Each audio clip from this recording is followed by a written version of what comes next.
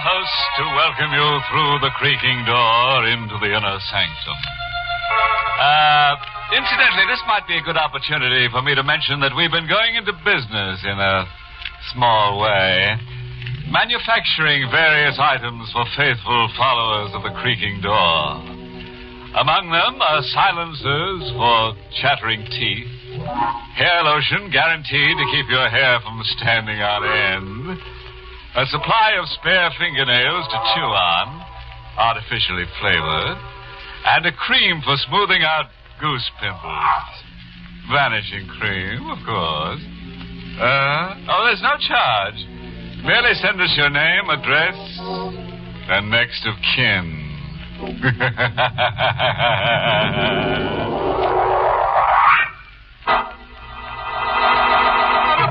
Tonight's Inner Sanctum mystery, Murder Rides the Carousel, was written by Lou Vittis and stars Miss Leslie Woods in the role of Janie, with Lawson Zerby as Ben.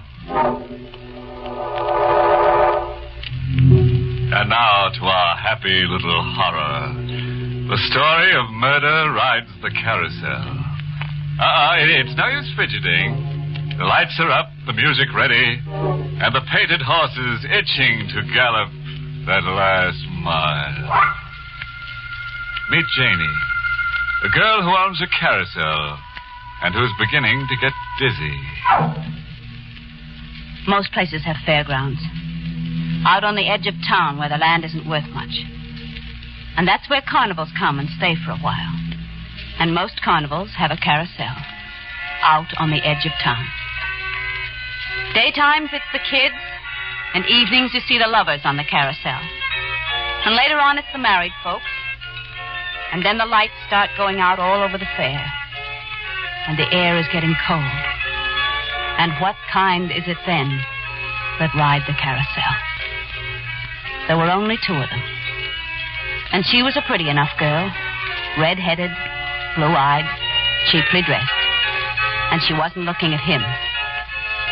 But he kept looking at me. Hey, sister. What is it? Don't you get dizzy staying on this thing all night? I'm used to it. This is the last ride, mister. You can't do that to me. Look, the brass ring. All right, you can use it tomorrow. Suppose I don't come out tomorrow. Well, I'll give you a nickel for the ring. I don't want money. I want to get dizzy like you. Find out what makes your eyes squint. This is the last ride. Joe, he's the old man who works the carousel for me. He's tired. He's got to get some rest. Besides, the fair's all closed up. Okay, sister. Come on, beautiful. The lady won't let us ride anymore. Well, thank you very much, Ben Wade, for talking to me. Climb off your high horse and let's scrap. I can get off by myself. And you don't have to come with me. That beautiful is sore. I guess she noticed. Noticed what? Where my eyes were. I've got to close up now. Okay. Good night, sister. I better go find Beautiful before she gets lost. But don't forget, I got the brass ring. He went away into the darkness. I put the lights out, sent Joe to bed, and didn't go to bed myself for a while. I couldn't get the carousel out of my head. The whirling lights, the music, and the dizziness.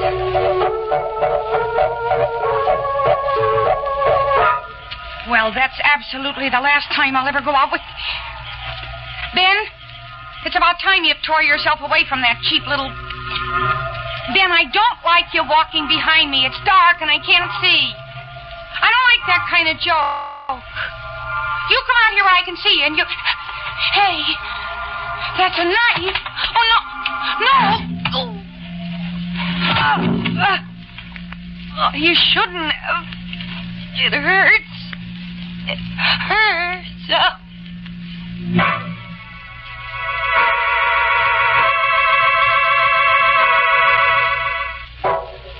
Janie. Yes, Joe? Yeah, I've been reading the paper. I guess you have to do something to keep your mind off running the carousel. There's a picture here on the front page, a picture of a girl. Take a look. All right. What about her? She's the girl who was here last night, ain't she? With that good-looking fella?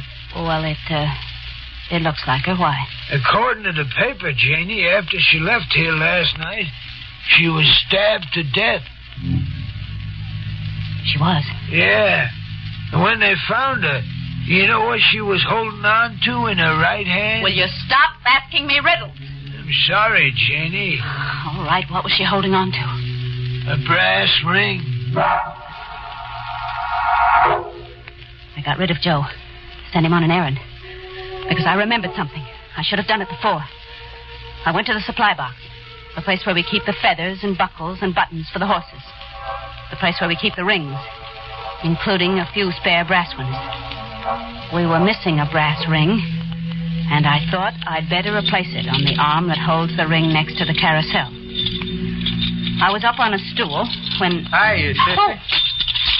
Hey, you dropped all the rings. I didn't hear you. I'm a very quiet walker. I better give you a hand getting the rings together. You don't have to bother. Oh, no bother at all. Say, that's funny. What is? There's a brass ring among them. Well, what's funny about that? I thought I got the only brass ring last night. We have more than one brass ring. What are you getting excited about? I'm not getting excited, but I wish you'd get out of here. And what do you do for excitement after the carousel's all closed up for the night? Listen, I'm usually pretty tired. I go to bed. It sounds dull. How about meeting me tonight? Why are you asking me? I like the way your eyes spark. Didn't I tell you? Well, all right. But would you mind returning the brass ring? What brass ring? The one you had last night. Oh, that. I don't have it. What'd you do with it? I must have lost it. What's so special about a brass ring?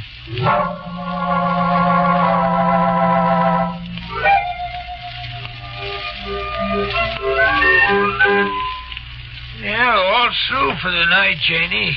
All through. Yeah, you're tired. Little. He's waiting for you, ain't he? Who? That's him standing over there, ain't it? Fellow who was here last night? Yes, I guess it is. Like him, don't you? Maybe, I don't know. Why don't he come over here in the light? Joe, please. All right, never mind, Janie. I guess he's all right, otherwise the police would have been after him. But be careful anyway, Janie. Be careful. I watched Joe shuffle away, turned the lights out, and started walking to where Ben was waiting. Joe was right. The police would have. And then I remembered. He brought her to the carousel when no one else was around. No one had seen them together except Joe and me. No one had seen them leave except Joe and me. And the police hadn't asked us.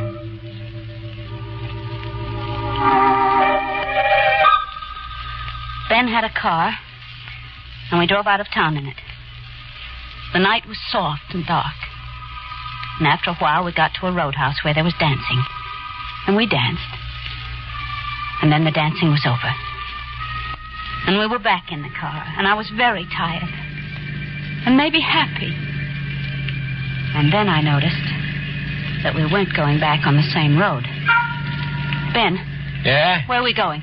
Back to town. Well, this isn't the road we came out on. So what? This is a nicer road. What's nicer about it? Less traffic. Ben had said less traffic. But he was wrong. There was no traffic. Why are you stopping? House. Over there. I don't want to. Why not? Well, let's get out. You scared? No. No, why should I be? Then get out of the car. Oh, all right. Is it, your house? No. Well, then... It's all right. I got permission to visit. Yes, but it's so dark. I hear they got electric lights inside. Watch your step. After you. No. What's the idea? Well, I'm... Listen, I'm afraid of the dark. Well, why didn't you say so? See? Lights. Now will you come in? All right. Now, you stay right here. I gotta hunt up something. Ben went down the hall and through a door at the end of it. The house was very still. I could hear the wind outside, but outside was very far away. I didn't know what Ben was doing, and I had to find out. I went down the hall quietly. He'd left the door open behind him. He was in the room beyond with the light on. It was the kitchen. And he had a drawer open. And maybe he heard me, because he turned for a minute, and there was something in his hand which glittered in the light. Something that was a knife. I ran back down the hallway, but it must have been the wrong way because I came to a door and opened it. And all I'd done was get into another room. A room with the moonlight coming through the window. Just the moonlight. But strong enough to show me a girl. A red-headed girl. In a cheap dress. A girl who should have been dead. And she was staring at me. Out of cold blue eyes.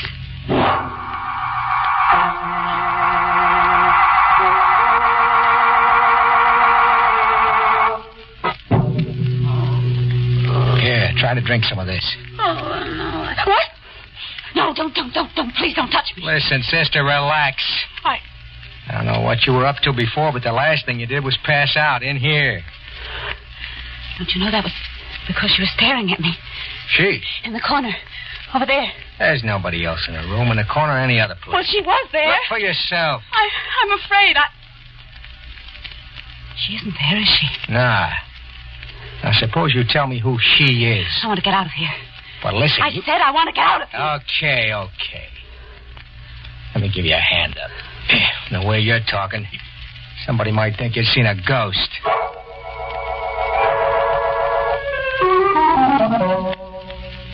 Ben took me to the boarding house where the carnival people stayed. I said goodnight quickly and went inside and went to my room and got into bed and tried to sleep. It had started to rain, and that kept me awake for a while. The rain and the cold blue eyes of the girl. The girl in the cheap dress who died with a knife. And then I did fall asleep. That is, I think I fell asleep. And I dreamed. That is, it must have been a dream. It must have been a dream.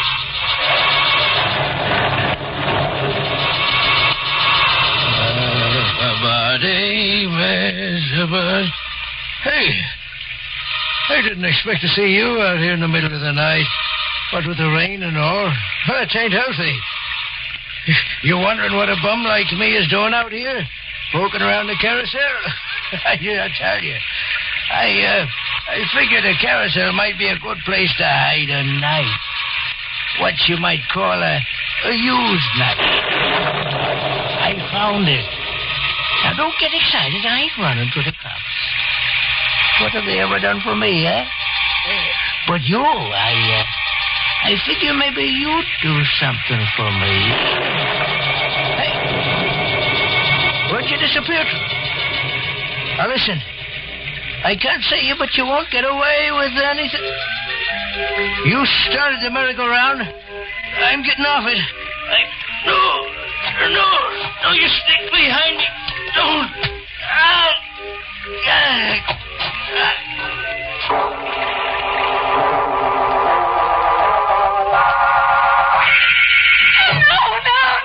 No, please, no.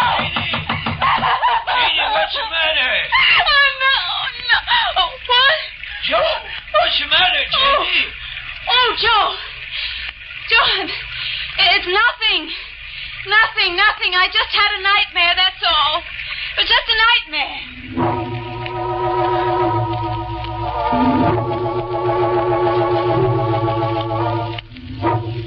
I'd forgotten it the next morning. The nightmare, whatever it had been about. I went out, noticing a patch of dried mud outside my bedroom door, but it didn't mean anything.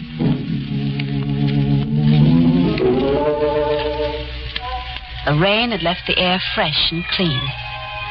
It had also got onto some of the horses, and I wiped them down. And the floor of the carousel was muddy from the night before, I supposed. And between customers, I washed the mud off. Except at one place, where it wasn't mud, where it was a stain that could have been blood.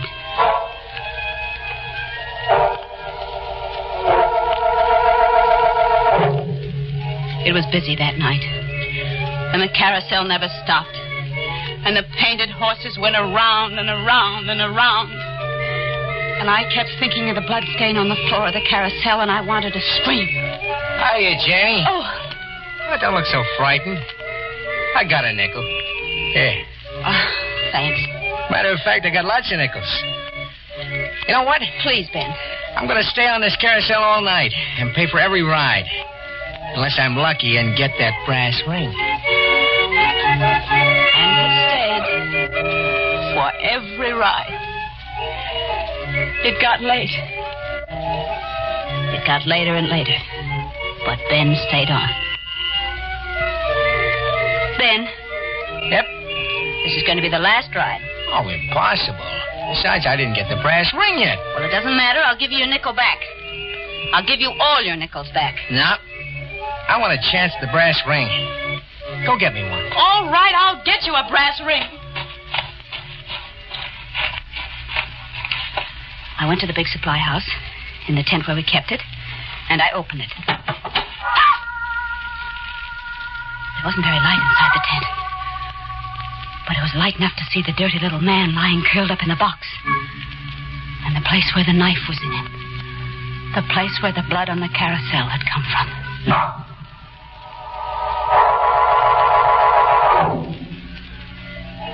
Well, Janie? I haven't got another brass ring. Is that a fact? That's a fact. Yeah, I think I ought to call the cops. The cops? Sure. Every merry-go-round's supposed to have a brass ring. You're defrauding the public. Oh, you're joking. I've done better. Well, I'll owe you a free ride. Some of the time, though. Who knows when there'll be another time? Joe! Joe, will you stop the carousel? Now, that's all, Ben. Okay, sister. Good night. And, don't take any wooden rings. He went away. Fairgrounds were dark now. And Ben had gone away. And I was alone, except for Joe and the painted horses. I was alone. And I was afraid. Yeah, you young man, go off. A young man? Fella named Ben, you know who I mean. He went off. Why didn't you go with him? Joe, will you leave me alone? All right, Janie, no need for snapping at me. Oh, I'm sorry. Somebody swiped the plumes off in one of the horses. I better get a new set out of the box. No. Huh? I just meant not tonight. It's late and you must be tired. Yeah, but the horse... Please, Joe, will you forget about it for tonight? Whenever you say, Janie. I'll go home, but... Well, why'd you stop? It ain't easy to see him in the shadows, Janie, but... But what? He's standing there. Looks like he's waiting. Who's standing there? That young fella, Ben. What's he waiting for? Oh, well, it's a joke. He's waiting for a brass ring. I promised him one. Did you? Yes, of course, Joe. It'll be all right. Go on home. All right. Good night, Janie. Good night. Joe went into the darkness and was gone. But on the edge of the darkness, someone waited and didn't go. I went to the tent, to the supply box. The knife was still in the dirty little man. It wouldn't hurt him. And I needed that knife. So I got the knife. I closed the box again. The dirty little man might catch cold otherwise. And I was holding the knife in my hand when... What's that? I went out of the tent. Slowly. There was a wind outside. A cold wind that gnawed at my bones. And I shivered in the cold wind. And the lights on the carousel were up. And the painted horses were turning round and round and round. And on one of them, a girl was riding. A red-headed, blue-eyed girl in a cheap dress. I started toward the carousel. She had no right to be riding there. She hadn't paid a nickel. I could see her cold blue eyes staring and her red hair fluttering in the wind. And I was... Take it easy. Let go of me! Listen. I've got a knife, too! Will you keep quiet? I got it out of a dead man. And I'm not afraid anymore. She can't ride on my carousel. I won't let her. I won't. All right. Now, give me that knife.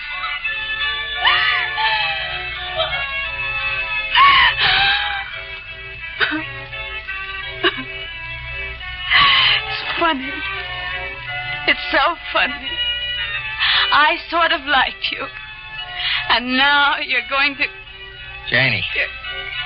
Oh, but please be quick. Be quick, please. Janie, did you know that Joe used to be married?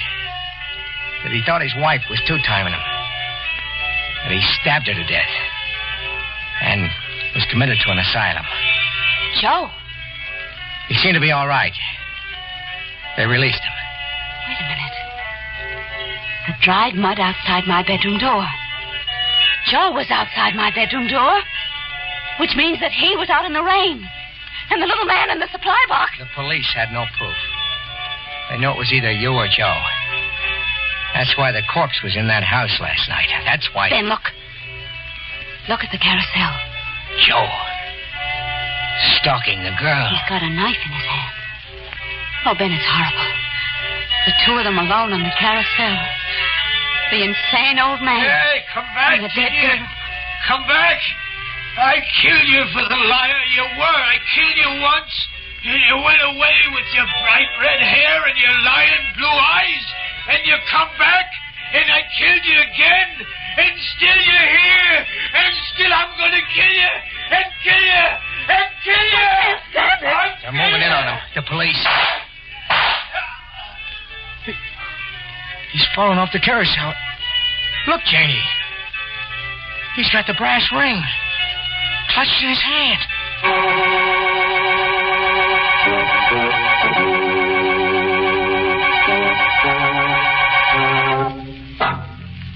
Well, that pretty much winds up the sad story of Joe, who went around in the wrong circles.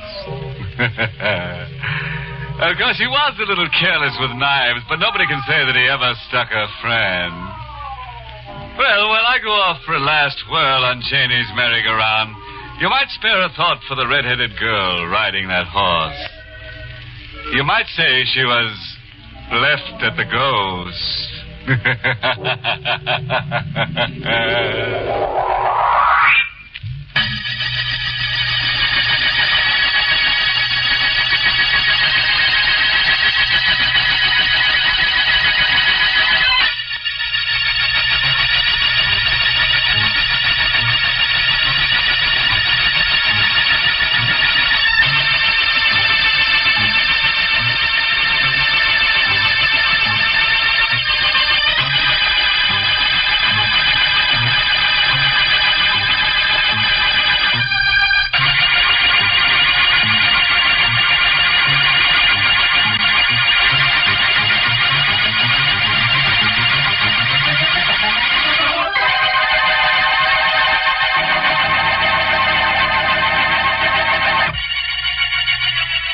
Good night. Pleasant dreams.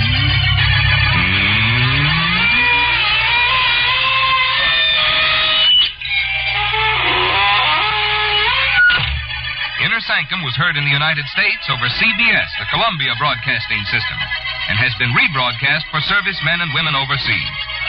This is the United States Armed Forces Radio Service, the voice of information and education.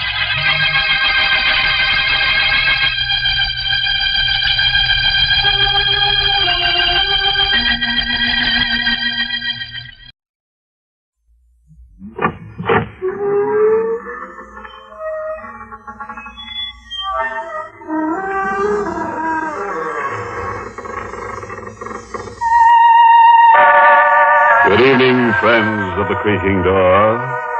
This is your host to welcome you into the Inner Sanctum for another visit with your favorite characters. We're back again with a familiar subject, murder. Ever want to find out how scared you can get? Well, suppose you hang around for a while. And when the show's over, I'll cut you down.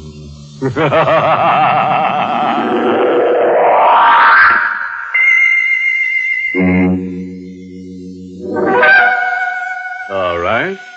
Suppose we get down to brass tacks. And I do mean the ones that go around the edge of a coffin.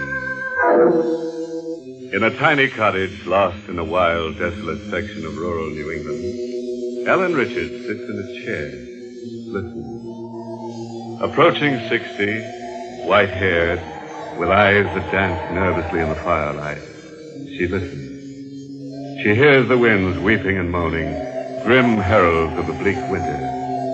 But she listens for something else.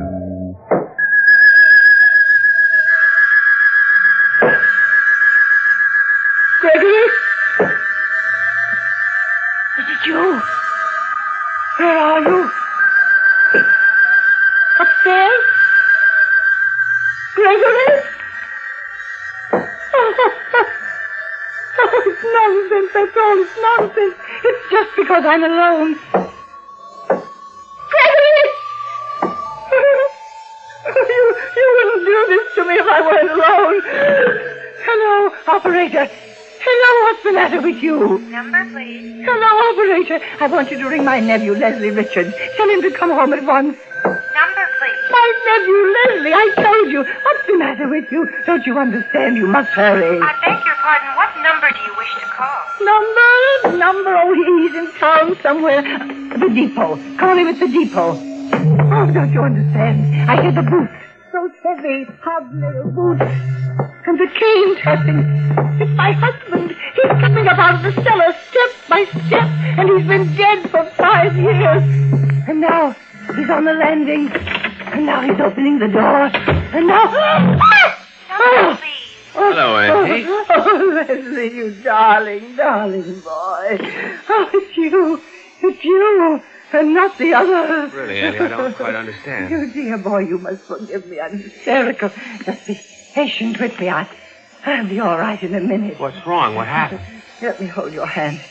Oh, just knowing that you're here makes me feel better already. I thought I'd go out of my mind. Oh, you poor darling. Now, if you'll only tell me what... Wait a moment. Do you hear anything? Just the wind? That's all? That's all.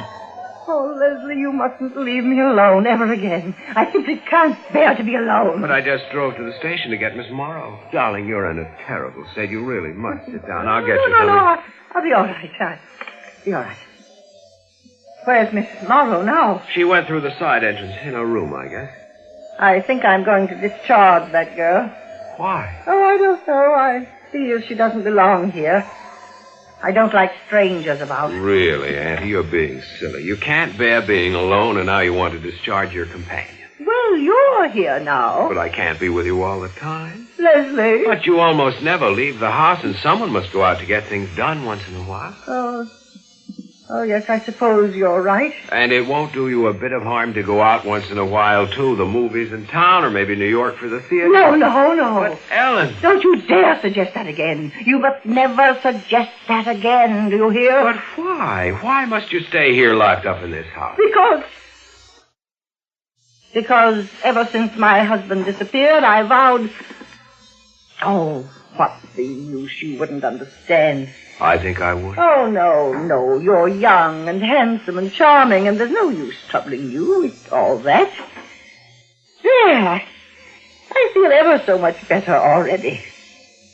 No, dear Leslie, you don't know what you've done for me. Really? It was horrible living here with just Miss Morrow until you were sweet enough to come and stay with a poor, lonely old lady.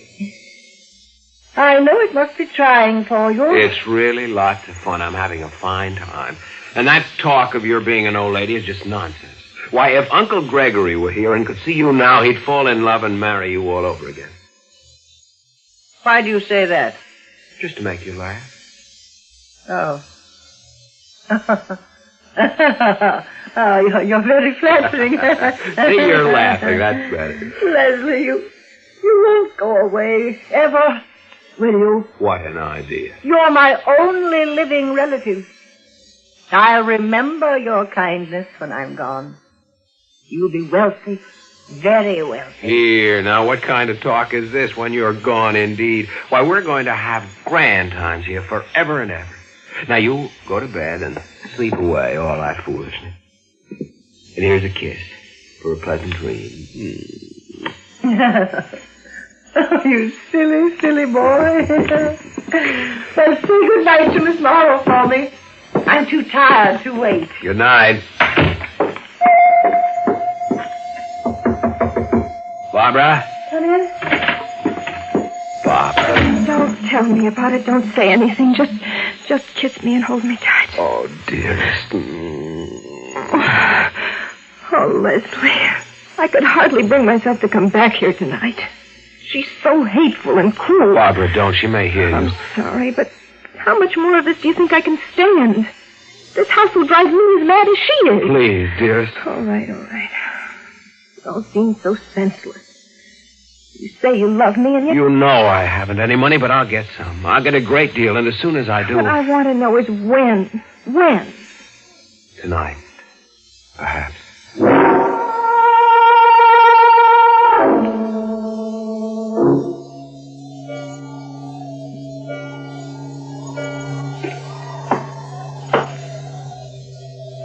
Gregory?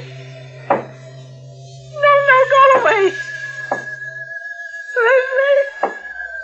Leslie, come here at once. Leslie! Annie, I heard you calling. What is it? Listen. Do you hear it? Yeah. Oh, thank heaven I'm not the only one. What is it? Gregory. Oh, no, Annie. I know it.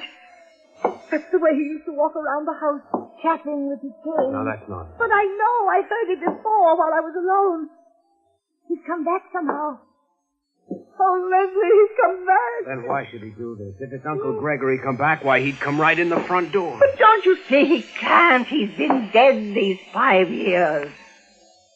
Dead. You told me he disappeared. I know. I didn't want to shock you. Oh, Leslie, how much can I trust you? Trust me?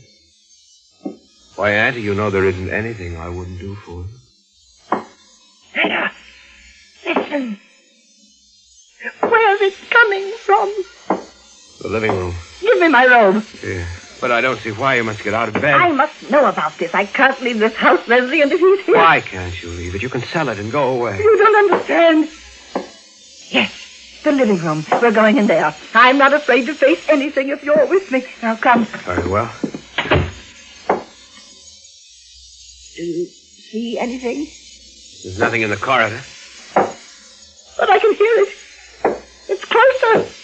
There's the living room. Not a soul there. Not a soul.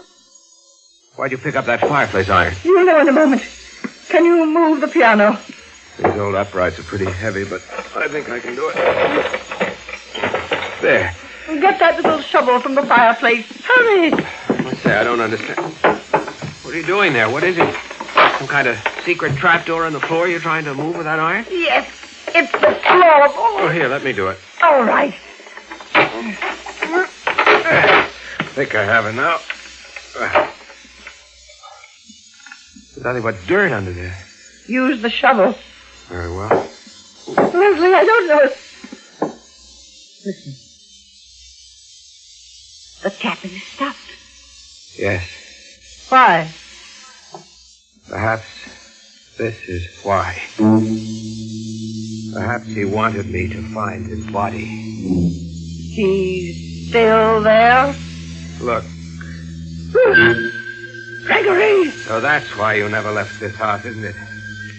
He was lying here all this time. Lying here where you buried him. After you murdered him. Isn't that so, Auntie Ellen? Now, who is bleeding last? Oh, yes. Auntie Ellen, the old darling, just had her nephew dig up her husband from under the floor. If you think she kept him there to make him stay home night, you're wrong. He'd been murdered. And Auntie Ellen's nephew just accused her of killing him. Yes. Yes, I killed him. Leslie, you mustn't tell anybody. I know you won't tell. Oh, it's been horrible living all these years with him right in the same house. I could never leave. Someone might find him, you see. And every time I heard a noise in the house, oh, it was frightful. I should think so. That's why I sent for you. I couldn't bear it alone. Now you know my secret, and you will help me. Will I? Of course, dear Leslie. I know you will, and... Won't you? Oh, it's Miss Morrow. Don't let her Quite see. all right, Auntie Ellen. Come in, Barbara. No, you can't. I've heard everything, Mrs. Richards. And I know everything. You know? You and Leslie. It was you who made those noises, that tapping. It didn't start until after you came. Yes, Auntie Ellen. You horrid boy. Why did you? How could you do this to me after everything I've done for you? I thought you loved me. I thought... Sit down. No, I will not. Sit down, I said. Barbara, get a checkbook. Okay. What are you going to do? Dear Auntie Ellen, you are going to write a check for $50,000. For you? For me. Here's a book and a pen. I see it all now. What a fool I've been, taking the two of you into my home, and now you do this to me just to get my money. You killed him for that money. You have no right to talk. You made him do this. Leslie's a good boy. You found out about this, and you put him up to it. I'm going to call the police. You're a little thief. You're a murderer, Auntie Ellen. You won't call any police. In fact, you'll tell no one. And you'll write that check now. You understand? Leslie? Yes. You're quite right. I'm not in a very good position, am I? You hurt me deeply, Leslie. After I trusted you. After I... Leslie. What happened to her? What's the matter? I don't know. She just stood up and collapsed. Auntie Ellen. Is she dead? No, she's still breathing. But she's paralyzed, stiff as a board. Barbara, call the doctor. I'll fix that floor and push the piano back. You think it's safe? Absolutely. She won't say a word if she comes out of this. And if she does tell about the check, who will believe her? It'll be our word against the murderers. Come on, Barbara. We've got to get her well enough to write that check.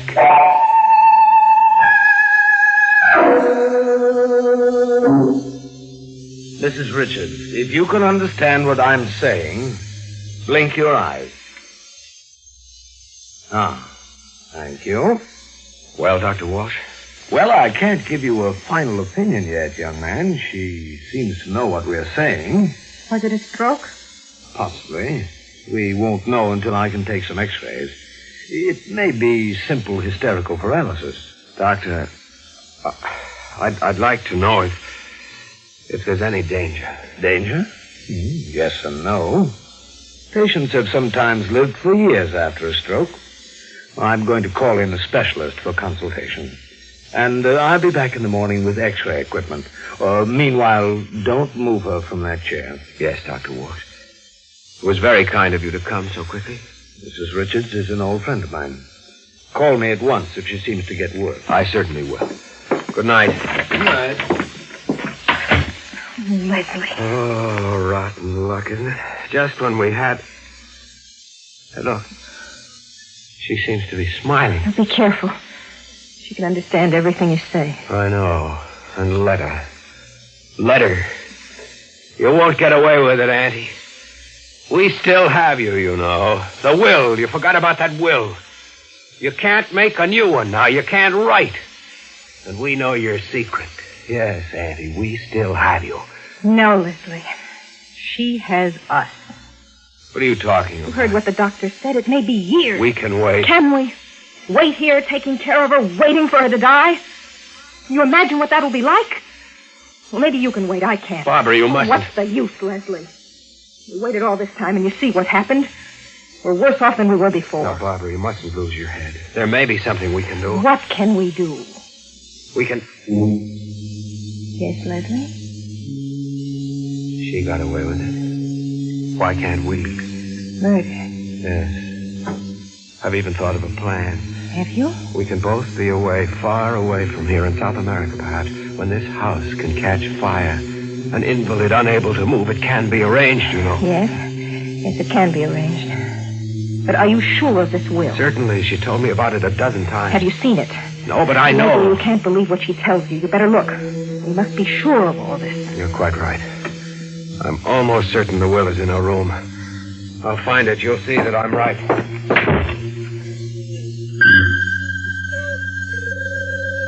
you say something, Mrs. Richards? I thought I heard you say something.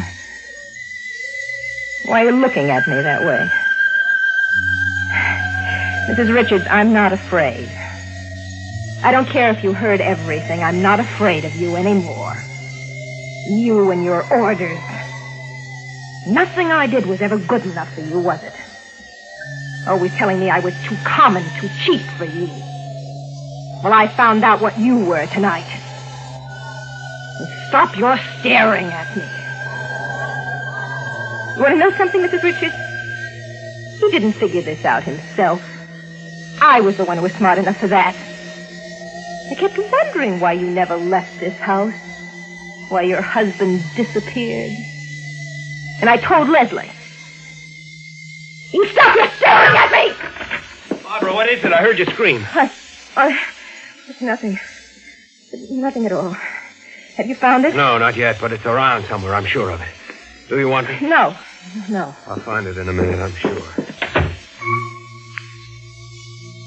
Mrs. Richards. The chair. The chair is moved. You moved it while my back was turned while I was talking to Leslie, didn't you? Didn't you?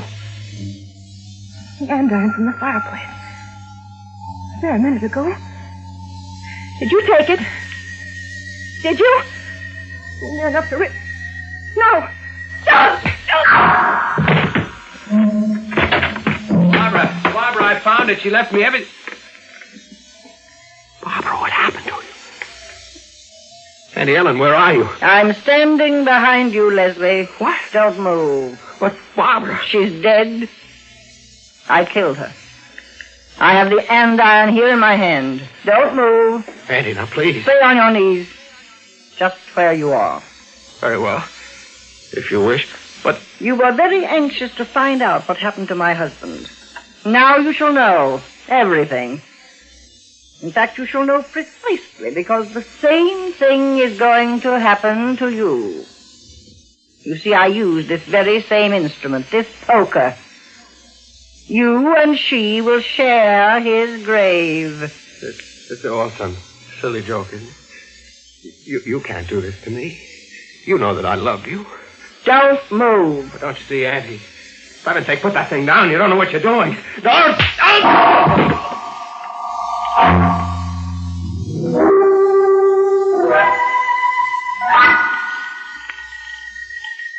Hello. I'm sorry to disturb you, Dr. Walsh. This is Ellen Richards. Ellen Richards? I knew you'd be surprised, but I've fully recovered. You were quite right when you thought it was hysterical paralysis. Well, I thought so all along, but naturally I wouldn't venture an opinion without an expert. But why did it happen? Oh, it was a silly thing, I suppose, but my nephew Leslie told me he was going to marry Miss Morrow.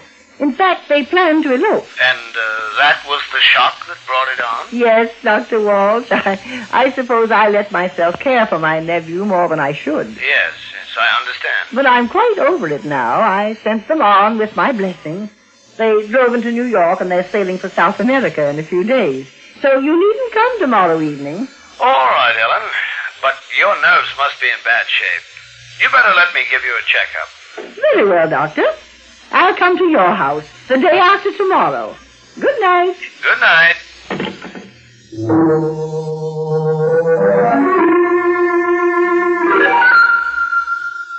Oh, there, Ellen. Ellen, that completes my checkup. And what's the verdict? You've got a constitution like iron. You'll live to at least 110. Oh, but Ellen, you have to get out of your house. No, now don't go into that again, Dr. Walsh. When Gregory disappeared, I made up my mind I would never leave, and I mean to stick to that vow. That's not what I meant, Ellen. Haven't you heard the news? What news? The new superhighway. It's going to be built right through your property. Your house is dead center of the roadway. They'll have to rip it down. What? Well, they can't do it. I won't let them. Well, there's no reason to be alarmed. You'll realize a handsome profit for your property. When will these people be around? When are they coming? Why, the surveyors are in the neighborhood now. They may be calling at your house today to examine the property and make an estimate of its value. Today? Well, I must get back to the house immediately. I don't want them to come when I'm not there. Oh, excuse me. Hello? Yes? Yes, one moment. It's for you, Ellen. For me? Who is it? Why, I believe the man said the state police. But what could they possibly want with you, Ellen?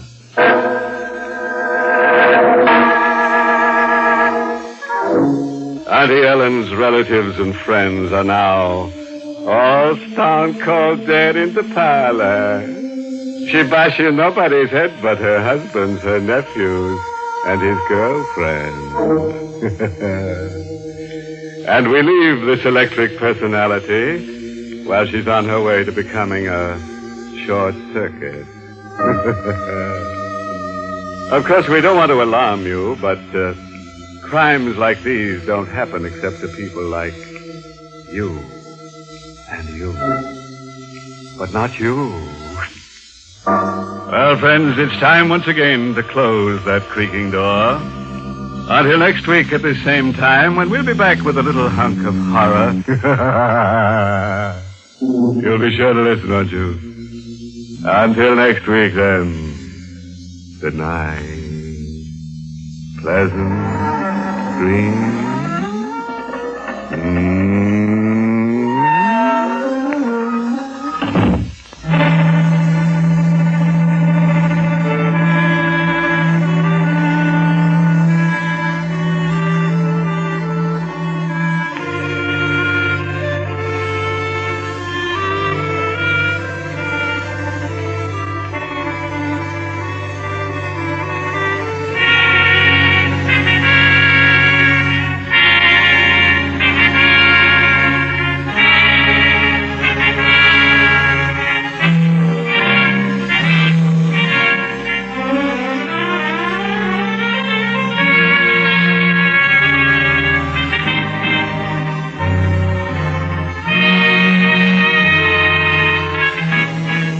Inner Sanctum has come to you through the worldwide facilities of the United States Armed Forces Radio and Television Service.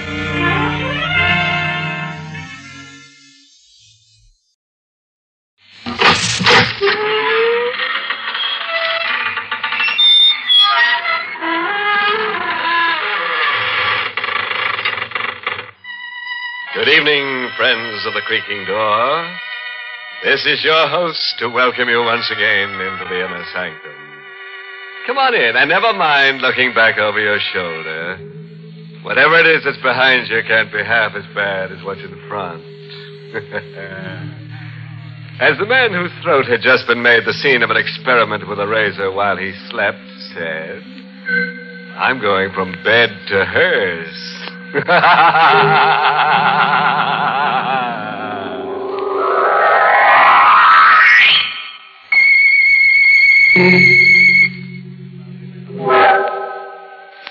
All right.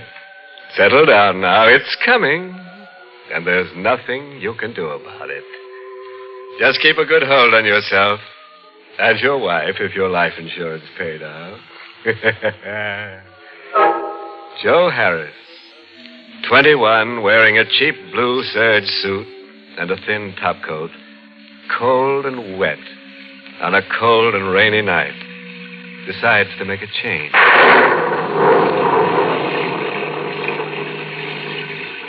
Kansas City's okay, but there's nothing there for me. I gotta get out. My wardrobe ain't built for a hard winter, so I figure it could be more comfortable on the coast, California. But I ain't paying for rail transportation this year, so I head for the KC freight yards. And I picked me out a nice long freight job that happens to have an empty car. And pull the sliding door over, leaving just a crack for air and finger hole for when we reach the land of oranges. The old boiler up front's got the steam up. And we're off. I relax. All I gotta do is let a couple of days slide by and... sunshine. Hey. What? I didn't notice nobody else was in the car. Didn't you now, Pally? No. That's too bad. He leaned back into the darkness of his corner so I couldn't see him very good. He was a young guy, maybe my age, maybe a couple of years older. My size, too. Same color hair and eyes. Almost close enough to be brothers, but there was something in his eyes that had never been in mine. I was scared. You know something funny? You look like me. Yeah, I kind of noticed that myself in a... Why? Well, lots of guys look a little like each other. No. I mean... Huh? Nobody looks like me. Well, okay, so I don't. You're trying to. That means you must be one of... One of what? They have ways of changing their appearance. You're one of them. You can't fool me. Look, I don't know what you're talking about. It's no use. You can't fool me. I'll have to punish you. Hey, watch out with that knife. I'm gonna cut the resemblance away and find out what you really look like. You're crazy. Stop it. Let go of my hand. I've got to cut you away. No! I got your arm twisted. And the knife is pointing at your heart. Now drop it. No, nobody's as strong as me. Stop it. I warn you, stop it. Oh. Then I gotta do this. No. I told you. I told you. I told you.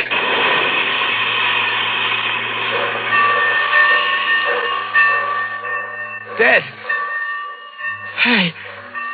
No, he's dead. I gotta get out. The door. Slide it open. Put the odd bolts. Another one of these sliding doors. Why don't they snap them proper? Give me a hand, Charlie. Okay. What? You locked it. Now I can't get out. I can't get out.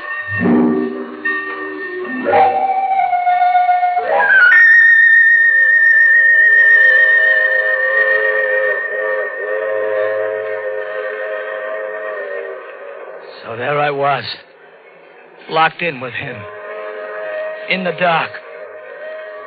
He was dead, so I wasn't afraid of him. At first. I even gave him a going over. His eyes were open, but I flopped him over, and I went through his pockets. Just a couple of bucks and some small change, and his draft card. Funny, he was 4F, just like me.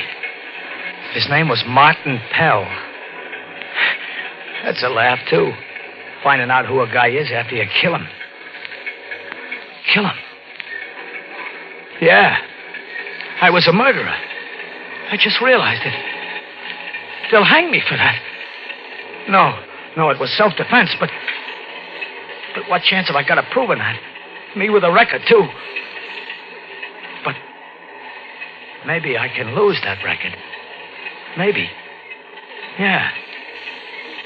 So I switched draft cards with him. And now he's Joe Harris. And I'm Martin Pell. Martin Pell of, that says on his card, of Wisey, Oklahoma.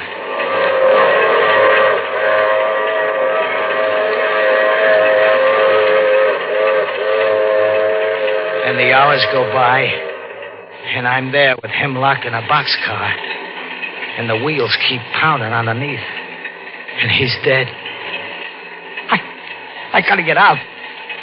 There's gotta be a way. The door. Shut. I gotta think. Think. Hey, wait. We're stopping. Now what? We're stopping. Yeah, he's covered up. Maybe they won't spot him. Anyways, I gotta get out. I'll yell and I'll pound on the door. Yeah, that's the way. That's the... Help! Help! Let me out! Let me out! Let me out! Somebody hear me! Somebody! Hey, they heard me. What's gone, huh? Catching a ride, bum? Get out of here. Yeah, sure. Don't you know it's against the law riding a freight? Yeah, I know. Or maybe this will help you remember. No. Now get out of here. Get fast. Fast as I could, I got away from there. The yard bull took a quick look into the car, but he didn't spot the body under the sacking. And the train started up. And it began moving away. With Martin Pell lying under a pile of dirty sacking. With a knife in his heart. And a funny look in his eyes. Only I'm Martin Pell now.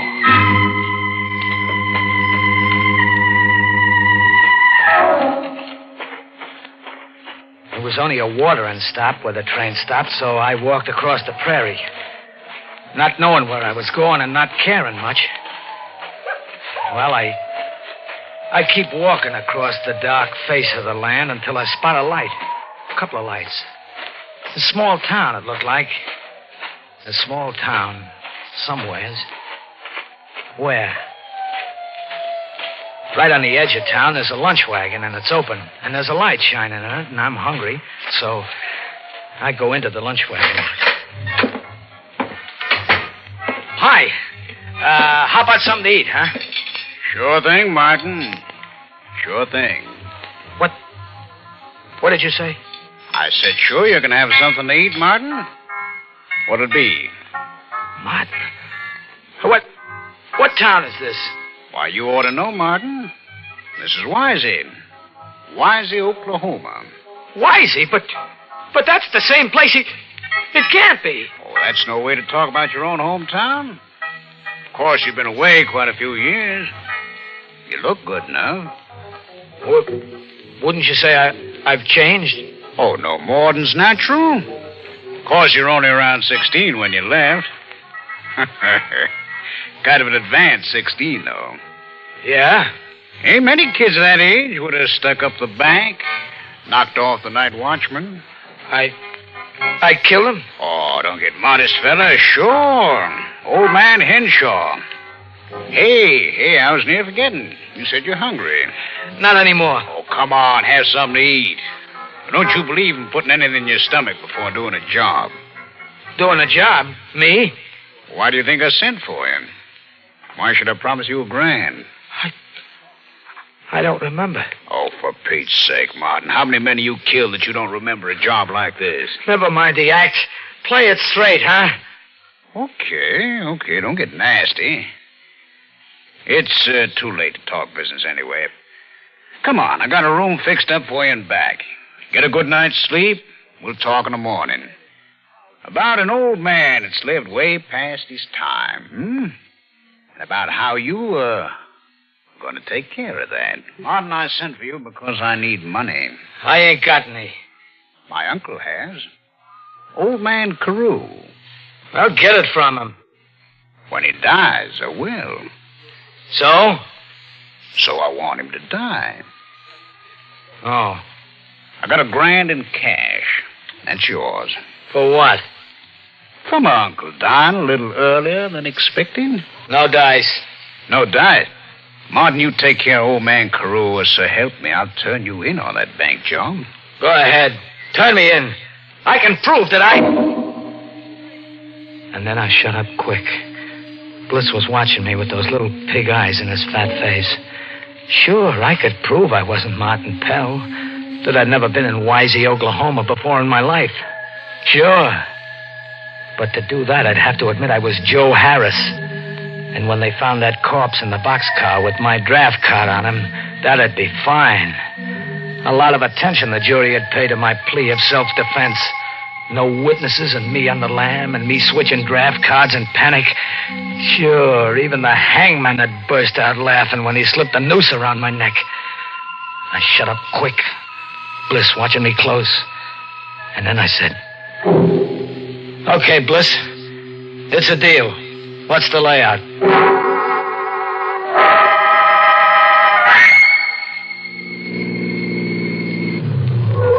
I'll pull in here. Trees will cover the car in case anybody happens to be out late on the highway. Can't be too careful. Ain't that so, Martin? That's so. It's only a short walk. Let's get going. Oh, here. You better take this. What?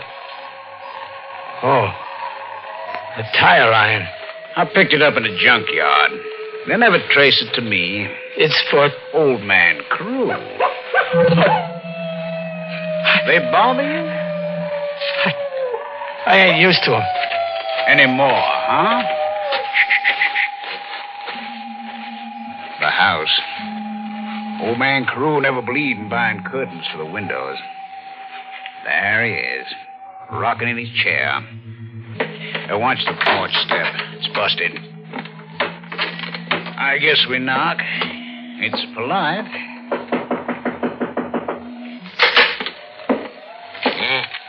What's it now? Uncle Carew. It's me. What you want? Just to come in. I brought a visitor. An old friend of yours. Yeah. Sit where you like. Sit in my rocker. Ain't nobody sits in it but me. Who's the man with you? Don't you recognize him? Looks like Pell Boy. That's who it is. Martin Pell. Never was any good. Like you, Bliss. All right, you visited. Gone home now. Kind of cold out.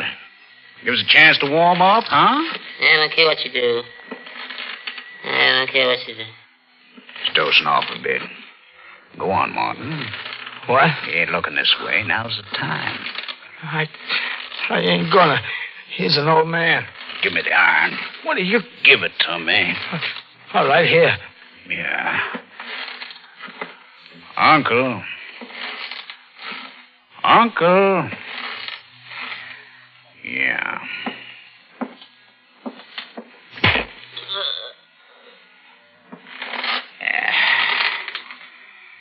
That'll be that, huh? Pockets. Yeah. Uncle was carrying quite a bit of dough on him.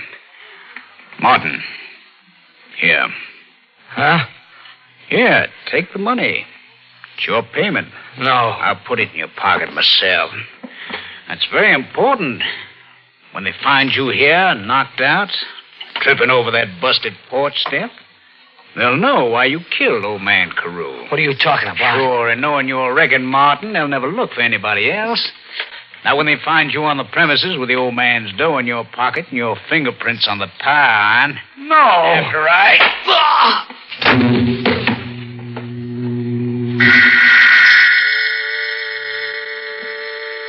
I was walking up a long flight of stairs with nothing at the top but more stairs and more stairs, and my head was hurting. And then I woke up. Woke up lying outside of old man Carew's house with a blood-stained tire iron in my hand. I let go of it. I pulled myself to my feet. And then I heard cars. They were coming. And there I still was. I had to get away fast. I didn't know the country, but I was hunted. And the hunted animals got an instinct to hide, to run, and to hide from the killers. They didn't find me that day because I fooled them. I didn't try getting out of the county, getting away from the town. Oh, no. That's where they were watching for me. So I stayed put close to town, which fooled them. And also, I had a job to do. Who is it? Martin. Me. What are you doing here? I got paid for a killing I didn't do. So I figured maybe I better do a killing now for no pay at all. Stay where you are. No, we're alone here. I got this knife. No. Bliss, you got a pencil? A pencil? Yeah, sure. Then sit down and write a little note about how you killed old man Carew. No. I got the knife against your heart. Sit down and write. All right. Well, just write. I killed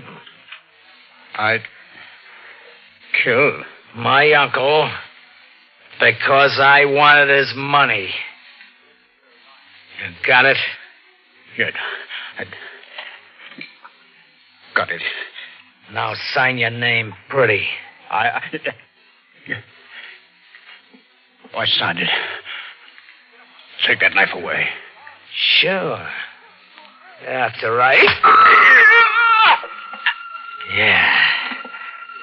Goodbye, Mr. Bliss. Now, I'd better put the knife in your hand. Like this. Too bad your nerves went back on you. You committed suicide, Mr. Bliss. That's what you did. And now they'll stop looking for me.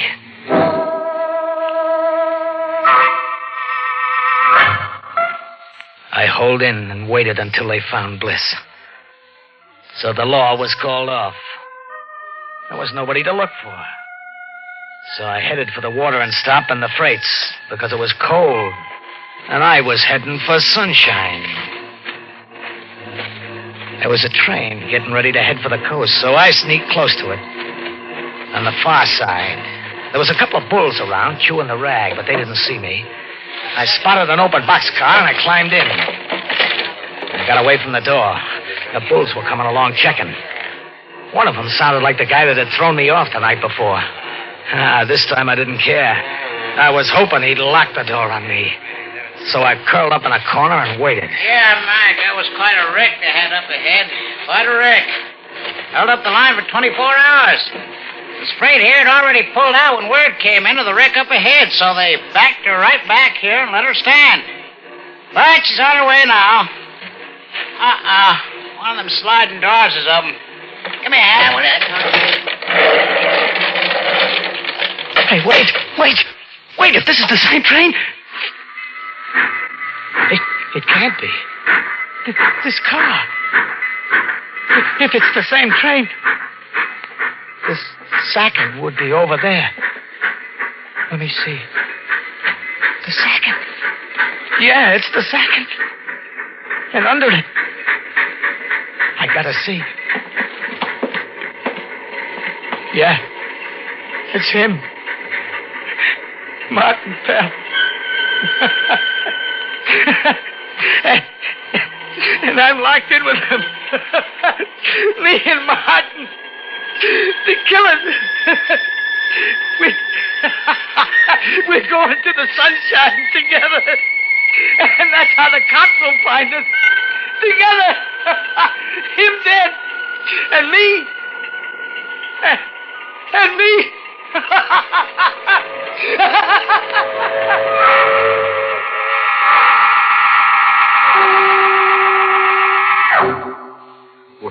Well. Alas for poor Joe, who couldn't keep out of boxcars. He was a nice boy, but he couldn't stay put. I guess they'll give him the Order of the Rolling Stone. Tombstone.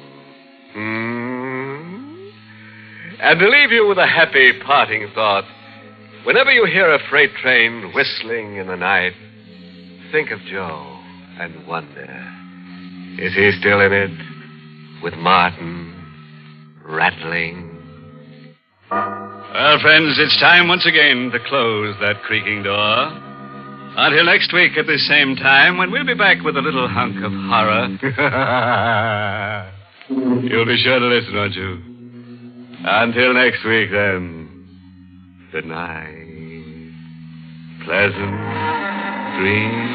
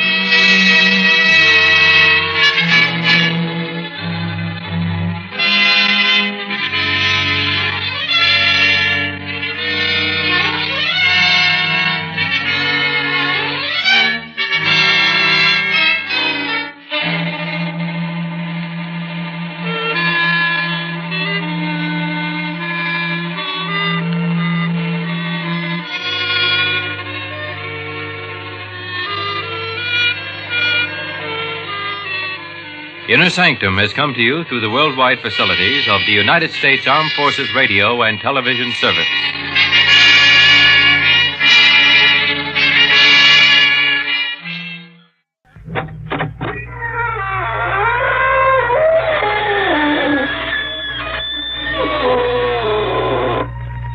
Good evening, friends.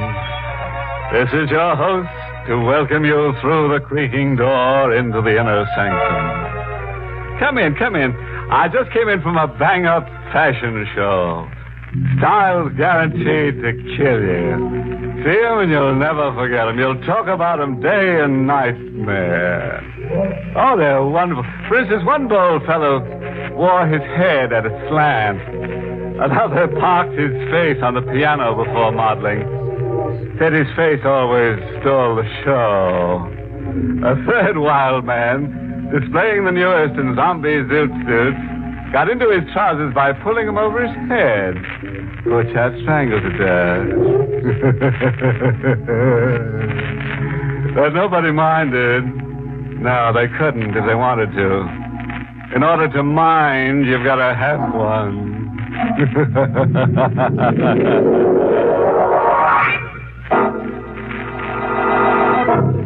Tonight's Inner Sanctum mystery, Wish to Kill, was written by John Robert and stars Carl Swenson, the role of John, with Miss Leslie Woods as Celeste. Okay. Get your forks ready. Your pitchforks, that is. Have you ever wished for someone's death? Lacking the nerve to kill, you wished it with every ounce of you. And dreamed it, too. A dream such as this. John Kellam's dream. She sleeps. With a yellow pallor in her cheeks. Yellow greed on her face. Within reach of my hands. I get up and stand over her. Celeste. The person I hate. I touch her. To waken her. I want her to wake up. To feel her. To witness her own death. Celeste. Wake up, Celeste. John? John? You look at me as if I'm a stranger. Well, your face, it's... John, what are you up to? This. A knife. To cut the knot that binds. John, you're insane. To cut it. John, no!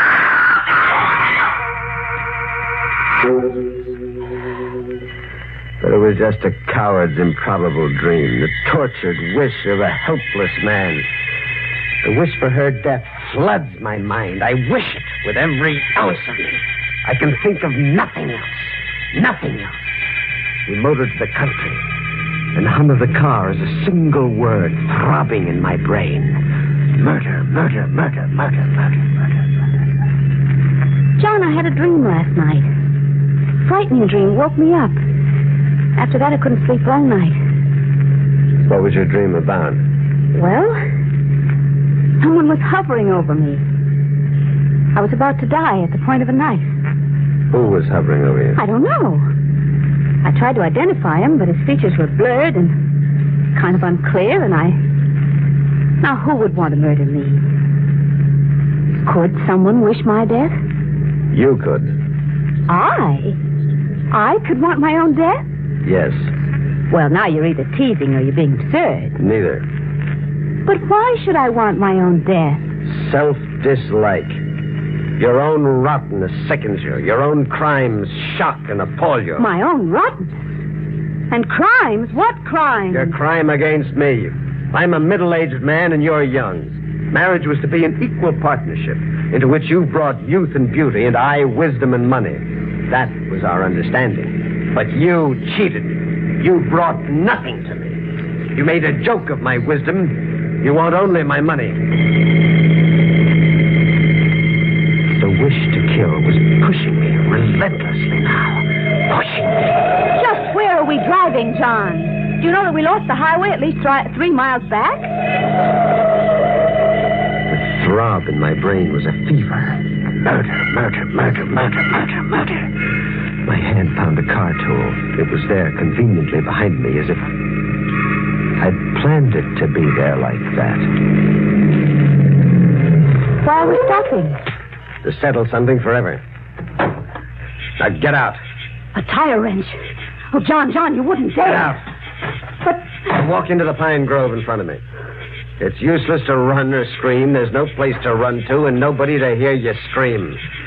I didn't choose this spot accidentally. Obviously not. And I didn't just come along with you idly either, John. You didn't just come along. Well, look. See for yourself. You're armed. And I'm an expert shot. Out my hand! You're not hurt. I shot at your tire wrench just to disarm you. You're not much of a killer this time either, are you, John? This time? That dream that awakened me last night. I woke up to find a knife on the bed covering. A knife, John. As if a killer had lost his nerve at the last moment. You're going to expose me? And how I am. The minute we get back to town, I'm going to tell the world that you're criminally insane. And I will see to it that you're put where you belong. In an asylum. I sprung my own trap. And then suddenly it happened. My wish that she die then, right before me, produced its agent. A man appeared, an armed bandit, came out of the pine grove, as if I had willed him. John! Okay, lady, get those rocks off your fingers and climb out of that fur coat. You, mister, pass me your wallet. He hadn't seen Celeste's gun, hidden in the folds of her coat as she removed it slowly. Not expecting it, the robber hadn't seen it. I watched Celeste, tense, gathering courage. My coat? Here. Why, you... Oh, John! Celeste! Her shot had gone wild, but not the bandit. Celeste was on the ground, a shadowed figure, still as death, in the first gloom of twilight. That crazy dame pulling a gun on me like that? Was she so quiet, so dead? Yeah, bullseye for me. Now pull those rings off her fingers and give them to me. Come on, don't stand around staring at me. I wished you, and you came agent to my wish. I murdered Celeste through you. Okay, so you wished. Now grab a hold and help me dump our victim. We carried her into the pine grove. The bandit led the way, surely as if following a prearranged blueprint in his mind. And we stopped at a pond. We almost walked into it when he ordered a halt. Far enough. We'll give your missus a whole lily pond all to herself. We held her so solemnly for an instant. And in that instant, I could feel the world tremble under my feet. Okay. Heave. Celeste! You're divorced now, mister. Like the lady enough to remarry her? Huh? I don't understand. You better like her enough to, seeing that you're about to join up with her for good. You're going to murder me? Just shut you up. No, I won't ever betray you. I swear I never will. I wanted her dead. And I want you dead. In the gloom, I couldn't see the gun leveled at me, but I could feel it like a live thing throbbing against me. Again, I could feel the world tremble under my feet like a rumbling earthquake erupting and hurling me through space. I ran. Run and you'll make dying a lot tougher for yourself.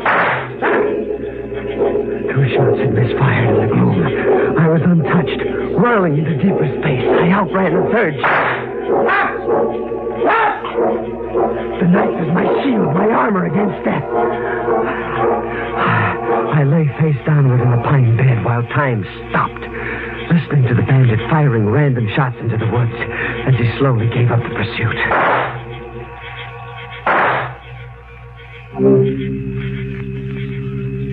Soon, for a long time, there were no sounds, no rustling in the thickets, no shots.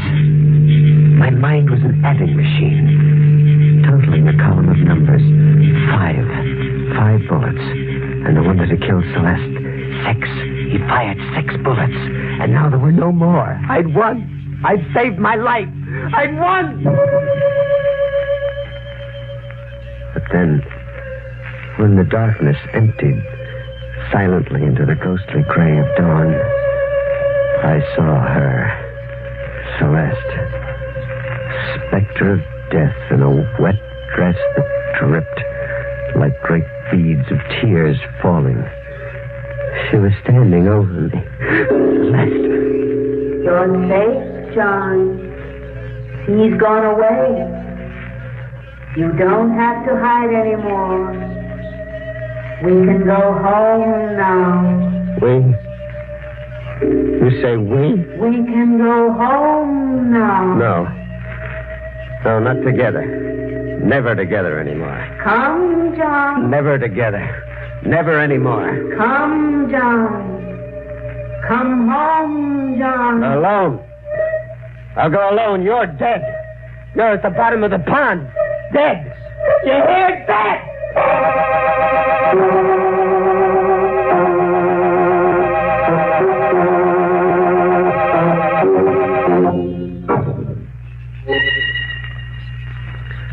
I left the pine woods and went home alone. The imagination plays tricks. Celeste was dead forever in a watery grave, but the imagination plays tricks. Entering my house in the white glare of a new day, there were sounds in the living room, familiar morning sounds. Radio music from Celeste's favorite station, the station she tuned in while she had her breakfast. I'd been gone all night. Who had tuned in that program? And then another thing.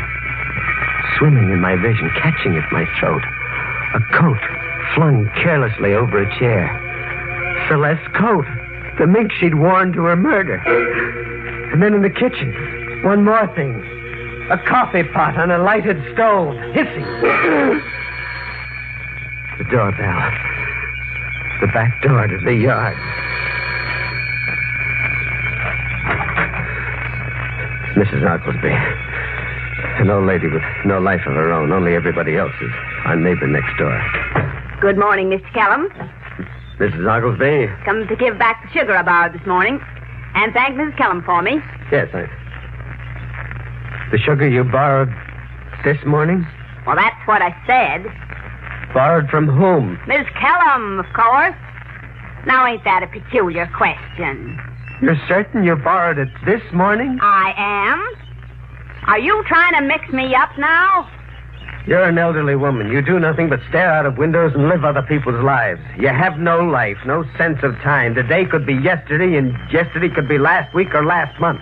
Now get out of here with your old wives' tale. Well, I never... She scurried off. And then staring after her into the yard, something suddenly held me. A clothesline of wash. And there in the center of the line, limp and dripping great beads of tears as I'd seen it standing over me in the pine woods, was the dress, red silk with gold brocade, the same dress Celeste had been murdered in, and her body cast into the lily pond.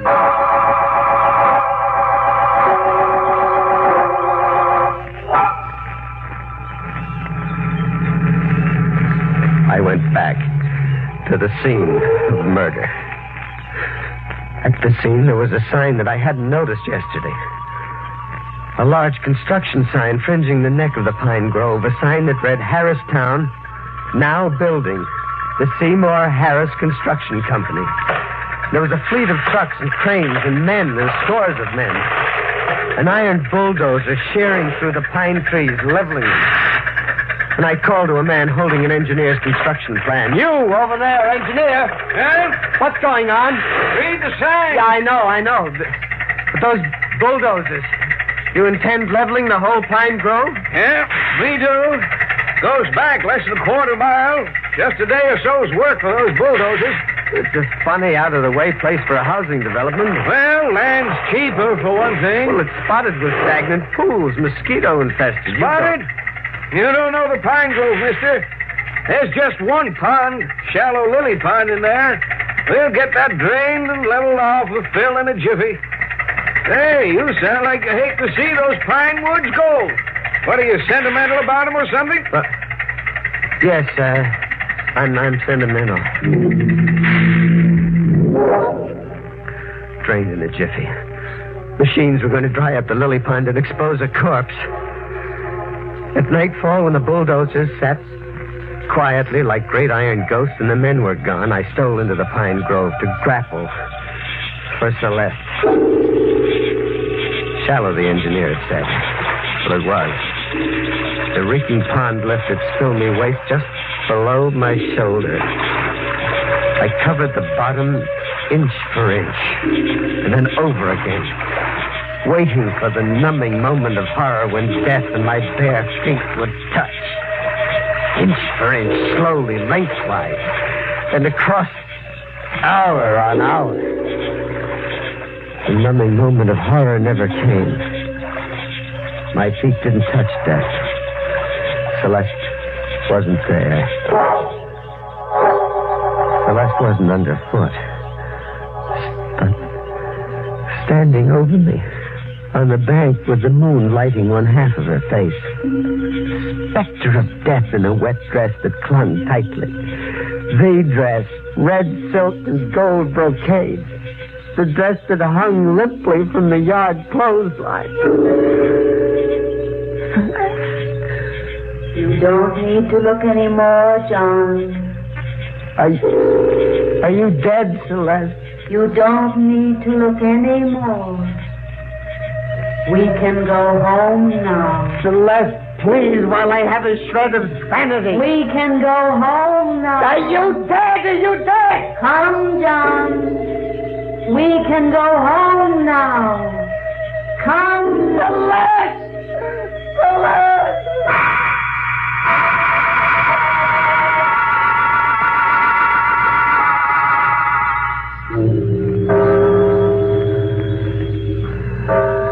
I went home. Alone. Midnight. The lights are on brilliantly. I'd left the house in darkness and music. Radio music. The radio tuned into Celeste's favorite evening station.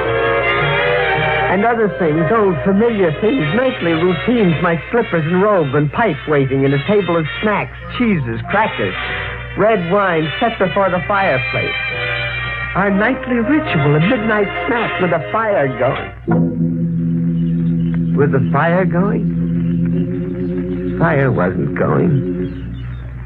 Fire couldn't.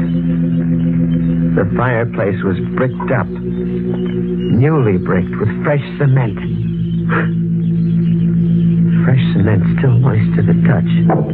Cement's still soft, huh? You. The killer himself.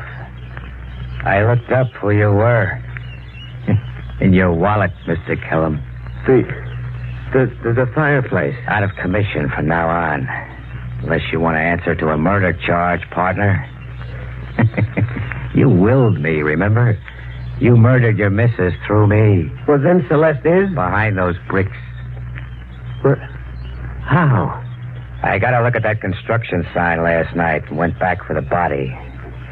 You were a day late catching on to the danger we were in when they got around to draining off that lily pond. Not we. We. Your missus is behind those bricks, so you'll always remember it's we down the line. You murdered Celeste. I wanted her dead, but you murdered her. I have nothing to fear from the police. Haven't you now? How do you think I happened to be up there at the Pine Grove at the right time? What? How you happened? Should I know? I'll remind you. You hired me to waylay you and your missus. The come on was all the jewelry she was going to wear, plus $1,000 I was going to find in your wallet. You don't remember? No, I don't remember. Tell that to the police. But Celeste isn't dead. Now, where'd you get that brainstorm? I saw her in the Pine Grove twice. She spoke to me. You're crazy in the head. She's been here in this house preparing breakfast, setting out my slippers, robe, this table of snacks. I did all that, Kellum. I was having fun with you. Softening you up in the head so you'd go to the bank for me regularly and often. You did all that? That's right. No.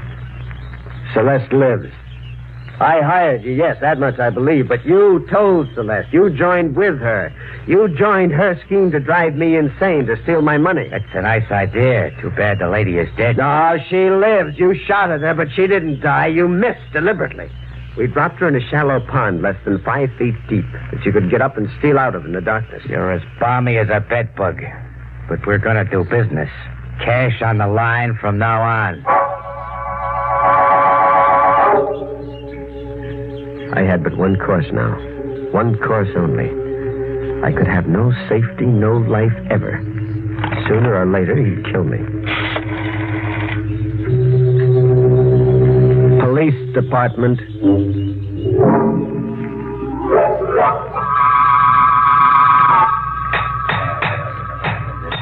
Kellum, you listening to me? What, Sergeant? You were smart about one thing. Smarter? About what?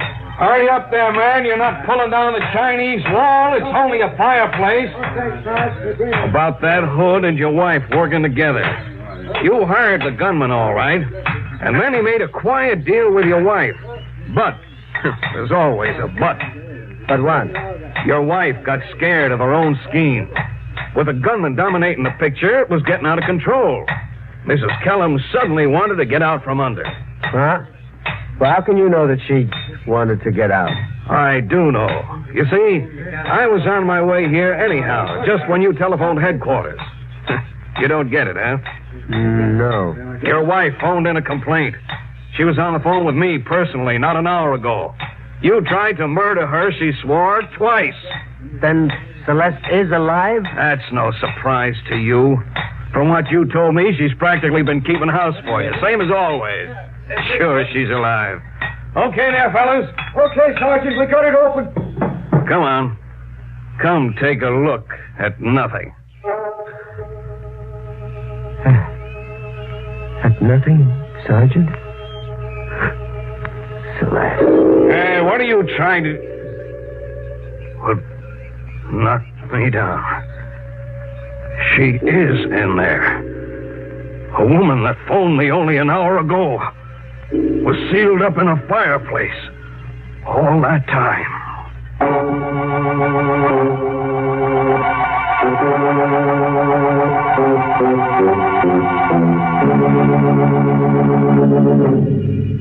Bricked up in the fireplace. You know, that's really doing your all to keep the home fires burning. Celeste was simply crazy about housekeeping. Imagine getting up out of your grave to wash dishes. Let's sum up the domestic life of the Kellums in a limerick, shall we? There once was a cook named Celeste, whose cuisine met every test. She could toss up a dish that was simply delish. But hubby's goose was the dish she cooked best.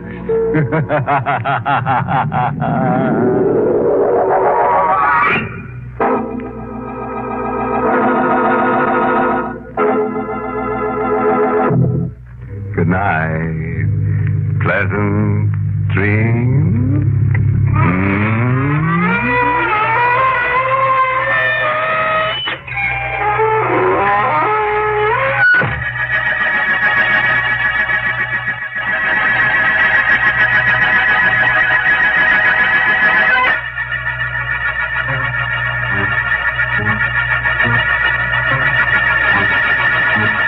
Inner Sanctum was heard in the United States over CBS, the Columbia Broadcasting System, and has been rebroadcast for servicemen and women overseas.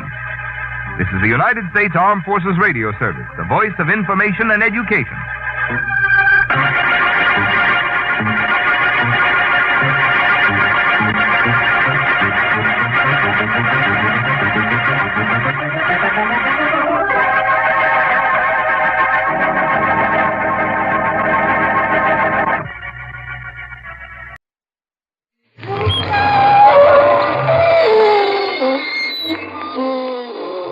Good evening, friends. This is your host again to welcome you through the creaking door into the Inner Sanctum. Come in.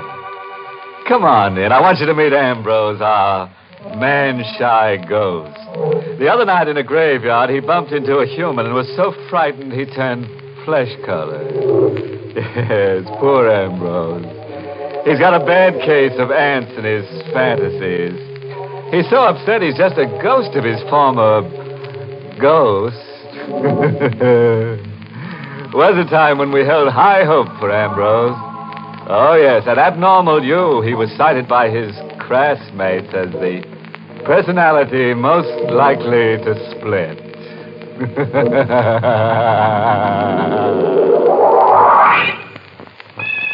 And now, let's visit Murder Mansion.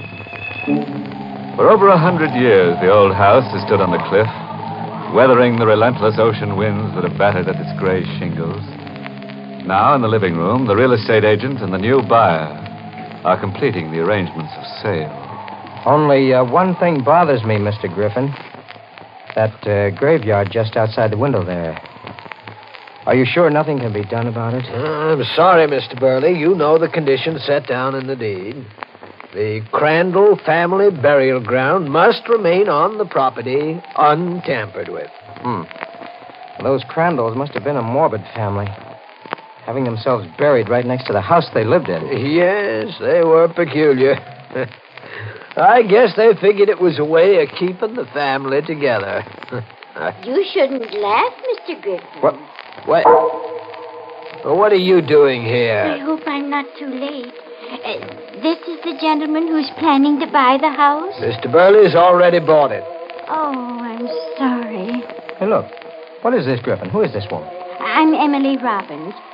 Mr. Burley, please, you must sell this house immediately to me. Sell it? That's ridiculous. I just bought it. Mr. Griffin never should have allowed you to. Now, see here, Mrs. Robbins. Just a minute, Griffin.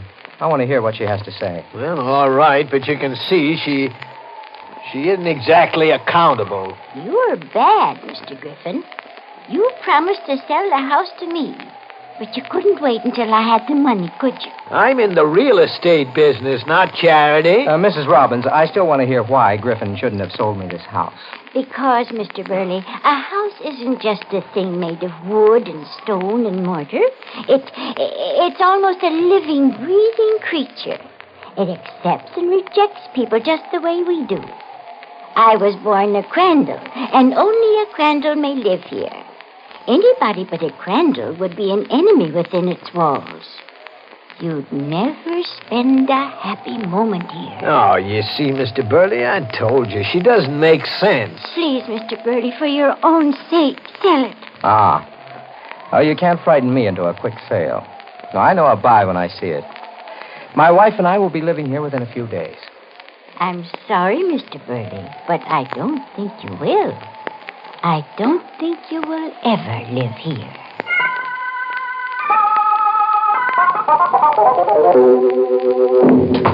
Helen! Oh, Helen! Mr. Burley? Yes, Ada. Where's Mrs. Burley? I want to tell her I got that house at my price. Oh, sir, you'd better go upstairs. The doctor's still there. Doctor? What's the matter? Oh, Mr. Burley. What is it, Ada? What is it? Your wife is dead. What? She seemed so well after lunch. She was upstairs napping, and when she didn't come down at her usual time, I went up. I tried to wake her, but... Helen dead? Oh, no, it can't be. It just can't be. I tried to get you everywhere. But she hadn't been sick. There's no reason she should die. Dr. Hirschman said the same thing. He said that... Oh. Hello? Is Mr. Burley there, please? Well, Mr. Burley can't come to the phone right now. Oh, it's all right, Ada. I'll take it. Yes, sir. Hello? Mr. Burley, this is Mrs. Robbins. Miss... I called to ask you if you've changed your mind about selling me the house.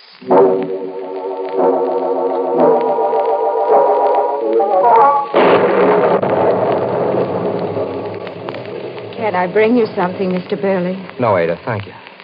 Sir, I know it's none of my business, but maybe you shouldn't have come to live in this house. Maybe you should have sold it to Mrs. Robbins. I had to come here. I have to prove to myself that a house can have no evil influence over life and death. Of course it can't. And yet, according to the doctor, my wife passed away almost at the very moment I bought this house. I'm so confused. I don't know what to think. I'm not one to butt in, but you are letting the house have an effect on you. Well, you haven't moved from that window all evening. I'm just trying to fathom things out. You've been standing there staring out at that graveyard. I'm all right. Now let me alone. Yes, sir. Good night, Mr. Burley. Good night. Hey, Dad. What is it, sir? That graveyard out there. When the lightning flashed just then, I saw it. So what? There was a new headstone among the old ones. A brand new headstone.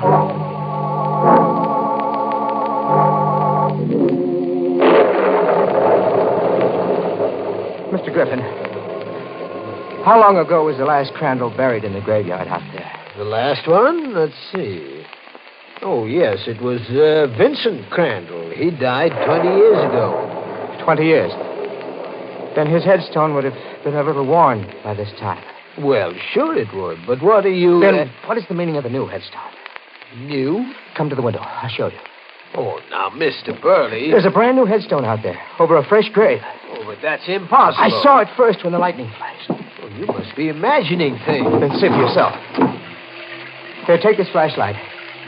Shine it out there on the graves and see for yourself. All right. Well?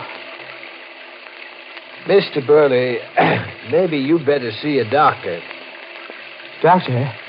They're all old headstones out there. The new one is only in your mind. Give me that flashlight. Mr. Griffin, what? Oh, you've been under a terrible strain. Your wife's sudden death and all. I don't know. What made me think I saw a new headstone out there? I want to sell this house. Right away.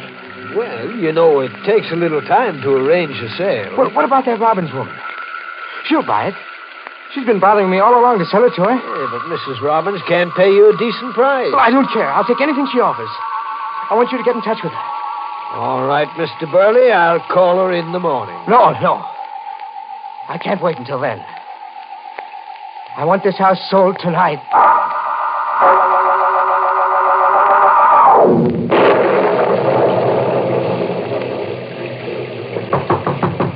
You don't understand, Mr. Griffin, why Mr. Burley had to bring me out here this time of the night. And he's made up his mind to sell. He wants to close the deal tonight.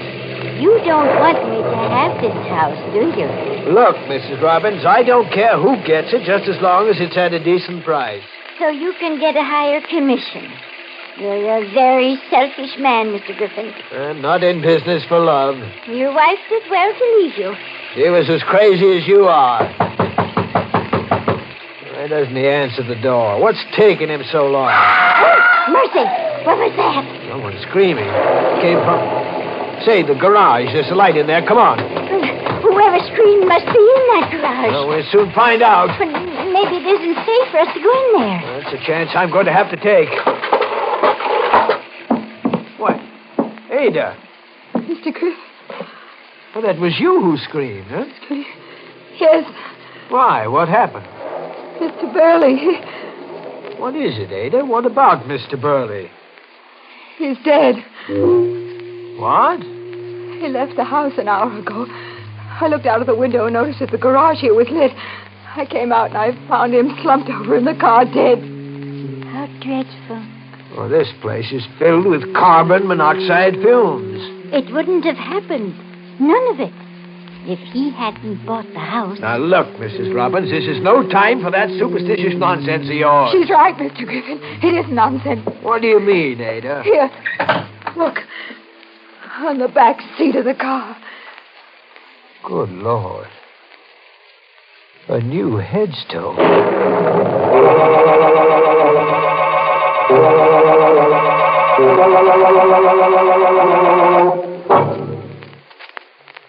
Hey, anybody want to buy a house? The Crandall place is a real buy. All you have to give for it is your life.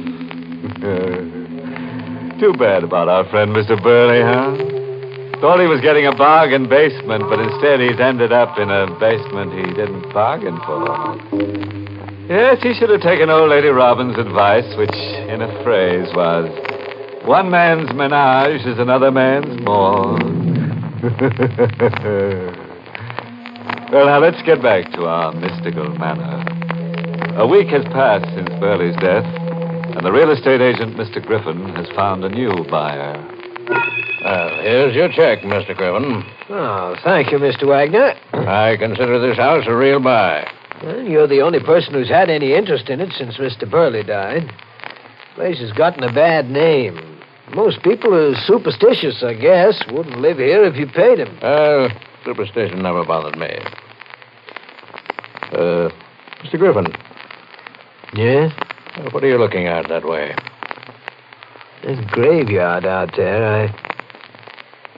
I don't understand. Understand? What are you trying to say?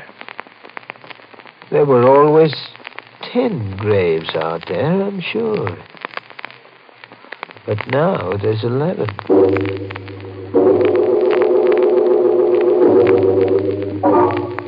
I'm sorry, Mrs. Robbins, but nothing you say can persuade me to sell. Please, Mr. Wagner, for your own sake, don't be stubborn. It may cost you your life. You know what happened to Mr. Burley and his wife. Well, I've always prided myself on being a jinx breaker. Oh, be sensible. That's a very silly reason to live here. Maybe I have another reason, too. What do you mean? Charles Burley was a very close friend of mine. Oh, I didn't know that. I told it to Mr. Griffin. Now I'm telling you. I knew Burley like a brother. Everything about him. Mrs. Robbins, he wasn't the type to commit suicide. Oh, but he didn't commit suicide. Oh, you seem to know a lot about it. I do. Then maybe you can tell me who killed him. I can. Who? This house is the killer. Now, look. Oh, it is, Mr. Wagner. I know. You don't believe me, do you? Of course not. Soon you'll find out that I'm telling the truth. That sounds like a threat. No, Mr. Wagner. I'm not threatening you. I'm just trying to help. I'm just giving you a chance to live. One more chance to sell me this house at my price. And if I refuse? If you don't sell it to me now, well, then I'll buy it after your death. I see. Well, Mrs. Robbins, there's nothing more we can talk about. I'm sure you know your way out. Good afternoon. Good day, Mr. Wagner. Hello, Mrs. Robbins. Oh, Ada, what are you doing here? Oh, didn't you know? I'm Mr. Wagner's new maid.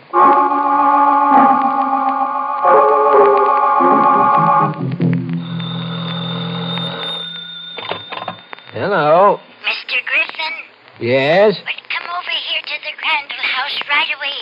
Mr. Wagner wants to see you. What, who is this? It's very important, Mr. Griffin. Come as quickly as you can. Yes, but who is this? Hello. Oh. Your number, please. Operator, get me Maine 6539 and hurry. Yes, sir. I'm sorry, sir, but that line is disconnected. Disconnected? What? Well, that's impossible. I just spoke to someone at that number. Try them again. I'm sorry, sir, but I checked. There is no way I can get you the number.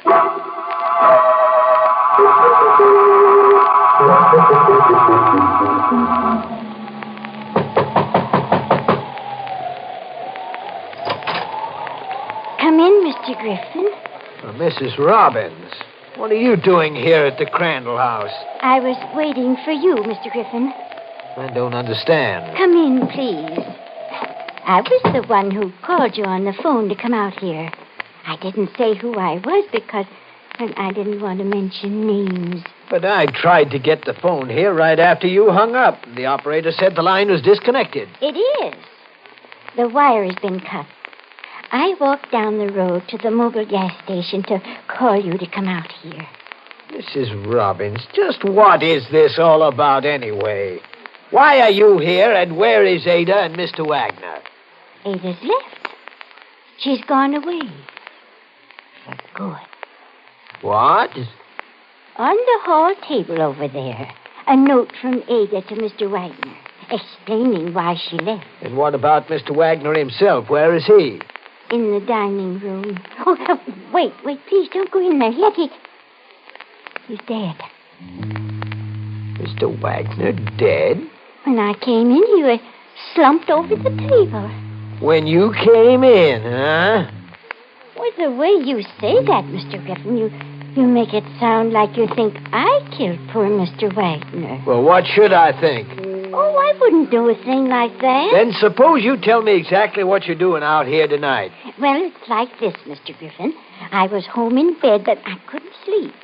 A strange feeling kept running through me that I should come out here and try to convince Mr. Wagner that he should sell the house before another day passed. Oh, a feeling, huh? You can believe me. Oh, sure. When I arrived out here, the door was open and everything is just as you see it. What about the police? I didn't call them. Why not? Because I wanted to speak to you first. Speak to me with a murdered man in the next room? It wasn't murder. It was just the will of this house. And I want this house. You'd do anything to get it, wouldn't you? Yes. Anything. Even murder? Yes. Mrs. Robbins, I'm driving down the road to make a phone call to the police.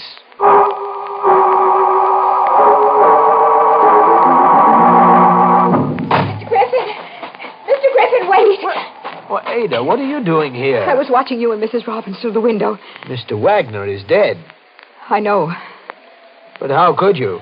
You left the house this morning. I saw his body slumped over the table. You think the same as I do, don't you? Well, what do you mean by that?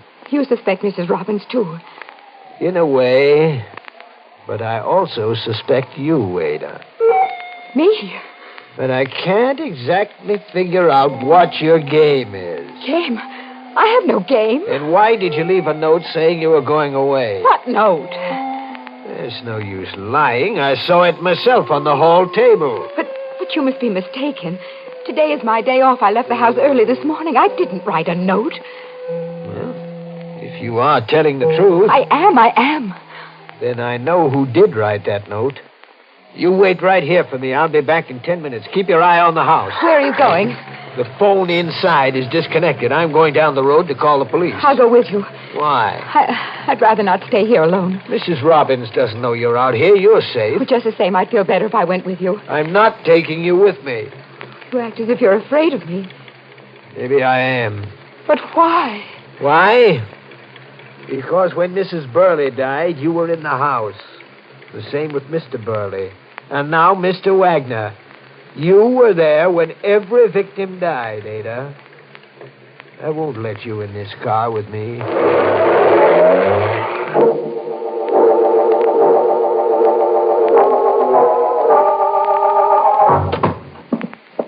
You called the police, Mr. Griffin? Yes, they're on the way out now. By the way, what are you doing here in this kitchen? Oh, I was just walking through the rooms, recalling the happy moments I spent here when I was young. You sure that's the only reason?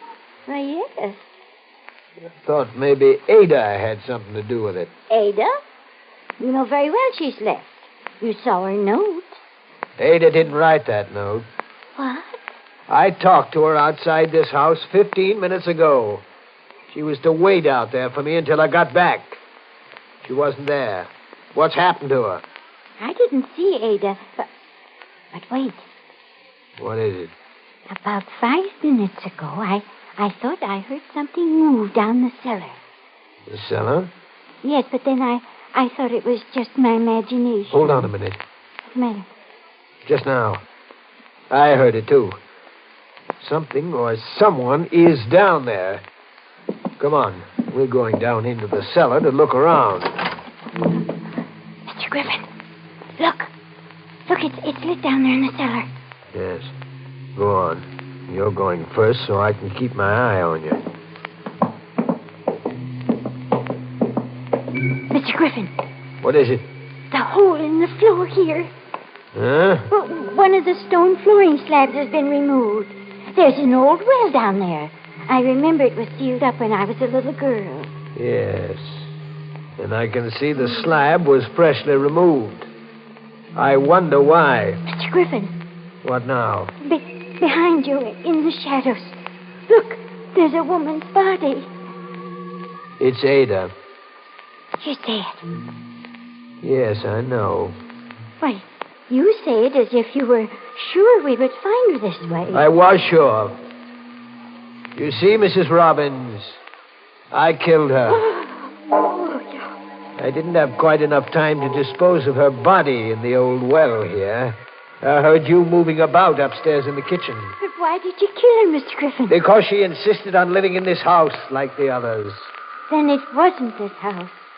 It wasn't because they weren't Crandall's. Of course not, but your idiotic superstition about this place helped my plan. Mrs. Burley's sudden, peculiar death was a lucky coincidence for me. It gave me the idea for the others. I needed a series of deaths to completely destroy the value of this place, so no one would ever live in it. But why? On several occasions, you mentioned my wife, Mrs. Robbins. You see, you were wrong about her, as everybody else was wrong. She didn't run away from me. She would have, but I killed her. And her body is down at the bottom of that well, just as Ada's will be, and just as yours will be. But the police are coming. They'll find you out. You foolish old woman, do you think I really called them? Now, Mrs. Robbins. No, please don't come near me. You wanted to stay in this house. Now you will, forever. No. You're going to get the thing you wanted most. You're not going to kill her, too. Ada. Yes, Ada. No, it can't be. You're dead. Not yet. Not completely. I've just enough life left. No, my leg. Let me go. Let me go. The well.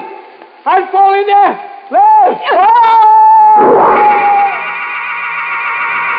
Ada. Oh, Ada. You thought it was nonsense, didn't you, Mr. Griffin? But it was this house that kept her alive long enough to protect me. My house, Mr. Griffin.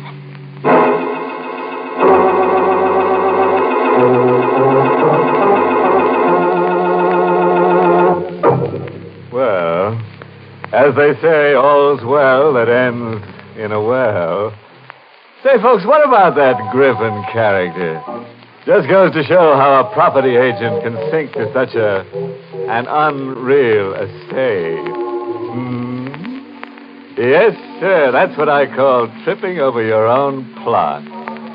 Now, Mrs. Robbins will never be lonely. No, when things get dull, she can always step outside the house and dig up a relative or two.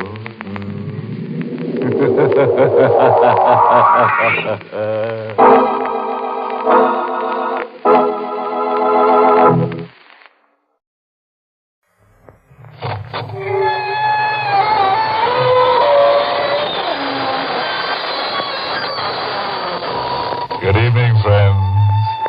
This is your host to welcome you through the creaking door into the inner sanctum. Come on in. One prankish little fellow, whom we shall call Maniac, for lack of a stronger word, just set fire to the walls.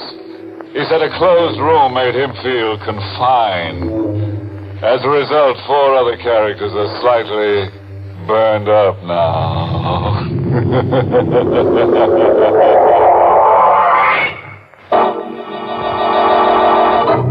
Tonight's Inner Sanctum mystery, Corpse for Halloween, was written by John Robert and stars Larry Haynes in the role of Jimmy with Barry Kroger as Kavanaugh.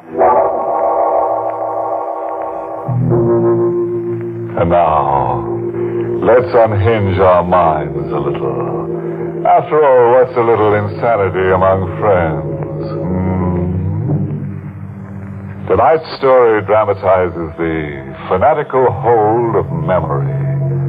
The one scene, the one fragment that plays and replays over and over again in your mind.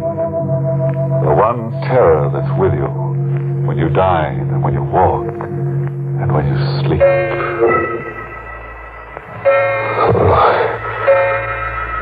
Sleep. Who can sleep? I'm here in the 35-cent flop, but I'm in the Burma jungle. Watching a scene that never gets stale, even though it's 5 years old. I can hear sounds travel across the brush. I pick them up as if I'm a receiving set. Animal sounds. And I see, as if my eyes are in the sky, I see two grim figures standing with their rifles aimed at a pair of jungle beasts, a tiger and its mate, in a crouch, ready to jump. They fire point blank together as if by signal. No good. They miss. The beasts roar and leap. I hear them scream out, Kavanaugh and Boxcar Dolan, just before they die.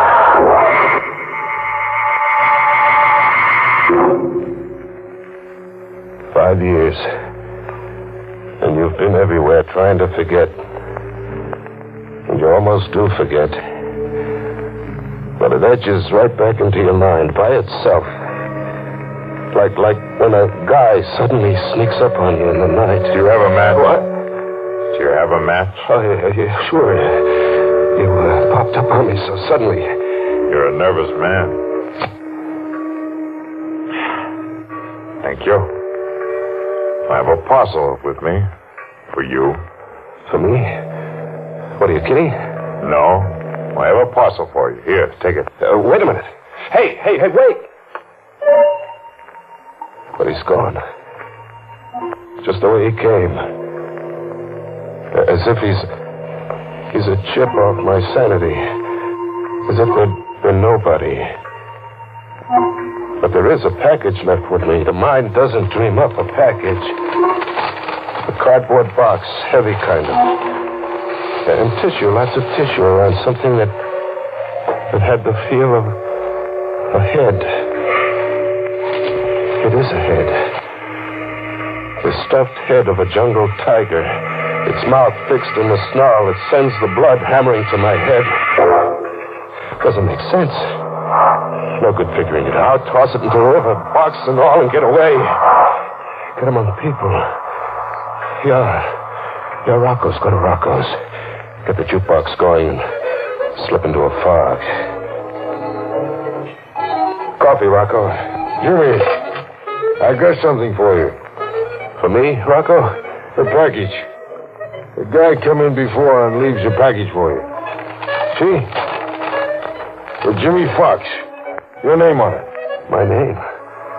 My name's Jimmy Scott. You know that. Scott, yes, but the man says your name is also Jimmy Fox. He says he knows. He knows?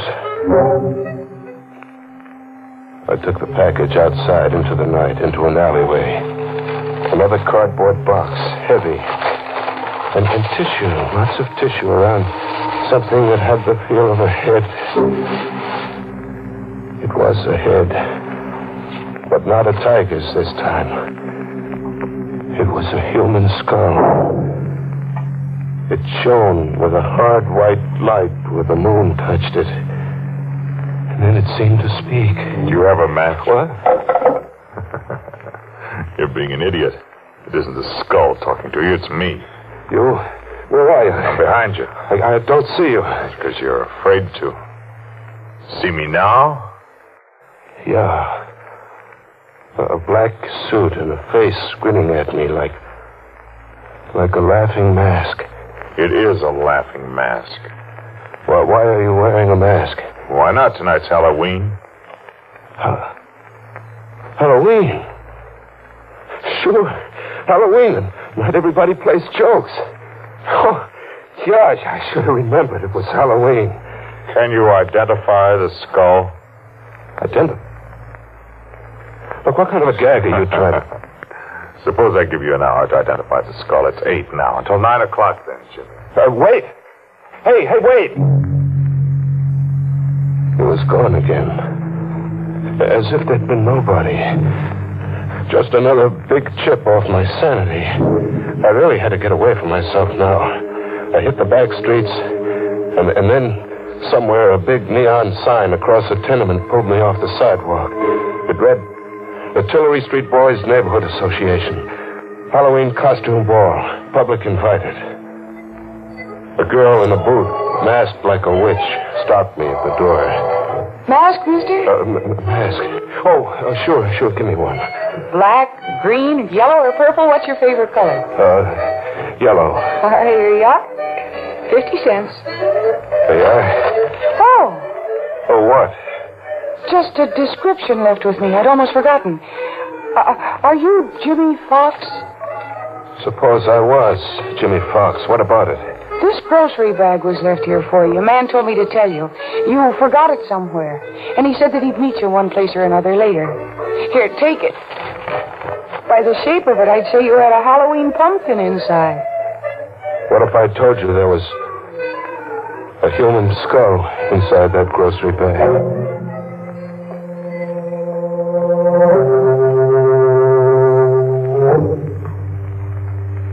He'd meet me one place or another. He did. He was under a street lamp, waiting for me to happen along. Hello, Jimmy. Have you dared to call the skull by name yet? Or must I? Look, that gag isn't paying off, mister. All right, go ahead. You call it by name. Dolan. Boxer Dolan, remember him? I never knew the guy. You no doubt got me confused. Have I, Jimmy? You've changed your appearance cleverly, except for one thing disguise could never conceal. One thing? Your guilt. You wear it like a badge of shame. Oh, what am I guilty of? Murder. 2 men left an encampment in the Burma jungle just before dawn. 2 men. Boxer Dolan and Kavanaugh. A 3rd man remained behind. He played sick, pretended to have fever. The 3rd man was you, Jimmy. Must I tell you the rest? Tell me the rest. Dolan and Kavanaugh carried rifles in the event of a jungle encounter. There was a jungle encounter, a tiger and its mate. An emergency, but an easy one to resolve for 2 expert hunters. Just 1 shot apiece, and there'd be 2 more dead tigers. Just 1 shot apiece. They had their 1 shot apiece. But the tigers didn't drop dead in their tracks. Instead, Boxer Dolan and Kavanaugh dropped. Ask me what happened, Jimmy. What happened? During the night, someone had emptied their rifle loads and substituted blank bullets. You did that, Jimmy. You engineered the murder of 2 men. You murdered your 2 partners in crime. Just 1 day's push from the Hindu temple you'd all teamed up to loot. They got within 24 hours of treasure, and then you murdered them. 1 more day to the temple, so why split 3 ways, huh? You know about the temple. But I never pushed on to that temple. No loot, no nothing. How about that? You lost your nerve. You just hadn't counted on losing your nerve. What are you, a detective? No. I'm your 2nd victim. I'm Kavanaugh. Kavanaugh?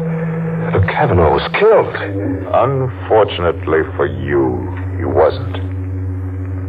I'll show you what I had to survive. Feel my sleeve. Feel it. It's empty. Torn out of the socket. Now, the face behind this laughing gargoyle I wear. See the left profile. Oh, it isn't pretty, is it?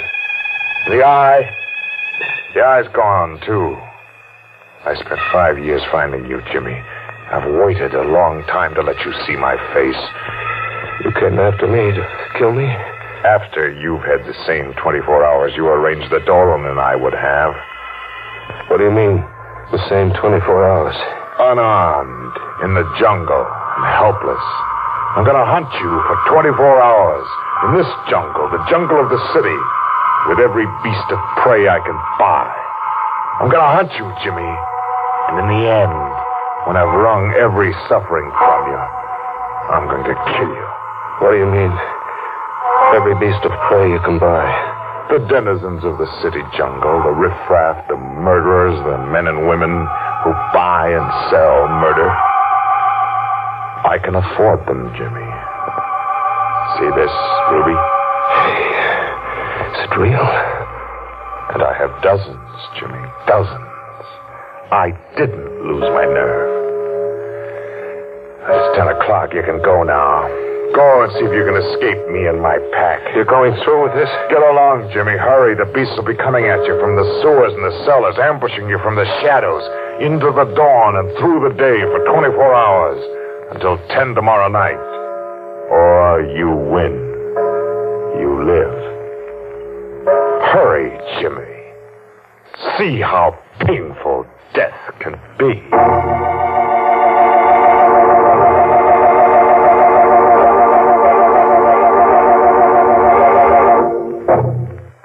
That Kavanaugh's one fella I never want to hunt me up. No, sir. That guy slays for creeps. 24 hours. Kavanaugh's got 24 hours to kill, and Jimmy has just enough time to die. Yes, you know, Jimmy might win out over Kavanaugh, now that he's got an extra skull to go with the one he's stuck with. After all, 2 heads are better than 1. Let's live out the terror now, shall we?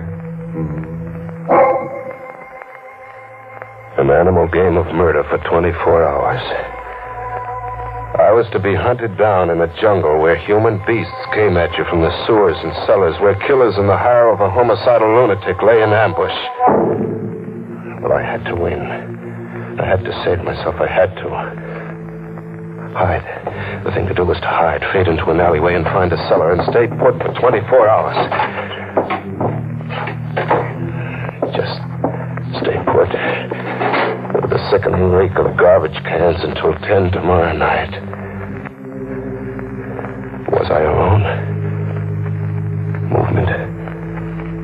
There was a whispering movement somewhere in the cellar. A faint rattle of ash cans, as if the wind was rattling them. Wind in an airtight cellar. Hello? Anybody there? No answer. I'd been imagining. But then something winged at me, goring into my shoulder, sharp and deadly like a knife.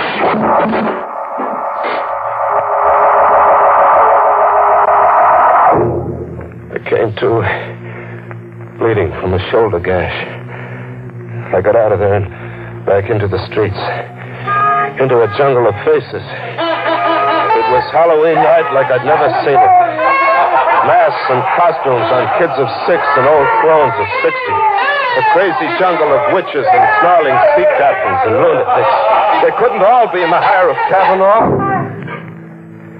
And then, where a fence was plastered with circus posters of jungle animals, a zany-looking guy was shooting from the hip at the poster while making menacing faces like a bad man. I caught a whiff of powder in the night air. The shot had burned into the poster. I crept up behind him. Faking a gun with my fist in my coat pocket, I rammed against his back. Get him up, pal. Reach. I got nothing to understand, mister. Your gun. I want your gun. Hand it over. Oh, sure. Yeah. Now walk. Walk up the block and don't turn back to look.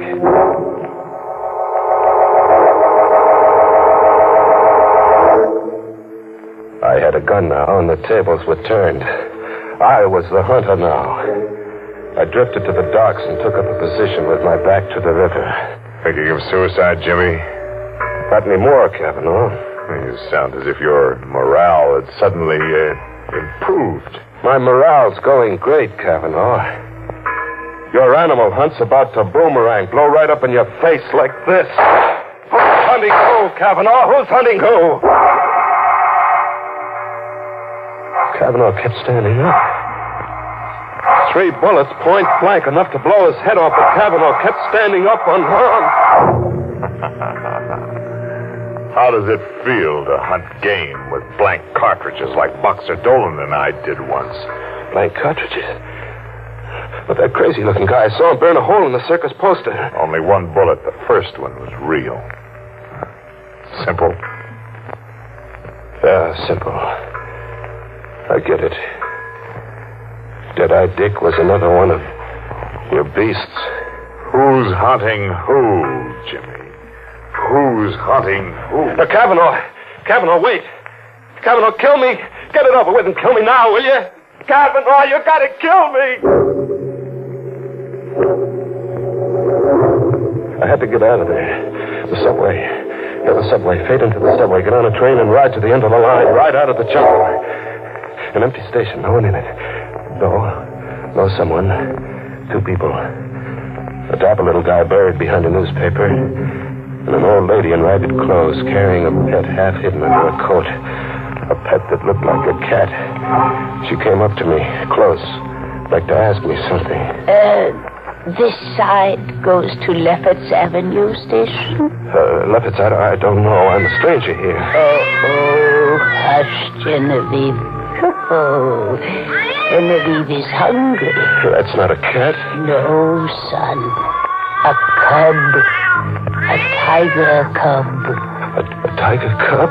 Would you like to stroke Genevieve? No. Don't run away, son. Genevieve won't hurt. I ran away with the old crone after me, hobbling in her skirts, and the little dapper guy behind the newspaper circling at me from the opposite direction, cornering me. I jumped to the tracks, my only out, and I ran. I ran deep into the bowels of the subway, deep, very deep, with the little dapper guy after me, as if he meant business. And then the train. It had a Halloween look, too. It ran down on me, an iron face with banjo eyes. I ran against the wall and flattened out. The train flashed past, and the dapper little guy screamed.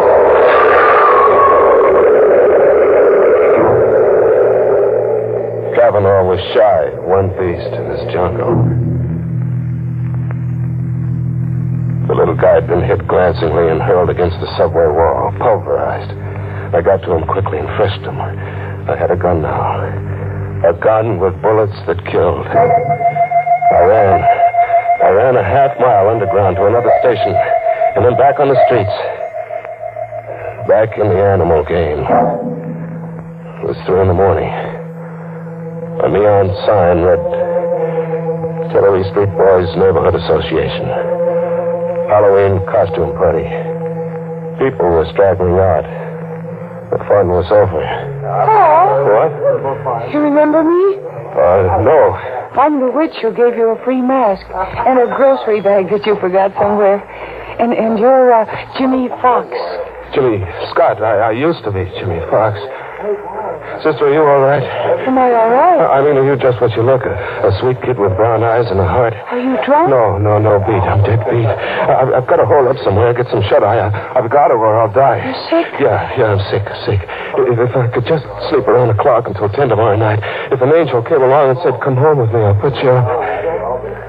Come home with me, Jimmy. I'll put you up.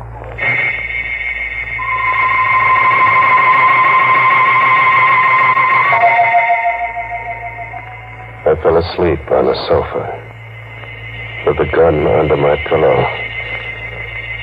and the girl on a chair watching me anxiously. I had a friend. I could drop off and live in dreamland until 10 that night. At 10, I could wake up and live. Coming awake, I heard the alarm we'd set go off. The alarm stopped. And there was a sound. An animal sound. And then a claw scratching at me, tearing at my cheek. And I jumped up. The girl was gone. A guy was sitting watching me now. A skinny kid with a heavy shock of hair, not a day over 21. Oh, that's a lousy way to have to wake up from a sleep, pal. Lousy way. There was an animal clawing at me. My cheek's bleeding. Genevieve, she isn't housebroken. Still a little wild. You should have seen her dash for the kitchen when you let out a scream just now. Genevieve. Who are you? You're Jimmy Fox, huh? Yeah. I got something for you. For me? Yeah, it was given to me to give to you. Here. A ruby. Hey, wait a minute, look. It's 10 o'clock. I set the alarm for 10, and it's 10. Well, it's only a quarter of. That clock's always 15 minutes ahead. Now the game's over. It's 10, and you can't cheat. I've won, Kavanaugh. You can't go back on your promise, Kavanaugh. You can't. What are you trying to get over, pal? I don't I've won. You can't cheat. I won't be tricked. A gun. Pal, you're crazy. Here, wait, look. Oh! You're crazy. It's 10, and I won't be tricked, Kavanaugh. I've won.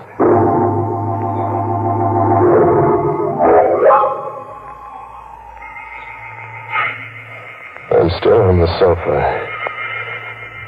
My arms are rigid, and my legs rigid. Like something exploded inside me and paralyzed my nerves. I can just look and hear.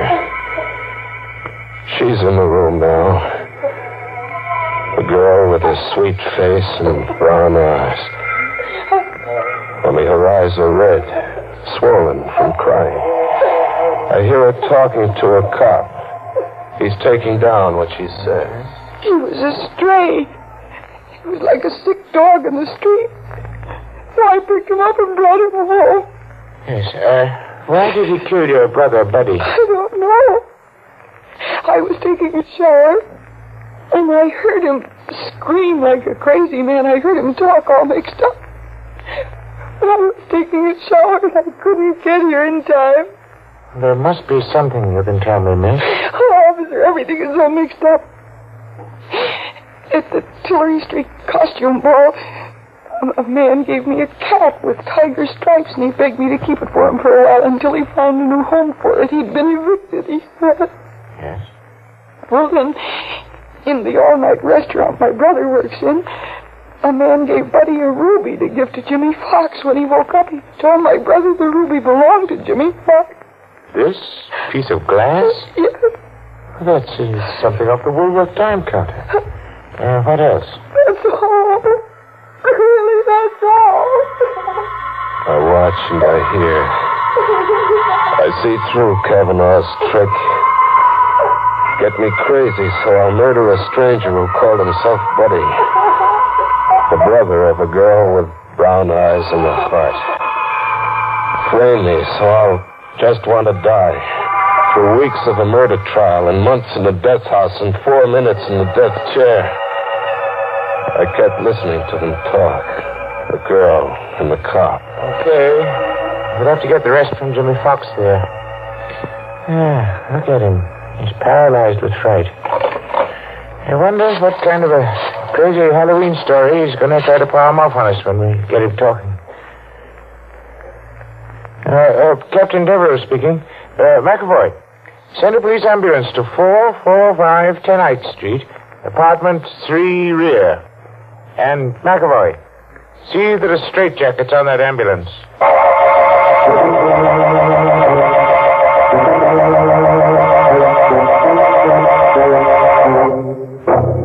Well, quite a chase. It got so poor Jim didn't know whether he was coming or going. Nuts. What got his goat most was the way he kept seeing animals everywhere. Very confusing to a guy on the lam. Yeah, it got so he couldn't tell who's zoo. Moral? Oh, sure. I read this Halloween notice on a tree somewhere. Never hunt out of reason.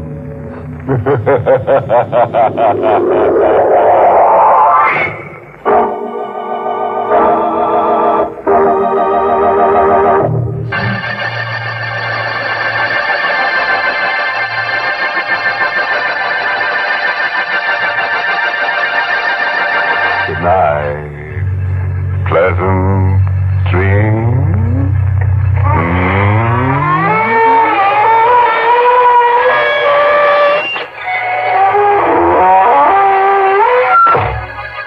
Sanctum was heard in the United States over CBS, the Columbia Broadcasting System, and has been rebroadcast for servicemen and women overseas.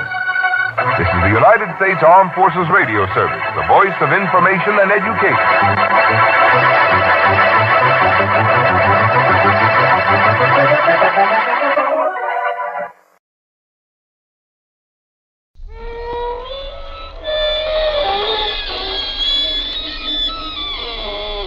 Good evening, friends. This is your host to welcome you through the creaking door into the Inner Sanctum. Come in and let me introduce some new guests. Now, first, here's Merwin, the mathematical murderer. Merwin says that the shortest distance between two ears is a straight cut across the throat. This geometric goon divided 3 victims with his knife, but to me it just doesn't add up. Now meet Edgar, the electrical killer. At school, this character was voted the most likely to shock 'em dead. Edgar's wife was a dull dame, so he plugged her into a wall socket. Now you should see the way she sparkles. Yes, sir. Now she's the light of the party.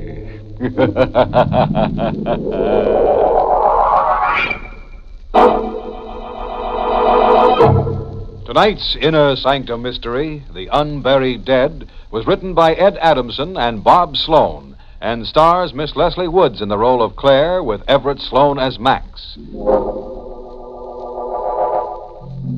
Say, folks, if you hear a blood-curdling scream, it's just our pet vampire Oscar howling outside. But don't worry, you may be lucky this evening because some nights Oscar just doesn't give a hoot. Well, now I'll take my spade and uncover tonight's terrible treasure. A short distance from the railroad tracks, the man and the woman stand in the rain, looking down into the grave. The woman searches her mind, diving deep into the past for the strange, unremembered events. If I could only remember. If I could only go back beyond that day on the ship. Then I would know who I am, who I really am. He stands here next to me and says I buried a man in that grave. A man I murdered. That day on the ship, that's the day I woke up and found myself in this nightmare. That day on the ship. I was on the promenade deck, resting in a steamer chair. I must have fallen asleep, and when I woke up, I had an odd, dizzy feeling. I started to get up out of my chair, and then I heard her voice for the first time. May I help you, dear? What? May I help? I've been watching. You seem to be ill. Oh, well, I was feeling a little under the weather, but I'm all right now. Are you sure? Yes, thank you. I'll just have my... Well, what's the trouble? My husband, he's gone. Now, you mustn't excite yourself. Well, he was sitting right here next to me where you are now. You're mistaken. Oh, no, There I'm not. wasn't any man sitting next to you. I've been in this chair since this morning. Well, you know, that's just not true. Ralph was here.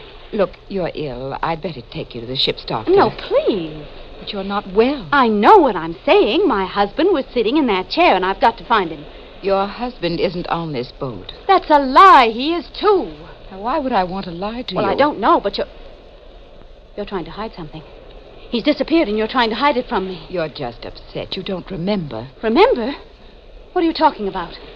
You don't remember me, do you? You don't remember that my name is Mrs. Ferris. Ferris?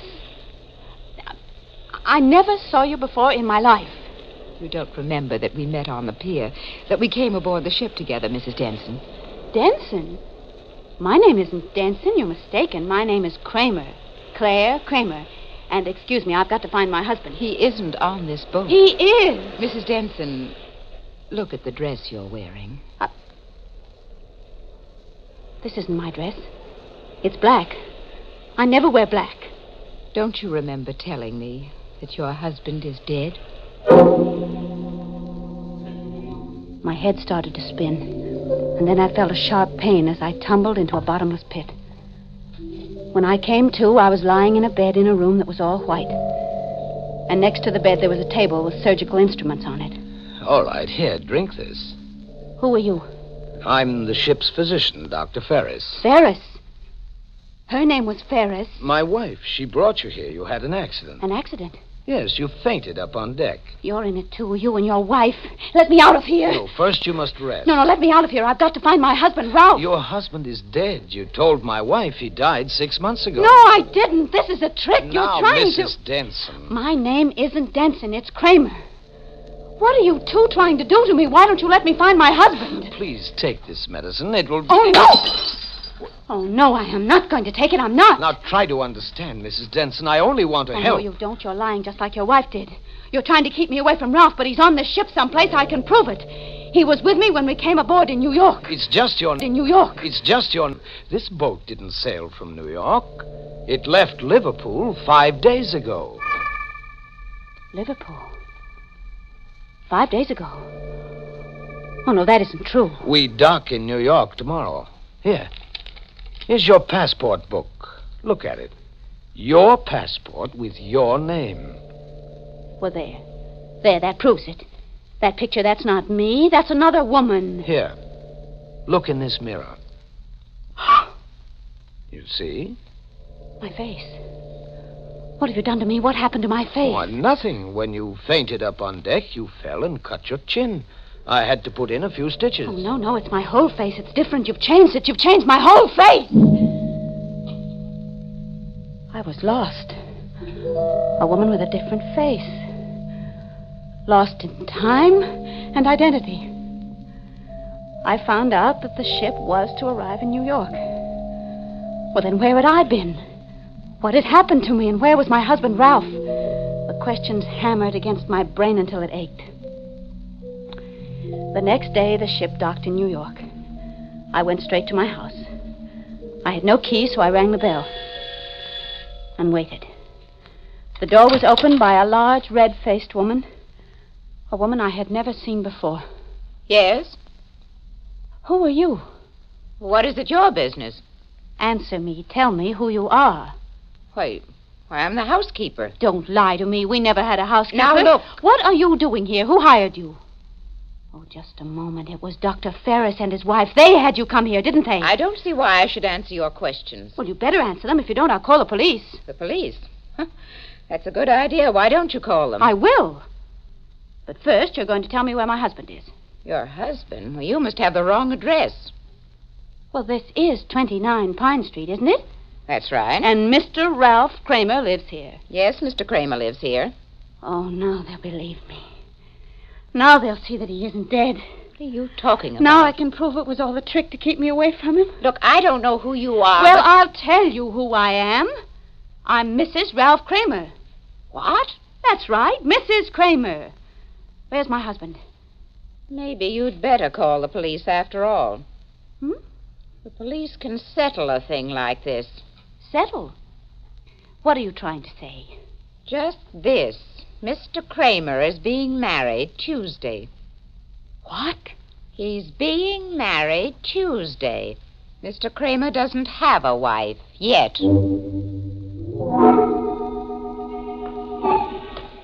I left the house and walked blindly down the street. She said Ralph was being married Tuesday. She said he didn't have a wife. Well, if he didn't have a wife, then who was I? Who was this person who wore black? This person with a different face? This person with my brain? When I came to the corner of the block, a car stopped suddenly in front of me. Hey, lady, you ought to look where you're going. Oh, what? Another wrench, and I would have hit. Hey, you all right? Yes, I'm all right. You look kind of funny, like you were sick. I'm all right. Can I give you a lift? Oh, well, I'm going downtown, yes, to the Wentworth building. Well, hop in. I'm going right past it. Thank you. Wentworth building, huh? Yes, my husband's office is there. I see. What were you doing at 29 Pine Street? 29 How did you know I was there? I was watching you. What? Just keeping my eyes open.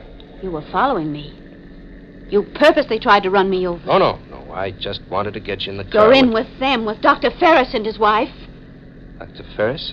Never heard of him. If you don't stop this car and let me out, I'll scream. Go ahead. Scream your lungs out. There's a policeman down at the next corner. He'll hear me. You don't need the cop on the corner. You're talking to one right now. What?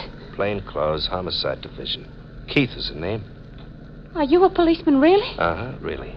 Well, then why were you following me? Following certain people's my business. Your face looked kind of familiar. Oh, then you know me. Think I do. Oh, thank heaven you know who I am. Now I can prove that I live at 29 Pine Street. You live at 29 Pine? Who are you kidding? That's Ralph Kramer's place. Yes, and I'm Claire Kramer. How's that? I'm Ralph Kramer's wife. Try again, lady, and this time no lying. This time I want to hear the truth. But I am telling the truth. Why don't you believe me? Why?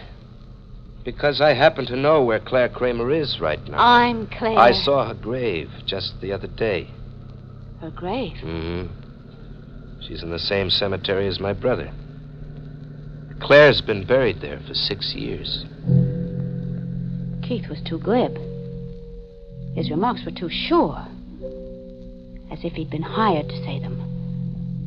They were all in it together, trying to frighten me, trying to keep me away from Ralph. I was almost sure Keith wasn't a detective, but I had to be positive. I had to catch him in a lie.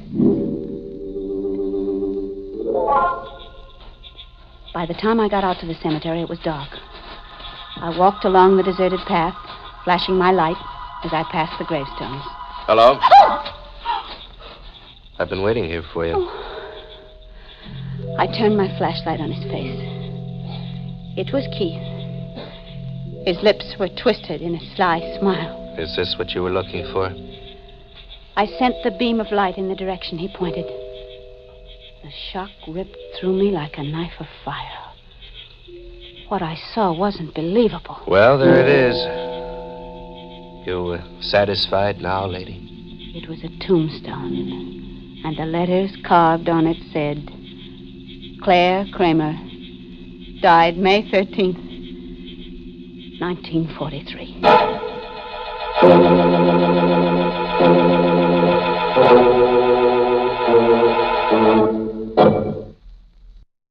That Claire Kramer is kind of dumb, isn't she? Doesn't know herself from a corpse in the ground. Still at that, you know, it's rugged to come face to face with your own tombstone. Yeah, it's enough to kill you. Claire's what you might call a real dead-end doll. And hey, talking about her face, looks like somebody cut up her nose to spite her life. You think Claire's been having a tough time, do you? Well, hold on to your coffin handles and see how things can go from bad to hearse. I stayed at the tombstone, not believing what I saw. The words on it said I was dead, that I died 6 years ago. I turned to the man who called himself Detective Keith. You satisfied now, lady? It can't be. I'm alive. Can't you see that I'm alive? I'm not buried there. That's someone else in that grave. Come on, you're going with me. Where are you taking me? You'll find out soon enough. But what do you want with me? What have I done? Killed a man, maybe. What? Here. Look at this police circular. Found it in my car a minute after I let you go. But... I knew I saw you someplace before. Now go ahead, look at it. Wanted for murder? Mm-hmm. And the picture there is yours, or your twin sisters. That's not possible. Come on, let's go. Wait, can't you understand? I'm not this woman in the circular. Pictures don't lie. I'm not her. I may look like her, but I'm not. Will settle it. We've got her fingerprints on the circular. Now all I have to do to check is get yours. Now let's go. Hey, wait! I wrenched myself loose from his grip. Stop! I started down the path between the graves. Stop, you fool! Stop I right kept running. One of his bullets burned through my left arm with a terrible tearing pain. In a moment, Keith was standing over me. I wasn't smart. The next shot, and I would have killed you. Now, come on, get up. The flashlight was still in my right hand. When he bent over to pull me up, I pounded it against the side of his head. Oh. He tumbled sideways to the ground, unconscious. Then I got up and ran. I ran as fast as I could.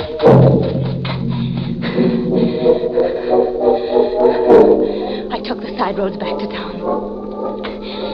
I ran and then I walked. I walked and walked, holding my wounded arm with the other. losing blood all the time. Then I saw the shingle outside of the house. Dr. Bennett. By the time I staggered into his office, I was nearly fainting. But I was lucky the doctor was alone. There you are, Mrs. Kramer. You'll be all right now. Thank you, Dr. Bennett. You still haven't told me how you happened to get that wound. Oh, no, I didn't. Well, I was carrying a jar. No. And Mrs. Kramer, it wasn't a jar. But The bullet was still lodged in your arm. Who shot you? I don't know his name. I have to report this, you know. You better tell me the truth. I am telling you the truth. Doctor, do you know anything about fingerprints? A little. Why? Well, look. Look at the fingerprints on this circular. Mm-hmm. And now, look at the ones on my hand. Would you say they're the same? Yes, I would. Of course, I'm no expert. Neither am I. But I can see now those are my fingerprints on the circular. The same scar on the right thumb.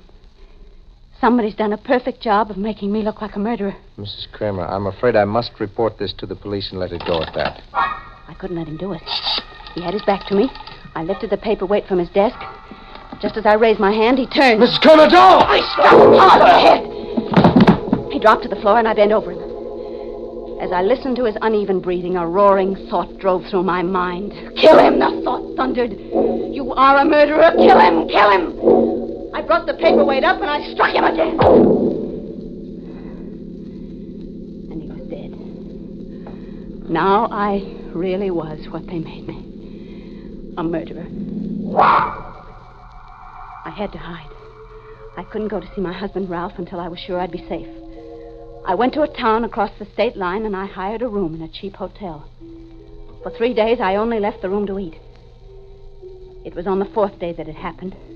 I had just come back from dinner and closed the door behind me. Hello? Oh! As he got up from the chair and came toward me, I reached for the gun in my purse.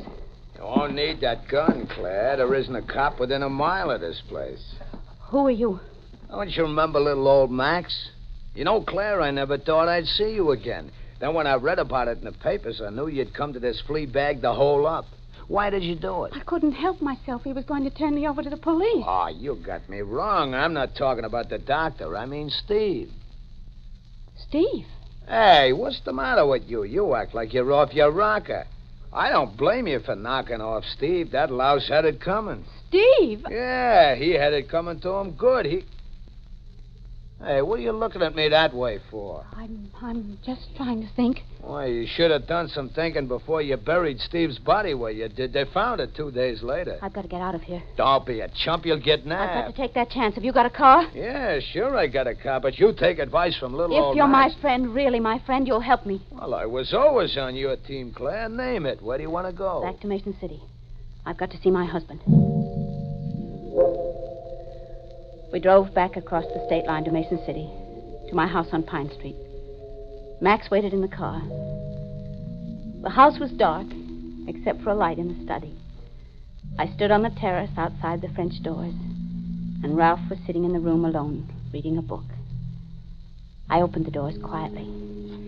I tried not to frighten him. Ralph? Ralph! Who's there? So dark here I can't... It's Claire. I've come back. Claire? I've come back, Ralph. Who are you?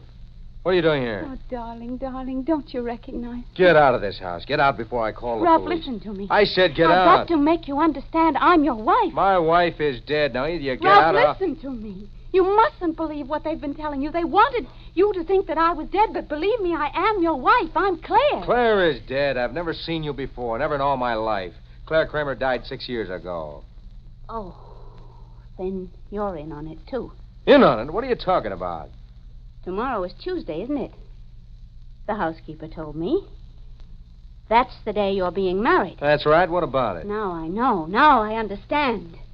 You never did love me, never really. Now I know who's to blame for all those terrible things I've been through. You! Put that phone down. I never argue with a lady. Especially when she has a gun in her hand. It's all so funny, isn't it? You had it all planned, didn't you? You wanted to marry someone else. You wanted me out of the way. Well, then why didn't you have him kill me? It would have been better for me to be dead than to be like this. It would have been wonderful to be really dead. I don't know what's in your mind. What's in my mind? I'll tell you. This. Thank me, Ralph. Thank me for being kinder than you were to me.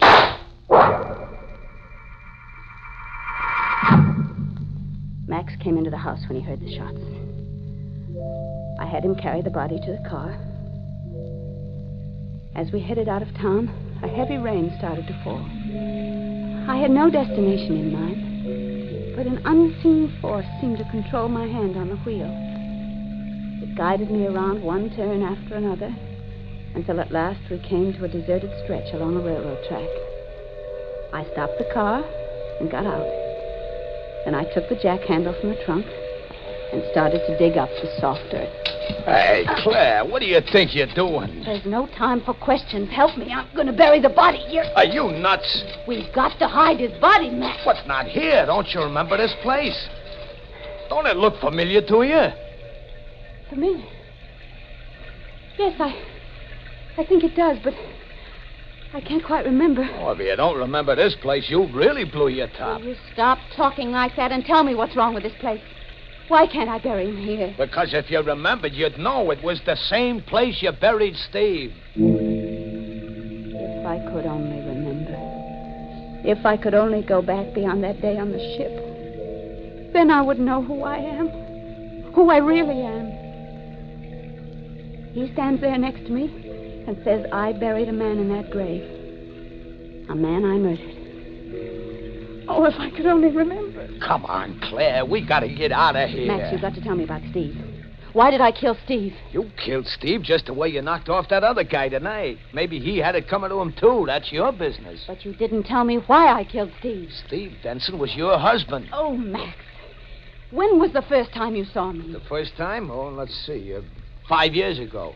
And I looked as I look now? Sure. You told me you just had a plastic done because your face was burned. Only between you and me, little old Max didn't fall for your gag about the burn. Burned?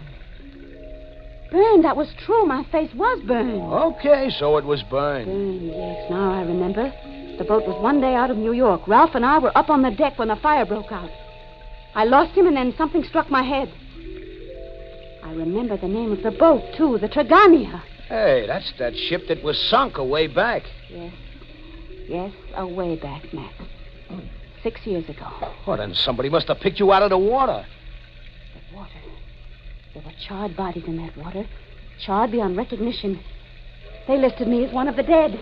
Oh, I guess you had what they call that amnesia business, huh? That day I woke up from that nap in the deck chair. That's the day I stopped being Claire Denson and became Claire Kramer again. I was a murderess, and I never knew it. Ralph thought I was dead. He really thought so, and I killed him. Hey, Claire, the cops. Come on, we gotta get out of here. I've already gotten out, Max. I'm dead. Dead and buried. Oh, stop talking that crazy talk. Come on, before it's too late. It's already 6 years too late, Max. Hey, you can't skip the cops by going over the tracks. Come on back, Claire, and get in the car. Claire, you can't make it that way. The train! Look out!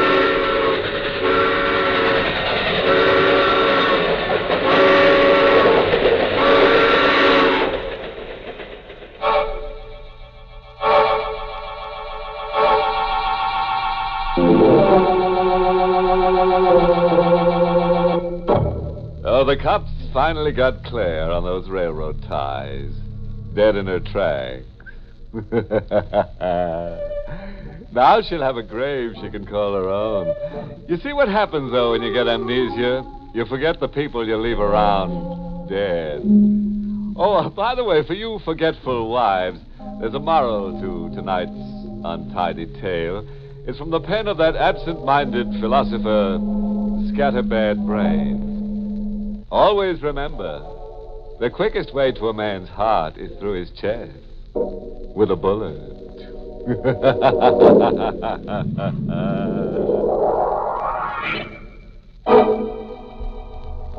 Inner Sanctum was heard in the United States over CBS, the Columbia Broadcasting System, and has been rebroadcast for servicemen and women overseas through the facilities of the United States Armed Forces Radio Service, the voice of information and education.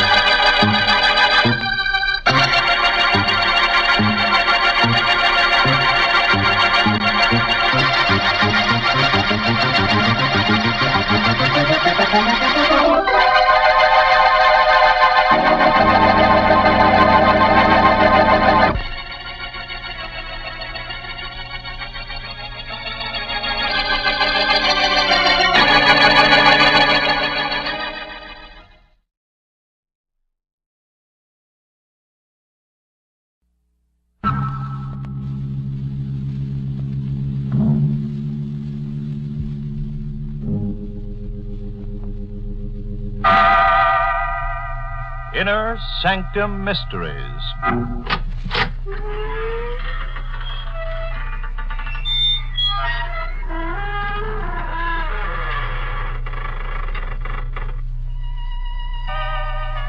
Good evening, friends of the creaking door. This is your host to welcome you into the Inner Sanctum once again. Come in.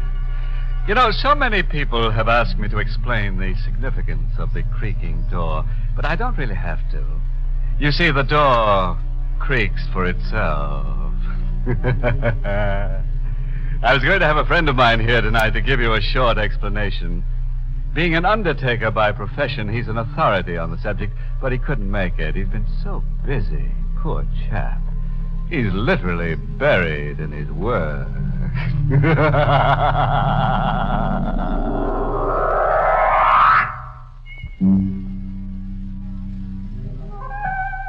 All right, friend. Let's get dreadful. Now remember, don't scream back at the radio. It won't do you any good. All set? Then listen as we hear our star, Anne Seymour, in the role of Catherine Brine, tell us this story in her own words.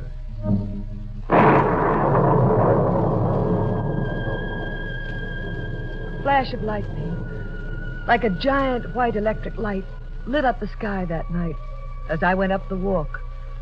And Brine Mansion looked like a huge gabled tomb standing there on the hill. For a moment I wanted to run, but much as I hated it, I'd come back.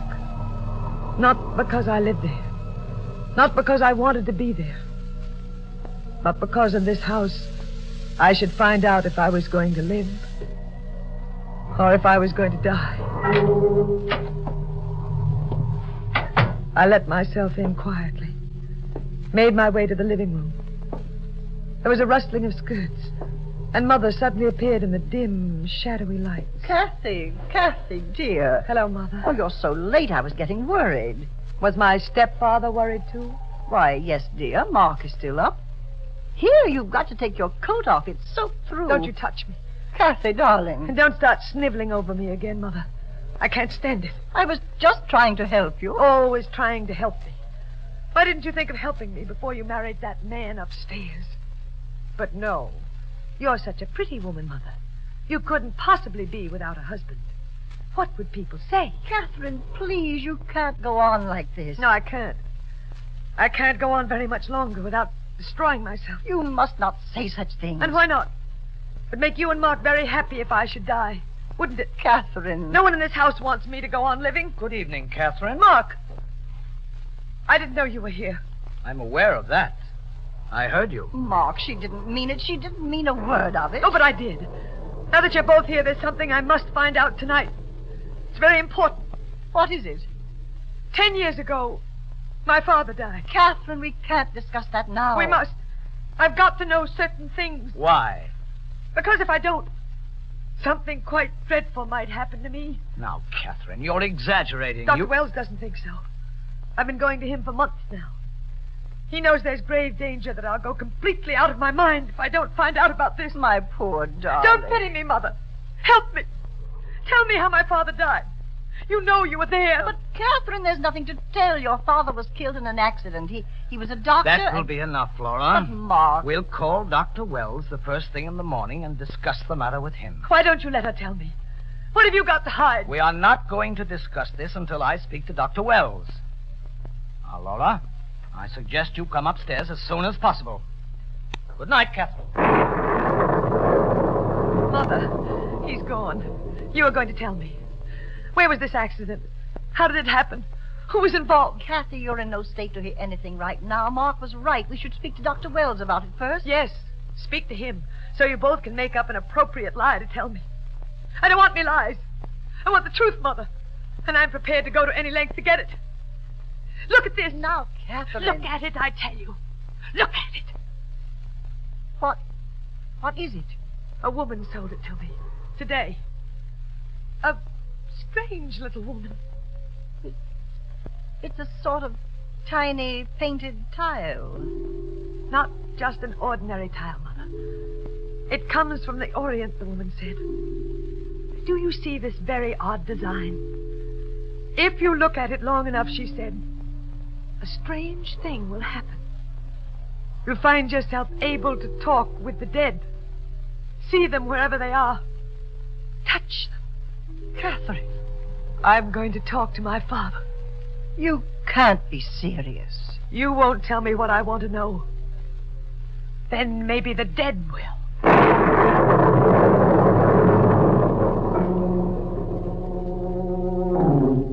Mother left the room, and I sat down in front of the fireplace, just as I used to when I was a child.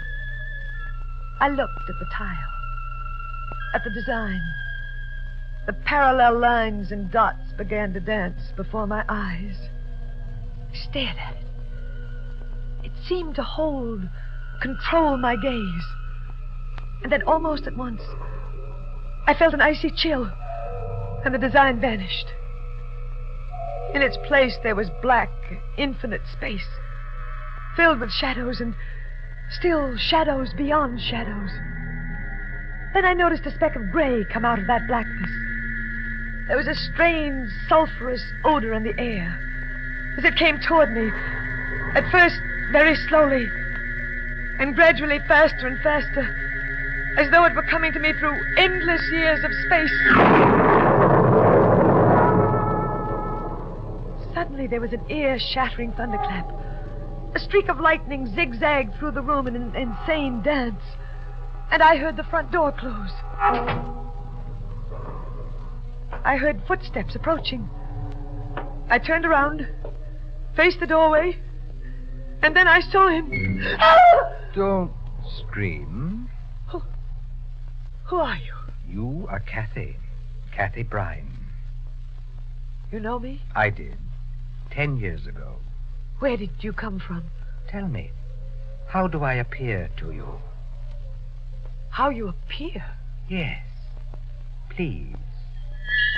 You have white hair, white beard. But your eyes... No, it can't be. What can't be? That my eyes are the eyes of a corpse?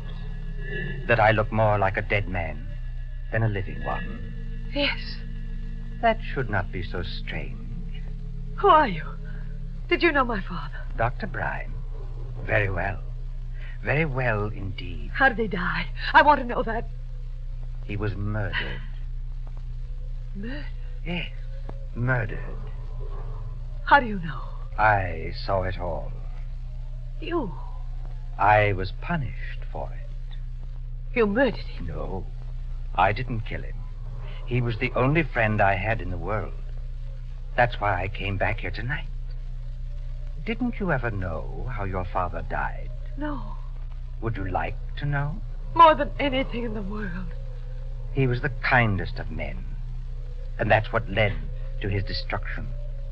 He took a man under his care. A man who had been given up as a raving maniac.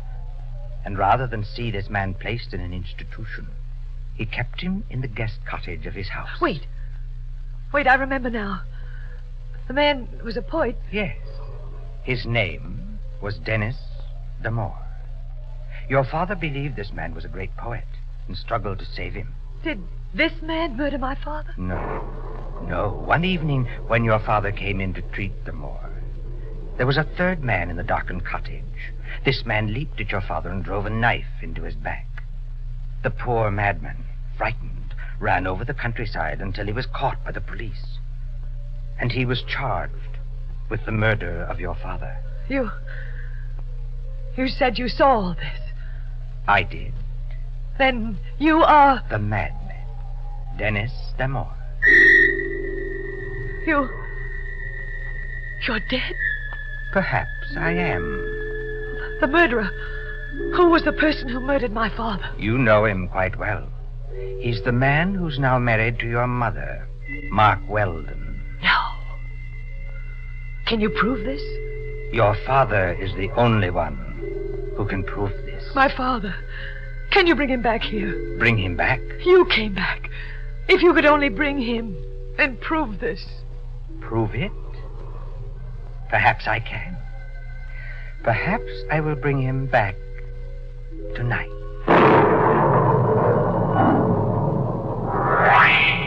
Just then, there was a tremendous thunderclap, and the electric lights failed. I tried to see him by the firelight, but he wasn't in the room. I ran to the door, stumbling over furniture in the shadows and screaming for him to wait. I opened the front door, but he wasn't there. Kathy, we heard you screaming. Did you, Mother? What happened? I found out how my father died. Really? How?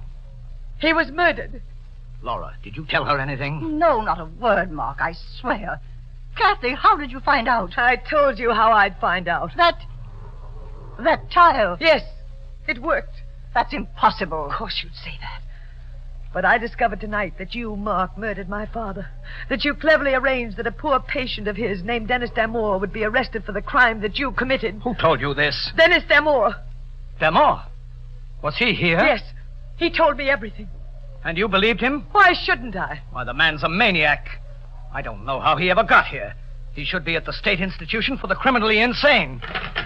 Number, please. Hello, operator. Will you put through a call to the State Institution for the Criminally Insane at Blyton? I wish to speak to whomever is in charge. And call me back as soon as you get them. It's urgent. Yes, sir. I understand. Thank you. Now, Catherine, you claim you actually spoke to this man? Yes, Mark. He told me he saw you murder my father. Why, you're lucky you escaped with your life. Well, the man is a homicidal maniac. I find it shocking that you should even begin to believe this fantastic story. But it seems to be true, Mark, doesn't it? My father was murdered, and Dennis Damore was sent away for the crime. Yes, that part of it is true. But to accuse me? Laura, we've tolerated her in this enough, but this is... Hello? Hello, this is Dr. King, the night supervisor of State Institution. Oh, yes. Hello, Dr. King. This is Mark Weldon speaking. Has one of your patients, a Dennis Damore, escaped? Dennis Damore, the poet? Yes, that's right. A homicidal maniac. He hasn't escaped, Mr. Weldon. He was one of the patients who was killed in a fire that broke out in this place 2 years ago. What's that? Didn't you hear me? Yes. Yes, I heard you. Thank you. Goodbye. Mark, what is it? Dennis Damore is dead. He was killed 2 years ago.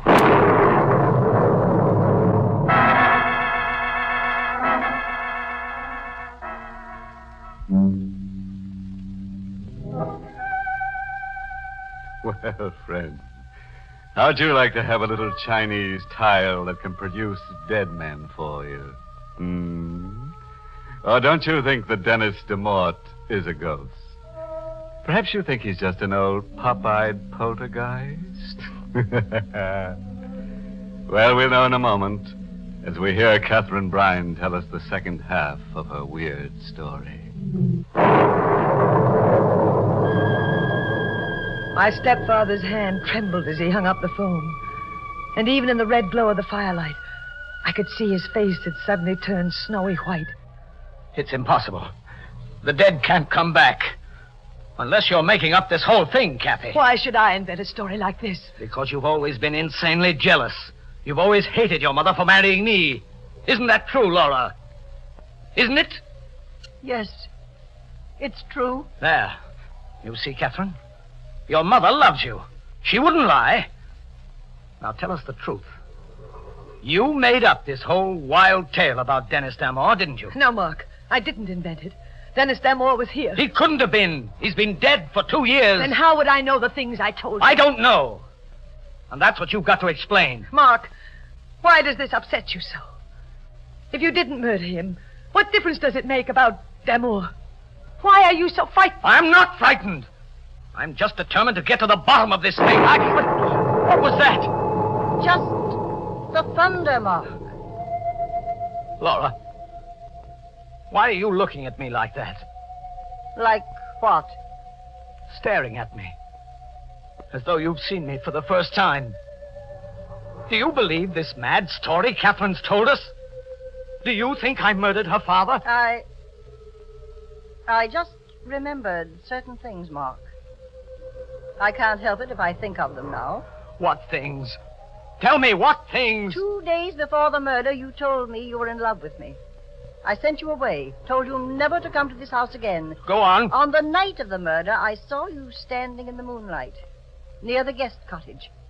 You did? I thought I was mistaken, especially since you claimed you were at home that night. Oh, Mark, don't be angry with me. I can't help it thinking of these things now. It's only natural. Natural? Is it natural for a man's wife to accuse him of a crime like murder? And on the basis of what? The word of a psychopathic girl who should have been confined long ago. She talked to a man who's been dead for 2 years.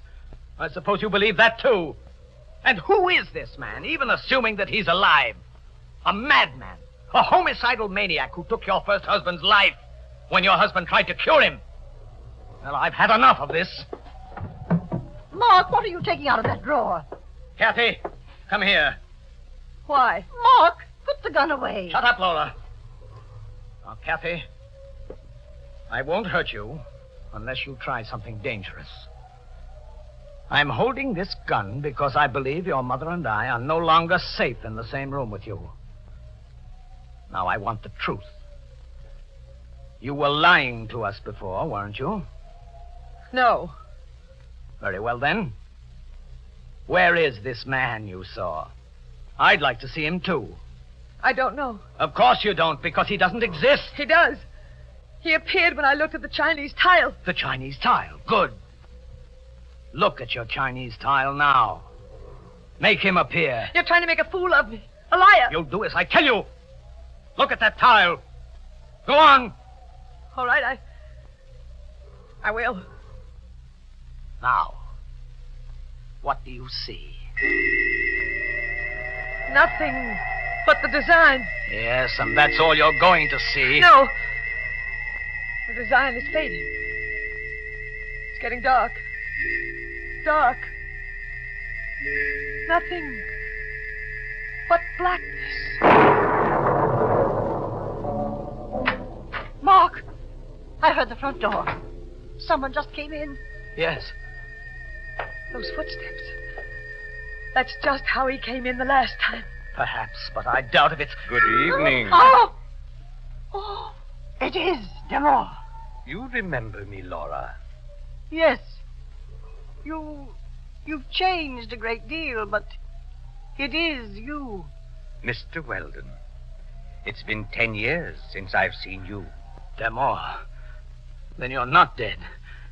There must have been some mistake when they identified you. Not dead. You escaped. Someone must have been identified instead of you. That's the only explanation. It depends on what you choose to believe, Mr. Weldon. I brought a guest with me. My father. Dr. Bryan, I'm sure you know these people quite well. Of course you do. What's he saying? He's talking to my father. That's right, Kathy. Unfortunately, you cannot see him. But he's here. Aren't you, Doctor? Damore, what are you up to? What do you think? If you come back here to make trouble... Trouble? No. I've come back because someone wanted to know the truth. And I brought the doctor back for the same reason. Doctor, before these others, I want you to tell us who murdered you. Who murdered you? Mark! You shot him. Yes. Why? Why? He's dangerous. A maniac. That's not the reason. It's because you murdered my father, and you don't want us to know. All right, Kathy. I did kill him. Mark! It doesn't make any difference now. This maniac has planted suspicion in your minds. You would have found out sooner or later. Mark! Yes, I killed him. For you, Laura. I loved you. But that's over now. It's been over for a long time. I know what to do now. And it's going to be very simple. Thanks to our friend lying there. What are you going to do? Don't you know, Laura? It's so simple. Your bodies must be found in such a condition that they will be certain Damore killed you. And then I'll tell them how I shot the homicidal maniac to protect myself. It's the same way he killed my father. Yes, Kathy. You won't die, Catherine. Damore. Did you think you could kill me, Weldon? Damore. Do you think those shots will stop me? Don't you come near me. Stand back! Nothing will stop me, Weldon. The gun. It's empty. No, don't. Let go of me. Yes. I saw the bullet strike Damore.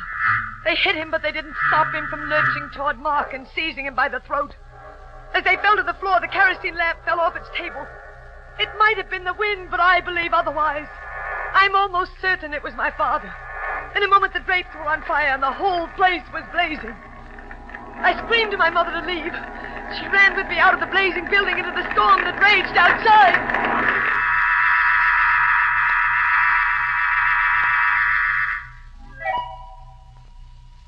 2 weeks later, my mother came into the hotel room where we were staying. I've just come from the police, Kathy. Well, Mother? Only one body is positively identified. Whose? Mark's. The other body? They haven't been able to find it in the rubble. I don't believe they ever will. But, Kathy, the police checked with the authorities at the state institution. It seems that some of the patients did escape at the time they had the fire there 2 years ago. It's possible that Damore was among them. It's possible, but I doubt it. You think Damore died 2 years ago? Yes, Mother. Don't you?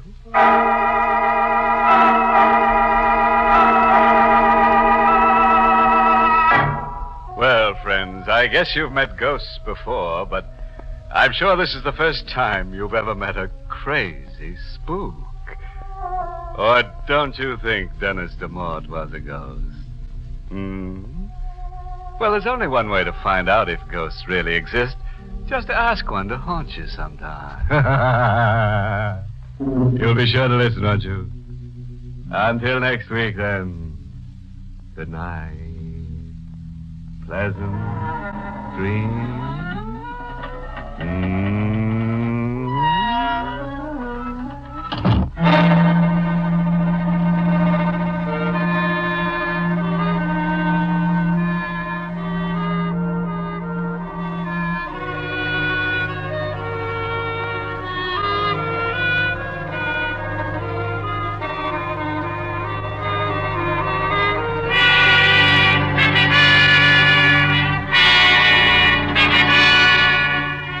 Inner Sanctum has come to you through the worldwide facilities of the United States Armed Forces Radio and Television Service.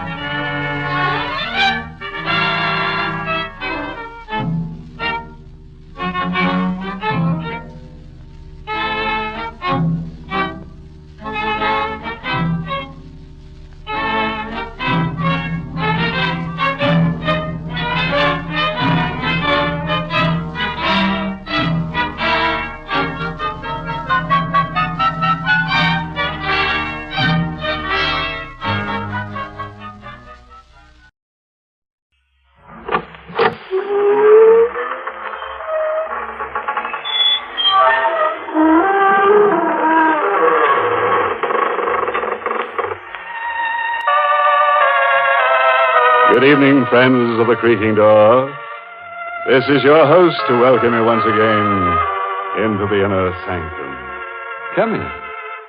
Come in and meet our newest spirit. He'd been married for 10 years, and everything was going fine until one night at dinner, his wife asked him to pass the knife, which he did, right through her. Then he hit her body in the town bell. That's where he made his mistake, because the next morning she told on him.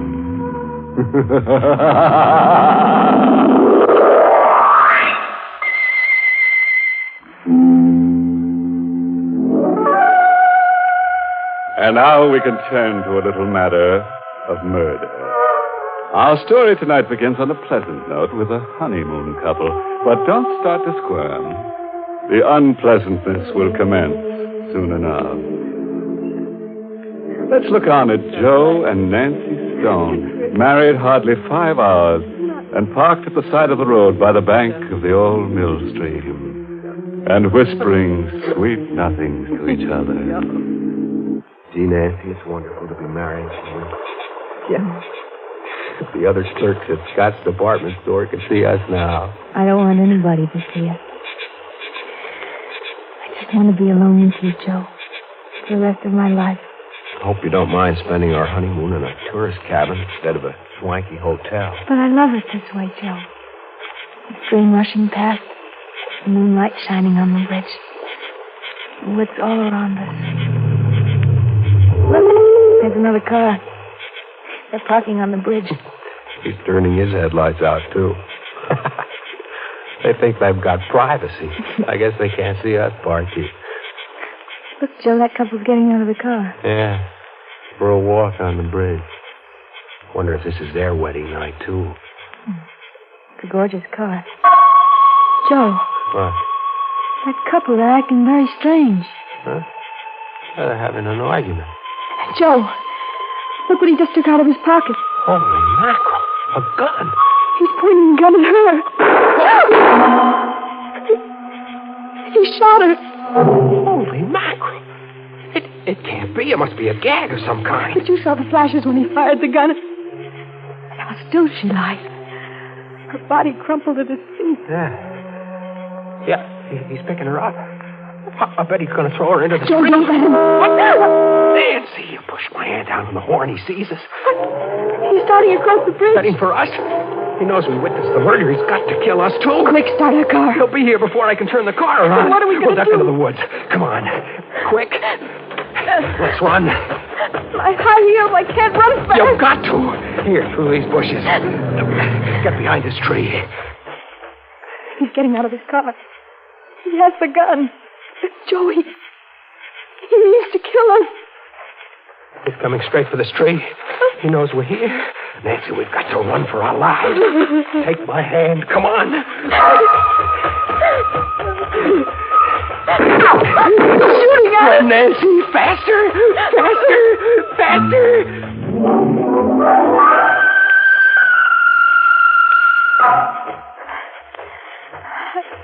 I'm tired, Joe. I can't go much further. We can't stop. He's close behind us. Is he gaining on us? Nobody's still after us. Let's stop and run. No, not yet. I saw headlights up ahead. Maybe there's a road if we can only make it. Joe, I'm through. I can't go anymore. Nancy, look. Through the trees, the road. Come on, one last sprint.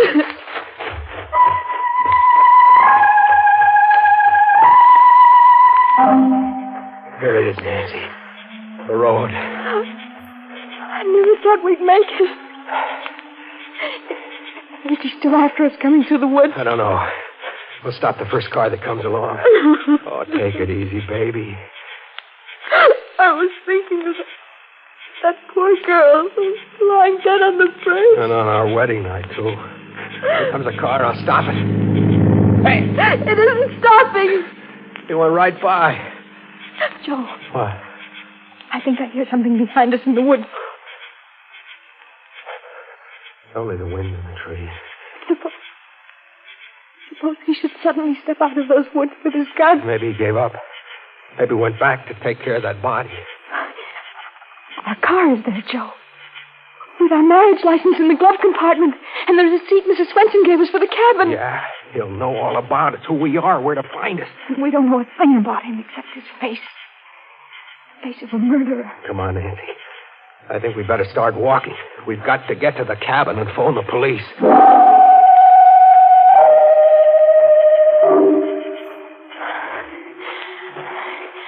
How much further, Joe? Just around the bend. I'd like to lie down and sleep. Right here on the road. Fine way to spend a wedding night. Darling, look. We're there. Swenson's cabin. They're all dark. Everybody's asleep. Now we'll have to wake up Mrs. Swenson, use her phone. Joe. What? Look in front of our cabin. Huh? Hey, that's our car. The murderer must have driven here in it by another road to wait for us. I don't see anybody around. Maybe he's in the car. Wait here, I'll go and see. No, he'll kill him. Don't worry. We both saw his face. He's got to kill us both. If I go over there alone, he won't shoot till he knows where you are. Now, take it easy. Stay back here in the shadows. It'll be all right. It's okay, Nancy. The car is empty. Maybe he's hiding somewhere close by. No, he must have skipped out. But why would he bring our car back here? He wanted to get it away from the bridge. Don't you see? He must have dumped that girl's body in the river, and then he took our car away. No trace. I'm scared, Joe. Maybe he's hiding inside the cabin waiting for us. He'd be a sap. One shot would wake up all the people in the other cabins, and Mrs. Swenson, too. He'd never get away with it. Come on. We're going in our cabin and get cleaned up. Then we'll use the phone. The switch is right here. Hey, see? Nobody hiding. Holy mackerel. What is it? Oh, over there on the bed. What a... It's the girl's body. Just like we saw her on the bridge.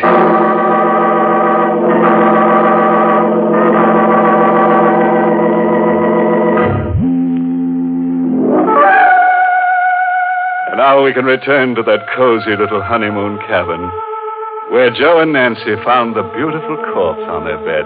The corpse who'd had her face lifted. But don't worry, before the night's over, the murderer may have his face lifted, too.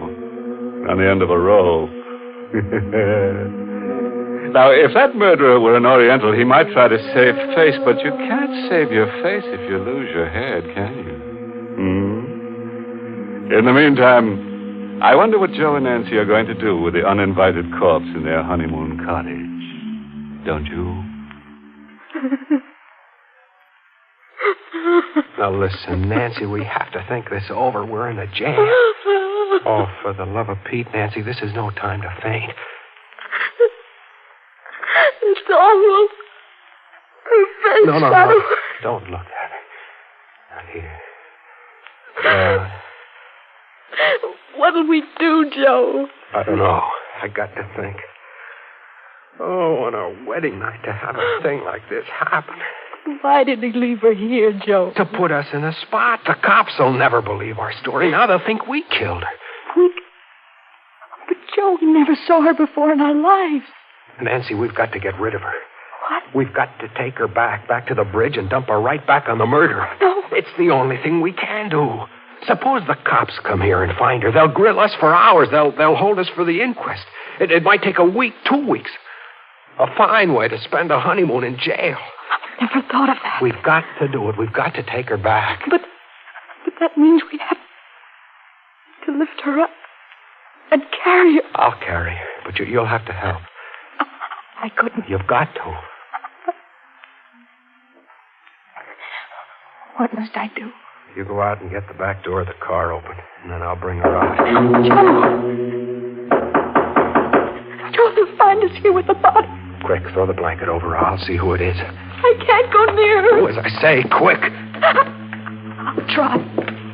Give me a minute. Who is it? It's I, Mrs. Swenson. This blanket, it's too short. Just a minute, Mrs. Swenson. Her feet are sticking out. Get those clothes out of the valise. Throw them on top of her. That's the best I can do. All right. Sit on the bed in front of her feet. Please hurry, Mrs. Stone. It's coming, Mrs. Swenson. Everything okay, Nancy? Yes. I feel faint. Bite your lip, do anything, but don't faint now.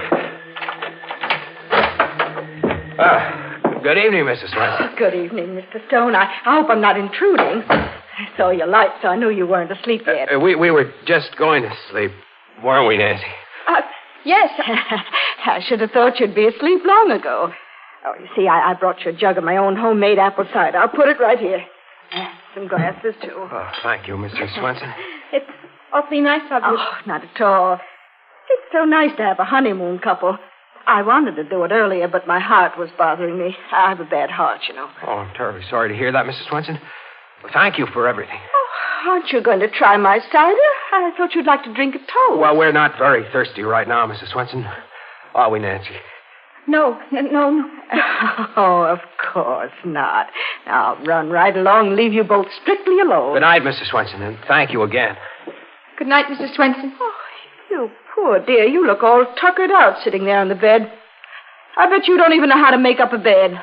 Here, I'll make it up for you. Oh, no. Oh, it's the least I can do. Now, you just sit over here on the chair, my dear. Please don't. Why? Well, she means, please don't bother. Oh, it's no bother at all. Oh, look at all these clothes all thrown around. What's this? We can explain everything. Shot. She's been shot. Murdered. Please, Mrs. Swenson, it's not what you think. Murdered. You're no honeymooners. You're murderers. Stop that. Let me go. Stop that. No. Stop it. I'll show you smothering in your hands. I'm just trying to stop her yelling. Please, Mrs. Swenson.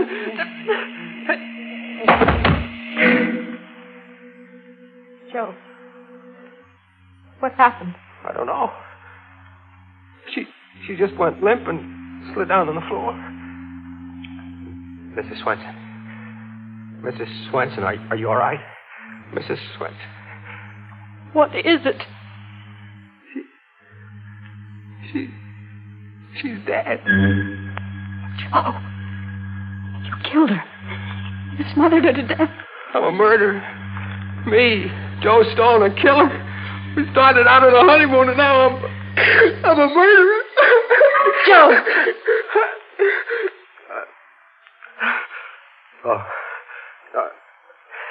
I was kind of dizzy for a second.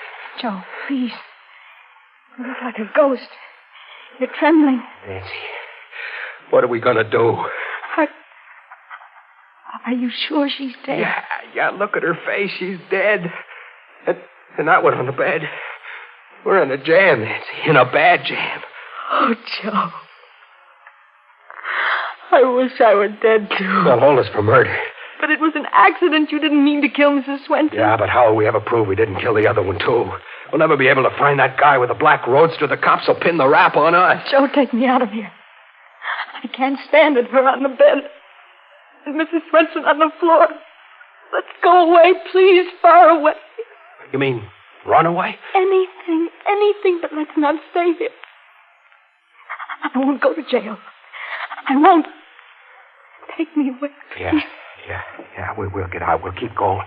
Nobody knows our names. They can't trace us. Come on, get the clothes packed.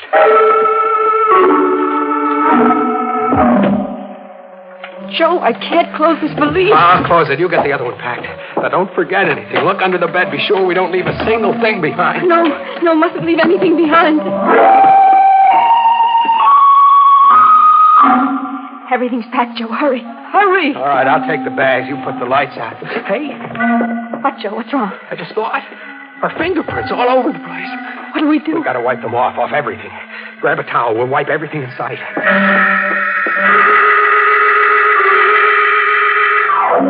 We've wiped everything, Joe, I think. The bedstead? Yes. The bathroom, the faucets? Yes. The doorknob, the dresser? Yes. The water pitcher? Yes. And that's all. Let's go. Joe, the cider jug. We didn't wipe that. We didn't touch it. I'll wipe it anyway. Snap it up. All right. Come on, then. I'll feel better in the car, out on the road.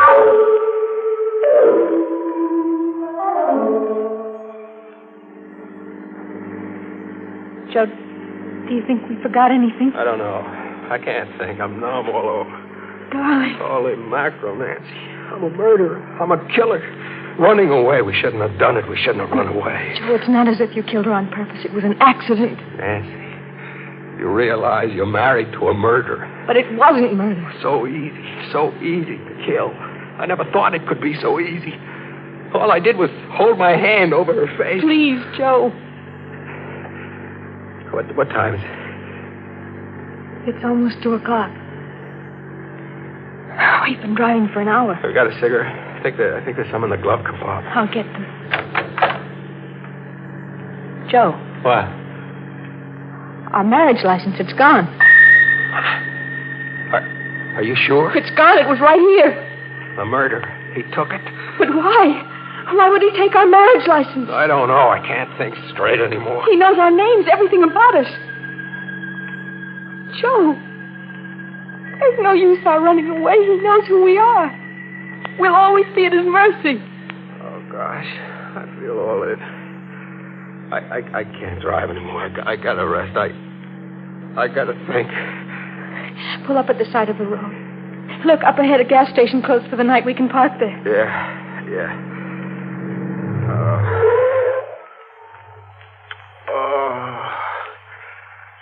I wish I could sleep for 100 years. Poor Joe. Here, put your head on my shoulder. The first night of our honeymoon. And maybe the last.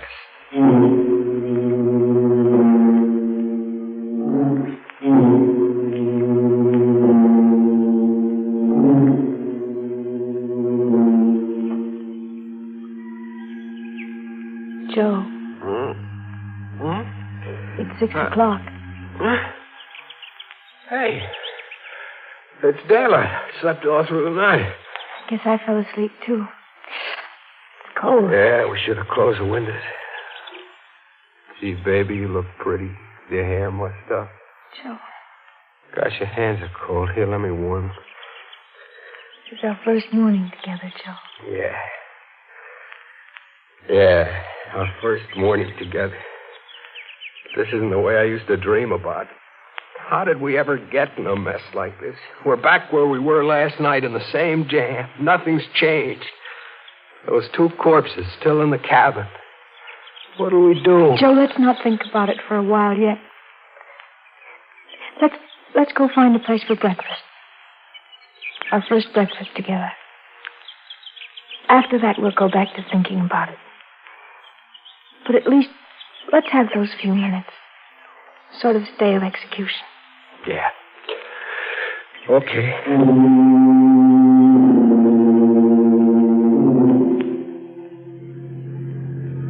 There's a place, Joe, a diner. Yeah, but I haven't got much appetite. What we both need is something hot. Think there's an alarm out for us yet? Let's not think about it. Early weather report. The customers indicates inside. rain That's good. before tonight. Morning. You've been traveling all night? Yeah, all night. Some scrambled eggs, please. Right. It'll take a few minutes. That's all right. We'll wait. I'll turn the radio up for you. This is brought to you. This is your friendly neighborhood station with the early morning local news. During the night, death came to Mrs. Hannah Swenson, whose tourist cabins are located on the Bay Park Highway. Joe. Yeah. Right off Route 27. Mrs. Swenson's body was discovered by Oscar Jansen, the handyman, who was awakened by the sound of a car driving away from one of the cabins. Investigating, he found Mrs. Swenson lying on the floor of cabin 3. Dr. Macklin, who was summoned immediately, noticed that Mrs. Swenson had died of a heart attack. Heart attack? He had been treating her for a severe heart ailment. And I didn't kill her. Joey didn't say anything He had not taken about more the than other a body. quota of digitalis. The state police are anxious to contact a couple who occupied the cabin and who apparently left during the night. They are traveling in a blue Nash sedan, license number SN1637. Their names are not known as yet, but if they should hear this broadcast, they are requested to call at the state police barracks as soon as possible. Let's get out of here, Nancy. Say, what about your eggs? I can't wait. We're in a hurry. Come on, Nancy. What does it mean, Joe? Why didn't he mention the other body? It's a trap, Nancy. You get it? They're keeping Mum about the girl's body. Joe, I don't think so. What? Well, what else could it be? We left 2 bodies there, didn't we? Shut the motor off. Maybe the real murderer was waiting close by all the time. Maybe after we left, he went in and took the girl's body away again. I don't like it. I want to get away from here, far away. Wait, Joe. Don't you realize you're not a murderer? You didn't kill Mrs. Swenson. It was a heart attack. That's what they say. I say it's a trap. Now, let's get moving. Joe, it's too late. Look. State troop? He's coming right over here. Sure. He's got this license. No. Well, I guess our honeymoon is over. Well, are you Mr. and Mrs. Joseph Stone? Yes. You're Joe Stone? That's right. And you, lady, you're Nancy Stone? Yes. Well, then this belongs to you. What is it? Take it. Our marriage license. Where'd you get it? One of our men happened to be cruising down by the old mill stream last night. He saw a fella get out of a roadster on the bridge carrying a girl's body. Well, the fella dumped the girl over the rail, and our man went after him. They had a gunfight, and the fella got a slug through the heart. When we went through his car, we found this. And on the back of it, you notice, he wrote your license number. It was like you figured, Nancy. The killer was waiting outside the cabin all the time. And after we left, he came back and took the girl's body away again. And, officer, you got the murderer. Yeah, sure did. But we didn't recover the body of the girl. It was carried down the stream. It may take several days to find it. Then we're not wanted for anything? Well, you're the folks that were in Mrs. Swenson's cabin last night. We figured you left in a hurry. Kind of embarrassing to have a thing like that happen on your honeymoon, huh? I can't blame you. But then we're free to go on our honeymoon? Just come down to the barracks and sign a statement. Then you can be on your way. Would you mind, officer, just a few minutes? We want to go back in the diner for our honeymoon breakfast.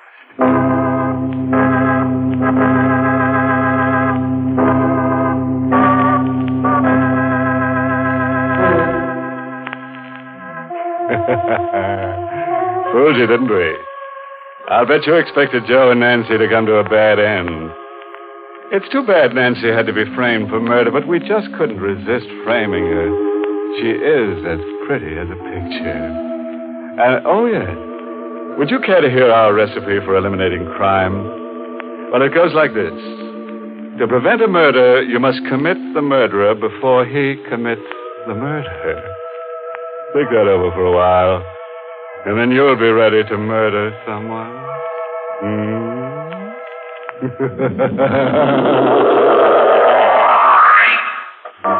Well, friends, it's time once again to close that creaking door. Until next week at the same time, when we'll be back with a little hunk of horror.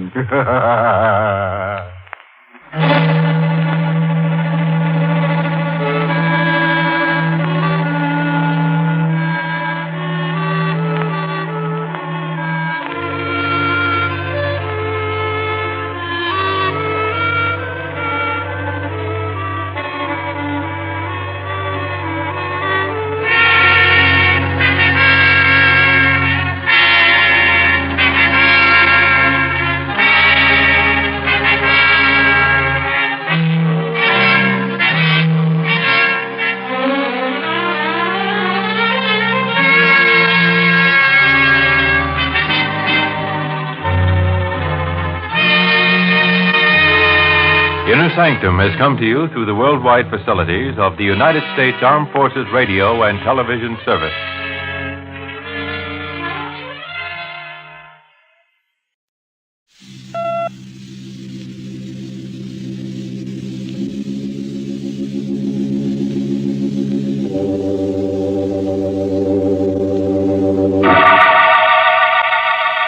The makers of Mars Forever Yours Bar and all those other good Mars candy bars invite you through the creaking door for another thrilling Inner Sanctum mystery. Tonight, The Unforgiving Corpse, starring Louis Van Rooten.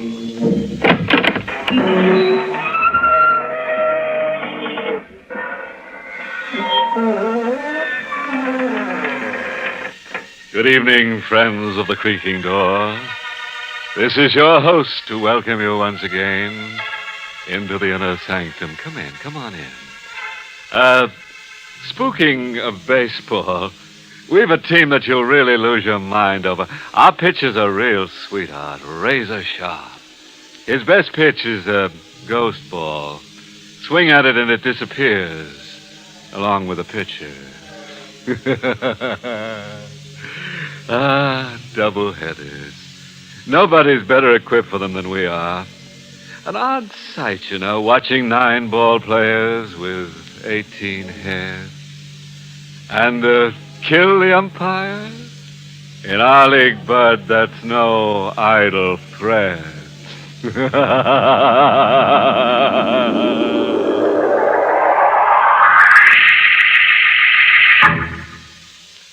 Now into the Inner Sanctum for thrilling mystery. But first, this is Alan Z. Anthony. You know, certain things are very personally yours, things that make you the person you are. Your voice, your features, your manner. Yes, your particular tastes, too. For example, you may be one of those extra special individuals who strongly prefer dark chocolate. And that's why Mars puts their special candy-making magic to work to bring you that delicious Mars Forever Yours candy bar. For you who particularly prefer dark chocolate. Forever Yours makes the most of that dark chocolate by delightful flavor contrast, by wrapping it thick around creamy, whipped, pure vanilla nougat topped with golden caramel. Yes, the not-too-sweet taste of elegant dark chocolate in a refreshing flavor combination with the clean, bright taste of pure vanilla. That's Forever Yours. That's the candy bar particularly for you and made to be forever yours.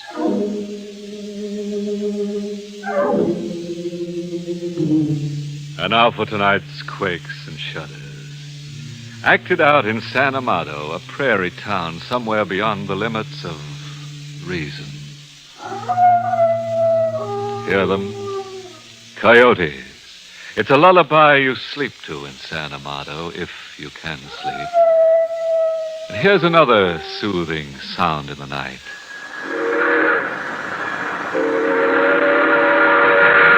An express train roaring by. It doesn't stop in San Amado except on signal. Prairie coyotes and screaming train whistles night after night, every night. They can haunt you. That is, if you haunt like old Ben Sears. Sears is station master at the railroad whistle stop and very morbid about it. When a man's head is bowed low with grief and guilt, he sometimes sees the devil rise before him. He sees the devil, and he gives him a face. And what face do you give me, Ben says? What? I ask, what face do you give me? Silver white, like the moon sits on your shoulders. And my eyes? Eyes cold. The sockets cold like a frost, like the touch of death. Shall I touch you? No! Why so afraid, Ben says? You and I are talking. You think not?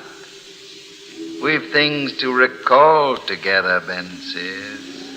What things? Things like your murder of me. Have you forgotten the old 1155? No, it's a brand on my memory. Then say my name. Kirby Willis, engineer of the train. The rail was split at Jericho Bend, but you did not signal for me to stop. No, they found Kirby Willis in the hollow of Jericho Bend with his hand on the throttle. I died when no man should. When no man should, Kirby. I had a girl promised to me. Your Jenny. My Jenny, yes. You cost me more than life that black night, Ben says. What payment are you here to take from me? Live through this week and see, old man. Live through this week and keep your eyes to the ground.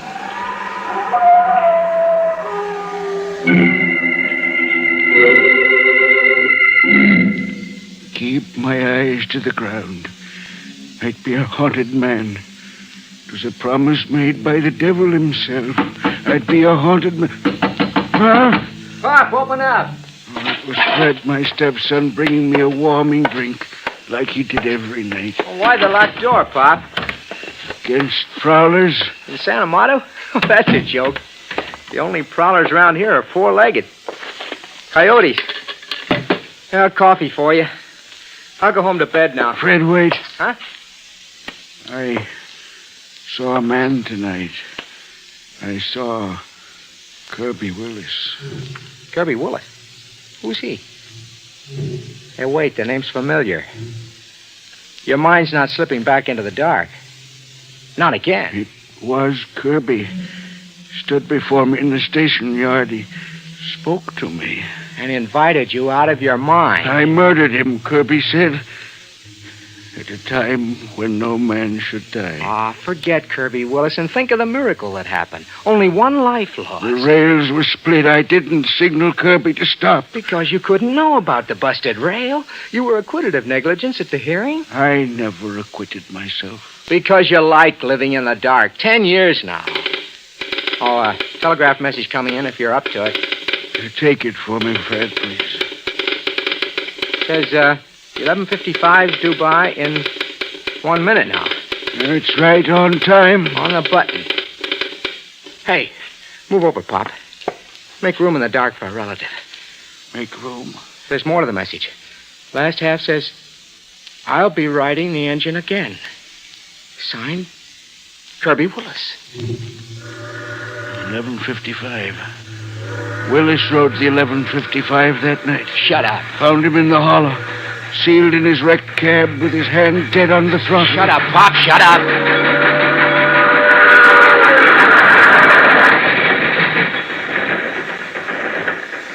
It's gone. Hey, Pop. Yes, Fred. You're like something contagious. Stick close to you nights and I can get to be just as crazy as you. I'm sorry, son.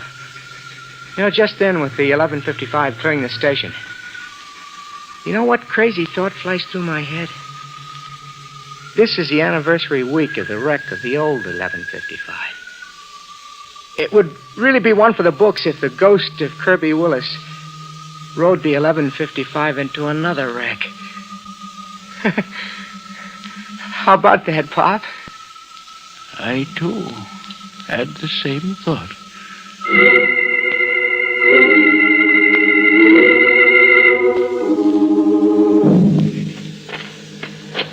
I kept my mind in the dark and my eyes to the ground. Later, in Santa Maria Cemetery, I held my lantern over a headstone. Here lies Kirby Willis. Risen from the dead he was. There was every sign. An open grave, an open coffin lid. I could see by the shine of my lantern that Kirby wasn't in his coffin. You came to see with your own eyes that Kirby Willis is outside his coffin. Kirby?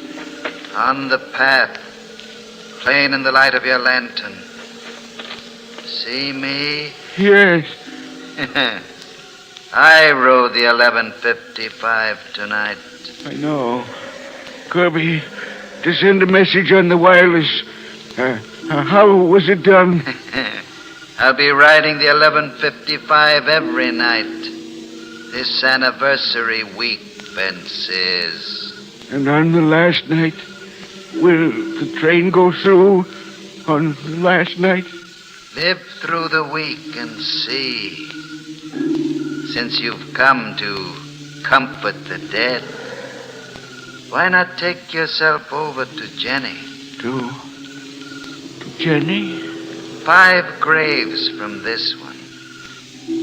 Count 5 graves from mine. Go. Ask Jenny to tell you how she died. I counted 5 graves from Kirby's. I stood there with my mind in the dark, my eyes to the ground. An open grave. This one, too. But the lid of the coffin was closed. Closed. But it opened while I watched. And a specter in white rose up. Ben Sears? Are you Ben Sears? I am. Kirby sent you to me? Yes. To ask how you died, he said. How did you die? In my wedding gown. I was fitting it to wear for Kirby when the news came that night. It was a tragic hour. I stood there and didn't move. When they told me about Kirby, I never moved again from that minute.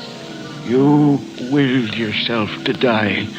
My heart swelled up as big as myself, and then it stopped. I stopped it. It was a bad time to die, when living was so good.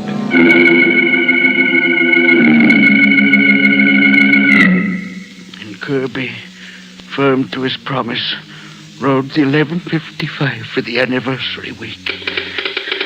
And always with a message for me at 11:54, just 1 minute before. I'll ride the engine of the 11:55, Ben says.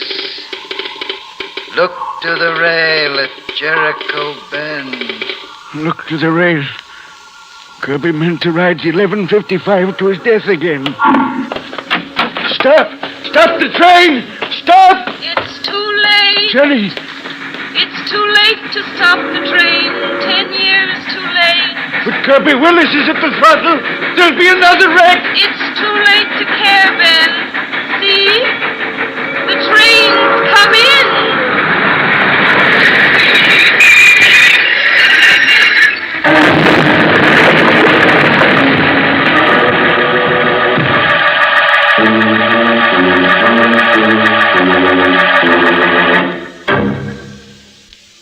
Our friends, your hosts, with a friendly warning.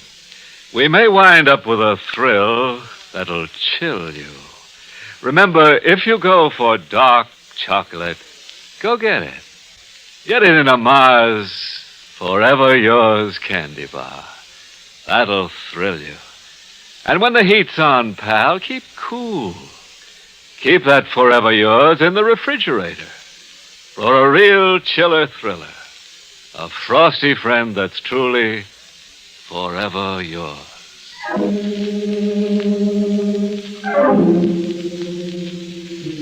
Ben's sense of guilt isn't so big, really. Size 2, that's all. Kirby and Jenny. That engineer, Kirby Willis, now he's really stirring things up. He may be dead, but he's no deadhead. But it's Jenny who gets me. Isn't she a dream girl?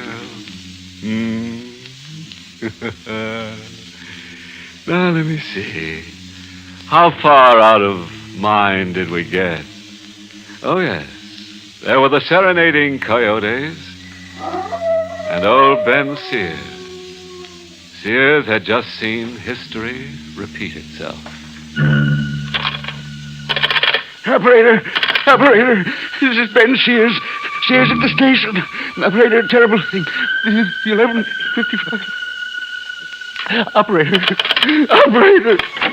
Oh, Ben! What's cooking in the dark now, Pop? Ben! Telephone. You. I can't make myself understood. Give me the phone. What am I to say? Say, outside what you saw, 11:55. Wrecked. Now, who'd be interested in hearing that? Who'd be interested? Fred, pick up the telephone. Pop, you're a maniac. You worked hard at becoming one and you made it.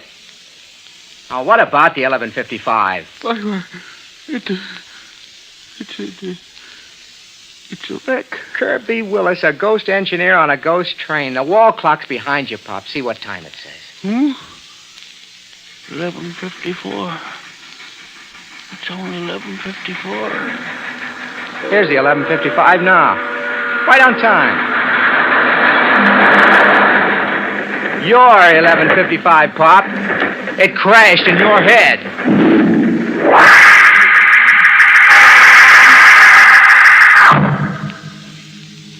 Saner mind than mine. I needed a saner mind than mine to take me by the hand. The wisdom of my years. Where was the wisdom of my years? Wilson, the town supervisor, I let him take me by the hand back to the Santa Marta Cemetery. Which are the two graves? Oh, over here is Kirby Willis. This grave. This grave, you say? It says Kirby Willis on the gravestone. I hold the lantern to it. Well, do we see different things, Wilson? I see an open grave. An open grave and an open coffin.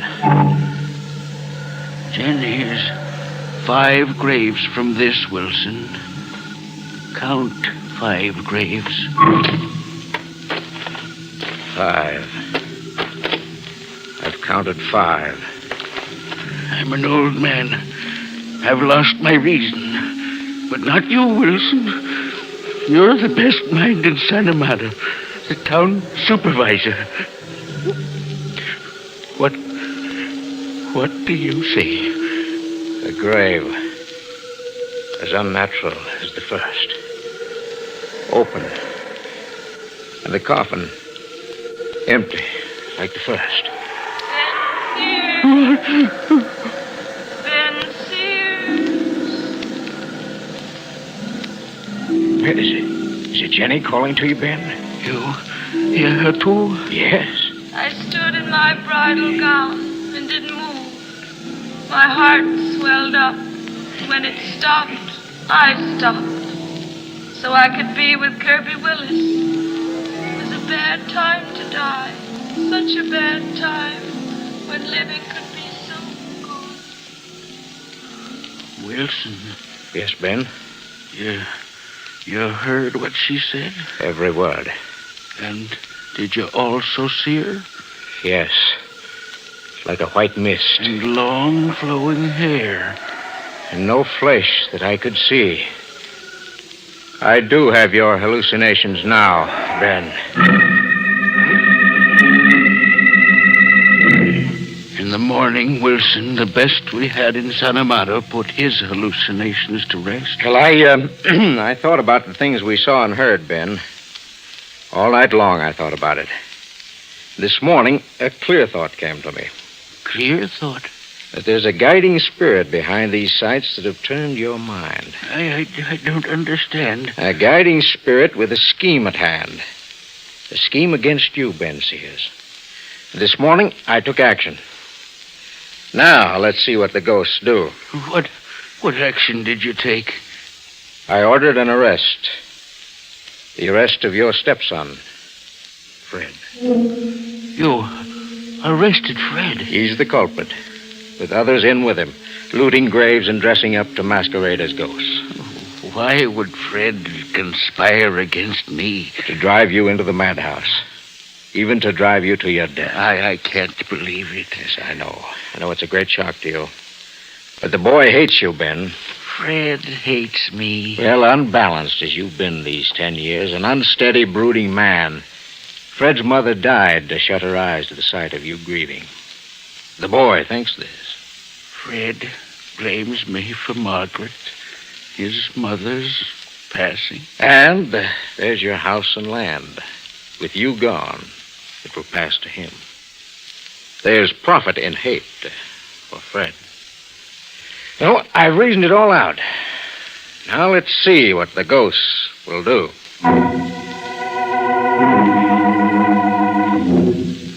There was a message that night that last anniversary night. 10 years to the day of the old wreck. Kirby Willis firm to his promise. I could hear his voice in the keys. I'll ride the 1155 for the last time tonight. Look to the rail at Jericho Bend. Look to the rail at Jericho Bend. This time I would. There would be no negligence this time.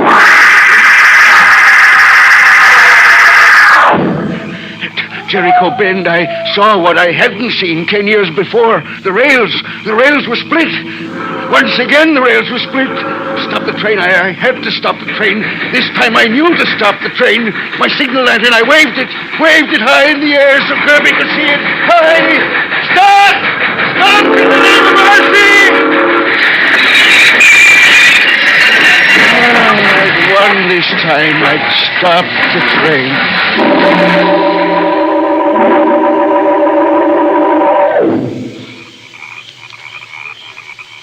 I woke from a long sleep in the outdoors with someone standing over me.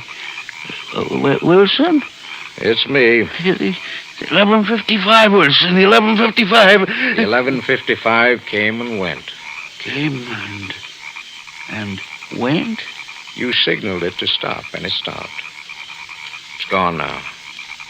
A train can't wait on a hallucinating old fool. But the rail at Jericho Bend, it was split. I saw that with my own eyes. The train took the bend with nothing wrong. But I saw it. I'll show you. Here at the bend. I'm standing here to be shown, Ben. No, the rail is firm now. Fine. What I saw, I didn't see. Except in your mind. Yes.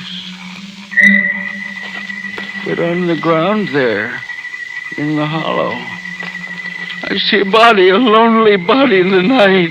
Yes, Ben. A dead man. It's Kirby Willis, dead where he died before. No, Ben, not Kirby.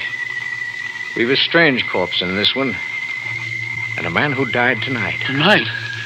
Blood soaked in his clothes and in the dirt. And still bleeding. The old dead don't bleed, Ben. And the old dead don't wear police handcuffs. Police handcuffs? There. On his wrists. And a bullet hole in his head. See? This one was shot to death.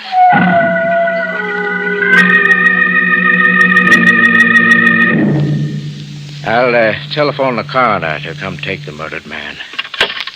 Operator. Wilson, wait with the telephone. It's Kirby on the wireless again. Kirby, is it? I'll take this message, Ben. What is the message? An awakening. From a detective who was on the 1155 tonight. He's telegraphing from the first town he came to after here. He lost a prisoner, he says, when you stopped the 1155 tonight. I don't understand. A prisoner he was taking to the state penitentiary. Willie French, a convicted man. The message says we're to look for a short man, bald, wearing a dark suit and handcuffs. That's the murdered man out there. That is. And we're to tell our sheriff to look for a gangster named Curly Sands and a gun girl named Jenny. A pair who schemed to board the train here in San Amado and seize the prisoner. A scheme to seize the prisoner and murder him. That's how your hallucinations came about. San Amado was the place they picked to stop the 1155. You were to stop the train for them, Ben. They played on your imagination all this anniversary week to get you to stop the train tonight, as you did. Ben, do you hear me? Shh. There's a message coming in from Kirby. Ben, come to your senses. We know the truth now. I must decode the message. Ben, help yourself. The keys aren't going. They aren't going. Except in your mind. Keys are going. But we don't hear the same things anymore. Not anymore.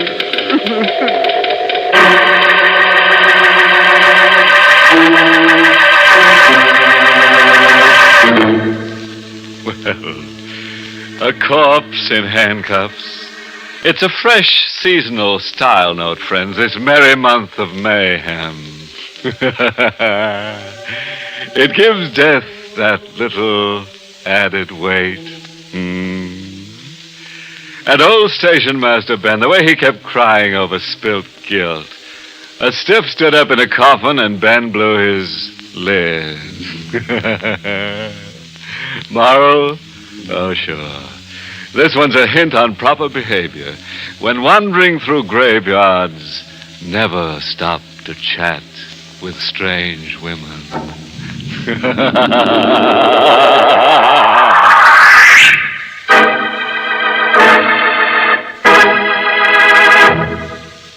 Now, as I was saying, if you like dark chocolate, remember to ask for a Mars Forever Yours. That's the candy bar that brings you the friendly, honest, not-too-sweet taste of dark chocolate, delightfully accented with the bright, clean, fresh taste of pure vanilla. Forever Yours for elegant, pure, dark chocolate, wrapped thick around snow-white, pure vanilla nougat, topped with golden caramel. And say, if the weather's getting warm where you are, hear this. Forever Yours bars are being double protected now with a special warm weather inner wrapper to protect and seal in that delicious flavor. For a chill thrill that's really wonderful any warm day, just try a chilled Forever Yours. Get a supply of Forever Yours bars and keep them handy in your refrigerator. Yes, keep them chilled, and you'll enjoy a chill thrill that's particularly for you. Meant to be. Forever Yours. And now, back to our host.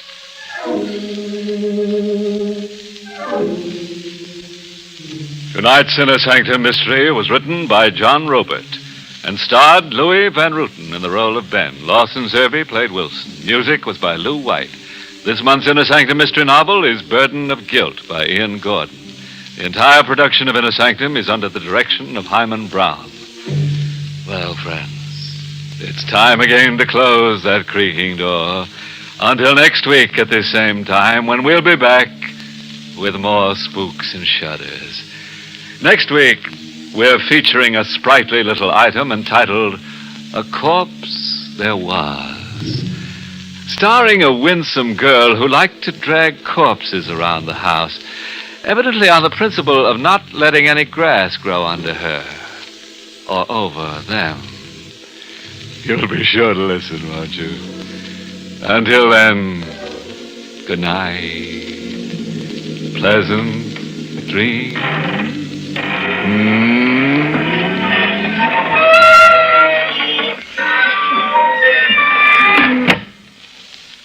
This is Alan C. Anthony reminding you that now it's the Mars Forever Yours bar that brings you Inner Sanctum. And remember to listen at this same time tomorrow night over most of these stations to Can You Top This? Also brought to you by Mars, where they believe that faithful quality makes faithful friends. This program came to you from New York. This is ABC, the American Broadcasting Company.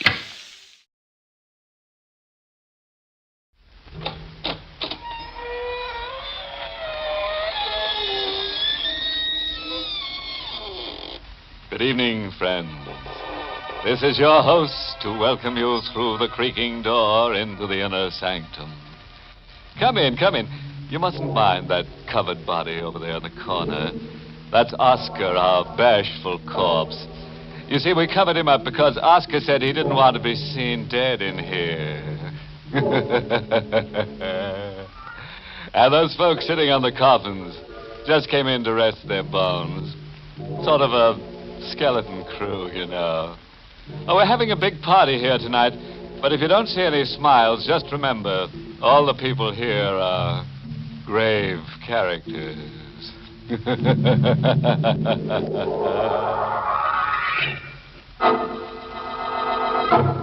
Tonight's Inner Sanctum mystery, Corpse Without a Conscience, was written by Ed Adamson and Bob Sloan and stars Carl Swenson in the role of Charles with Everett Sloan as Bellini.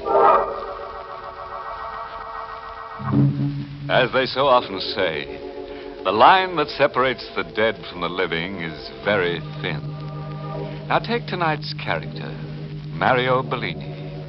Bellini crossed that line so many times he almost wore it out. Like the strange, mystic man that Mario Bellini was in life, the small mosque-shaped tomb in which his body reposed was strange and mystic, too. In the hillside cemetery, it stood alone and aloof, above the other tombs. On a stormy, windswept night in the large granite house whose grounds border on the graveyard, the elderly, wrinkled-faced woman stands at her bedroom window, staring out at the hilltop tomb. The elderly woman, troubled by a hidden fear, bites nervously at her lip. Then, suddenly... Aunt Edna, what happened? Charles. What happened? Why did you scream? He's come back. He's returned from... Huh? What are you trying to say? Who's come back? Mario Bellini. Bellini? Yes, he was here in this room. It's ridiculous, Bellini's dead. He's buried in that tomb up on the hill. I know, but he's returned from the dead. Nonsense. The dead can't return. Bellini can. He has strange powers. He was here in my room. Can't you tell he was here? Well, how? That odd incense he always had burning in his place.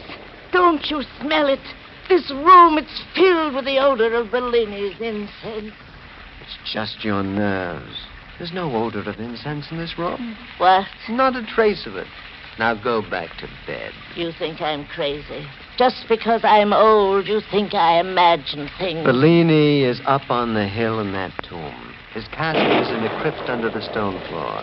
Even if he could rise from the coffin, he'd be locked in that crypt. Not that the dead can rise. Bellini has strange powers. For your own peace of mind, I'm going to prove to you that Bellini's body still rests in that tomb. Going to wake up Horton, and he'll help me unseal that trapdoor on the stone floor. It's no use, Charles. You won't find Bellini there. What makes you so sure? Because of this note. What note is that? I received it from Bellini the day before his death. I never told anyone. Here. Read it. Mrs. Ferguson, you have won in life. I will win in death. I shall return for my victory on the first anniversary of my death. Bellini. You see, the prophecy in that note has been fulfilled. Mario Bellini died just 1 year ago tonight.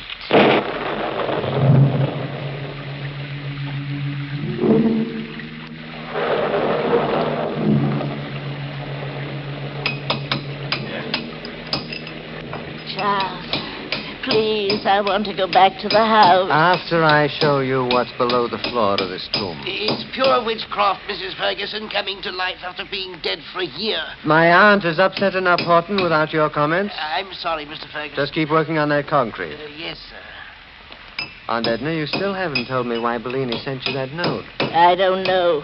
You sure? I told you, I don't know. Could it be because you swindled him? Swindled?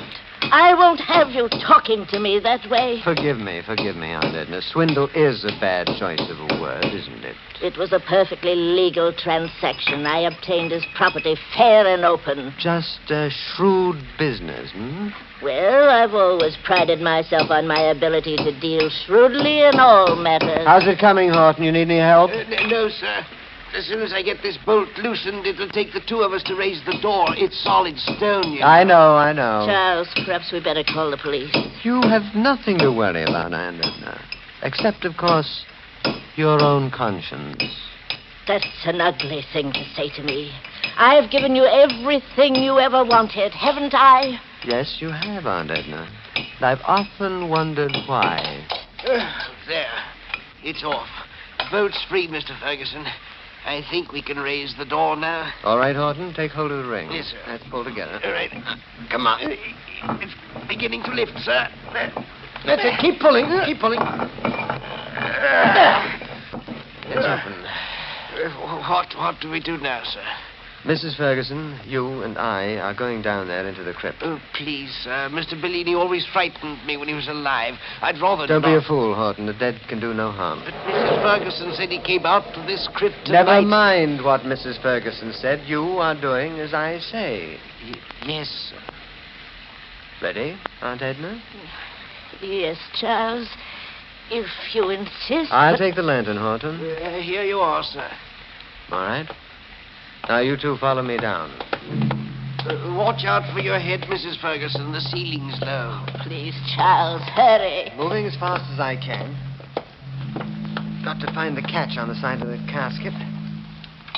Ah, here it is. Now, pull back the panel, Horton. Yes, sir. Is he there, Charles? Of course he is there. Exactly as I said he would be. Hermetically sealed under glass. No sign of life, is there? No sign of life. Don't be afraid to look. But Go ahead. Look. See for yourself. See how safe you are from the unrising, dead Mario Bellini. Oh, thank heaven. He's there. And dead.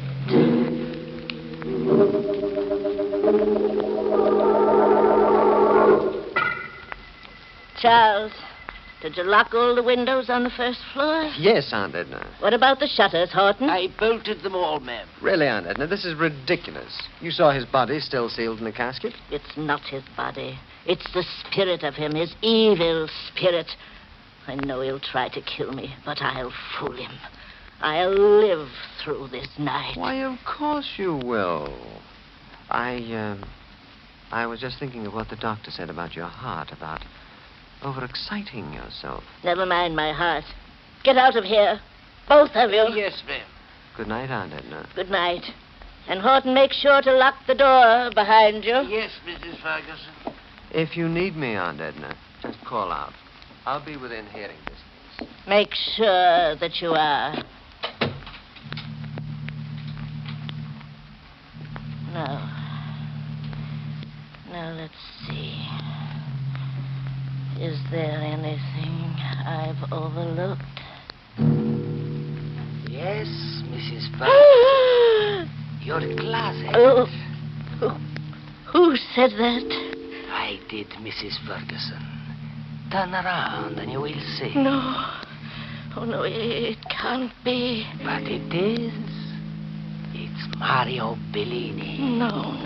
It's just in my mind.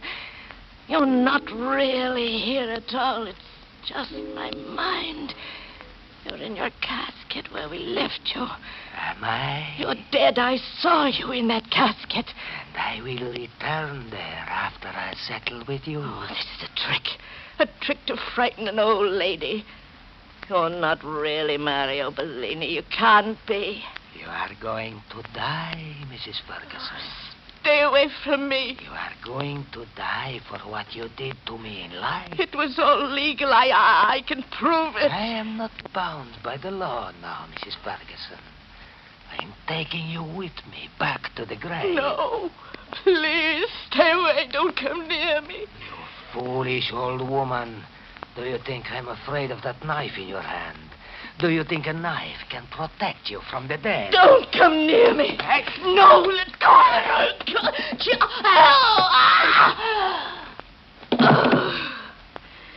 Aunt Edna, what's the matter? Mrs. Ferguson.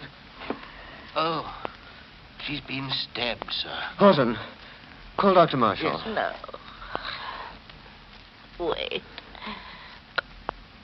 Bellini. What? Mario Bellini. Return from the grave. Mrs. Ferguson. She's dead, Horton. She was trying to tell us something. What did she say about Bellini? I'm not sure, but it seemed as if she were trying to accuse him. Of stabbing her? Yes, but that doesn't seem possible. Every entrance to this room was locked. Horton, look. Her hand on the knife, as if she'd plunged it into herself. Mrs. Ferguson wouldn't have killed herself, sir. And yet there was no way for anyone to get in here.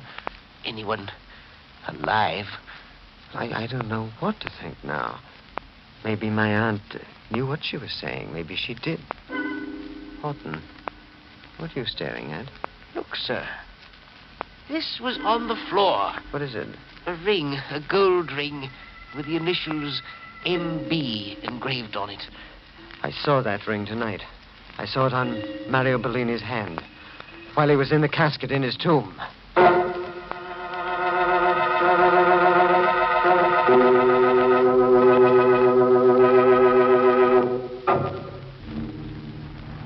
Everything's just as we left it, sir. The stone trapdoor still open.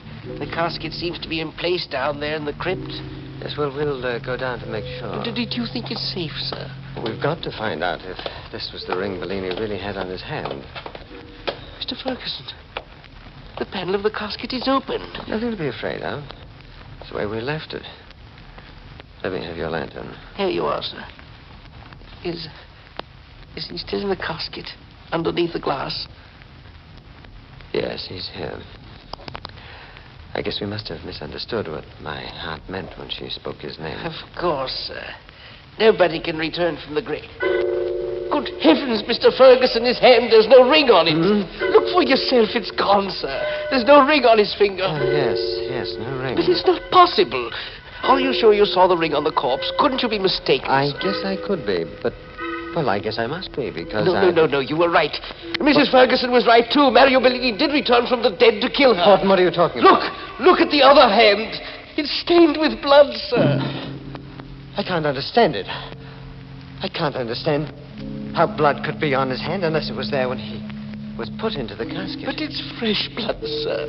We must call the police immediately. Yes, I guess we'd better. We'll go just as soon as I pull the panel back over the top of the coffin. We'd better leave everything the way it is and hurry out of here. It may be dangerous for us to stay a moment longer. No, all right. Mr. Ferguson.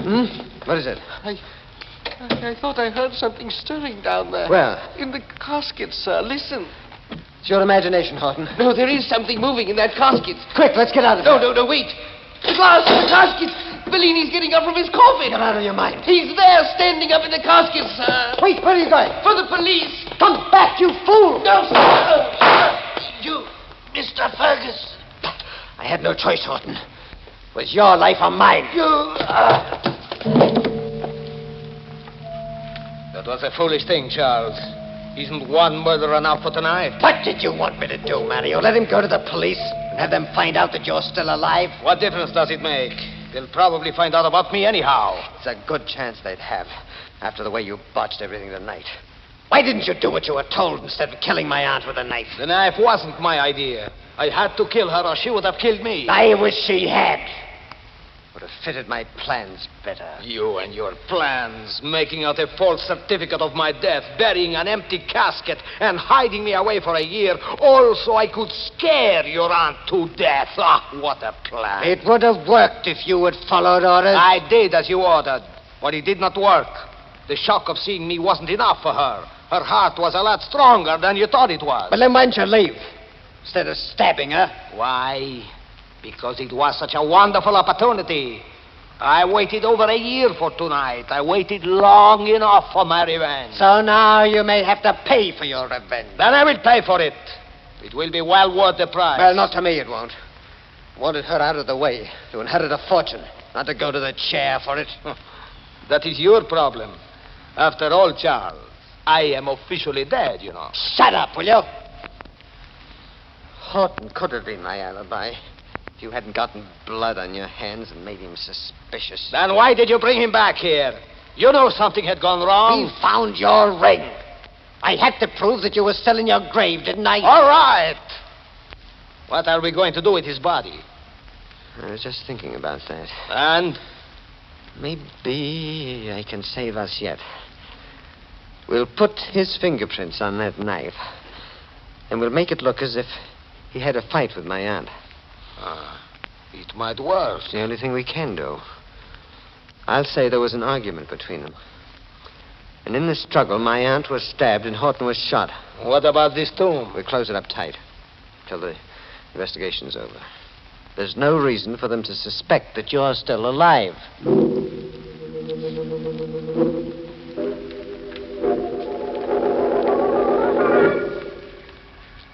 Yes, Lieutenant, the bodies were just where you found them. You didn't touch a thing, Mr. Ferguson. No, not a thing. My aunt was there on the floor near the bed, and Horton was only a few feet away. Tell me, Mr. Ferguson, where were you when you heard the first shot fired? Downstairs in the library. Mm-hmm. And you couldn't hear anything of the argument that went before it? Didn't hear a thing. That's why I'm not sure they were arguing. All right. Well, I won't take up any more of your time tonight. I'll be back in the morning. Oh, very well, Lieutenant. By the way, this window here faces the hillside cemetery, doesn't it? Yes. Did you happen to notice anything strange going on out there about the time your aunt was killed? No. I told you I was in the library. Oh, yeah, so you did. Why do you happen to mention the cemetery, Lieutenant?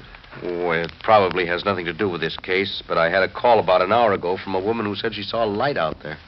A light? Yeah. Oh. Probably just a crank call. The woman insisted she saw two men coming out of a tomb, the one on the top of the hill shaped like a mosque. Told them they buried that queer duck in. His name was Mario Bellini. Mario Bellini. Oh, yes. I guess I'll have to investigate it sometime tomorrow after I make my report on this case. It's the trouble with being a cop. You get 100 crazy calls like that a year. No, they're bum steers, but you got to see them through anyway. Yes. It must be quite a nuisance. Yeah, sure is. Well, good night, Mr. Ferguson. Good night, Inspector.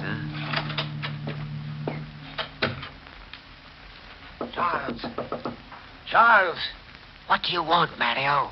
Is it all right to come in now? Give him a chance to get out of the house. He won't come back anymore. All right, all right. Come in. I heard what he said, Charles. Well, what about it? If the lieutenant goes to that tomb tomorrow, there will be trouble. Why do you say that? Are you crazy? That stone door to the crypt is chipped. The bolt has been broken. And there may be bloodstains on the floor. Well, what if there are? There's no connection between me and Mario Bellini. Isn't there? What about the false death certificate? Don't you think they can eventually trace that back to you? Oh, I don't know. Well, I am not going to wait to find out. I'm taking the first train out of here, and you had better do the same. Run away? What good would it do me without the inheritance? Where can I go? How can I live? That is your problem, not mine. I am dead, remember? No matter what happens now, I will be in the clear. Oh, that's right. If you go, you'll be in the clear. And if you stay, then I'll be in the clear. What do you mean? There's only one flaw in my story, Mario, the false death certificate. But that certificate doesn't have to be false. What? It doesn't really have to be false at all. If you're dead when they open that casket tomorrow, then my hands will be clean. Charles. Yes, that's the only way out. No, Charles, stay where you are. I can't let you live. You've got to die. No, Charles, wait. No, I've got to die, Bellini. I can live. Killing you is the only solution.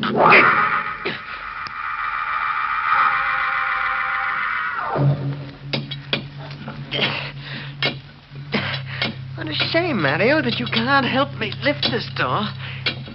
Even with an iron lever, it's too much for one man to open all the way. Now it's coming. It's a little farther. I can prop it up enough for me to slide in.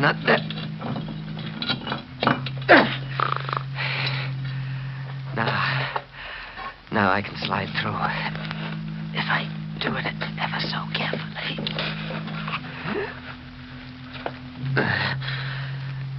Now, it's your turn, Bellini.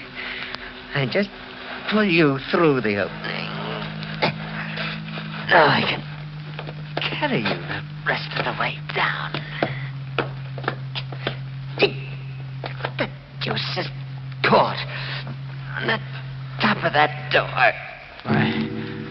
My hand, Charles. Bellini. My hand is on the door, Charles. It's not you talking. It's just my mind. It's just my nerves. You're dead. Am I? You're dead. You're dead. I killed you. In my own hand. You're dead. Your hand on that door is just a reflex. I'll get it loose. I'll get it loose even if I have to. Good heavens, the stone door! It's slammed shut! Now we are alone, Charles. You are trapped with me in my tomb. You're dead. You can't talk. You're dead. You're dead. I'm not quite dead yet. You did not do your job well. I've got to get out of here. There's not enough air. You can get out, Charles. Just push off the door. Oh, the door? Yes. This. Is it too heavy? Of course, it's much too heavy for one man. But two men could. Oh, yes. Yes, two men could do it. Here, help me. Two men could push open this door. Two normal men could. But I am half dead. I have no strength. Remember, you choked the strength out of me. Help! Help! I'm dying here. Somebody help me! Shouting won't do you any good. No one can hear you through the stone. You will have to stay here with me until they find your body. No, I can't. I won't. I don't want to die. Oh, don't be such a coward, Charles. Death is not so bad. You will see. And after all, we do have an elegant tomb in which to rest in peace.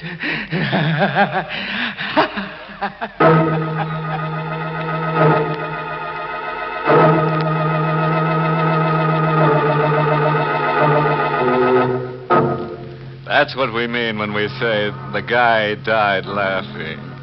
No sense of humor, that Mario Bellini. Just couldn't take a choke. Oh, well, I'll have to get along. Now, Bellini and I have a date with a couple of ghoulish girls. We're going out tonight to paint the town black. Oh, you didn't know that Bellini and I were pals? Why, of course. I've known that stiff ever since he stood knee-high to a grave hopper.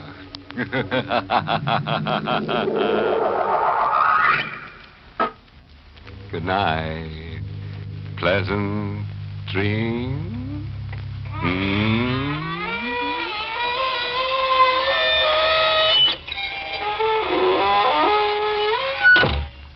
Inner Sanctum was heard in the United States over CBS, the Columbia Broadcasting System, and has been rebroadcast for servicemen and women overseas. This is the United States Armed Forces Radio Service, the voice of information and education.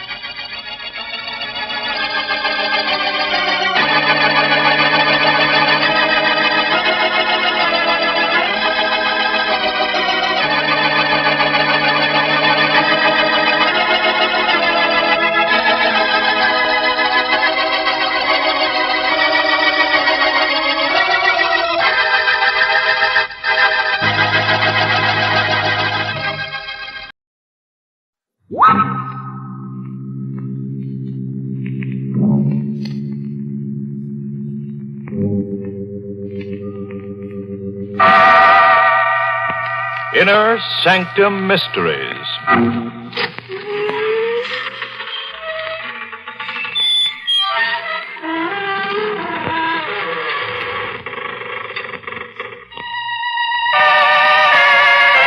Good evening, friends of the creaking door. This is your host to welcome you again into the Inner Inner Sanctum. Come in. Come on in. No, please don't stand on ceremony. We're all informal here. No ties, no collars. In some cases, no heads. Now, that doesn't mean we're complete boors, though. We study our Emily ghost faithfully. You wouldn't catch one of us eating his peas with a knife. Oh, no. We've been caught with knives before. Sewing, you might say, our wild throats.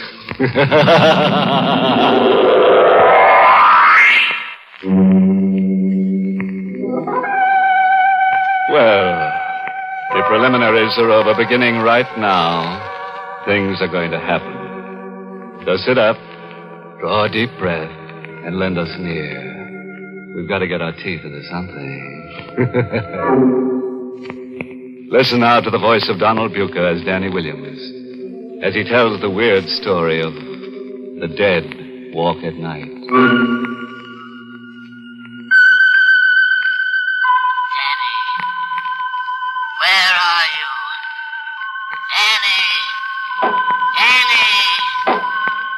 There it is again. Danny!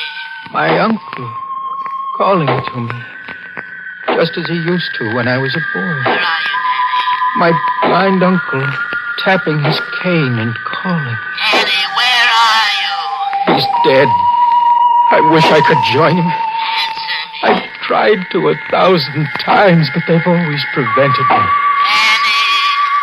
Tap. Tap. Tap. It goes on incessantly. It never stops. Even when I sleep, I hear it every minute, every second. Sometimes soft. Crashing thunder. Can't you stop it? Can't you give me 1 minute's peace? Why don't you stop it, you blind old fool? Leave me alone! Haven't you done enough? Leave me alone!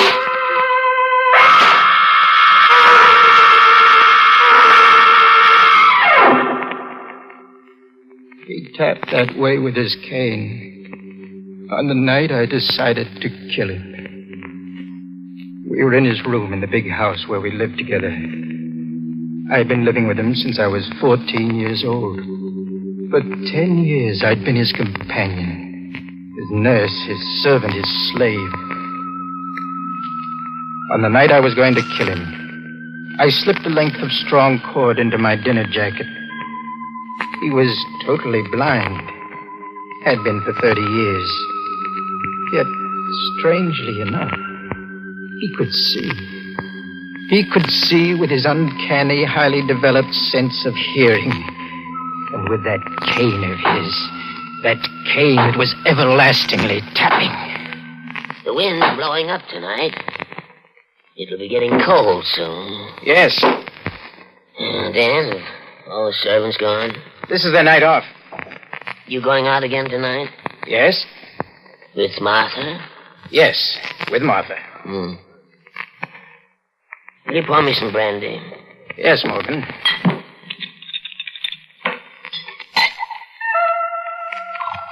I poured out the drink. In my pocket, I felt the cord, and as I handed the drink to him, I took it out and walked behind him. Now, this was the time. Slip the cord around his neck. Twist it. It would be over soon. He sat there, holding the glass in one hand. Very good brandy, this. I raised the cord over his head. All I had to do was drop it over his neck. Why are you standing behind me? Well, how did you know? I heard you walk there. Why, Danny? I just wanted to look out of the window. One quick move, it would be over. But I didn't want to kill him, so I suddenly mixed it. I'd make a clean breast of it and give him a chance. Well, Dan, how long are you going to stand there? Morgan, there's something I want to speak to you about. Well, what is it, my boy? I want to marry Martha. I thought that was on your mind. But I need $10,000, Morgan. Will you give it to me? What are you laughing at? You. I was just waiting to see how much you'd ask for. You lied your way in pretty deeply this time, didn't you, Danny? What are you talking about? I saw what was coming. While you were in town. We had a very interesting little talk. Did you? She told me that her father's worried about her marrying a fortune hunter. Seems he's a very wealthy man. Yes, that's right. And it seems that he won't give Martha any money when she marries unless her husband is a man of some means himself. It also seems that you lied to her. You told her you're wealthy. Why? Did you tell her the truth? No. You always were an incorrigible liar. Morgan, she got the impression that I had some money because I lived in this house. And now you have to live up to that impression so you can marry her. But you'll give me the money, won't you? Why'd you lie to her? Well, I did it without thinking. I wanted to tell her the truth, but I couldn't. I was afraid that if she found out that I'd lied, she'd hate me. Morgan, are you going to give me the money? Danny, I'm very fond of you. I took you in to live with me when you were a poor, penniless gutter snipe. I educated and taught you to live like a gentleman. I even named you sole beneficiary of my estate. But that's why I'm asking you for the money now. If you're going to leave me all of it, why don't you give me a little of it now? Because I don't want you to marry Martha. Why not? I don't think she's the girl for you. You stupid, blind old fool. Dan! Martha's the finest girl I ever met. I won't have you talking about her like this. You won't have a penny of my money to marry her. You're doing this because you want me to stay with you. Now, what are you talking about? From the very first day I came here, it's been Danny do this, Danny do that. Danny, read to me. Danny, pour me some brandy. You've made me a servant and a slave. How can you talk this way after all I've done for you? Done for me? Did you ever teach me to work? Did you ever teach me to do anything except live in luxury when I didn't have a penny to my name? You made me someone who's of no earthly good to anything or anyone except you. Well, what are you going to do about it? Leave? No. I'm not going to leave, Morgan. You are. What do you mean? I'm going to kill you. Don't be ridiculous, my boy. You'd probably make a bungling mess of it. I don't think so. You see, I planned it very carefully. Danny, if you think you can frighten me into giving you that money, you're quite mistaken. I don't intend to frighten you. I intend to murder you. You're not serious. Yes, I am, Morgan. Danny, you got up, I heard you. Yes. Now, don't lose your head. Perhaps we can come to some agreement. It's too late for that. Don't think you can stall me and then turn me over to the police. Danny, where are you? You'll know in a minute, Morgan. When you feel something on your neck. Oh. Let go of me. It'll be over in a minute. Let go of me, you idiot. Let go. Not now, Morgan. All right, Danny. I'll admit it. I wanted you to stay with me. I'm blind, old, alone, but I'll let you go. I'll give you the money you want, only don't kill me. It's too late now. I know you, and I don't trust your promises. I'll give you anything you want.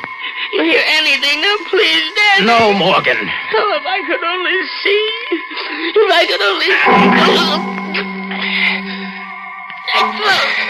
I'm going to be merciful, Morgan. It'll only take a few seconds, and this cord will crush the life out of you.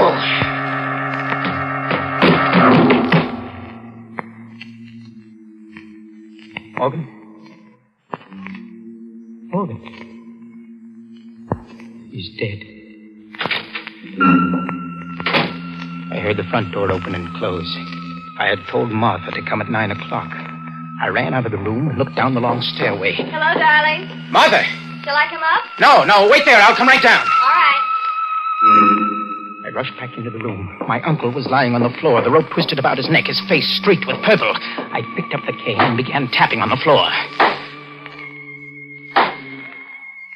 Then I placed the cane near to him. I went back to the door again and called.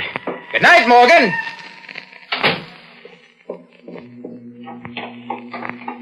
Your uncle. Oh, he's fine. I heard him tapping around up there. Yes, he likes to make a lot of noise with that cane of his. I think he gets a kick out of it. Do you think it's safe to leave him alone here? Safe?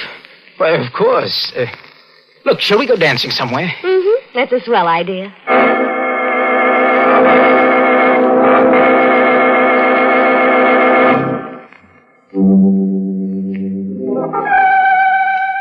Well, friends, do you think Uncle Morgan will stay dead? Oh, you do, Well, that shows how much you know. On this program, the dead never stay that way. So get ready for the worst, because in the next few minutes, you're going to find corpses that walk in the dead of the night. Oh, yes. They do, all right. They do. Don't you worry. All right. Let's listen now to Donald Buke as Danny, as he finishes his story. It was easy to lie to the police. When Martha told them that she heard my uncle tapping in his room, I was cleared of all suspicion. I suggested that the murder was committed by some thief who broke into the house to rob it after we had left. The police agreed. I received the inheritance, and Martha and I planned to go to California to be married. I had lied my way out and fooled everyone. Everyone. Except myself. I knew what I had done. I couldn't forget it. I became nervous and morose. And then came that last night before Martha and I were to go away. I was alone in the house, preparing to close it.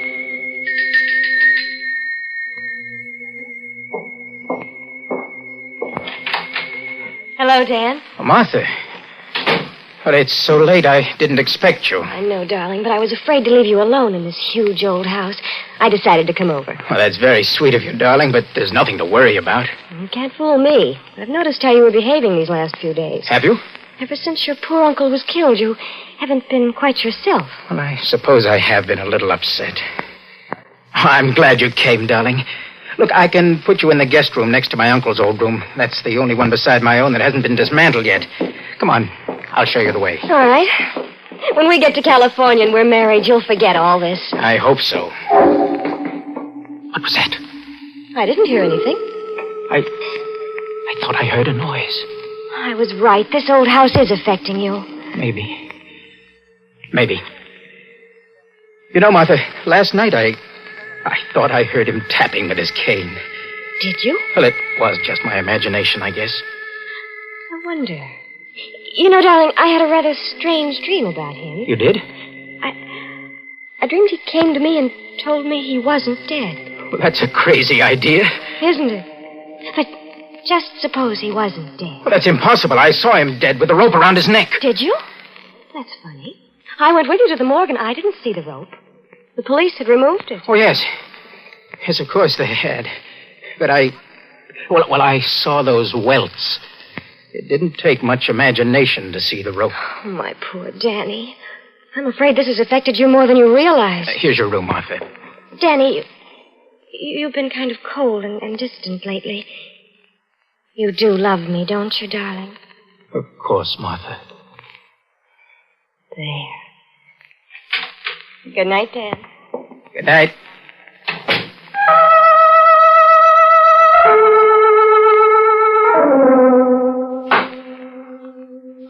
I was awakened that night from a tortured sleep by a familiar sound.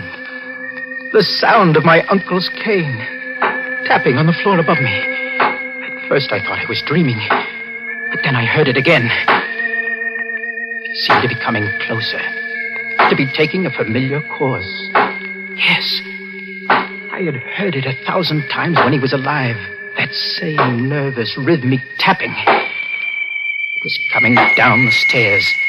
Tap, tap, tap. Down the stairs. Cautiously, carefully. It was on the landing now. Would it go down further, or would it turn as it had done so often to my room? It came closer. Closer. It was coming to my room. There could be no doubt about that. He couldn't be alive, and yet... It was knocking at the door. It took every bit of courage I had, but I went to the door and opened it. There on the floor outside my door was my uncle's cane. A throb of cold, icy terror shook me. I ran back into the room, and half insane with panic, I shouted, Martha! Martha! Martha! Danny, what's the matter? Martha, darling. I must be going out of my mind. I saw... What did you see? That cane. That cane that you have in your hand. Put it down. I found it outside your door. I thought you'd misplaced it. No, that's my uncle's cane. That's the one he always used. Oh, but, Danny, there's no need to be so frightened of it. Why, you'd think it was going to hurt you the way you act. Martha! Here, you hold it. No. Danny, you're terrified. What's wrong? What's happening? Martha, don't make me tell you. Don't. But what are you afraid of? The cane. Put it down. Throw it away. The cane? Throw it away. You don't know what you're saying. Oh, Martha, why do you keep pointing it at me? Why? Danny, you've got to tell me what's troubling you. I won't put it down until you tell me why you're afraid of it. Martha, for heaven's sake. You can trust me, Danny. I love you. Tell me what it is. Martha. What is it? No matter what it is, I'll always love you. Don't be afraid to tell me. I killed him. Your uncle? Yes. Why? For the inheritance. I didn't want you to know that I didn't have a cent. I asked him for the money, begged him for it. He sat there in his chair telling me I couldn't have a cent. He wanted to keep me here with him. I wanted to marry you. That's why I murdered him, Martha, because I love you. Do you understand? Yes. Oh, Martha. Martha, I knew you would. You'll stand by me, won't you? Why are you smiling that way? How much money did you inherit? $200,000 in this house. You'll transfer that money to me in the morning. When the house is sold, you'll turn over that money to me, too. If you don't, I'll tell the police what you just told me. Martha, I don't understand. I thought I was pretty clear. Oh, I see now. You think I'm too upset to manage the estate, and you want to take care of it for me until we're married. There isn't going to be any marriage. No marriage? No. Now that I can get the money without marrying you, there's no reason for me to tie myself down. Why should you want the money? Your father's... He's been dead for 17 years. Martha, you told... You were lying to me. Yes, Dan. But you were lying to me, so it comes out even. And stop cowering at this cane. There's nothing queer about it. I made that tapping noise tonight. I thought it would make you confess, and it did. This is a joke. It's a monstrous joke. I wouldn't think it was so funny if I were in your position. You know, the money isn't quite all. I can use you, Danny. I might need certain things done sometime. And if you'll remember that I can send you to the electric chair whenever I choose to, you'll do them. I see. The slave merely changes masters. Where are you going? Back to my room. Oh, no, you're not. Dan, let go of me. I want to show you something, Martha. Something about this cane. You said there was nothing queer about it. Well, there is. Let me show you. You didn't know, did you, that if you press a button in the handle, the outer covering slips off, and you have a sword in your hand. A sword? Yes. Look. Yes. See? It's a sharp sword, forged in Italy during the Renaissance to be used by men with less conscience than I about murder. Dan, what are you going to do? I think you know. No, Dan, you can't. Did you think I would give you that money after I murdered a man to get it? I'll let you keep the money. You think I believe you? I know liars. I won't tell the police. I swear I won't. I'll do anything you say. I'll marry you. Do you think I'd marry you after I found out that your love was a lie? Do you think I'd let you live when I know you have a secret that can enslave me? No, Dan. Take that sword away. Don't do it. I love you. Liar. Dan, don't. Please. I beg you. I'll do anything you say. Don't.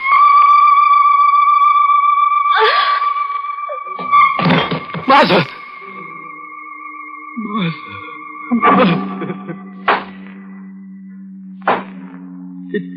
It was then that I first began hearing in my mind that tapping, that incessant tapping of the cane.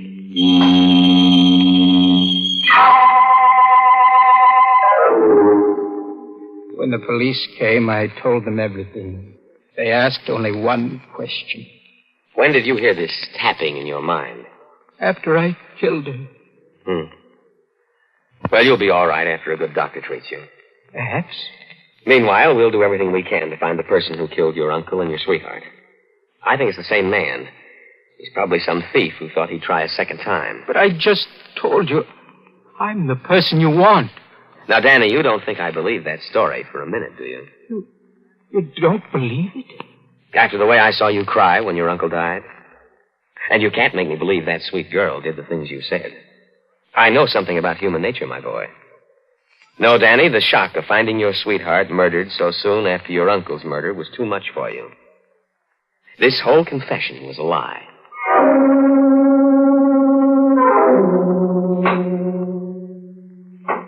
For 20 years now, I've been in this cell at the state asylum, waiting to die. I, who told the truth, because I wanted to die. For 20 years, I've been hearing that tapping day and night every second. For 20 years, I've been hearing my blind uncle call me as he used to when I was a boy. Dan, where are you? Why don't you come to me, Dan?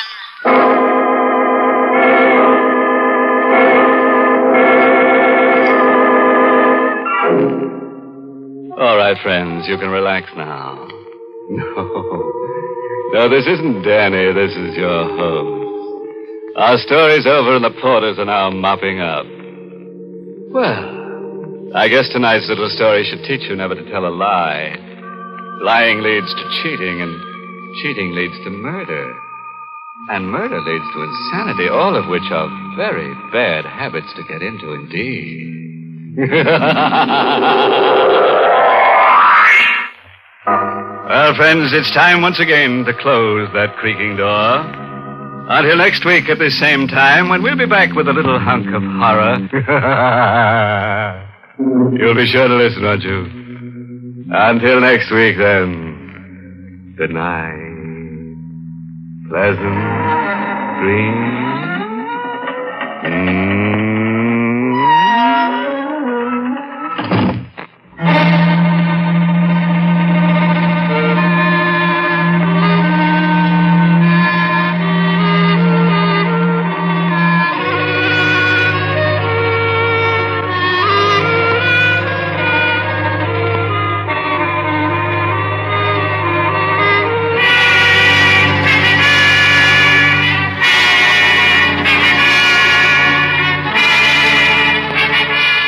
Inner Sanctum has come to you through the worldwide facilities of the United States Armed Forces Radio and Television Service.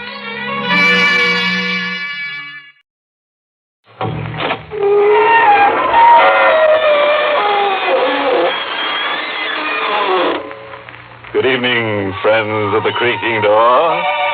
This is your host inviting you into the Inner Sanctum. Come in, come on in. Oh, come on, we love company. Simply can't do enough to them. We've got lots of games custom designed for our guests. They'll simply slay you. The favorite's called a tisket, a casket. But the game we play best is called Revival. Oh, it's wonderful. You pass out and we try to revive you. If we don't, you don't.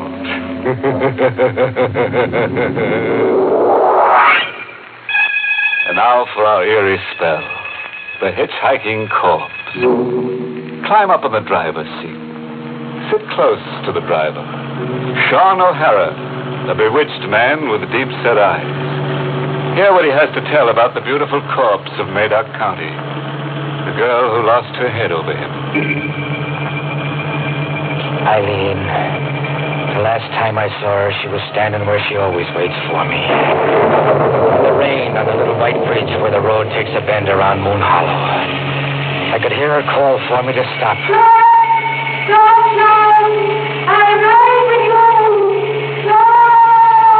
But I wasn't going to stop for her. Not anymore. My mind was made up to that. And then a lightning flash burned over her like a million lighted candles. And she was standing there where she always waited for me, without her head. Eileen had lost her head. Am I right in my mind now, I'm wondering? These things I know, these things that I saw, was it a dream? A man's imagination gets tipsy when he drives a great silver van 400 miles in the loneliness of the night. Eileen. The first time I saw her, she was standing where she stood the last time on a little white bridge near Moon Hollow. Climb in, miss. Ah, Yeah, sit deep in your seat with your head low. It's a black mark in the book for me. If the company inspectors see you riding in the cab, I'll be docked. They won't see me. Only you can see me, son. Only I can see... Why, you're calling me by name. No. I'm making up a name for you. But it is my name, Sean O'Hara. It's an uncanny bit of making up you just did, Miss... Try, son. If you try, you too can do an uncanny bit of making up. With your hair like it is, and your face, just one name suits. Only one name. And my name? Eileen. I am Eileen. And just where are you riding to? To Madoc County. But someday, not tonight. Madoc County's a good 80-mile ride from Moon Hollow. Is it someday, I heard you say? Yes, someday I'll be riding to Madoc County. And it will be you who will take me there. Oh, there's little to that. I always pass through Madoc. It's on my route. My people came from up there. It's a big house we once had. A great big house. Without windows. Without windows, you say? There was a great hall. And a great long table. With my people sitting round it. The living and the dead. The living and the... A house without windows, and now it's the living and the dead. You're a pretty one. But you're as batty as a loon. Am I really a pretty one to you, Sean? Sure. Pretty hair. Eyes to light up a man's dream. Dainty little hands. The two of them fit into one of mine. The face... A face, Sean. No. The face I cannot praise. Why not? With all the war paint on it, if I didn't bite my tongue, I might say that what I see smeared over your cheeks is blood. Don't bite your tongue, Sean. You're getting out. Trust Sean O'Hara to pick up a gibbering farm girl who smears her face with chicken blood. Good night to you. Good night, Sean. I'll be waiting again tomorrow night at Moon Hollow. I'll be watching for you. I watched her go, sailing off on the mist. As high as my eyes could go, I could see her riding into the sky like a night witch, and then blowing into the smoke of the moon. There had been no Eileen. I dreamed her up in my fat head. A man's imagination gets tipsy when he drives a great silver van in the loneliness of the night.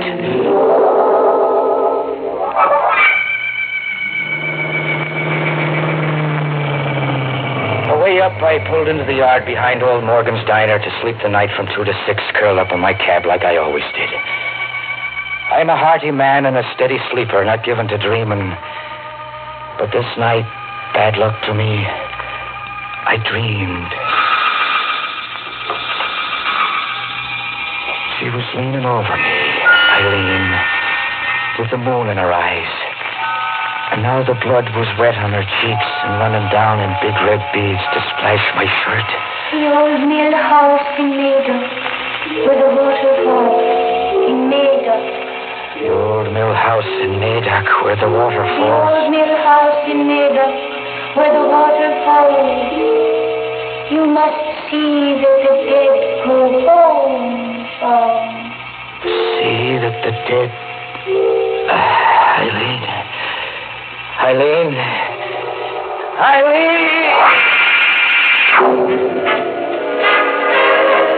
But there was no Eileen. I've been dreaming. Dreaming, but the radio was playing loud enough to wake the dead. The dreaming man doesn't turn on the radio. Eileen! You always wake up like a roaring lion, O'Hara. What? It's me, Morgan. I guess you've had all the music you need to wake you up. It was you who turned my radio on? Me it was. Were you thinking the radio turned itself on? I had a dream about a girl. A nightmare's more like what you had. From the looks of you were thrashing about in that seat and beating yourself on the face with your fists. Beating myself? Why is that? For the blood. All over your shirt. Blood? Stop looking bewitched, O'Hara, and look in your truck mirror. To your nose. You gave yourself a nosebleed in your sleep, and that, my boy, was no dream.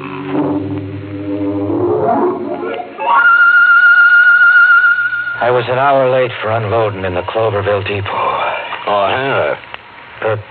Yeah, Red. Come over to the van a minute, where the loaders can't get an airful. Oh, you're acting funny. We got everything off the inventory calls for. But there are 3 other items. I threw a canvas cover over them before the boys got a look at them. Did you look into your van? What's under the canvas cover, Red? Coffins, O'Hara. 3 old pine wood coffins. You want to tell me something? To tell you? Oh, sure. I almost forgot about those coffins. It's a side job. Some yokel undertaker down by Moon Hollow. I'm to drop him off somewhere. Save him trucking charges that way and make myself $20 side money. Quit lying to me, O'Hara. And to yourself. Oh, lying, you say? But it's a fact, Red. Positively a fact. And I'm giving you half of the $20 for covering me. Wasn't one to pass up $20 for trucking 3 empty coffins. The coffins aren't empty, O'Hara. And you never took a job from any local undertaker either. You seem to know a lot about something. I know Route 266. I was born and raised here. What is there to know? For one thing, the red-headed witch of Moon Hollow, maybe. You might be trucking the dead for her. Eileen? Or any name you give her. She was Katie to a trucker named Conway who had your run once. To hear Conway tell it, Katie, or Eileen, was always trying to get him to take her dead out of Moon Hollow to somewhere else. To Maida County, to the old mill house. Or somewhere. Anyhow, that's how the story usually goes. But what she's really out to do is drive you crazy. How do you know there is such a girl? Those pine boxes in there. I saw them on Conway's truck once, like they're on yours now. Conway dumped them right back in Moon Hollow. Take my advice. From now on, pass the redhead up. Jam your accelerator to the floorboard and go past her at 80. I don't know what I'll do.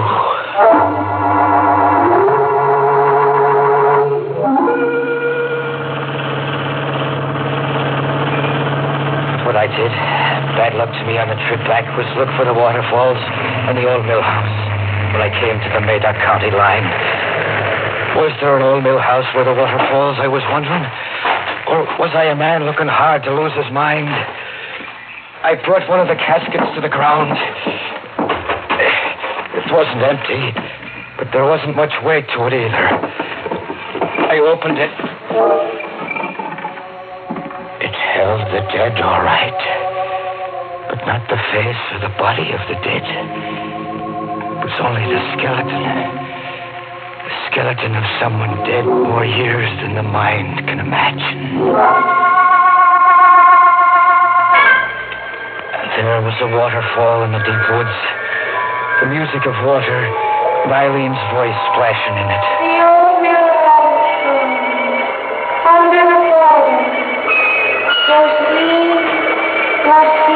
And there was an old mill house down below the rocks. A stone house without windows, like Eileen had said. I pulled an old rusted bolt and opened the door to one great room and a table that went from wall to wall. It was old. The flying dust could blind a man, so he'd only see what his tipsy imagination would want him to see. I saw Eileen. Eileen standing before me with her arms out. Like a thin shadow my eyes could see through to the wall. Go bring the casket, son. Go bring the dead home.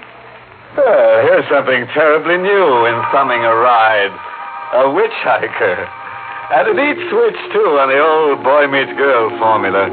This one's boy meets gold. Eileen, now there's a bonny lass dead set on getting ahead. And if she keeps up the pace, she'll have O'Hara shorn of his sanity any mile now. But let's get back beside our bewitched truck there. A man's imagination gets tipsy when he drives a great silver van in the loneliness of the night. But there was an old mill house where the water falls, as Eileen has said. And it was there I left 3 caskets of the old dead. Passing Moon Hollow on the way back, I stopped in at Morgan's Diner for some Mormon coffee. It was just old Morgan putting his profits into the screaming jukebox. O'Hara, it's you. Nobody else. I've been waiting all night for you to come. I stopped for a time in Mayduck. Well, agitated the way you look. Have I slipped out owing you for a meal? No. I don't understand the looks of you. The shoebox. It's for you see? Your name's written on it. Sean O'Hara. And left by whom? The devil's own daughter. O'Hara, her face was enough to send a man hiding in his coffin. But a face all smeared with blood, was it? You have seen her, too. We are old acquaintances by now.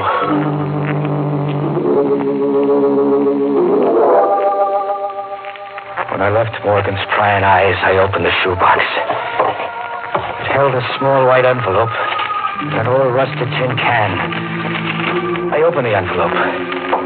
2 tickets there were to a costume party in the Moon Hollow firehouse for the next night. And the tin can full of money. A showering of Indian pennies and buffalo nickels, coins with the grit and tarnish of years on them. Like some miser had saved them in a secret nook of the kitchen. That was too much for a tired working man to puzzle out. My poor head would have none of it. I had a load to hold back that night. It was time enough for puzzles another night. She'd be standing on the little white bridge where the road takes a bend, and then I would put my questions to her.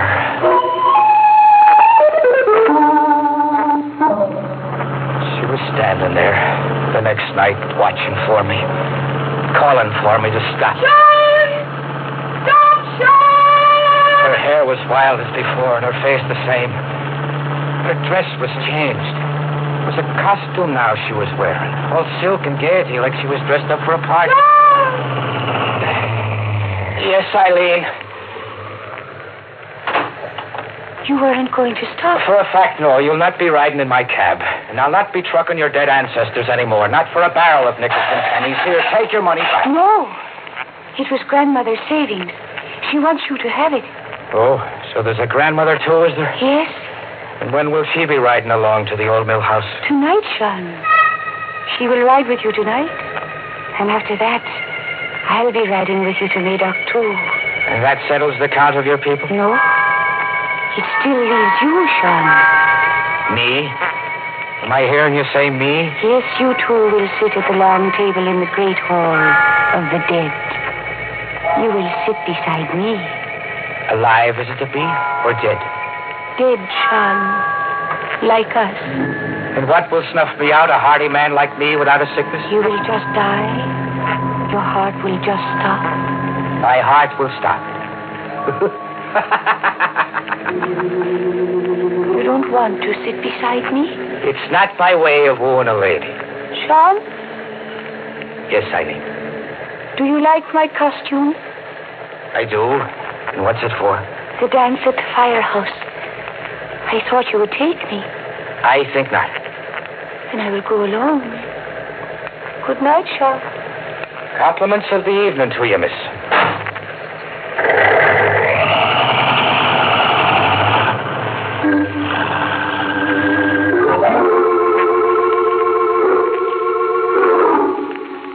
But instead of sleeping in old Morgan's yard, there I was just before the midnight hour, in the costume of a trucker with a tottering mind, and looking for Eileen in the firehouse. I found her in her silken gaiety where the Japanese lanterns were dimmest, wearing a mask like the others were, but not dancing like the others. Eileen? Sean. You're not surprised I came? I knew you'd come. You're not dancing? The music is stopped? It's unmasking time. Midnight's not a minute away. The caller's announcing. Attention! Attention, everybody! It's midnight.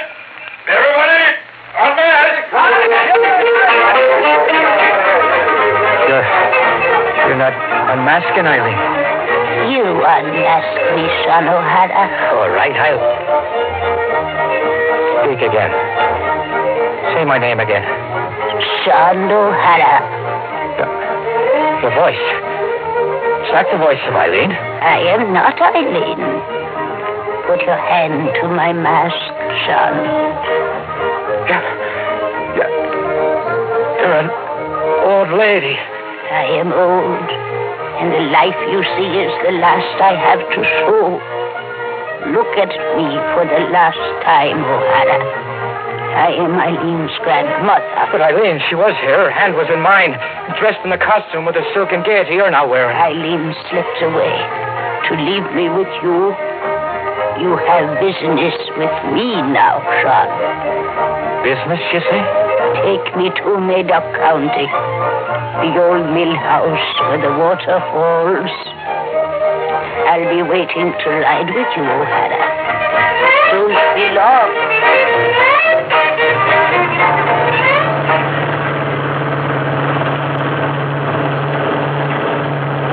I drove the lonely night to the Madoc County line with my freight of storage eggs and canned goods, and the dead in a pine box. The old grandmother in her silks was in her casket. I didn't bother to ask whose job it was. I put the questions to Eileen the next time she waited for me where the road takes a bend around Moon Hollow.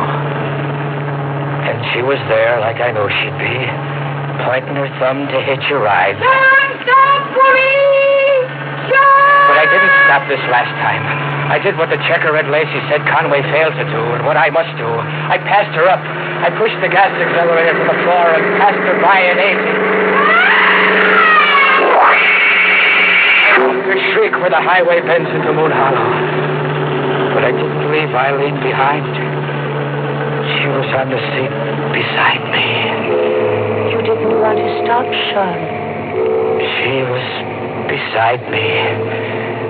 Without her head. I'm dead, Sean. Dead.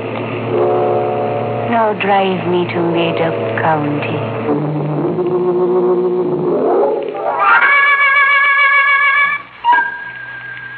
The imagination gets tipsy. The sheriff of Madoc County is one to know it. And the doctor beside him looking at me with eyes of pity is one to know it, too. I hear them talking to me, but the words go sailing into the smoke of the moon. I listen, but I do not understand. You ran over her on the bridge down in Moon Hollow last night. A 20-ton truck, O'Hara. Her head was severed.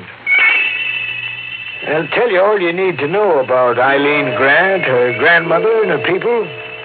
They were run out of the old mill out of Madoc County about 30 years ago. Native superstition did that. The family was thought to have, well, call it evil powers. Where'd you take Eileen to, O'Hara? Huh? Eileen. What did you do with the body? I'll take you to her. Come, I'll take you to her.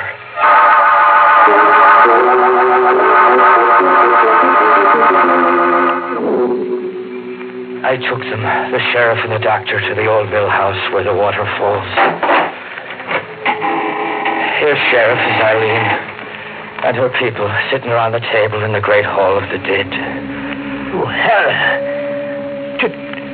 to do this, to set them around the table like that, you couldn't be in your right mind, man. No, I couldn't be. And I'm the one to admit that. And I'm not in my right mind to sit here beside Eileen now. What can there ever be between a man and a girl? Sitting and rotting in an old mill with their ancestors looking on. O'Hara. Say, Doc, take a look at him.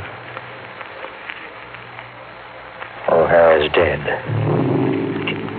Dead?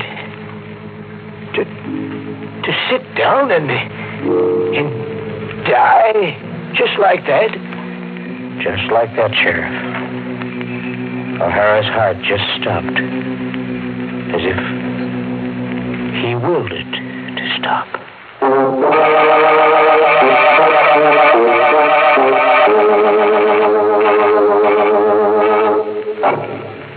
Now that O'Hara's given up the ghost, there's a job open. Somebody... As a special inducement to insanity, a pretty girl goes along with every truck. Oh, sorry, friend. I can't tell you which of the two jobs is the more harrowing. Moral? Oh, sure. I've got one carved right here on my vertebrae. This is for any motorist who runs across Eileen. Give her the go-by, Bob. All she'll get you is dead mileage.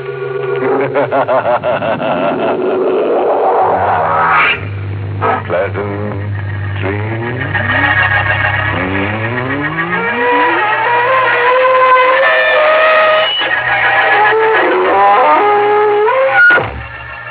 Inner Sanctum has been brought to you through the facilities of the United States Armed Forces Radio Service, the voice of information and education.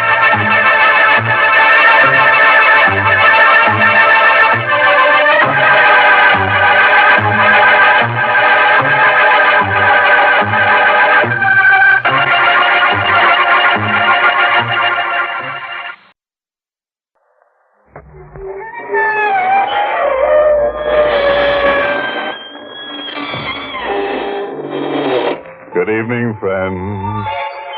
This is your host to welcome you through the creaking door into the Inner Sanctum. Come in. Just signed up to take some classes this fall. Preparatory school, kinda. They guarantee to prepare you for anything, or your sanity will be cheerfully refunded. One course in Better Citizenship is titled How to Keep Busy Though Dead. Another popular course is the Art of Stone Sculpturing. The teacher hands you a hammer and a tombstone and then dares you to try something. The length of the course depends on the individual student. It ends promptly when you terminate.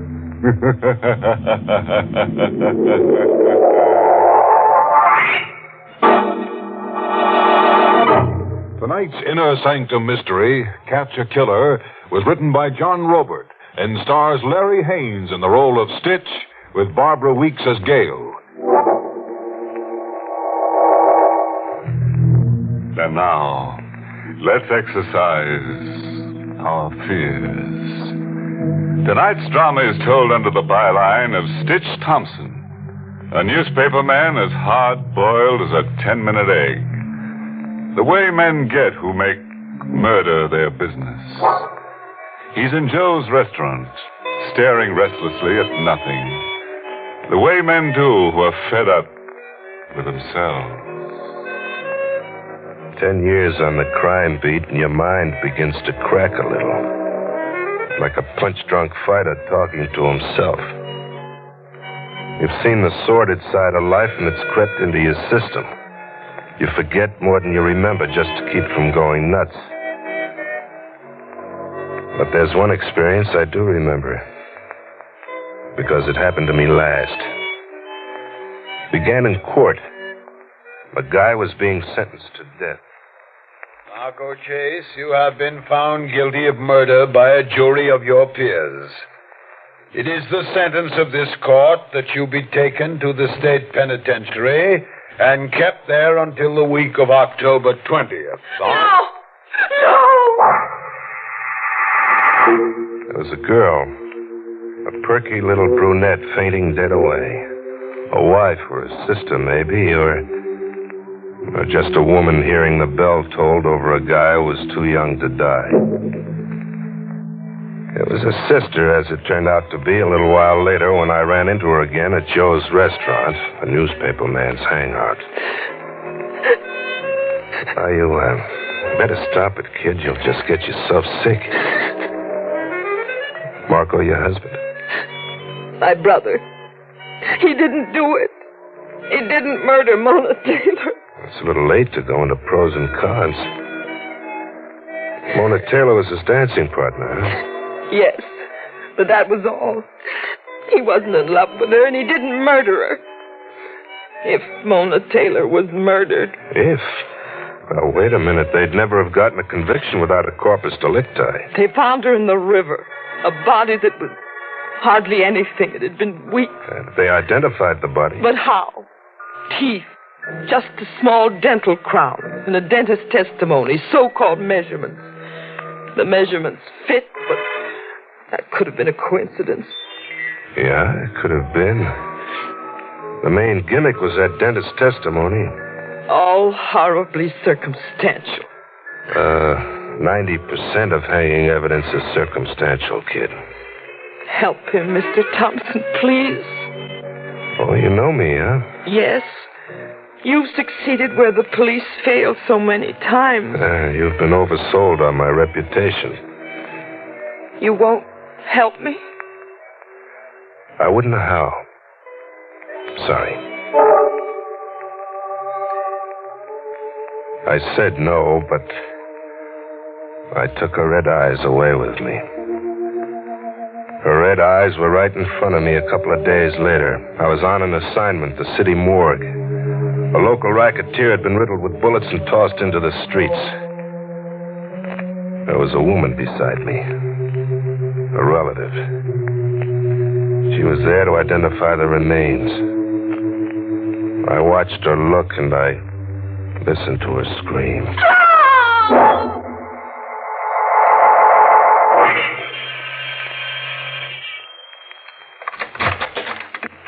Mr. Thompson, I prayed for you to come.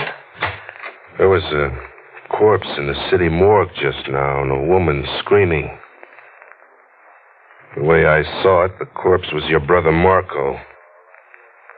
The way I heard it, it was you screaming come October 20th. Save Marco, please. That's if he's really innocent. He is. My hat's off to your technique, kid. You sure hopped me up with a sense of guilt, made me feel as if... As if? As if I'd be guilty of murder if your brother went to the chair an innocent man. How will you help my brother? You have a plan? No, I'll have to feel around blindly. I'll needle the cops into second guessing. Run big hints in the newspaper about how the evidence that convicted Marco was a little lightweight. That maybe there's more to the Mona Taylor murder than was told. It's only an arrow in the air, kid. Don't bank on a thing.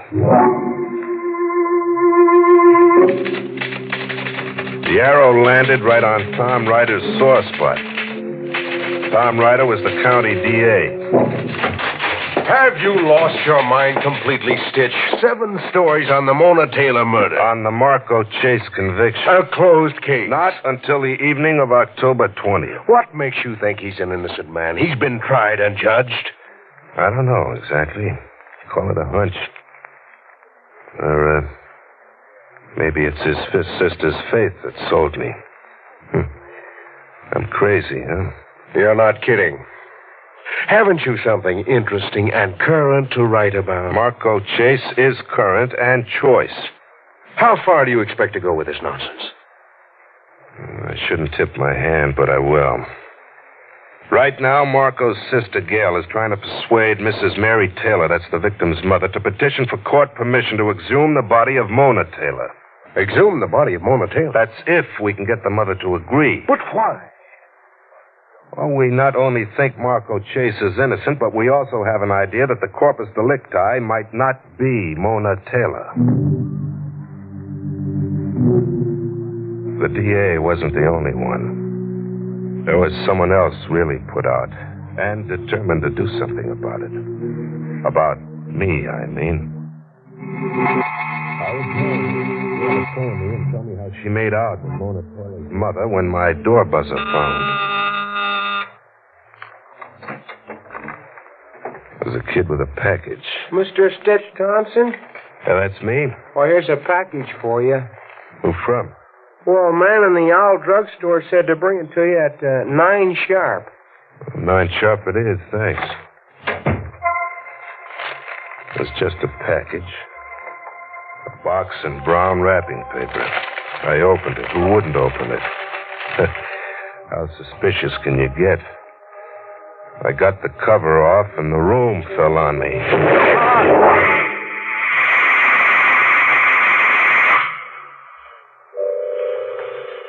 There were bells way off somewhere. I was waking up to bells. I'd been asleep for 1,000 years like a mummy in a tomb. There were bandages all around my head. Hello, Stitch. Gail, where am I? In a hospital. You've been here 3 days. What happened? A time bomb wrapped in a parcel was delivered to you. Oh, yeah, I remember. At 9 sharp, it went off right on the button. How bad am I? Cuts and burns. Who did it, Stitch? Don't know. Someone who doesn't like what I'm up to. Someone who wants the case to stay like it is, closed. Oh, did you talk Mona Taylor's mother into it? Yes. She agreed, finally, just this morning. She petitioned for court permission to exhume the body of her daughter. On the day I was checked out of the hospital, we exhumed the alleged body of Mona Taylor and shipped it to a private laboratory. Just what do you hope to accomplish out of this grisly business? A detailed chart of the victim, Mr. D.A., as well as it can be constructed. All measurements, bone widths, body scars, if any, and so forth. The physiological story and the medical story as good as we can get it. And then what? Then we compare it detail for detail with the chart we've gotten up on the known Mona Taylor. The idea is to see if the lady now in our laboratory and Mona Taylor are the same people. But that's already been done thoroughly. Yeah, I know. By the state, with your experts. This time we're doing it for the defense with our experts. It's all a little speculative, maybe. Just a way of showing we were really in earnest, really dead set on forcing official interest in action. But there was one immediate result. Stitch. Yeah. Her teeth. The dental crown that the state used to prove she was actually Mona Taylor. Yeah, but the one that dentist swore he'd made for her? Yes. So? Mona Taylor was buried with her crown in her mouth. Her mother insisted she be buried like that. Remember? Yeah. Yeah, the old lady did make an issue of it. What about that crown? It's gone. Mona Taylor was buried in it, Stitch, but now it's gone.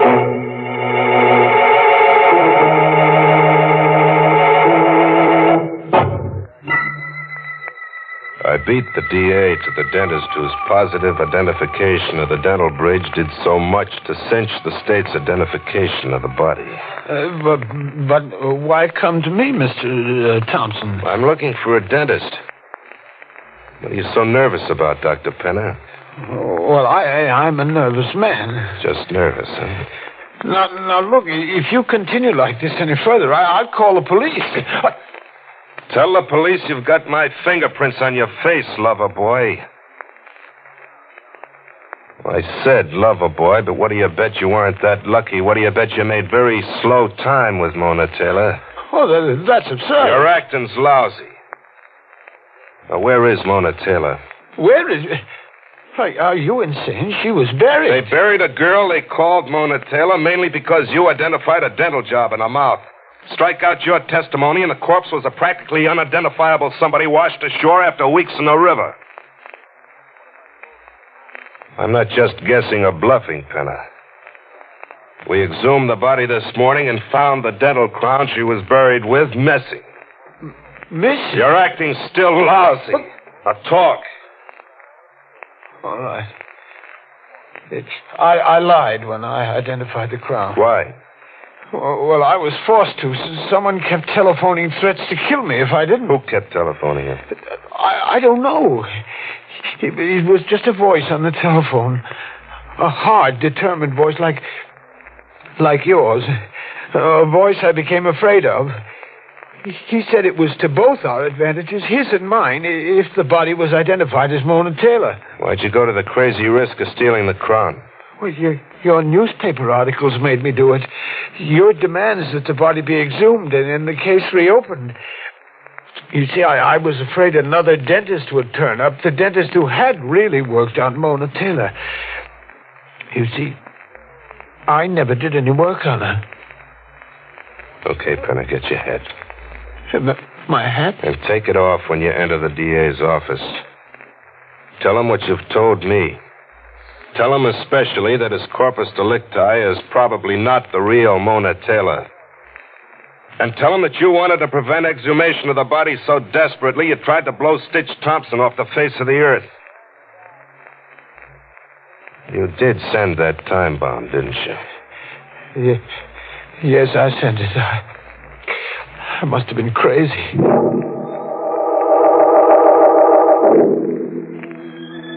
I knew Marco was innocent. Not so fast, Gail. Mona Taylor is still a missing dancer who might turn up dead.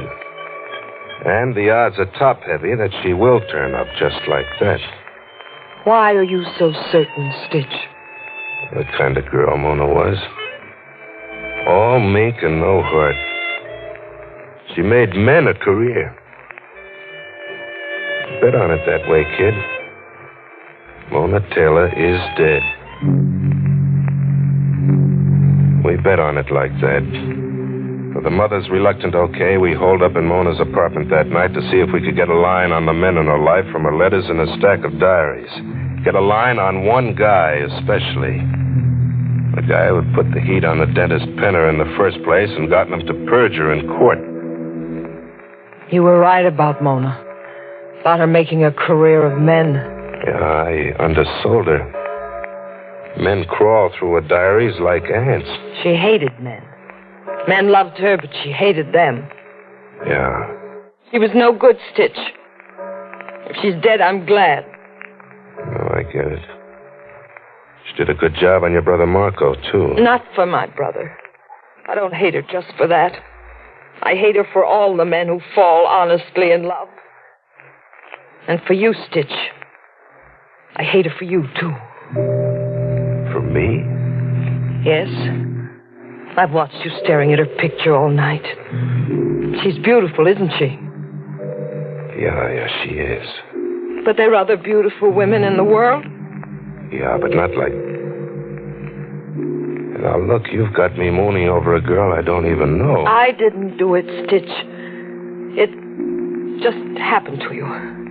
I watched you finger her trinkets before, and her gowns. The way your hands touched things Mona owned and wore. How do I touch them? Tenderly. With a touch of love. Kid, you're crazy. Am I? Sure you are. Sure, I can go for a girl like the next guy can. So what? I could go for Mona, I could go for you. Can you go for me? Well, easier than for Mona. She's only a photograph on the bureau. You're alive, baby, right within reach. Then reach, Stitch. What? Reach. Kiss me. You kidding? No. Kiss me. Funny, but I can't. You can't. In her room with her picture staring at you with Mona alive in the room. You're trying to hoodoo me into believing I'm in love with a ghost, but the fact is you're jealous of a ghost. I am jealous of her. It's insane, I know, but I am. I'm sorry, Stitch. Oh, forget it. It's a kind of a spell in this room anyway. Let's get back to our work. We've got a lot of names here for the DA to investigate the 100 men who are after Mona. If Ryder turns a miracle, he'll pull the one man out of the list. The one man who can lead the police to Mona. What if one woman can lead the police to Mona? One woman? Yes, Stitch. One woman. Me. You? I don't get it. I know where Mona Taylor is buried. I visited my brother in the death house last night. Marco told me things. Gail knew all right and showed me. We drove upstate New York into the Catskills and parked outside a big iron gate that had a sign over a main lodge reading Martinson's Bungalows for rent, hunting and fishing. All right, now what? There are scattered bungalows half-mile up that footpath.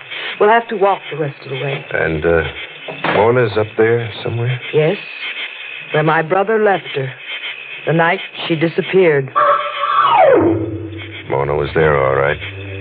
Up where a natural lake had dried into marshland. I got on my hands and knees and turned my flashlight on her, but I couldn't see her. There was a burlap bag over her. Her last resting place was a broken culvert built into a dam that was no longer in use. But Mona was no longer in use. Your brother left her here, you said. What's the rest of it? Marco rented a cabin up here for the season. He'd driven Mona up. They were to go over a new dance routine. Marco drove to the village to shop for groceries, provisions. He left Mona here, reading. When he got back, she was dead. Shot through the heart. Marco lost his head. He didn't notify the police. He hid her here. Mm-hmm. Afraid he'd be the fall guy, huh? Yes. Their names had been linked romantically. They'd fought publicly backstage in nightclubs. Well, why didn't he open up about where the real Mona Taylor was during his trial? He gambled on being acquitted. But in hiding Mona, he compromised himself hopelessly. I couldn't advise him. I discovered these things just last night when I visited him. Whoever sneaked up here to shoot Mona came up on foot. Parked his car at that big gate down there and came up on foot. He had to. This was during the daytime, you said. The stores were open for your brother to do his shopping. It was between noon and 2 p.m. on July 18th. And that name down there where we parked, Martinson. Who is Martinson? Flora Martinson, a widow. She manages the lodge and rents out the bungalows. Let's go have a talk with her. A strange car parked out there on that day, July 18th. It was at 1 o'clock. I took the license number down, and it's right here in my day book. I phoned the license number to District Attorney Ryder. But before dropping in on him to see who he'd nailed, I took Gail to Joe's restaurant. And she was red-eyed again like the day I met her. All right, now what's watering your eyes, kid? Nothing special. I've always cried. Since I was a child, I've cried. Well, what for? Or is it for what? For everything. And everybody. For the mess people make out of their lives. For my brother. For all the men who fall in love with all the Monas. I cry for you too, Stitch. For a wreck who blanks out here at Joe's 7 nights a week, huh? For a great newspaper man who could have been a wonderful guy. Thanks for the tears, baby. You ever cry for yourself? I am, now. I'm crying for a girl who could have fallen in love with a guy who could have been a wonderful guy. Thanks again, baby. Stitch, where are you going? To see what the DA's come up with.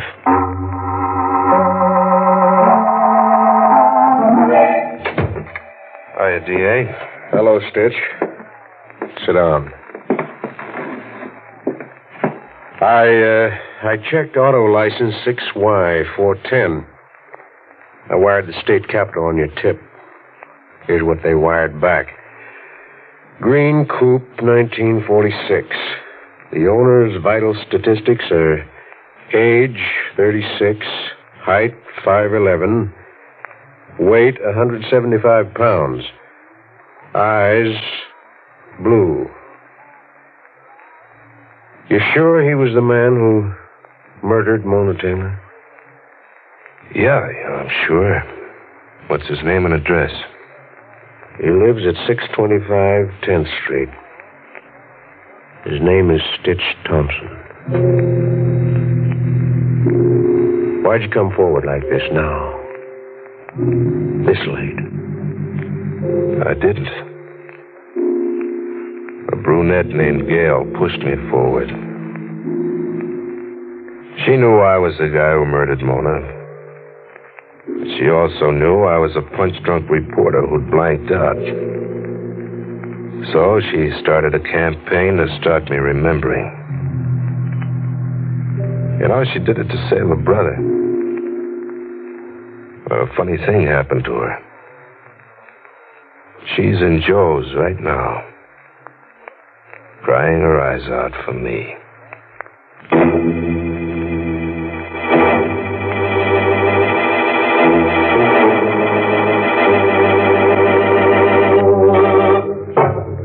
Imagine rolling up your sleeves only to put the finger on yourself. You know, for a guy whose moniker was Stitch, our boy was certainly unraveled. Mona had a way with men, so Stitch did away with Mona. Did some wolf just observe that Mona was more kissed off than kissed?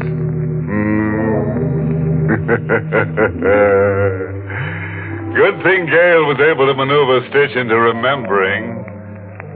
Marco my words it was.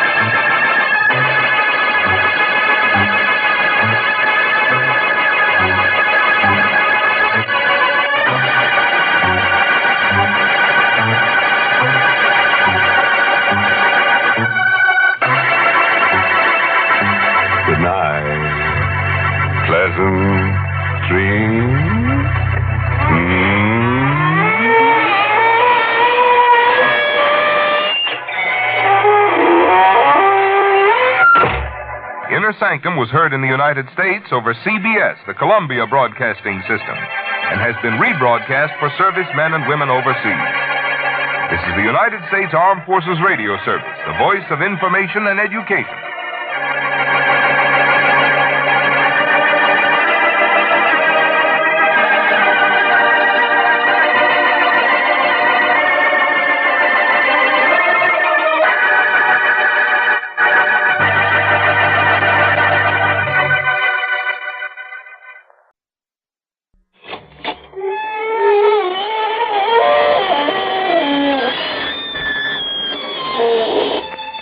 Good evening, friends.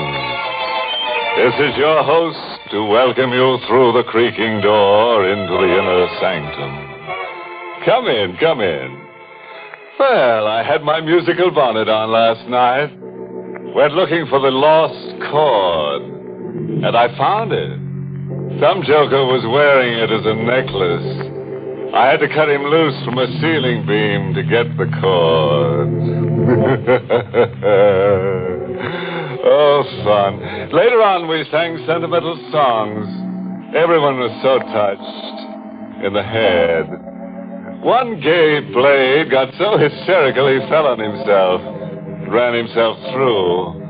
There he lay, dead, but no blood. The zombie. The party broke up when everybody broke down. Ah, yes. A little life of an evening can be deadly.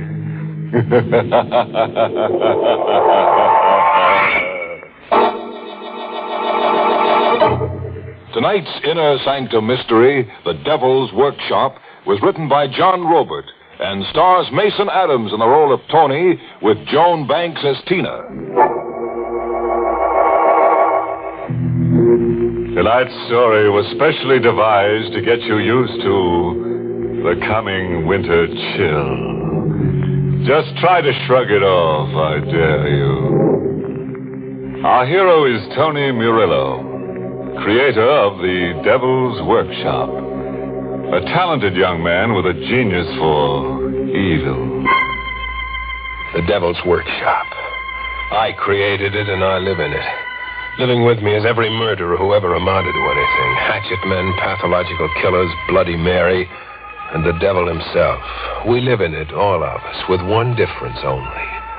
I'm flesh and blood, and they're wax. My hands made them. It's a good business. I can't keep up with the cash orders pouring in from wax museums all over the world. It's a good business, except that sometimes it gets in the way of your love life a little. Your girl wonders about you sometimes. Tony, how did you ever fix on such a strange occupation? Maybe because I'm strange myself. And maybe because my name is Murillo. Murillo? See that figure standing alongside the refrigeration room? The chubby little bald fellow with the face of an angel? Hmm? He'd shot 9 men before a sheriff's posse got him. He was Cesar Murillo, my old man. Sometimes your girl Tina forgets the blood around her is make-believe and the lunatic faces of homicidal killers are only wax. Tony! Did Bloody Mary just swing at you with her axe? No. No, not Mary. It was the devil. I could swear he moved just now. Tony, look. What do you want me to see? The devil grinning and moving his lips. Look, Tony, I'm not crazy. No, you're not crazy. He's always grinning and moving his lips.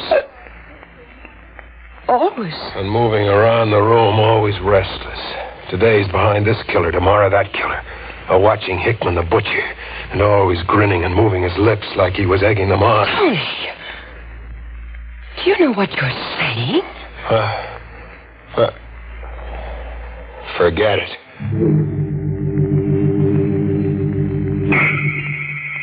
Things happen to you in my kind of workshop. You turn in for the night on an iron army cut and the shop comes alive. You're wax and they're flesh and blood, and all of them having a time of it for themselves. With the devil dividing his time the best he can among all of them. You wake up, and there he is behind someone else for the day. Or you wake up, and he's gone. The devil's nowhere in the workshop. As if he just upped and went on the town. Tina! Yes, Tony? What are you trying to pull? Paul, I don't understand. The devil, he's nowhere in the workshop. Tony, what are you saying? But you were here during the night and carried him off. Nobody else could have gotten in. Why should I steal your devil? I reported it to the police as a theft, to a Sergeant Tracy. Somebody stole your devil, you say? A wax devil. Is there another kind?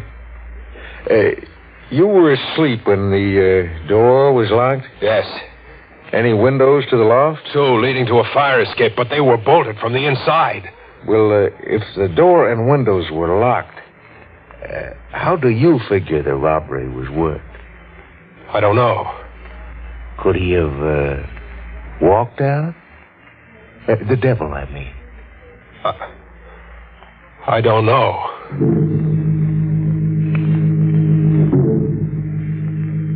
I returned to the workshop by way of the docks. Just a door or 2 from the workshop, a man stopped me. A man in black. Black as if he was wearing the night around him. He wore a hood. Just his eyes showed like small batteries of light. Make an outcry and I'll kill you. You're going to rob me? No. Commission you. Commission me? You Tony Murillo? Yes. Where's your workshop? 2 doors down. I came to you because of your genius with your hands. You want a figure? No. Just a face. A face for me. You see, I have no face. I mean, no adequate one. In the workshop, the eyes gleaming from holes in a hood turned on me. Sit down while I unmask. Sit down? It may be a shock.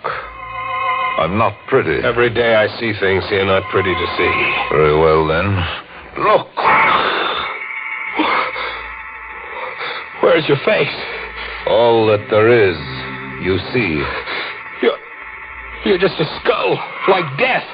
I can breathe. But through holes. I can eat and talk. But your mouth is just a slit, no lips, and no flesh, like your face was eaten away. It was eaten away. It was how? You really want to know?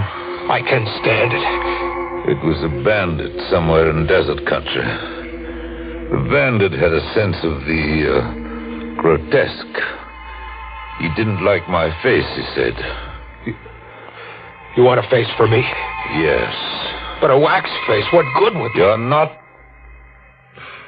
You're only to comply, not to judge. You will rebuild my face. You will model a nose, lips, and a chin. But out of wax, it's crazy. Better a surgeon. Surgery's done miracles. I want a wax face. Tempered as firmly and durably as those dummies. But handsomer. I want to be handsome. In fact, as handsome as you. As me? Yes. Make my face in your likeness. Well, why do you keep staring? You could be the wax devil. You have a lively imagination. Have I? And a perverse habit of staring. Now what's running through your imagination? What I just said. You could be the wax devil. I could be wax. The wax devil disappeared this morning. All right, touch me and satisfy yourself. And let's get this over with, so you can work on my face. Feel my hand. It's flesh. And blood, too, believe me. Or would you prefer experimenting with a pin? No. You still think I'm your missing devil? You couldn't be. But I got to work. I posed myself in the wall mirror and rebuilt his face in wax. A fine, straight nose and a strong chin like mine. I mixed colors into the wax to get a reddish glow to the cheeks. I made the face durable as much as my skill could. And when it was modeled into the warm mass, I kept him in the refrigerator room as long as I dared. You now have a face. Let me see it. Where's your mirror? Over there. A good job, Tony. I can breathe. And I can talk. You planned your work intelligently. Look at me. I could be you in wax. Yes, you could be me. How long can the face last? Indefinitely, if you keep the cold temperatures. Then I'll live here with you. Live here? I must. Where better than here? I'll have your hands at my disposal. And your refrigerator room. Besides, I want to show my gratitude by rewarding you. Rewarding me? How? By making you rich. Enormously rich. Money, jewels, treasures. Where's all that coming from? From everywhere in the world. From banks and from merchants and from misers. I forgot to tell you. Not only do I not have an actual face, I haven't a conscience either. He was going to steal for me, he said. But he began by stealing from me. Tina. I'd had a date with her, but she hadn't shown up. I'd waited half the night, but she never came. The next day, when she dropped into the workshop, I lammed into her. What changed your mind? Changed my mind? We had a date last night. I waited for you. You didn't show up. I didn't show... Tony, you're insane. We kept our date. We what? We kept our date. And we had fun for the first time in weeks. We had fun. I even fell in love with you all over again. What did we do? You don't remember?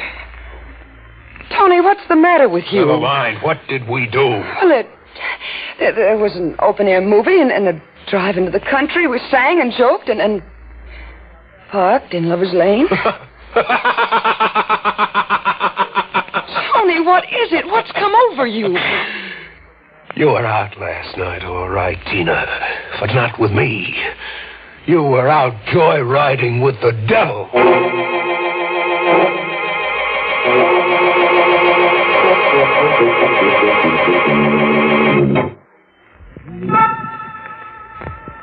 After that first date, the devil and Tina kept palling together night after night. Dates every night. And Tina smiling like she just discovered herself, like she was having the time of her life. Even when Tina found out he was a ringer for me, she preferred him. I couldn't talk her out of it. I couldn't beat her out of it. Tony! I'll knock some sense into you if I have to kill you. Quit dating that freak. You've no right to order me. He's a devil. Only in your crazy head. He's warm and real and even tender. His face is $1 worth of wax. Light a match to it, it'll melt away. He told me how that happened. The terrible way he was mutilated. I cried, Tony. I wasn't repelled. I just cried for him. You went for a gag. He invented that horror story about his face. And if he did invent it. He did invent it. It doesn't make any difference to you. Nothing makes any difference to me. Not even if he's the devil. Not even then. All these days you've been telling me he's the devil. A thing with a false face and no conscience. And while you've been telling me all that, do you know what I keep thinking, Tony? What I keep whispering to myself? What do you keep thinking? How exciting. How exciting to be in league and in love with the devil. Are you surprised, Tony? I watched her laugh as if she was having a fit. And moving away from me, deeper into the workshop, losing herself in a crowd of wax figures, hatchetmen, and crazy killers. I followed her with my eyes as far as I could, and suddenly I saw her as someone else. She wasn't Tina any longer, but Mary. Bloody Mary. Tina! Tina, come back! Tina, don't go! She was down the stairs, gone, running from me. I went back into the workshop. I had to get hold of myself. I was seeing things. You seem a little unsettled, Tony. You? Yes, me. You handled Tina very clumsily. What were you, spying? I couldn't help overhearing you. I was there in your refrigerator room. You've got Tina in a crazy spell. She adores me, and quite naturally. What do you mean, quite naturally? It's not just the tortured resemblance you and I now bear to each other that draws Tina to me. It's far more than that. I'm more her kind. I don't understand you. She told you she found me exciting. Couldn't you guess why? It was just talk to drive me crazy. To get even for the pushing around I give her. No, it was more than that. You see, you and I are superficially the same, and quite matched mentally. Neither of us can lay too much claim to sanity. But you have one attribute that I don't possess. And it's the lack of that attribute in me that attracts Tina. What haven't you got that attracts Tina? A conscience. You think I'm joking?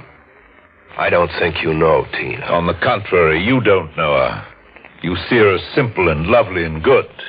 In fact, you want her like that. Consequently, you repress her, where I free her.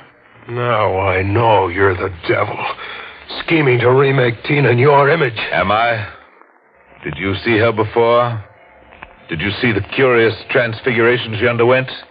When she dared free herself and laugh? Really laugh? Yes. She seemed to change right under my eyes. She seemed to change into what? An older face, wild and crazy and gloating. Like Bloody Mary waving her axe. Bloody Mary back there with the wax figures. Like Bloody Mary.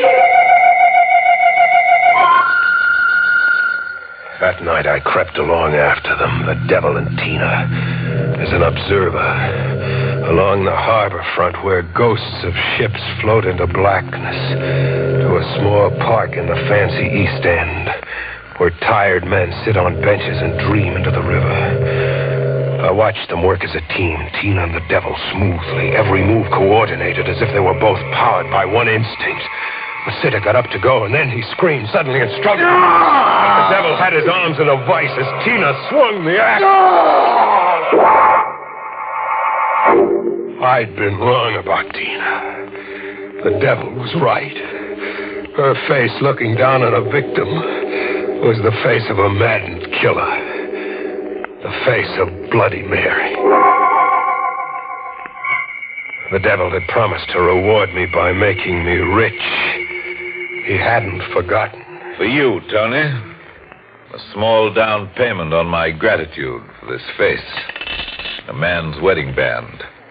It's not much, but the wretch had little worth stealing.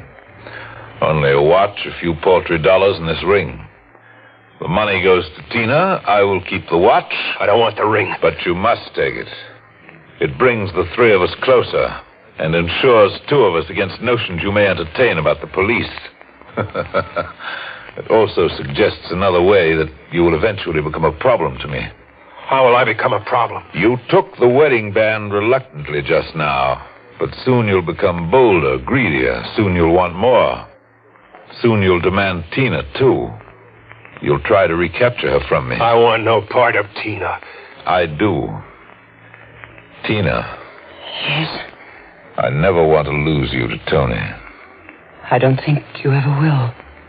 Will you marry me then right away? Tina, no. Whatever you've done, but not that. You can't marry the devil. But I can, Tony, I can. And I will.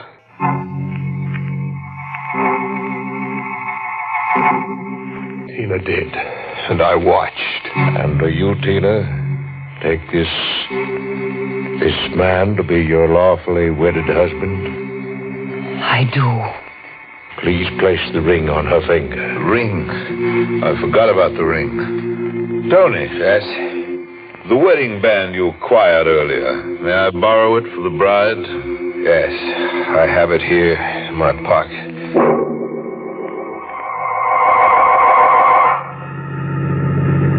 It was a beautiful ceremony. You don't think so, Tony? It was a nightmare. You're bad company for honeymooners. Drop us in the nearest motor court and then be on your way. Be on my way? Yes. We'll manage without you. Nicely.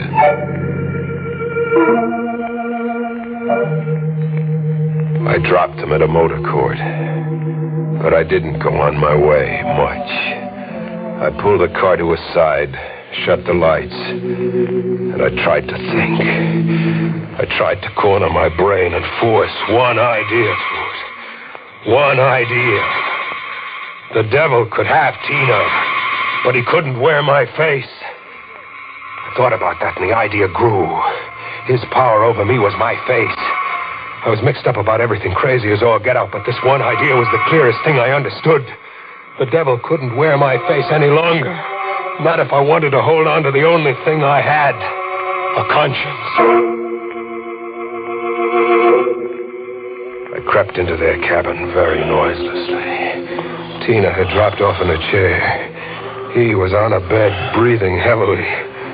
I lit a torch I'd made of paper and twigs. With my knee in the pit of his stomach and one hand like a steel vice on his throat, I held the blazing torch to his face. He awakened but lay helpless, making whimpering sounds. I watched first his chin melt and then his cheeks, and then little hot rivers of wax run down him and on me. Tina! Tony! Stop! Stop! Look, Tina, look behind his face. Stop. Look at your bridegroom now. Let go of me. You'll burn too. You'll burn too, Tony. Tina, fire! Tina, let go. It's spreading when we burn to a crisp.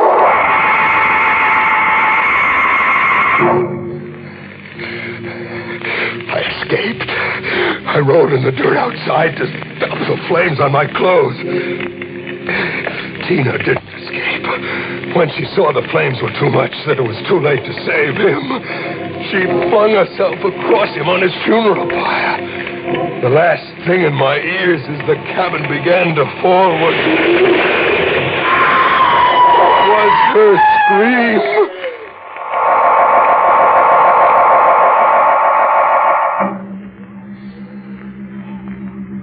I'm back in the devil's workshop now, winding everything up, making plans to junk everything here for keeps. Sergeant Tracy is here with me, trying to make sense out of what he checked of my story. I had a whole group of specialists go through the rubble of that cabin that burned to the ground. I started the fire. I destroyed his face, and Tina fought with me. Yeah, no. You told us that already. There weren't two corpses in the rubble, Tony. Just a lot of wax. Wax over everything. The devil? Was undoubtedly that wax figure you reported missing. But Tina? We're checking over your workshop just now. I find another figure in your inventory missing. Another figure? Bloody Mary. Bloody Mary is missing. See for yourself. I didn't know exactly what you did the other night in acting out your hallucination, but there's no doubt in my mind that the two people who were burned in that fire was a wax devil and a Bloody Mary. A man was axed to death and robbed in the park on the East End, you said. That murder never took place, Tony. I'm as crazy as that? Well, let's just say you took that weird business you're in a little seriously. Yeah, that just about explains everything, more or less. Or does it? Or does it? There's one big question mark we're trying to slough off at the department, because if we don't, we'll all start looking under our beds nights. One big question, Sergeant. We went through the rubble of that cabin with a fine comb. All we found, as I said, was wax and this. This? A wedding band. A man's wedding band.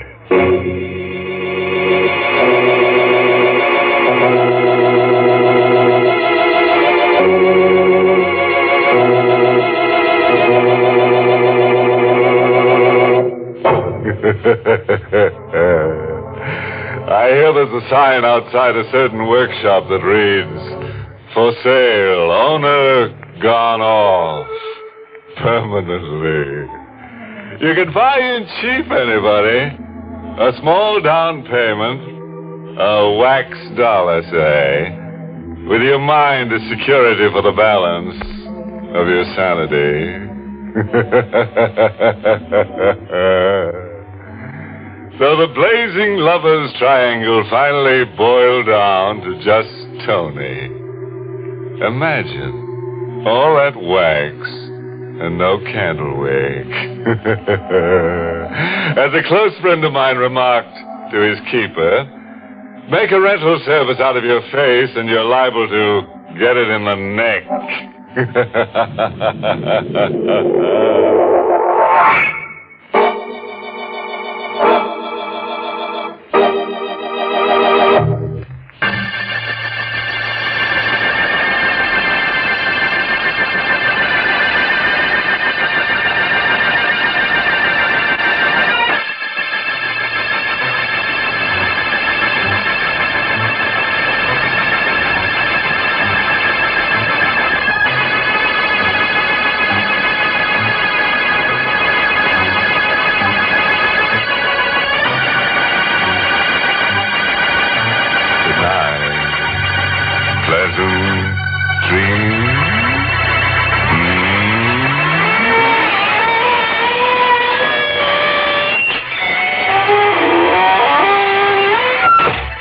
Inner Sanctum was heard in the United States over CBS, the Columbia Broadcasting System, and has been rebroadcast for servicemen and women overseas.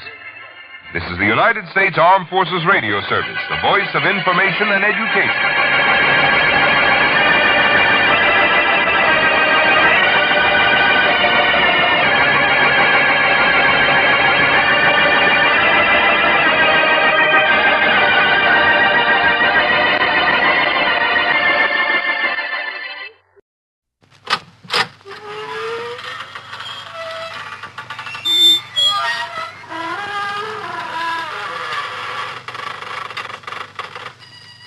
Good evening, friends of the creaking door. This is your host to welcome you into the Inner Sanctum once again. Come in. Our little place may not be a mansion, but it has its advantages. For one thing, it's thoroughly scare condition. The scream pipes are always in good working order. And the rent's quite reasonable. We get a cut rate.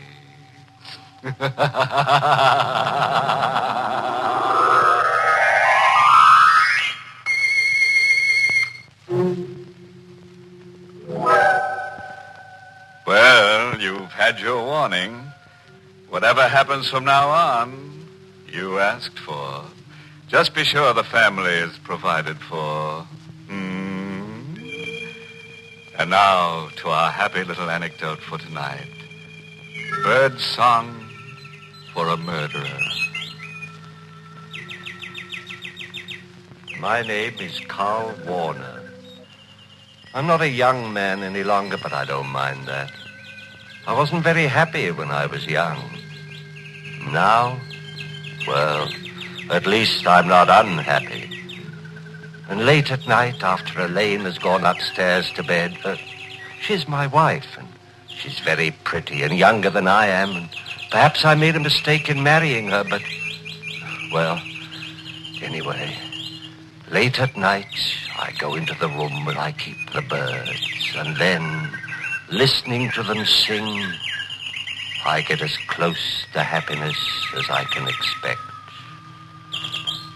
I stay an hour, and then I cover their cages.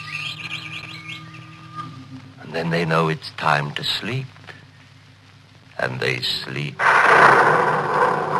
Even on the stormiest of nights. And this was a stormy night. Someone knocked at the front door. It was late. We know very few people. We kept to ourselves, mostly Elaine and I, so... I was worried a little when I opened the door. Yes? Mind if I come in, Mr. Warner? It's kind of damp out. No, of course not. You seem to know me. I do, don't I? But I don't know you. My name is Brule. Chester Brule. Chester Brule. I still don't know. Remember? It doesn't matter. What did you want? Nice place you got here. Much nicer than Cragmount. Cragmount? Cragmount Asylum for the insane. You work there? I used to work there. This is all very interesting. Funny thing happened just before I left. One of the inmates escaped. This baby was a homicidal maniac. Homicidal? Yeah, that's right. I don't see what all this has to do with me. I didn't say it had. There was one funny thing about this inmate. Was there? Loved canaries. Loved to listen to them sing. Psychiatrists at Cragmount found it very interesting. Birdsong was the only thing that kept the murderous impulses down. Mr. Warner, I'm out of work. That's too bad. You're not doing badly. Nice house, furnishings. Didn't I hear canaries singing before I come into the house? Maybe you did. So, 5,000 in the morning? No. I think yes. Otherwise, Cragmount will be happy to hear from me. 11 Crescent Place. Room 2B. In the morning. You can show me to the door now. Of course. Good night, Mr. Warner. Till we meet again. I watched him go out into the blackness, and the blackness swallow him. The birds were quiet. I thought for a moment of taking the covers off the cages and letting the birds sing, and then I thought that tonight it might be better if I didn't let the birds sing.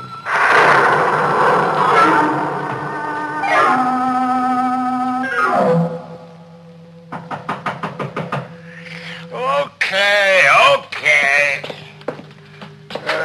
Who it? Oh, couldn't wait till morning, huh? I didn't expect it. Wait, that knife. No, No! I shouldn't have let you. Surprise. Surprise!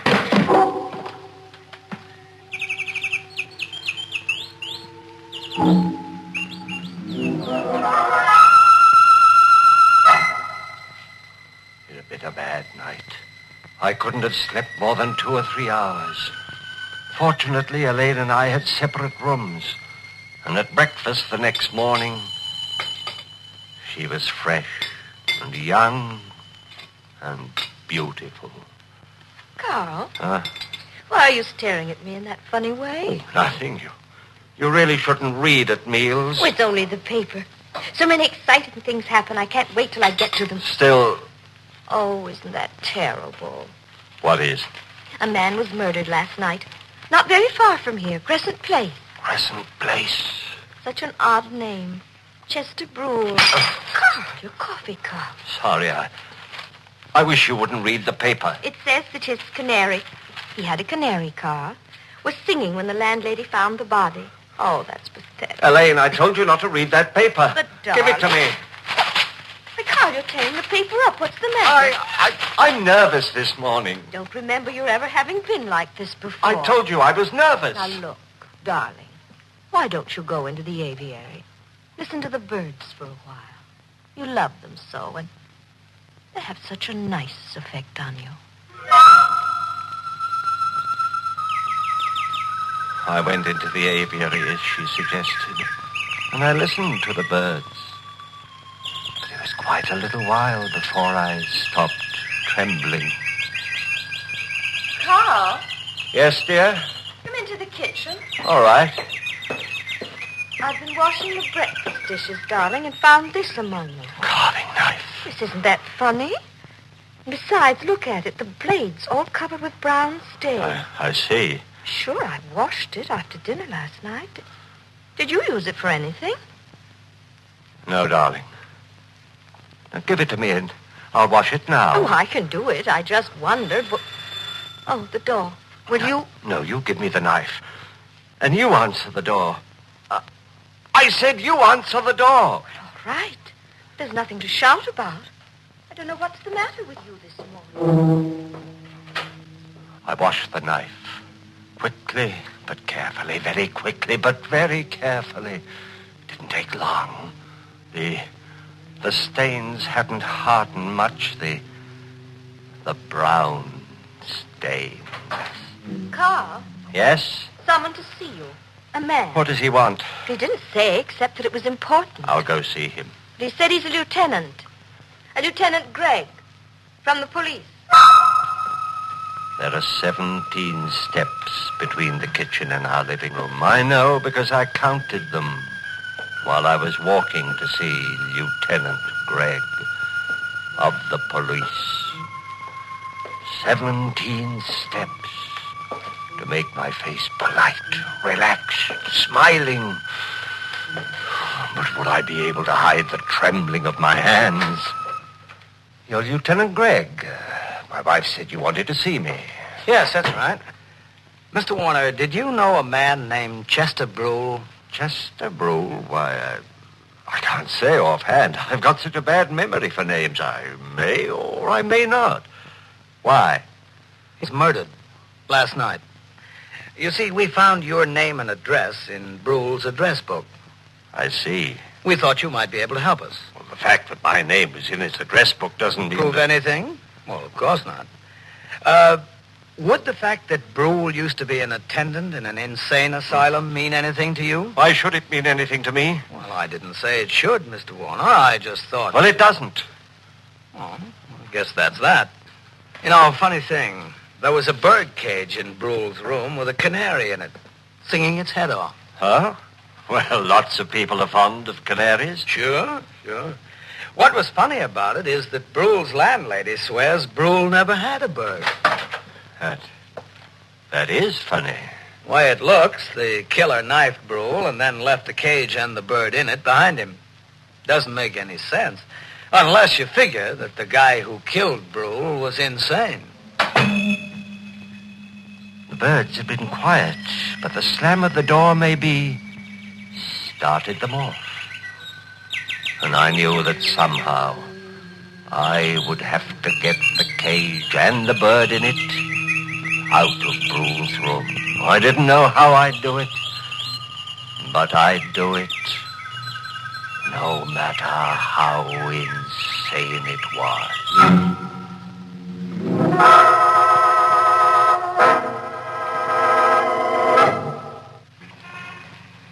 It was dark when I got to Crescent Place.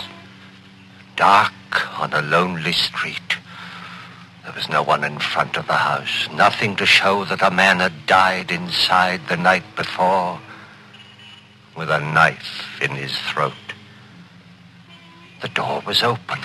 There was a dim light in the vestibule, leaving the stairs beyond in darkness. I went up them to the second floor.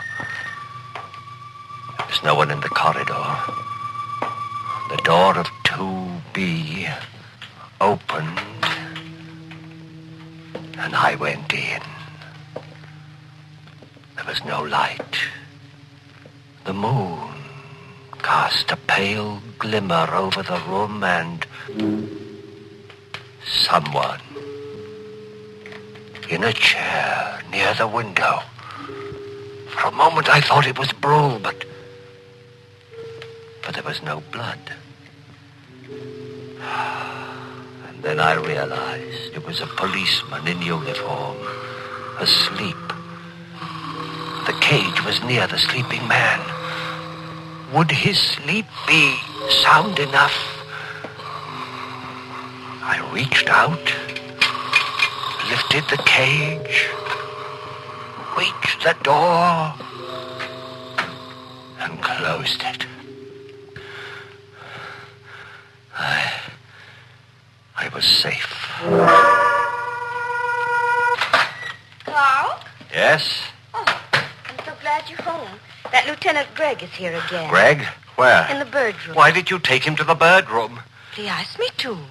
All right. Oh, Lieutenant Gregg? Oh, hello, Mr. Warner. Quite a collection of canaries you've got here. Yes, I have. Were you home all last night? Of course. This is still about Chester Brule's murder? Mm-hmm.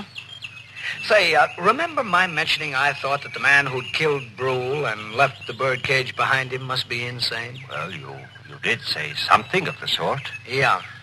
And then there's the fact that Brule used to work with insane people. Begins to mesh, huh? Oh, I know very little about police work. I hope I'm not boring you. Anyway, it occurs to me maybe I better take a trip up to Cragmount. I suppose going to asylums or any place else is just part of your job. Oh, sure.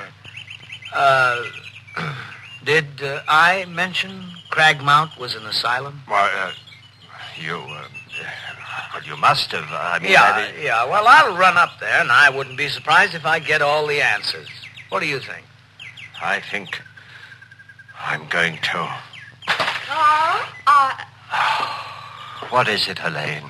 Well, it's so late, I thought. Oh, I can take a hint, Mrs. Warner. Don't bother showing me to the door. He seems like a very nice man. Carl, stop it. What? That stare. If I didn't know you so well, I'd say you were going mad.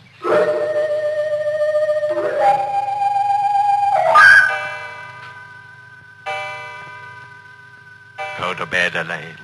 All right, darling. Oh, Carl, look. Look at what? Through the window, the garden. Lieutenant Gregg didn't go away. He's down there. Get away from that window. Go to bed. I'm going. But he looks as if he's waiting down there for something. For what, Carl? I knew what he was waiting for. I knew I mustn't go to sleep. Things happen when you sleep. Terrible things. But I hadn't slept well the night before. Not well at all. And there'd been the strain of the day. And it was night now, and dark, still, terribly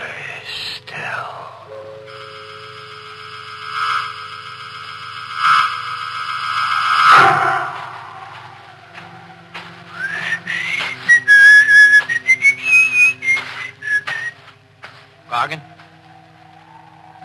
Gargan? Yeah. Oh.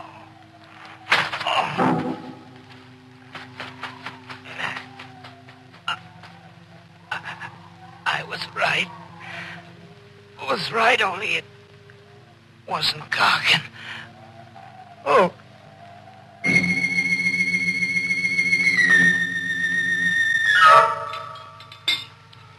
Such a lovely morning, Carl. Lovely. I looked for Lieutenant Gregg as soon as I got up. He wasn't in the garden anymore.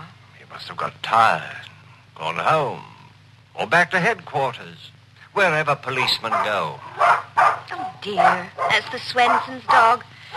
He's got into our garden again. I'll have to get him out. Elaine, don't. Darling, he'll dig up all the flowers looking for bones. Elaine. Maybe he won't be there tonight. Elaine, where are you? Under the tree. What? What? Look, Lieutenant Gregg. His throat. Come inside. Oh, all right. The kitchen. Carl, where are you going? The kitchen. What are you doing? The drawer. Silverware. Yes. It's here. The carving knife. That's right. Carl, I thought you washed it last night. I guess you didn't. You'd be wrong. I did wash it last night. But the stains are still there. The brown stains. These are fresh ones, Elaine. Get out of my way. But... I've got to go to the bird room. Carl, please don't go away from me. Carl! I was holding the carving knife in my hand. Started to put it down, and then I held on to it anyway. It would make taking the covers off the cages awkward, but I held on to it anyway. And the birds were still. They remained still unless I took the covers off. Elaine. Carl, you must tell me what's wrong. Don't come any closer. But... Elaine, please, not any closer. You've got that knife in your hand. Yes. The one with the brown stains. Oh, Carl. Shh, don't say anything. Carl, the night before last... Elaine, don't ask questions. That's dangerous. You were out of the No. house last night when Lieutenant Gregg was I was killed. asleep. You have the knife, Carl. Yes. Give it to me. No. Please, Carl. No, stay where you are. All right. You may keep the knife. Because, look, Carl. A revolver? Yes. Lieutenant Gregg's revolver. Elaine, give that to me. Oh, no. I took it from Lieutenant Gregg last night. After he stopped crying. They always cry when you... Elaine. Didn't like it the way you've been looking at me, Carl. You were thinking that maybe you'd have to send me back to Craigmount. I wasn't. You were, Carl. I know you were. After Chester Brule died. Elaine. Stop where you are. All right, but... Keep your hands away from the bird cage. Don't pull off the cover. Oh, Carl, I've hurt you. Never mind. But I didn't want to. Are you going to cry? Like the others? It was my fault. Loved you too well. I really killed those others. Not you, my darling. That's a very silly thing to say. And I'll become quite angry. I am quite angry. Carl, you silly. You pulled the covers off the cage. Carl! Carl, I'm speaking to you. Those birds, I don't like them. Carl? Oh, poor Carl. He's dead. I loved him, and now he's dead. But anyway, he didn't cry. He didn't cry.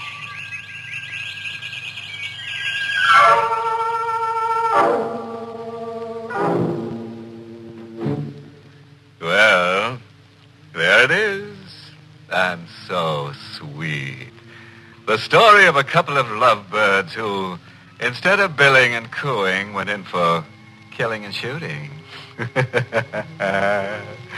Of course, it was all little Elaine's idea. All Carl did was cover up. Well, friends, it's time once again to close that creaking door. Until next week at this same time, when we'll be back with a little hunk of horror. You'll be sure to listen, won't you? Until next week, then. Good night. Pleasant dreams.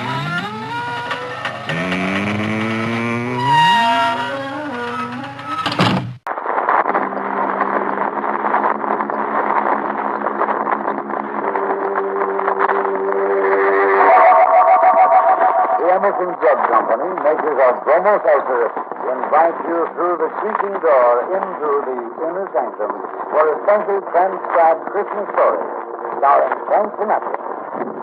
Bromo Seltzer reminds you to...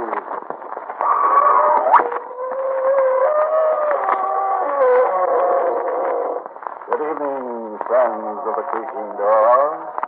This is your host to welcome you into the Inner Sanctum. Come in.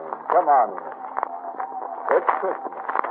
And since traditionally in this season, not a creature stirs, not even a mouse, we silence our goblins and creatures too for the occasion. In story conference, we ask our writer to devise, and I quote, a play in which people are touched in the heart and not in the head. A story as mellow and sentimental as the season's greeting card. Tonight's story, then, is our season's greeting card to you. The Enchanted Ghost. The Yuletide miracle story of Christianity. Played by Frank Sinatra is the story of a tough guy who came to believe in Christmas ghosts with magical power. But let's hear Chris's own version of it. Go ahead, laugh if you like. Sure, only kids and old ladies believe in ghosts. That's what I thought, too.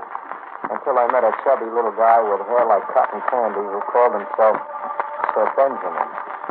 At first, when they fill in the details up to my meeting for Benjamin. I was in one of those free eats missions, a store church along Chicago's Skid Row. The sign, come one, come all, hadn't pulled me in. Flanagan had. Flanagan was a parole officer prowling the south side to hand me a merry set of bracelets for Christmas when he caught me. I had the mission all to myself, except for a skinny young punk hacking out a cough that made the benches jump. His face looked like he was already dead. And in between the cards, he opened two square little boxes with Christmas designs on them and stared into them. Hey, kid, you're sick. I know. You need a doctor. I've had a doctor. I wanted to go home for Christmas once. For all years, I didn't care. Those boxes you're holding, who do you mean them for? My money. Swallow lady. And Linda. My kid sister Linda. You like this? Maybe so what, huh? Yes, for my mother. Things on the dress. What's in the other box? Doctor. Fine silk. I promised Linda I'd buy her fine silk. Someday. I think this is far as I go. Oh, kid, get hold of yourself. I can't go. He's good. If you could get them to Mrs. B. somebody's for me. Sarah. Tommy. Tommy. Hey, kid. Kid, get hold. The coffin stopped for a longer time, and his eyes fixed wide as if what he was looking at was no longer in the room. It was right then that Sir Benjamin, the chubby little ghost with hair like cotton candy, happened. The first I knew of him was music, as if he was announcing himself. Music coming from an upright piano on a platform way down the mission hall. A Christmas hymn. But look, until my eyes popped out of my head, I couldn't see anybody playing. The piano was going, but nobody I could see was playing. I went up to the piano and reached over the stool to see how the trick was working. My hand touched something solid, like somebody sitting on the stool, and then I saw fingers and hands skipping along the keys. Only hands as if they had a life of their own. Don't be frightened, Rick. First I'm seeing things, and now I'm hearing voices. My voice, Rick. You're hearing me. Where are you? I'm right here, my boy. You touched me before, and very roughly. I'm afraid I have a bruise with your hand, pal. Well, it's one of the risks of my business, I suppose. Look, whoever you are, in another minute, I'm going to let go and scream and blow my top. Oh, no, don't. Just be patient and I'll rematerialize. It takes a moment or two. I saw the hands too. First arms, and then elbows and shoulders and the torso. Slowly, like some artist was sketching it in front of me. And then the last thing, the head, the little tufts of iron gray hair. And a face, a chubby face, rosy and smiling. What? Here I am. What's the good of me? That's rough. Who are you? Benjamin? I'm sorry if I worried you.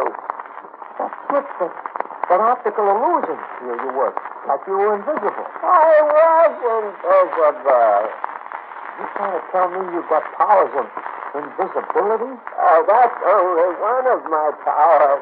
I suppose we get right on the business, Rick. We have business? Oh, of course. That guy over there on the fence. Tommy's in it. Oh, the kid. I forgot. He's laying there like he's dead. I don't dare go outside, but somebody's got to call an ambulance or do something. No, it's too late for the boy. Tommy has left us. What are you going to do about his dying wish? Dying wish? Oh, you mean saying that those items are delivered to a teacher? Yeah, those were items. Delivered in person. What are you going to do? Nothing. I'm going to do nothing. It's none of my business. I've got problems of my own. Flanagan, the parole officer? Now, where did you think that? What have you got? Powers of divination, too? Oh, I'm a very versatile and talented ghost. I also have powers of conjuration. What do you mean, powers of conjuration? Turn the boy's dying wish aside and I'll conjure up Flanagan. Oh, you don't think I can, huh? I think it's me that's got the powers of conjuration. I don't think you even exist. How about that? I think I'm dreaming you up.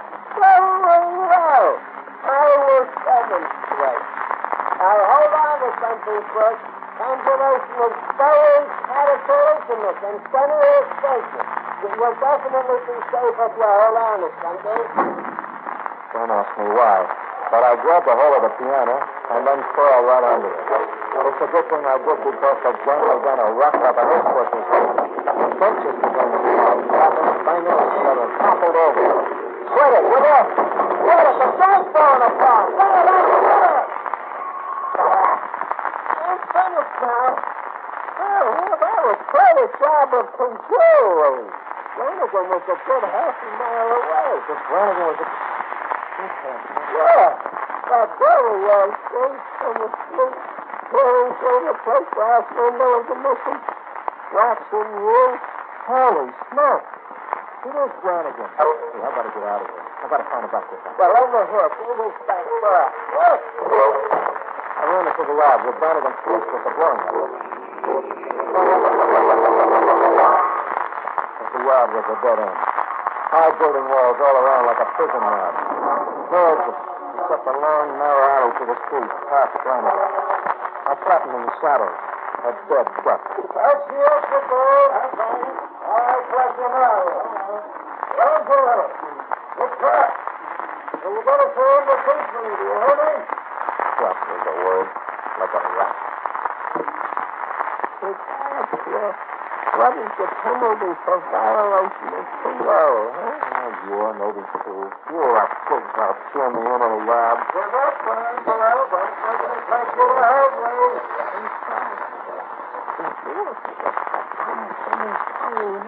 If you were to go home for Christmas and his wife... Okay, if I was to then what? Then Flanagan was empty-handed in order to catch you in his first finger. Flanagan suddenly goes stone blind, huh? No! You are becoming invisible. It was the laugh. But the laugh was that I was invisible. But Mr. Flanagan I was. He came right toward me with a flashlight in one hand, a gun in the other. Only he looked right to me as if he didn't see me. As a matter of fact, if I hadn't jumped to one side, Flanagan would have left like that. Angela! Angela! I know you got to be in this yard. Angela! I watched him climb every inch, then repeated. Then took his hat back, looked up at the high building walls, and scratched his head and give up. Well, what's to do? Sandy, how did you go? Now get me, boys. There isn't any way out of that yard. But Angela's gone. I'm afraid poor Flanagan is a very confused man. Now, look, for your part of the bargain. Here your family's gifts. So watch and listen. The mix of stars. Yes, Chris is just about to give up the ghost. Flanagan didn't get to make the arrest. He's pinching himself instead. Powers of invisibility. Now, there's a trick anybody can learn. Yes, sir, invisibility in just one easy lesson. There's absolutely nothing to it. So Chris is using the alias Single by order of the bench. Let's sail along with Chris to Bethlehem, shall we? I was Santa Claus bearing gifts. A lady's gold watch and silk stockings. And bad news. Tommy, the kid named Tommy, wouldn't be coming home ever. I was the only passenger getting off the train at Bethlehem.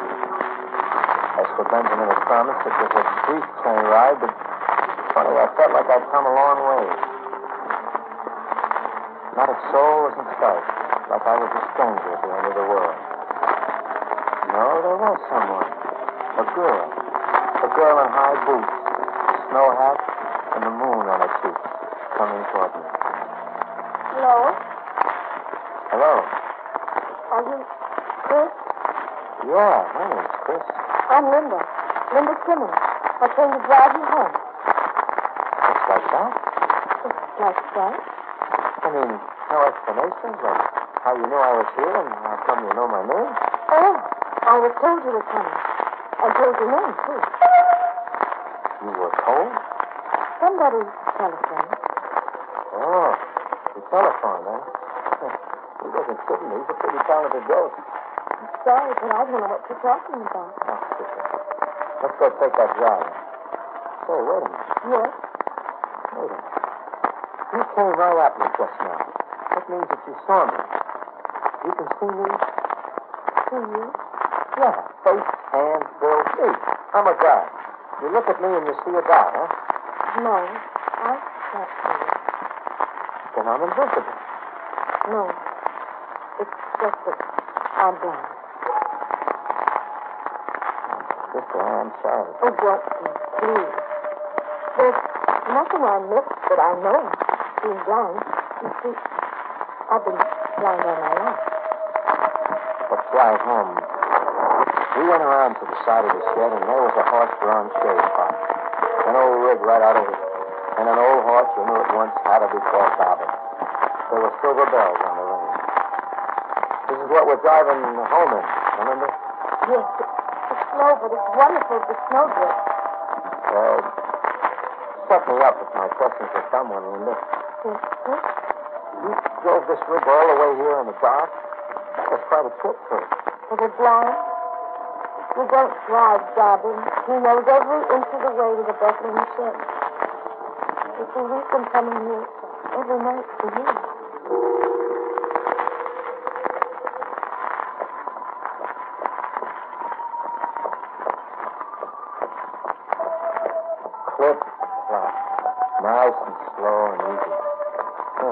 out and sure knew the way home in the dark, just like a homing pigeon.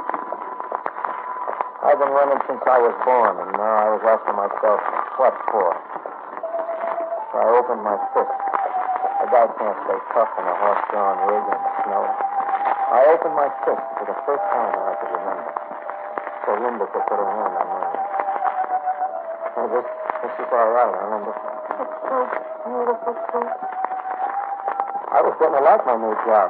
I could see myself in Brannigan's probation office, handing him my business card. Chris D'Angelo, Santa Claus. We reached home. A plain cottage, nothing fancy, with a candle burning brightly in the window.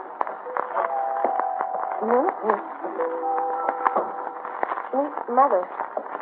Mother? This is Chris. Welcome home, Chris. Oh, thanks. Nice place you got here, Mrs. Simmons. I'm glad you like it. Very glad.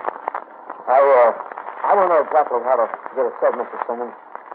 Well, I'm a mug. I quit school the minute I learned how to tell a teacher off, so I haven't got the right word. You don't have to have the right word, Chris. You don't even have to get it straight. This is You know? About Tom? Yeah. About Tom. Oh, about Tom. Somebody had you on the telephone. Is that all right? Yes. Somebody telephoned me. The last thing Tommy thought about was you and Linda and coming home for Christmas. He asked me to give you this. It's their watch to you, Mrs. Simmons. And this to you, Linda. $6. Not much, maybe, but Tommy didn't have much to give. The way it was for him. You're wrong, Chris. Tommy had more to give him. In his day, he gave it. You're talking a little in my head, then. I guess in the house. A boy comes home.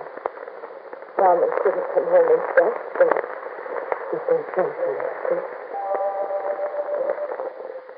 You can say this about me, that I was born in 1925, and I stopped crying in 1926, at the ripe old age of 1. And you can also say about me that I let a tear go I never knew I had. Christmas 1949. Linda. Yes, sir. It's quite a place you got here, and it's got a feel of home, all right, but... Now, don't get me wrong about what I'm going to say, Linda. It's not crying being poor. Well, it's Christmas, but I don't see no tree, and I've been sniffing close enough to the kitchen to know that there's nothing worse than an oven. Is it cold? No, it's just there's an idea playing over my head. An idea? Yeah, that maybe this setup needs a man around the house. Is it all right if I borrow a dog outside? All right. Of course it's all right, Chris.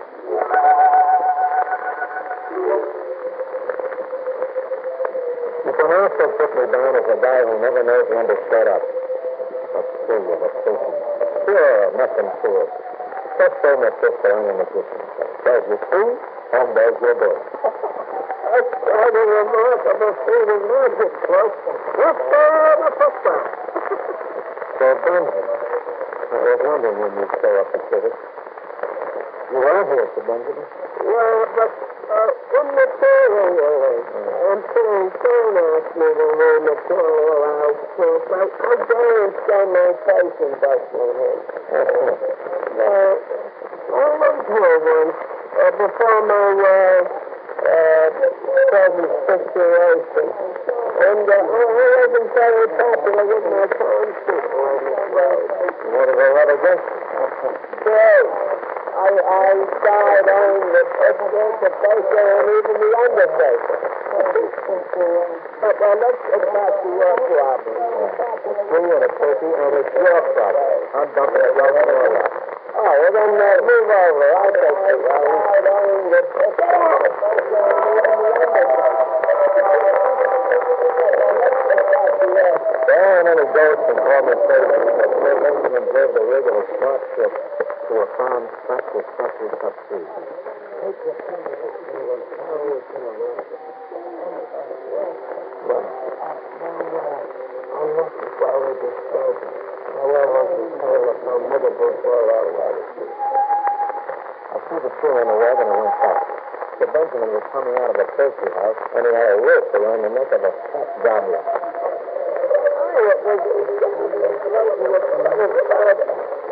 It's explanation to where you were right. Where you go? To leave it was street clearing the prices came down so fast. I hurried back to the roof, right into the arms of trouble. There was somebody in the next way, and waiting for me to show. Promise. All right, Angelo. Run and you won't get 10 yards. What did you do? Look into your crystal ball to find out where I was? But nothing. I just did the same thing you did. Baloney, you had to see me to be able to do what? I had to see you. What were you, invisible, you said? Yeah. Sure I was invisible. That's where you're killing me. Invisible. What about in the yard behind the mixer? You walked right past me. You showed a flashlight on me, but you couldn't see me. How about that, huh? I'll answer that.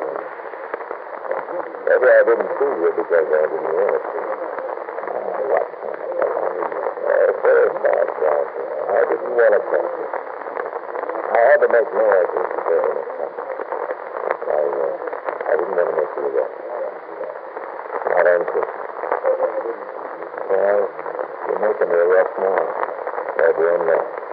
Why'd you call me all the way here? See what you up to?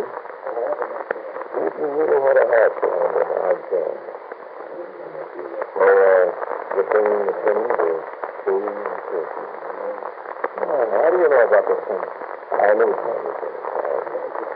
Bad chance you were guilty to Mrs. before he died. I found Mrs. Simmons and knew that she was coming. Oh, it was you who found her. Yes. So I thought to that. So what? I don't know. I'll ask you one question, and maybe I'll leave. Think carefully, please. Go ahead, ask me. If I arrange for you to keep in touch with the parole office by mail, providing the letters your face my birthday, would you like it? Woodhouse. Flanagan, where else does a guy want to write letters from that home?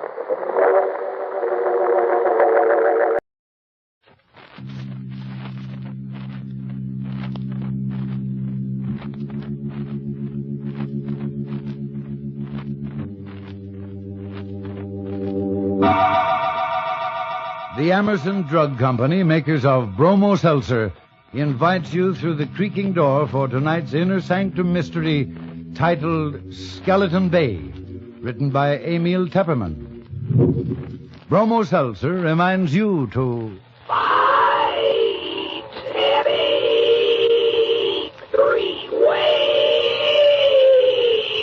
Bromo Seltzer, Bromo Seltzer, Bromo Seltzer, Bromo Seltzer, Bromo.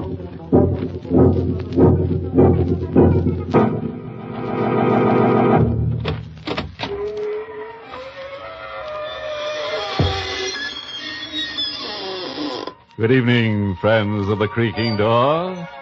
This is your host to welcome you into the Inner Sanctum. Come on in. Come on in and join the fun. We're having a game of corpse and robbers, and we can't find a soul for the corpse. Of course, we could say the magic words, abracadabra, but we don't want any of that low crowd from the morgue. Want to come in and play dead for a while?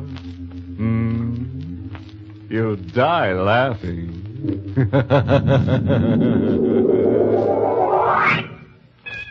And now for our excursion into the Erie. Our little trip to Skeleton Bay. Our story opens at a swanky hotel with private cabins, situated on a storm-swept, rock-bound coast. The story itself is all about, you guessed it, murder.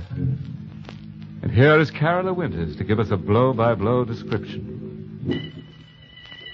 I'll tell you first about the night I met Michael Barrett. It was in August at Skeleton Bay. I'd come to the hotel supposedly for a rest. That was what I kept telling myself, but in reality, I didn't know why I had come here. Skeleton Bay. I'd seen the name in an ad months ago. And since then, it kept hammering at the inside of my brain. It was like the voice of implacable fate, commanding.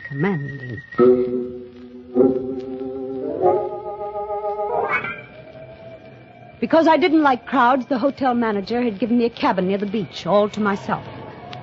It was the middle of the night, but I couldn't sleep. The wind came in from the ocean, howling like a hungry beast across the shoals. And the pounding of the surf mingled with the angry, baffled growl of the sea. I sat at the window in the dark, staring out at the beach. I was restless, excited. It was then that I saw the signal. It was just a winking little light a few yards away on the beach. Someone was blinking a flashlight, on and off. I was able to make out the figure of a man in boots and a leather jacket. He was signaling toward the hotel. But to whom? I had the answer in a moment. A man moved past my window, going down toward the light. He had his collar turned up against the wind and his hat brim pulled low. But I knew who it was. Mr. Field, a small, furtive man who had come up on the train with me. The two men met. Barely a stone's throw away from my window, I could hardly see them huddled closely together. This was excitement, mystery, intrigue. The stimulation I wanted and needed. I had to know what was going on. I threw on a raincoat and opened the cabin door. The wind swept my hair in a streamer, and a salt spray stung my face as I hurried down to the beach. My blood began to race and my heart to pound, for those two men were not engaged in any conference. They were locked in struggle. It was a deadly, silent struggle with only a grunt now and then. And I saw the flashing gleam of a knife, but I couldn't tell who had the weapon, the tall man in the leather jacket or the furtive Mr. Field. And then I saw the blade plunge home into the throat of the furtive Mr. Field.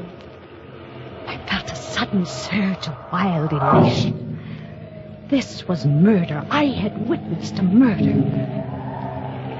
The tall man let the body of Mr. Field slide down to the sand. Then he looked up and saw me. He stood there with the bloody knife in his hand, and we looked at each other. Who are you? I'm Carol Winter. I have this cabin here, number 5. You saw me kill him? Yes, I saw you. What are you going to do about it? I'm going to help you dispose of the body. He told me his name was Michael Barrett. He lived on the opposite side of the bay, in a house high up on the cliff. It won't be so easy to get rid of the body. If I had the boat, I could take him out and drop him over, but it's too rough tonight. If there was some place to hide him for a day, I could come across in the boat tomorrow night. You can hide it in the closet in my cabin. Nobody will look there.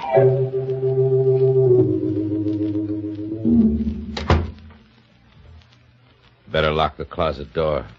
Yes, of course. You sure nobody will come snooping here? Nobody comes here but the maid. All right. I'll be back tomorrow night with a boat. Oh, did you pick up the knife? Yeah. I got it here in my pocket. Oh. Well, I guess that's all. Good night, Carla. Good night, Michael. All night I sat up alone, with the locked closet door between me and the staring, sightless body of Mr. Field.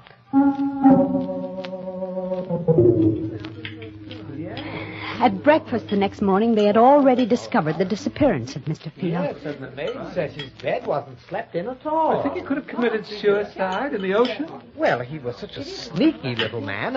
Of course, he may just have gone for an all-night hike, but in such weather, I hurried through my breakfast, listening to the gossip all around me. Now, in broad daylight, I could hardly believe that the thing had really happened last night.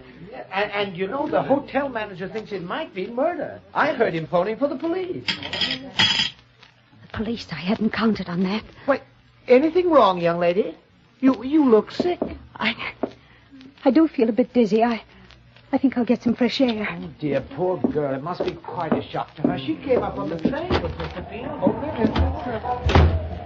Out in the open air, I let the wind cool my fevered face as I hurried down toward the beach. It was only 9:30 in the morning, a whole day and a whole evening before Michael could come for the body. And the police would be around all day, investigating, snooping. And all the time, Mr. Field would be sitting in my closet, staring blankly out of his sightless eyes. When I reached my cabin, I put my hand on the doorknob, and suddenly I went cold all over. The door was unlocked.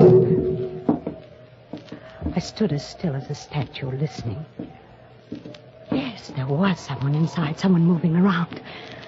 If only I had my handbag. I had a pistol in it that I always carried for protection, but it was inside on the dresser.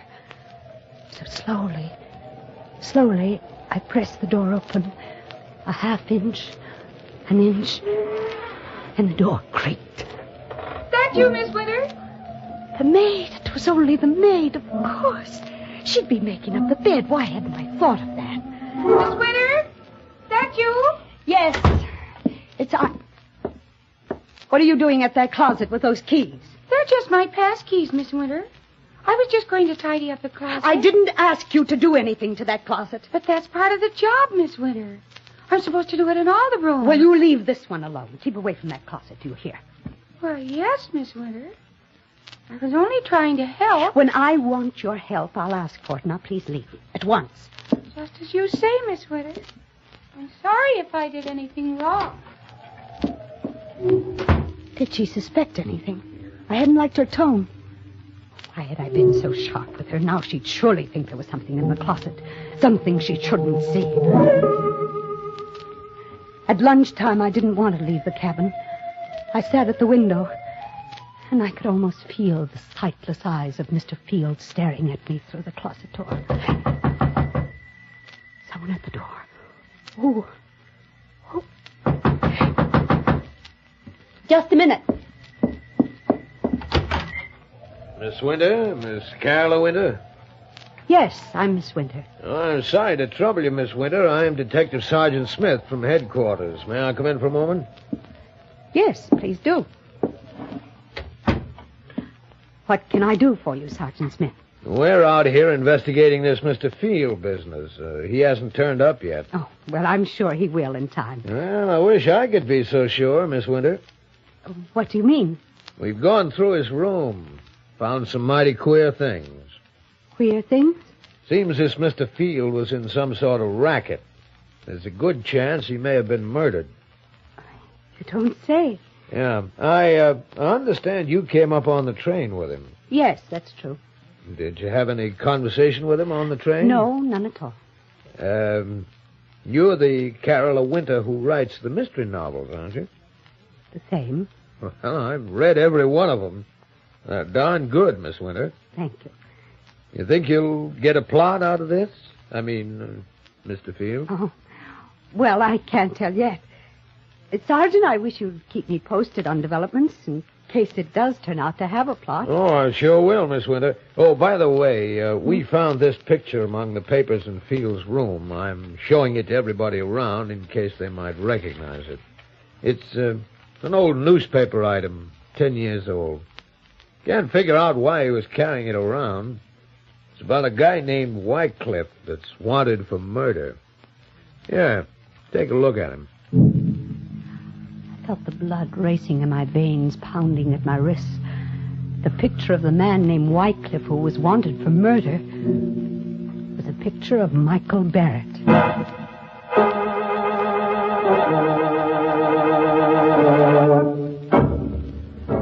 Bromo Seltzer, famous for fast headache help, is bringing you Inner Sanctum. Broma Seltzer, Broma Seltzer, Broma Seltzer, Broma Seltzer, Broma Seltzer, Broma Seltzer, Broma Seltzer. How do you do, ladies and gentlemen? How do you do? This is your old friend, Norman Brokenshire. You know, it's really silly to let an ordinary headache make you miserable when you can get such fast three-way headache help with Bromo Seltzer. Now, by three-way help, I mean Bromo Seltzer quickly helps the pain of a headache itself, and it soothes upset stomach and jittery nerves that may team up with your headache. And what a pleasant help it is. for Bromo Seltzer fizzes instantly. So sparkling, so refreshing to take. You can't ask any more of a headache product than that, can you? Fast, pleasant, three-way help for your headache. That's Bromo Seltzer. Try Bromo Seltzer on this guarantee. You must be satisfied or your money back. Need I say more? Just go to any drugstore, fountain, or counter and ask for Bromo Seltzer, Bromo Seltzer, Bromo Seltzer, Bromo Seltzer, Bromo Seltzer, Bromo Seltzer. Well, it looks as if Michael Barrett is a lucky guy, with a beautiful woman ready to commit murder for him. But what'll he do when she runs out of victims and begins looking at him with a calculating eye? Oh, by the way, you don't have to worry about our eerie spirits bothering you anymore. Now, I've made a resolution that ghosts will not be allowed out of their graves after dark. Unless, of course, they have a pass to leave the ground. Now, let's get back to the rock-bound coast of Skeleton Bay and see how Carola entertains the grisly guest in her closet. I don't remember now how I got rid of that Detective Smith. I told him I had never seen the man in the picture and sent him away. The day was interminable. From my window, I could see the guests moving about the beach, but none of them went in swimming. The weather was too rough. And I wondered if Michael would be able to bring the boat over tonight. If not, how much longer could I sit guard over Mr. Field in the closet? Now and then I'd see Detective Smith poking around on the beach. And then, without warning, he was standing over the very spot where Michael had stabbed Mr. Field. I watched him bend down and examine something. Was there blood there? Did Smith know that that was the murder spot? I saw him frown. Then he stood up and walked quickly away. I had to know what it was he had seen there. Swiftly, I slipped on a coat and went out. I started toward the spot on the beach. Going somewhere, Miss Winter? Oh, it's you, Detective. Going anywhere in particular? Why, no. I was just going up to the hotel for dinner. It's almost dinner time, you know. Well, fine. I'll walk up with you, if you don't mind. Not at all. Can I help you? Take your arm. Oh, thank you. Sand is so soft. It's still wet. We had high tide last night. Miss Winter. Yes? Are you a sound sleeper? Why do you ask? Well, I just thought maybe you might have heard something last night, like a fight or something. A fight? I was just looking at the sand back there, down near your cabin. It's all messed up, stamped around. Well, what has that got to do with me? Well, nothing at all, except I think there was a fight there last night. Maybe that's where Mr. Field was killed. You think Mr. Field was murdered? It's beginning to look more and more like it, Miss Winter. Somehow, I don't know how, I managed to get through with dinner. I hurried back to the cabin, and I stopped at the door, shocked and unbelieving. There was a light inside. Someone was in there. This time I had my handbag with me. I took the pistol out, and once more I inched the door open. It had happened, the thing I feared. The closet door was open, and there was a maid stooping over the body of Mr. Field. Oh, what are you doing there? The body. It's Mr. Field. You killed him. Suppose I did. Oh, what are you doing with that gun? What do you think? Oh, no! Wind was high and the weather was rough. Fortunately, no one heard the shot. I pushed her body into the closet next to the body of Mr. Field and closed the door. Now I was a murderer, too.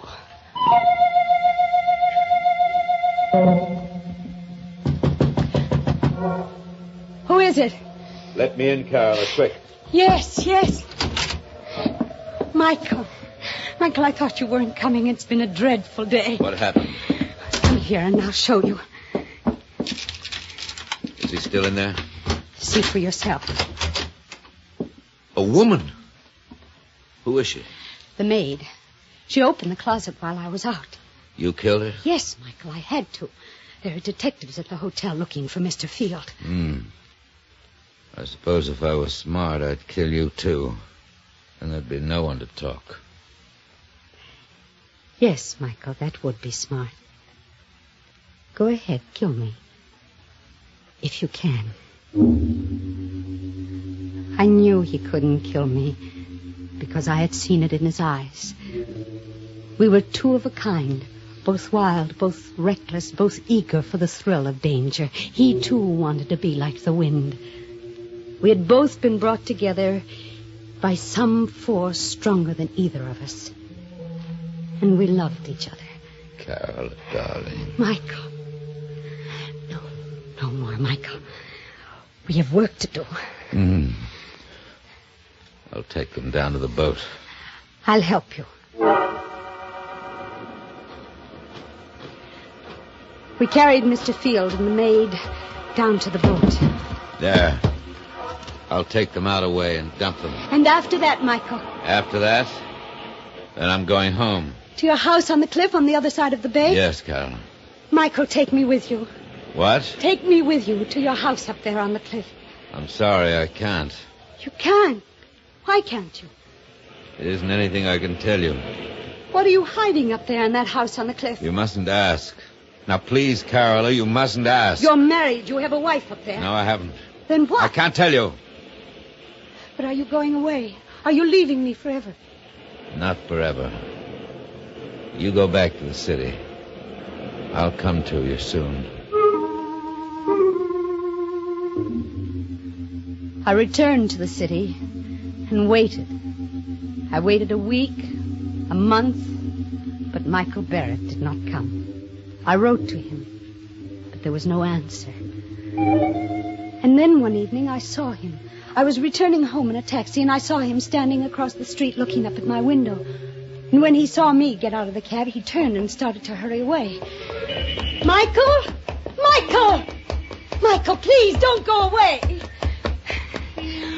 Oh, Michael, why did you try to run away? Don't you know? You're afraid. Yeah, let's call it that. But you love me, Michael, don't you? Carola, it's no good. There's nothing but ruin for us both if I stay. We'll be together forever. It's impossible. I won't let you go back to that house on the cliff. I don't care what it is you're hiding up there. I won't let you go back. Goodbye, Carola. Wait. I'm going. You better forget about me. Don't go yet, Mr. Wycliffe. So you know about that, too. I saw the old newspaper clipping Mr. Field carried. I see. Why are you looking at me like that? You know why I killed Mr. Field? Because he tried to blackmail me about that old murder. But, dear Michael, I'm a good deal smarter than Mr. Field. You see, I write mystery novels, so I know how to handle such things. What do you mean? It wouldn't do you any good to kill me. I've written all about you, your real name, and about that old murder. It'll be found if I should ever be killed. I see. Michael, darling, I'm blackmailing you, but there's only one thing I want from you, your love. It shouldn't be so hard for you to meet my terms. All right, Carola. You win. We'll be married tomorrow.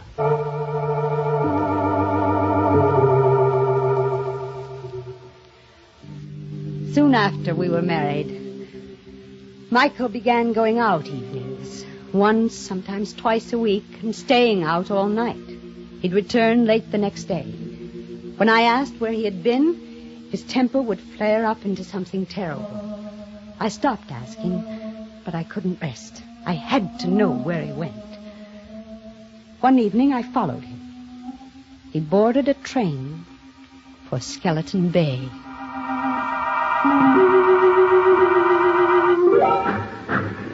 At Skeleton Bay, he set out to walk from the station, and I followed. It was no longer summer. The trees were bare and the night was forbidding. I kept behind him when he skirted the bay to the narrow road which led up toward his house high on the cliff. It was a small stone house. The wind whistled around it and against it and above it. I stole to one of the windows. It was barred like a prison. Carefully, I raised my head above the sill and peered into a lighted room. Michael was there with a woman. For the first time in my life, I knew the meaning of frustration and jealousy. Michael had told me he wasn't married. But this woman, I had helped him to do murder. I had killed for him. I had lied to that detective for him. And all the while, this was the secret he had been keeping from me. I opened my handbag and took out the pistol. I looked into the room again. The woman was alone now. Michael was gone. So you came up after all. Michael, you sneaked out. You knew I was here. I'm sorry you saw through that window. Is that your secret, that woman? Part of it. But it's the part you mustn't know. But I do know it. That's why I've got to kill you. That knife. You've still got that knife. Yes. And I've got this, Michael.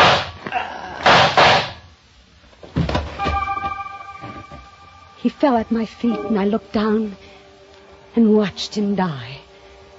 And now I knew why I had really come to Skeleton Bay that first day. It was for this. To kill Michael Barrett.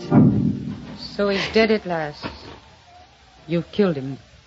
You, the woman in that house, you saw me kill him. Yes, I saw you. What are you going to do about it? Help you dispose of the body. Of course. Help me dispose of the body? Those were the very words I had said to Michael Barrett down there on the beach. And now this woman was saying them to me. Who are you? I'm Lisbeth Whitecliff. I'm Michael's sister. His sister? And you want to help me dispose of the body? You see the bars on those windows? Yes. I have been a prisoner in this house for 10 years. What? Michael killed the man I was going to marry 10 years ago. He murdered him. But this house, this prison... Michael brought me here. He kept me prisoner because he knew if I got free, I'd tell the world he was a murderer. Then that's the secret. The secret he wouldn't even tell me.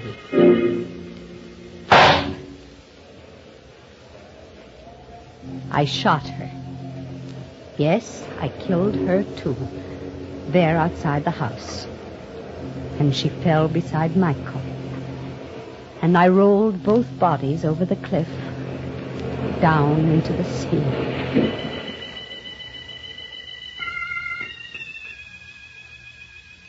This is the end of my book, the best mystery novel I have ever written. I know that in writing it, I deliver myself into the hands of the law. But I can't stop. I can't help myself. So now I am finished. I will mail it to my publisher and wait for Detective Sergeant Smith to come and get me.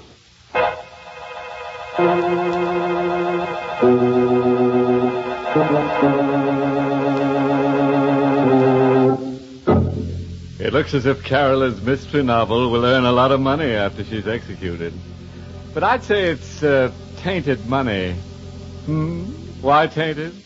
Because she'll be dead and a ghost can't own money, so taint her.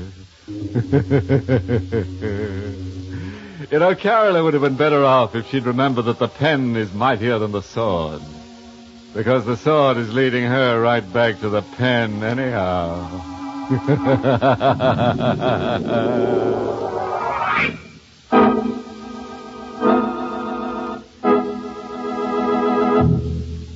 You know, today just about everything depends on speed. Now you take headache products. Bromo Seltzer is famous for giving speedy relief from headaches. But that's not all. Bromo Seltzer gives you three-way headache help.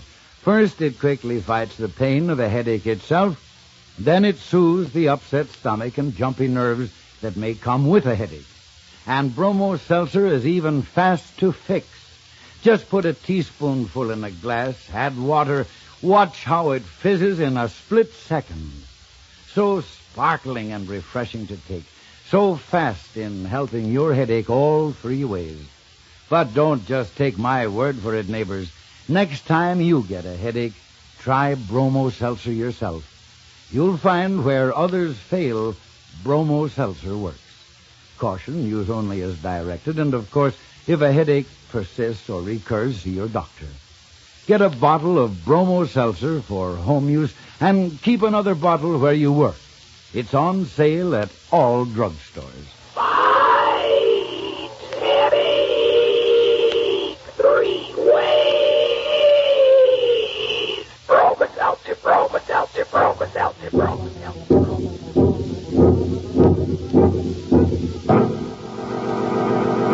Well, it's time to close that creaking door for another 7-day rest. Until next week at this time, when Bromo Seltzer brings you another Inner Sanctum mystery. In tonight's story, Charlotte Holland played Carola, with Martin Gable as Michael. The music was by Lou White, and the entire production was directed by Hyman Brown. By the way, this month's Inner Sanctum mystery novel is The End Is Known by Jeffrey Hall. Next week, we're pinning up a fearful portrait called The Deadly Face. It's all about a curious character who has the picture of death painted all over his puss. So if you're around this time next week when we hang him up in our gallery, you'll hear how he tries to frame a couple of folks in pine. Until next Monday, then. Good night.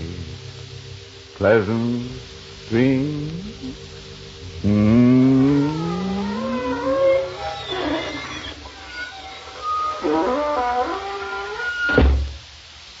This is Norman Brokenshire speaking for Bromo Seltzer, inviting you to tune in again next Monday at the same time to Inner Sanctum, which is brought to you for your entertainment every Monday by Bromo Seltzer, Bromo Seltzer, Bromo Seltzer, Bromo Seltzer, Bromo. This is CBS, the Columbia Broadcasting System.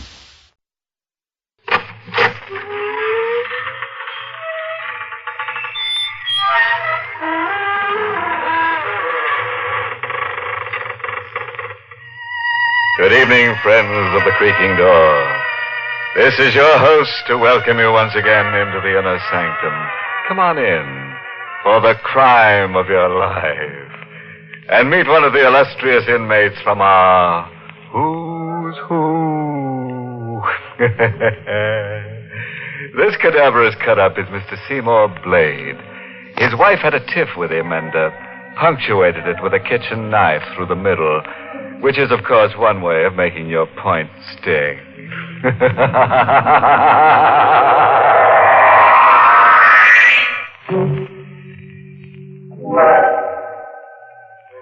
All right, then, lend a fear now to some grim happenings and hear what kind of profits our star Boris Karloff in the role of Mark Devers reaped when he put up Death for Sale. The ashtray in the reception room is stuffed with half-smoked cigarettes. The disheveled man waiting paces his caged animal steps this way and that. Each second his eyes dart to the door at the end of the room, at the slightest sound. At last, the knob turns. The door swings wide open. Well, Doctor, your wife is in pretty bad shape. Cora isn't my wife. Oh, I'm sorry. I thought... Forget it. Bad shape. But she's going to pull out of it. Right? Mr. Devers... She's not going to pull out of it?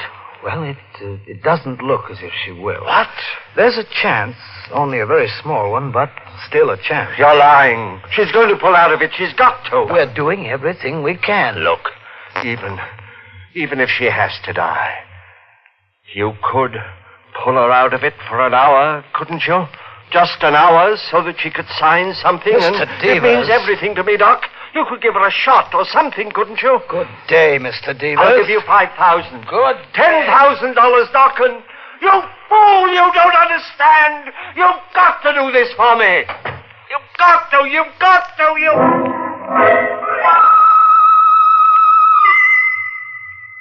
The doctor doesn't understand. He'd do the same in my case. So would you. So would anybody.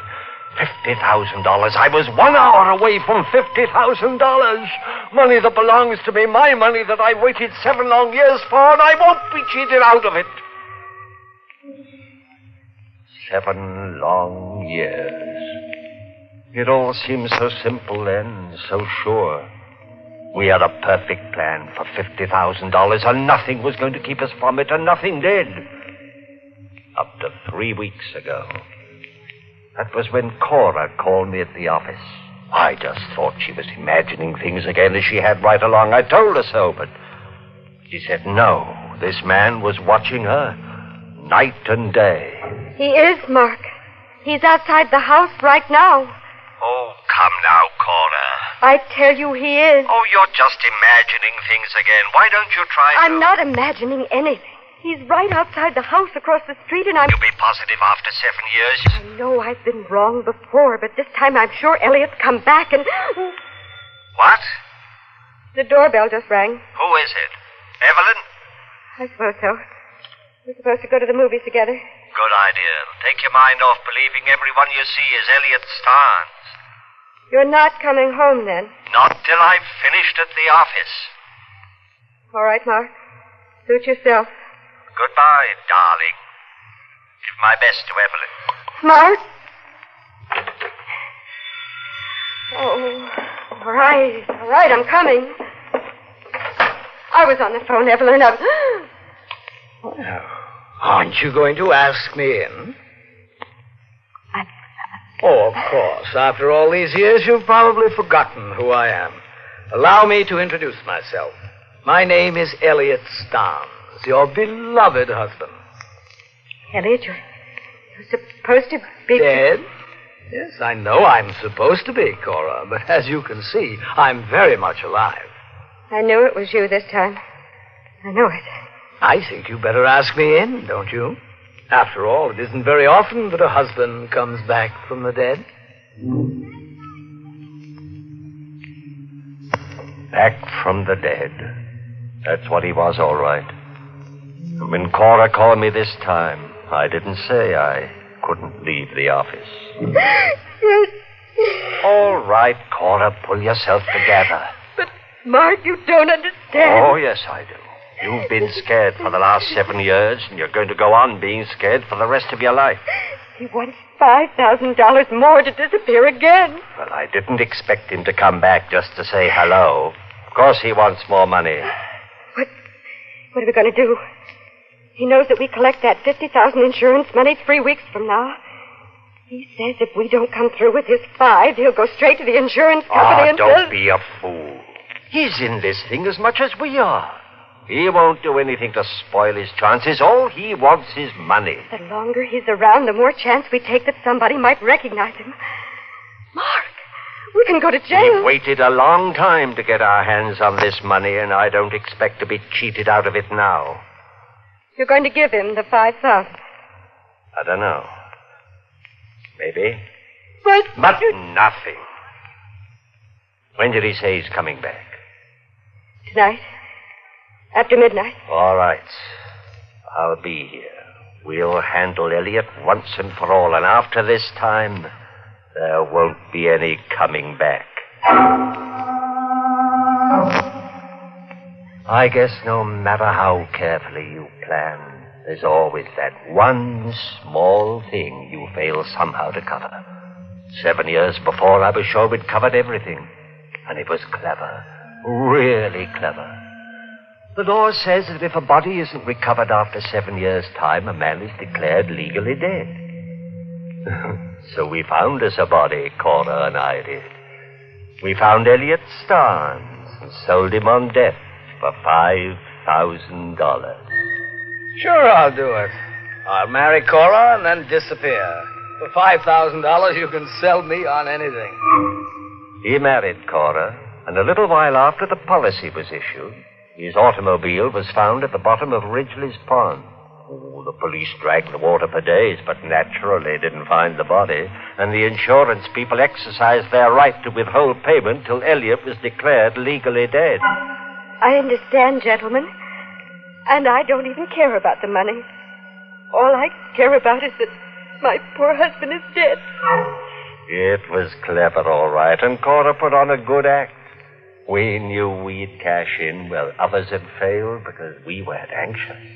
We were willing to wait for 7 years. And wait we did. It was a perfect plan. Nothing was going to keep us from it. Nothing except... Now, Elliot had come back. He swore he'd never return, and he'd gone back on his word. But by midnight, I'd made up my mind how to handle Elliot. No, Mark. The only way. No. The only way. This $5 that he wants, that's only the beginning. He'll hold us up all his life. No. He'll drain us dry of every cent of that $50,000. I won't let you do it. Yes, you will. We're in this far. You won't back down now. I've got to. I never dreamed it would turn out like this. Another few weeks and he'll be legally dead. There must be another way. Only this, believe me. And after it's done, it'll be you and me and nobody the wiser. Go on. Open the door for him. Mark. Cora, do what I say. I can't. You've got to. All right. I'll be inside. Tell him everything is set. I will. Hello, Cora. Oh, won't you come in, Elliot? Thank you, my dear. Don't mind if I do. Mark here yet, Cora? Yes. He's in the living room. Oh, fine. Then you and Mark have agreed on the deal for me. Yes, we have. Come in, Elliot. Everything's set.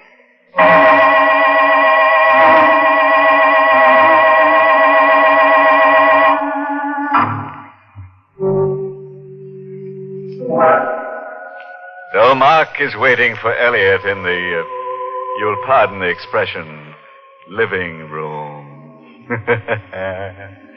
Whatever happens to Elliot actually serves him right. After all, here in the sanctum, we don't go for live people walking around as if they were ghosts. It's enough to scare the death out of us. Poor Cora is so nervous. She just can't look a corpus delicti in the prima facie. Well, enough grave philosophy. Suppose we let our star, Boris Karloff, take up our stock story where we left off. Everything was set. I planned to kill Elliot with the knife I held behind me, and I felt absolutely no compunction about it. Oh, you're joking. No, Elliot. You're crazy. Cora, stop him. You'll never get away with it. Mark, no!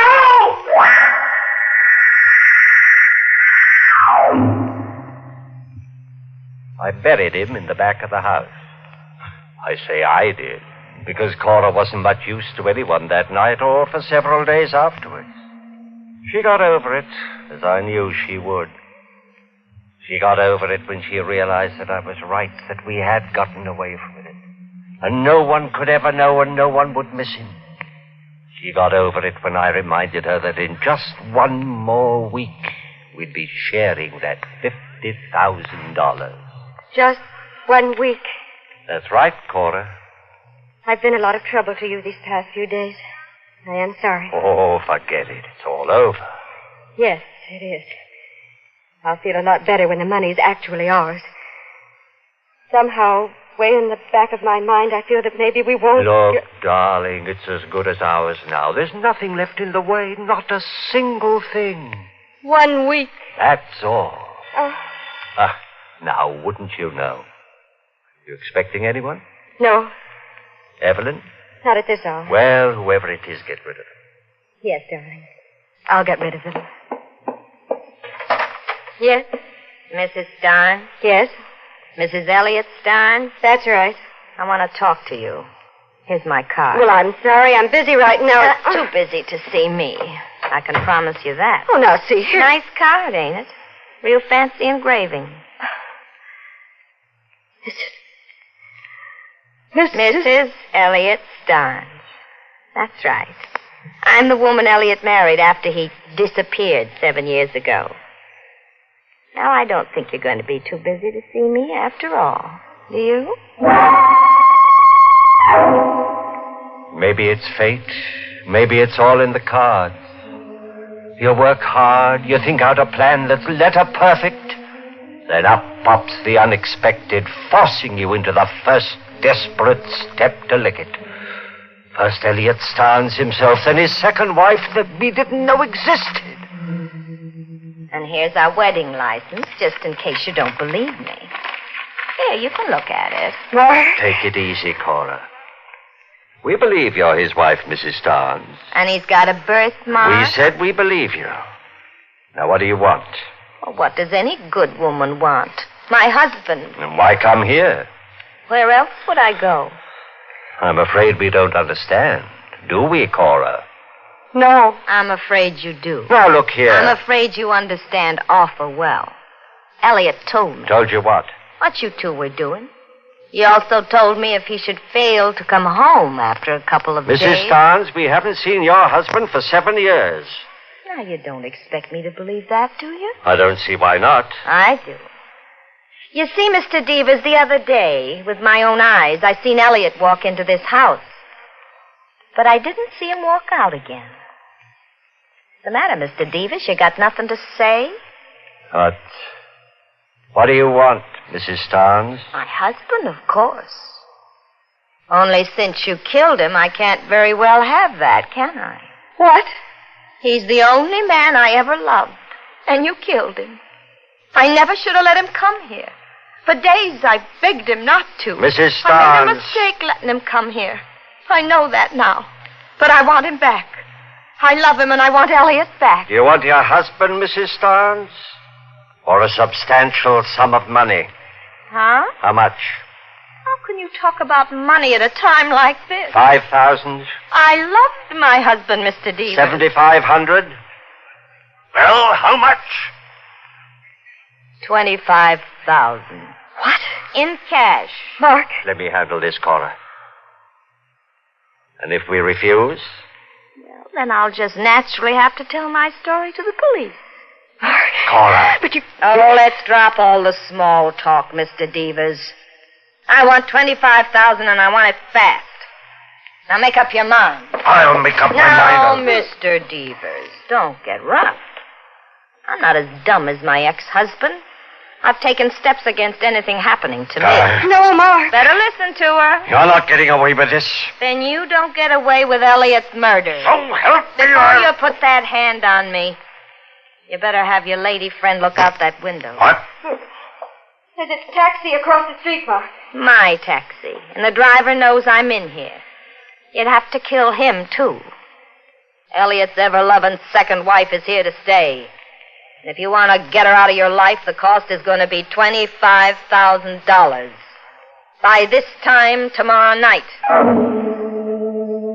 After she left, I had some work to do on Cora. It won't be the same way, Mark. Not another murder. Who said anything like that? Promise me?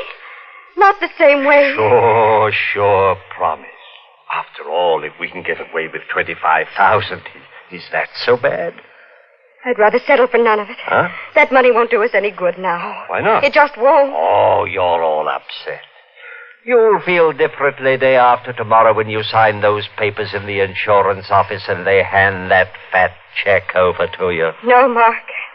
I'll never feel differently about it again. I knew I couldn't work Cora my way much longer. But it was just 2 more days. 2 more days to get that 50,000. Just 2 things to settle in just 2 days. First, there was Mrs. Starr. When she came to my apartment the next night, I handed the envelope over to her. It's all here? You can open the envelope and count it if you like. I don't have to, do I? And what if I cheated you? You wouldn't. I could always come back. You could always come back for more anyway. What do you think I am? Doesn't make any difference now what I think. Okay. No hard feelings. There are, but they won't bother me for long. Of course not. That money you're collecting will cure that. I'll be cured before then. That's your business. It's yours, too, now. I don't see how. Now, do you see? Put that knife down. I will. Into you. No. Don't. Please. That door's locked. You can't get out. Don't. You can have the money back. There isn't any money in that envelope. What? Just strips of newspaper. Where can I get $25,000? I don't care about the money. I do. I cared about it for 7 years. Cared enough to murder once, and I can do it again.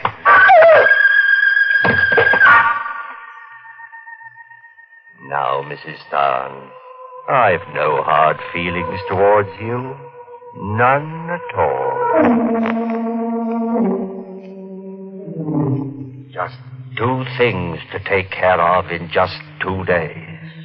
The first, Mrs. Starnes was taken care of, and the second was now just an hour away. The 50,000 was waiting in the insurance office for Cora. All she had to do was sign her name on some papers to get it. Oh, you can imagine how relieved I was as I sat next to Cora when she drove to the insurance office. But it was different with Cora. Cora didn't say a word. There's nothing left to say, Mark. Oh, money will make you talk, Cora. You wait and see. After you get your hands on the... Hey, you're taking the wrong street. No, Mark. Sure you are. This is the way. It's the only way left for us, Mark. Huh? We're driving straight out of town. We're never coming back. There'll be no more murders. Cora. I know you killed that woman. Now, where did you ever get that idea? I paid her and she left. I was outside your apartment house last night. All right. So you know now. What did you expect? I couldn't let it all go down the drain, not after 7 years? Turn the car around. No. You're going to sign those papers. I want that money. It's too late, Mark. Like fun it is. Let go. You're turning this car around. Mark, the wheel, let go.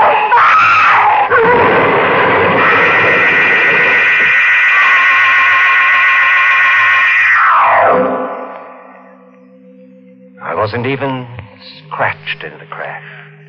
Cora wasn't that lucky. I rushed her here to the hospital. And you heard what the doctor said.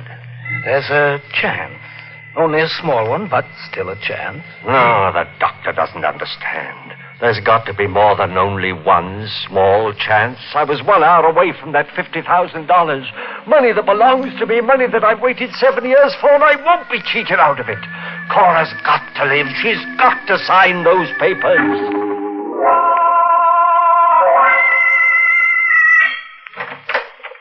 Well, Doctor? There's someone waiting for you down the corridor, Mr. Devers. What about Cora? There's still a chance, isn't there? No chance at all anymore. You're lying. The gentleman is waiting. You're lying. She's not dead. She can't be. The gentleman is from the police. She asked me to call. It's a lie. She's not dead. Mr. Devers, try to understand. She is... No! It's not true, and I won't listen to you. She's got to sign those papers. You've only got to keep her alive another hour. You're a doctor. You can do that. Mr. Devers, 7 years. Don't you understand? Oh, I can't let 7 years go down the drain. 7 years. It can't turn out that way. No. She's not dead.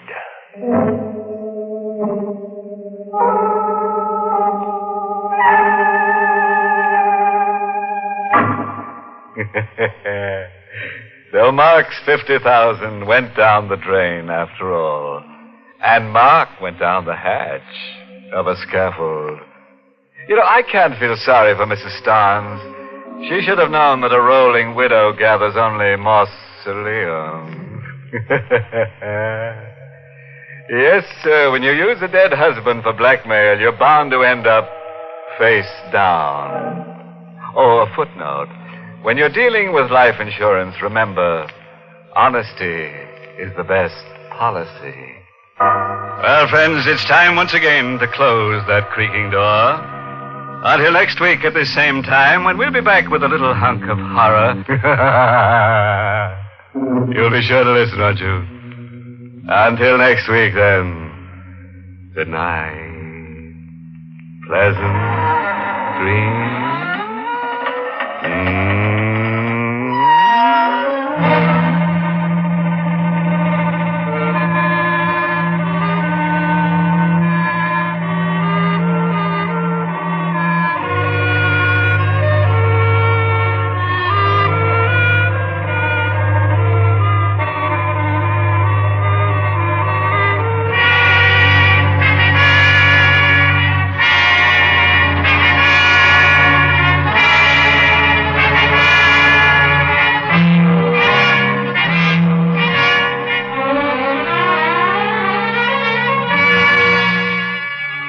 Inner Sanctum has come to you through the worldwide facilities of the United States Armed Forces Radio and Television Service.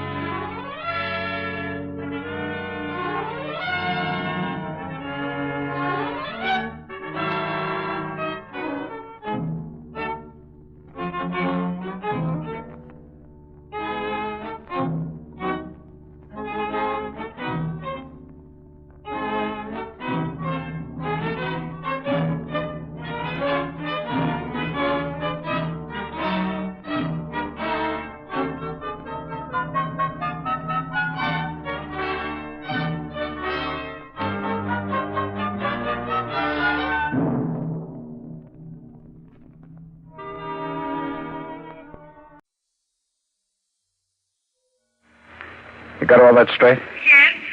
And leave right away.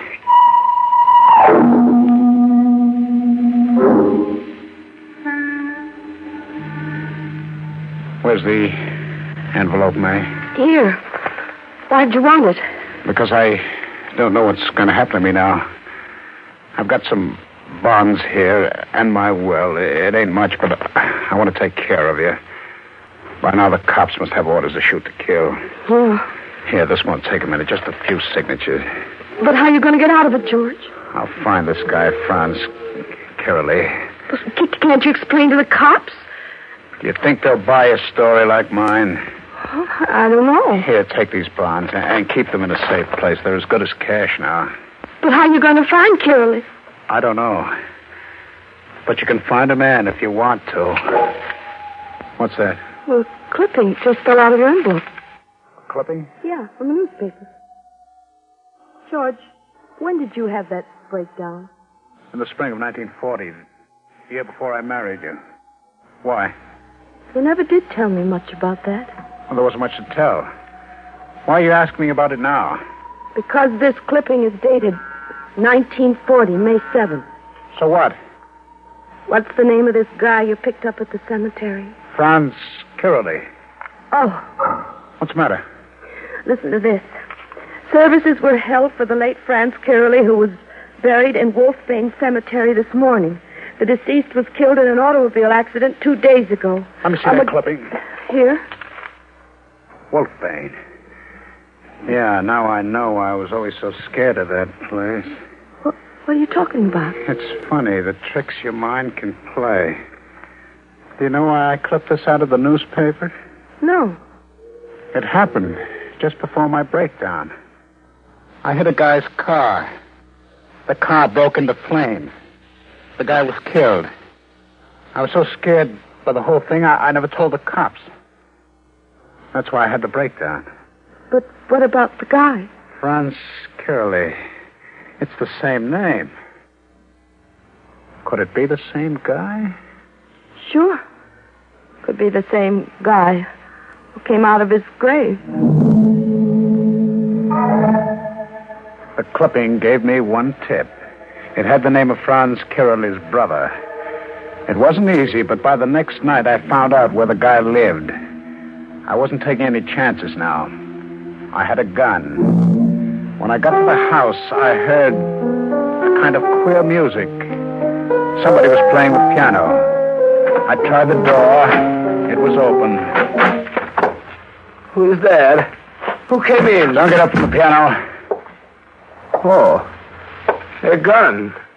You here alone? Yes? Your name is Istvan Kirili? Yes. You have a brother named Franz? Franz? Yes. Where is he? Franz died 10 years ago in an auto accident. He didn't die. I want to know where he is. I don't know what you're talking about or what you are after. I am a sick man with a bad heart. You can go through this house, take anything you want. I don't care. I didn't come here to rob you. I just want to know where your brother is. I told you he died. He couldn't have died. Who are you? Take a look at this evening newspaper. Police search for homicidal truck driver who killed Eleonora Imre. Your brother killed that woman. That's why I've got to find him. Franz killed Eleonora? You know who she is? She was the girl he was going to marry. What else do you know about her? She was not true to him. Franz found out. Go on. He was going to kill her on the night he was burned to death. I talked to him. I tried to stop him. But he went out. And now, 10 years later, she's murdered. What kind of a story are you handing me? It's the truth. Why should I lie to you? I wouldn't know. Have you heard anything from your brother? How could I hear from him? He's dead. You have a picture of him? There, on the piano. Yeah, that's him. Wait a minute. There's something in this picture. Your brother had a finger missing on his right hand. Yes, it happened a long time ago in Hungary. He cut his finger on his side. Now, listen, was it really your brother who was buried in Wolf Lane Cemetery? Yes. He was burned to death. Who identified the body? I did. You sure you didn't make a mistake? I'm quite certain. Look, leave me alone. I'm sick. Okay. You can go back to your piano.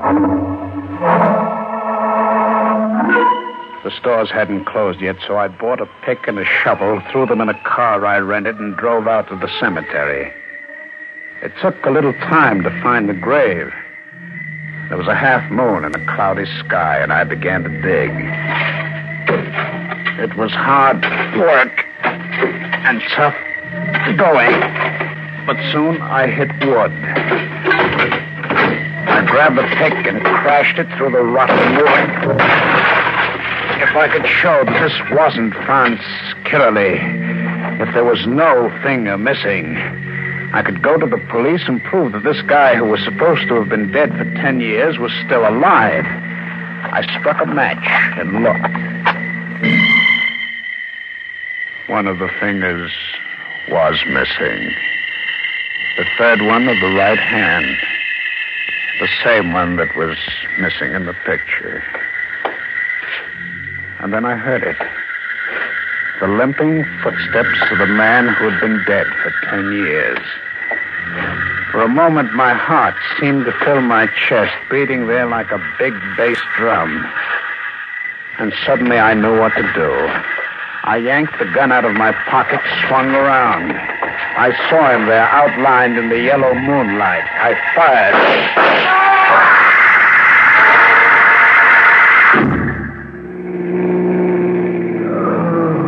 Don't move. You understand? Don't even try to move. My chest. You've been wounded. It ain't too bad. Where are you taking me? To a hospital. I won't make it. You'll make it. You've got to. I must prove you killed that Zane. Was it an accident that I picked you up in the cemetery last night? No, it wasn't an accident. I knew you drove a truck past the cemetery 3 times a week. Why'd you frame me? Because you had had a breakdown. You were the right person to frame.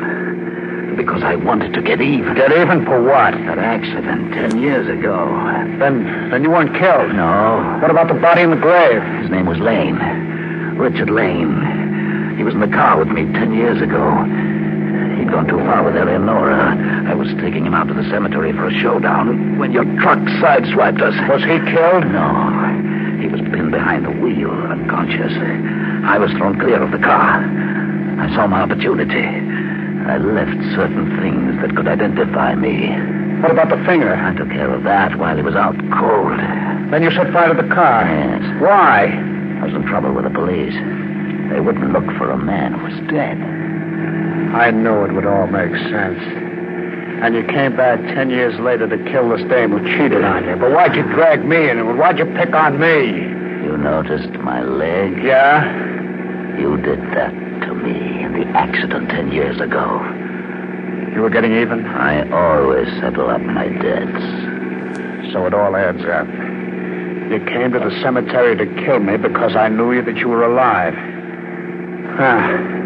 Well, your frame-up won't stick. Won't it? All I have to do is take you to the cops. I'll make you tell them what you told me. I'll be dead when we get there. Huh? Do you think I'd tell you all this? If I didn't know I was going to die. All right, even then, I'll still be able to prove it. How? With your brother. You saw him tonight. He knows you didn't die 10 years ago. Istvan won't say a word. He's dead. Dead? A heart attack. I should have warned him I was coming. I hadn't spoken to him for 10 years. I didn't know about his heart. You can't die. You've got to live. Eleanor. You've got to prove to them that I'm not insane, that I know what I'm talking about. I wish I could move. Eleanor.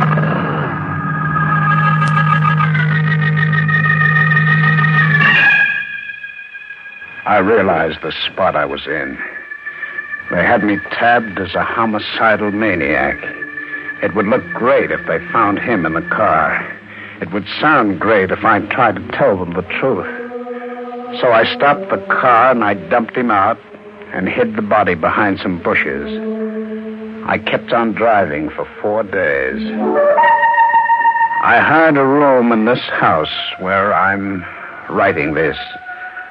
So you'll know what happened, May. For a week, I've done nothing but sleep. But last night I was awakened by the sound of footsteps in the room above mine. I recognized them. They were his. Somehow, he's come back again.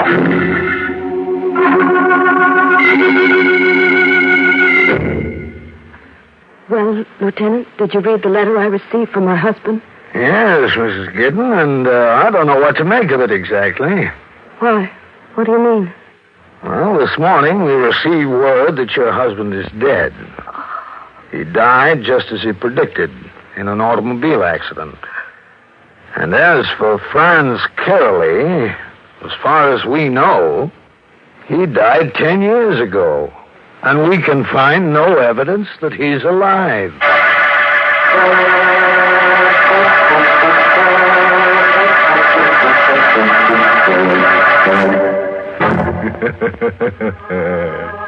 I guess George finally ran out of gas. Of course, there's nothing wrong with him that couldn't have been cured by doing a valve job on his brain. George was the kind of guy who cut off his nose despite his face. He should have cut off his whole head and had no further trouble. Which brings us to the moral of our story, taken from the Roman philosopher Corpus Delicatesson, who wrote, "The one thing in the world that's easiest to get into and hardest to get out of is not marriage. It's a grave."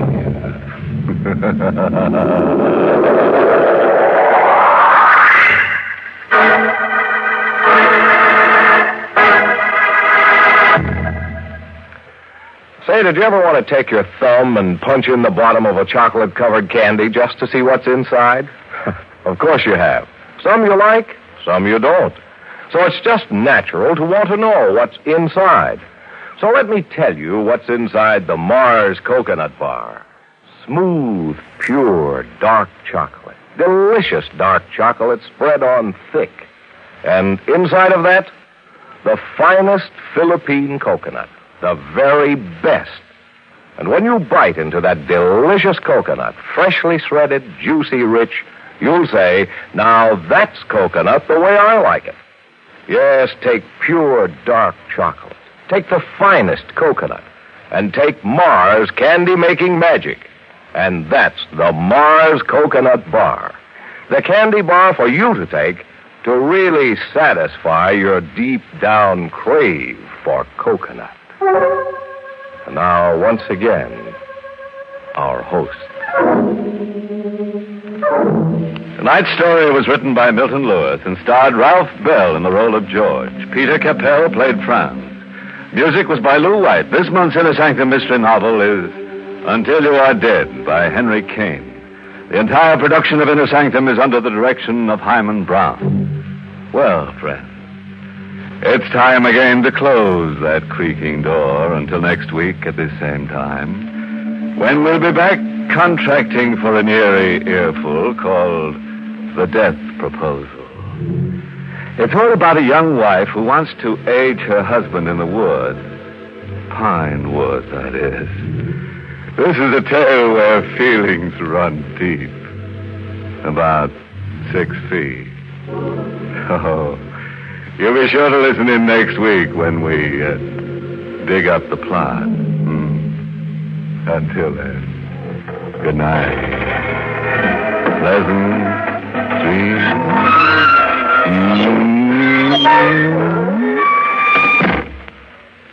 This is Alan C. Anthony reminding you that it's the Mars Coconut Bar that really answers America's crave for coconut. And that it's the Mars Coconut Bar that brings you Inner Sanctum.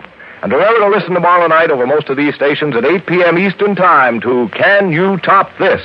Brought to you by Snickers, another fine candy bar by Mars, where they believe that faithful quality makes faithful friends. This program came to you from New York. This is ABC, the American Broadcasting Company.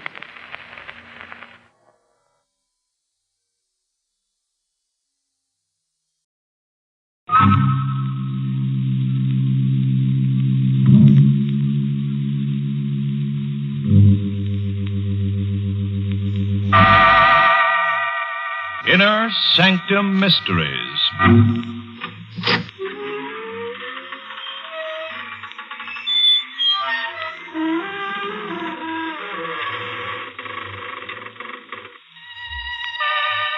Good evening, friends of the creaking door. This is your host to welcome you again into the Inner Sanctum. Come in. Huh? Kind of dead, did you say? Well, yes, but we have our grisly little amusements. For example, our museum has the only authentic copy of the Moaning Lisa. In music, we're very fond of Mendel Groen's Overture to a Midsummer Night's Scream. As for the movies, what really rattled our bones was The Razor's Edge.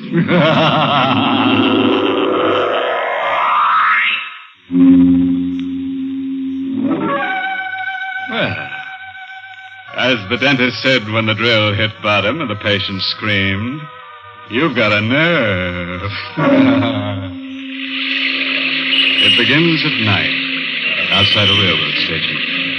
It's raining, and Anne Winslow has just missed the last train that would take her to the house she lives in a couple of miles outside the city. Taxi! Taxi! Taxi! Kind of hard getting a taxi in the rain, miss. I know, but I've got to get one. I've missed my train. Taxi! All taken. Want me to check your bag? And... No, Porter, I've got to get home. Hey, there's one with his flag up. Stop at the light. If you run, maybe... Oh, yes, thank you. Oh, light, please don't change. Don't change. Oh. Hey, lady. Made it. I guess you didn't see me waving to you from the I sidewalk. ain't taking passengers. Well, you've got to. The lights changed. Yes, but listen, shut up, you mother. You see, I missed my train and I live some way out. Not really very far, though, on the Reservoir Road.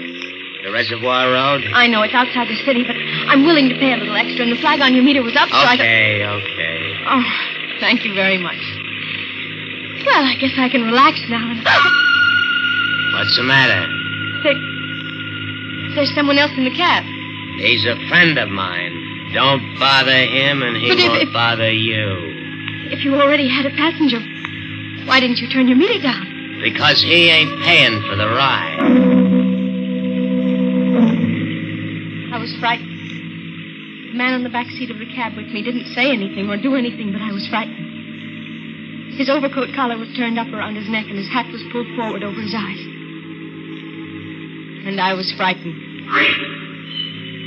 Driver? Yeah? I think you passed the Reservoir Road. I did. It was the road that turned off to the right just a little way back. I didn't notice it until after you'd passed it. Okay, sit tight. Hey, what's eating you back there? I have to turn around, don't I? The man, when you stopped short, he slid over. He's leaning on me now. So what? He won't bite you. He's just tired. But I don't know him.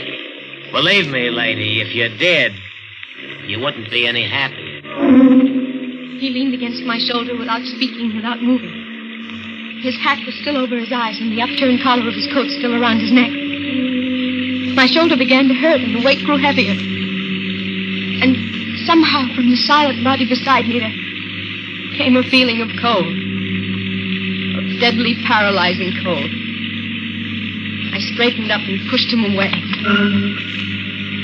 He fell the way a dead body falls. On his back across the seat, and his hat fell off. And the collar of his coat parted. And I saw that his throat had been cut. Hey! Yes? What are you yelling about now? Nothing. I fell asleep and had a nightmare. Well, stay awake. I don't like that kind of music. All right. I'll stay awake. This it? Yes, this is where I live. Kind of isolated, ain't it? How much is it? Couple of bucks. Here. Thanks. Good night. Yeah. The key. The light. Oh, he didn't know I knew. He didn't know. The door. I forgot to lock it. Who is it? Me. A little pal here. He wants to sit down. Yeah, this ought to be nice and comfortable for him. You can't. I did. You see, lady, he got kind of fond of you on the long ride together. He don't want to go back to the city with me. He wants to stay here with you. No. Yeah. He's a very headstrong fella. I wouldn't care to argue with him. You can't leave him here. Hey, I better hurry. Looks like the rain's coming back. Take him with you. He don't want to go. Besides, you wouldn't send him into the storm, would you? In his condition? Good night, lady. No, come back! Come back! No. He's gone. And I'm alone except for... No, the phone. The phone. Of course. I'll phone the police and they'll take him away. Hello?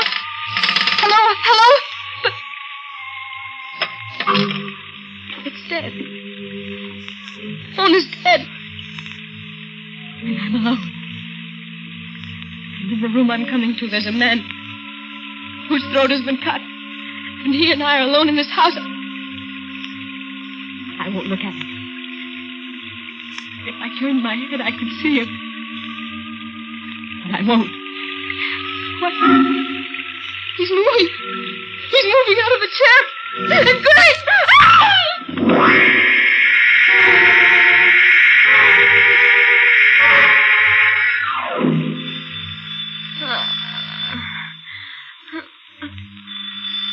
What? Oh. Doorbell. I'd better get up. I was on the floor. And the man who strode up. The door. Good morning. It's morning. Yes, I would have come earlier, but... Morning, then I must have been unconscious all night. I beg your pardon? Who are you? Manson, detective, 2nd grade, county police. From the police? Yes. Oh, but I couldn't reach you. Last night the phone was dead. I tried... Well, the lines were out all through this area. That's why Mrs. Blaine didn't get through to us till this morning. Mrs. Blaine. The old paralyzed woman down the road. Yeah, that's right. As soon as the telephone lines were working again, she phoned us. She was worried about what she'd heard during the night. She'd heard something during the night? A woman screaming, miss. From this house. That was me. Well, you seem to be all right. Why did you scream? The dead man in the living room moved. The dead man in the living room? I see. Suppose we go take a look at him, huh? don't believe me, do you? Well, it's not an easy story to believe, is it? But we don't have to argue about it. All we have to do is go into the living room. All right, come in. I feel sort of shaky. You see, I fainted when he moved it. I've been on the floor all night. This is the living room? Yes. I think I'll stay out here if you don't mind. I'd rather not look at him again. There's nothing to be afraid of now. A policeman's here. And it's daylight, and they'll take him away. Well, miss. You saw him? I guess you must have been dreaming. Dreaming? Mm-hmm. Because, you see, there is no dead man in the living room. There's nobody there at all. Try looking under the sofa next. What? Oh, you weren't looking around for the corpse. Uh-huh. You were just hunting for that collar button you lost last spring. All right. Have it your own way. But if you happen to reach in under a hunk of furniture and your hand touches something cold and wet, that won't be a collar button, friend. Well, let's get back to Anne Winslow, who was a nice girl, but who had corpses walk out on her. No dead man in the living room. But he must be there. I don't believe Now, it. look here, miss. He was in that chair in that... Now, miss, it was just a dream. Or maybe a shock you had of some kind. Don't call me miss. My name is Anne Winslow. That's a pretty name for a pretty girl. He was there. I took a taxi in the city last night when I missed my train, and he was on the back seat, and when I pushed him, he fell over, and I saw that his throat had been cut. And when we got here, the taxi driver brought him into the living room and went away and left him here with me. Well, sometimes it's hard to tell the difference between what you dream and what really happened. Stop trying to be kind to me. He was here. If he was, he'd still be here. Corpses have a habit of staying where they're put. Oh, wait. There was blood on him. There'll be some on the chair. On the back, maybe, or the seat cushion. Well? Nothing. How'd you happen to miss the train last night? I was at a party. Did you get the taxi's license number? No. The driver's name or number? No. I was too frightened to think. Would you recognize the driver if you saw him again? I'm not sure. It was dark, and I might, but You're not giving me anything at all. There are thousands of cabs, thousands of drivers, and I've got nothing to go on. I'm sorry, Mr. Manson. Well, forget it. The drive out here wasn't bad, and I met someone nice. Thank you. I just wish I could be of more help. Well, if anything comes up, don't be shy about yelling for me. It's my job. You don't think I'm crazy? Of course not. This whole business, well, it was just one of those things, huh? Well, I better get back to headquarters. Yes. You've been very patient. That's all right. So long. Goodbye. Just one of those things. One of what things? He was in that chair. No, it's all right now. There's nothing. Nobody in it. But I can't sit in it. Seat cushion's getting shabby. Maybe if I turn it over. On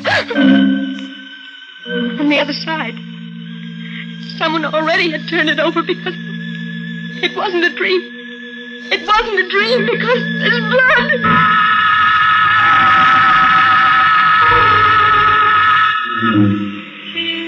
Can I help you, miss? I noticed you've been standing out here in front of the terminal for quite a while. Well, oh, no, thanks, Porter. There's nothing you can do. Well, you're the young lady who missed her train last night, aren't you? Yes, that. Of course, you're the porter who helped me. Plenty of taxis around now. I know, but I'm trying to find the one I had last night. You are? Yes, you see, I left something in the cab. I thought if I could find the taxi again... Well, that's not easy. Well, but taxis usually work in the same neighborhood all the time, don't they? I mean, they have their special stand and Well, that's true, miss, but you didn't get your cab last night at a stand. It was cruising. Oh. You didn't happen to notice the license number, did you? No, miss, I didn't. Or recognize the driver? I didn't even see him. I'm beginning to wonder if I saw him. I beg your pardon? Nothing. I guess I'd better go. I don't want to miss my train again tonight. Goodbye.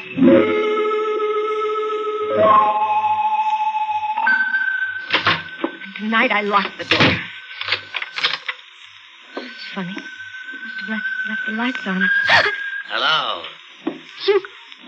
The cab driver, what are you I heard you were looking for me, miss. You're the same... Yeah, I'm the cab driver who drove you out here last night. And a friend of mine. Hey, I notice he ain't around. No. Where is he? I don't know. I was awful fond of him. I wouldn't like to think of him wandering around cold, maybe, and, why were you looking for me? The police didn't believe it. Policeman, huh? Didn't believe what? That there had ever been a corpse. Too bad. So, no harm's been done, and you haven't anything to worry about because the policeman probably thinks I'm crazy. Maybe he'll change his mind. Maybe one of these days you'll spot me and call a cop. Maybe the cop will start asking questions, and I ain't good at answering questions. They won't. Once you put the finger on me, they will. I won't do that. I'll forget the whole thing, honestly, I will. Maybe. But will the cop you called? He thinks I'm crazy. You're a good-looking girl, miss. Which means the cop's going to be back, and if he comes back, he's going to find out you're not crazy. Because you're not crazy. Stay away from me.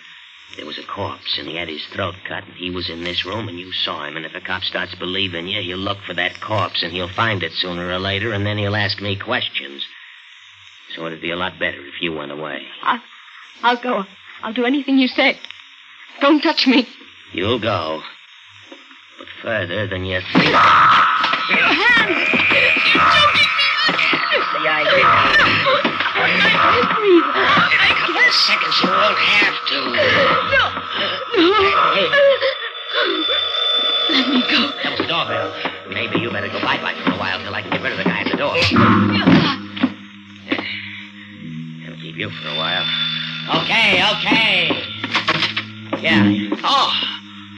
Oh, you. For a minute, I thought maybe it was a cop. Hey, what's the matter? I don't like the way you're looking at me. Listen. Maybe things were loused up a little bit last night, but I'm cleaning it up. Hey, what's that in your hand?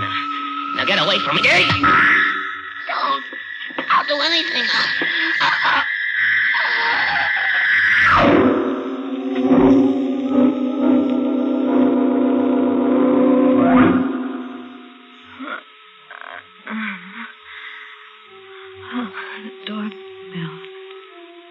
The doorbell.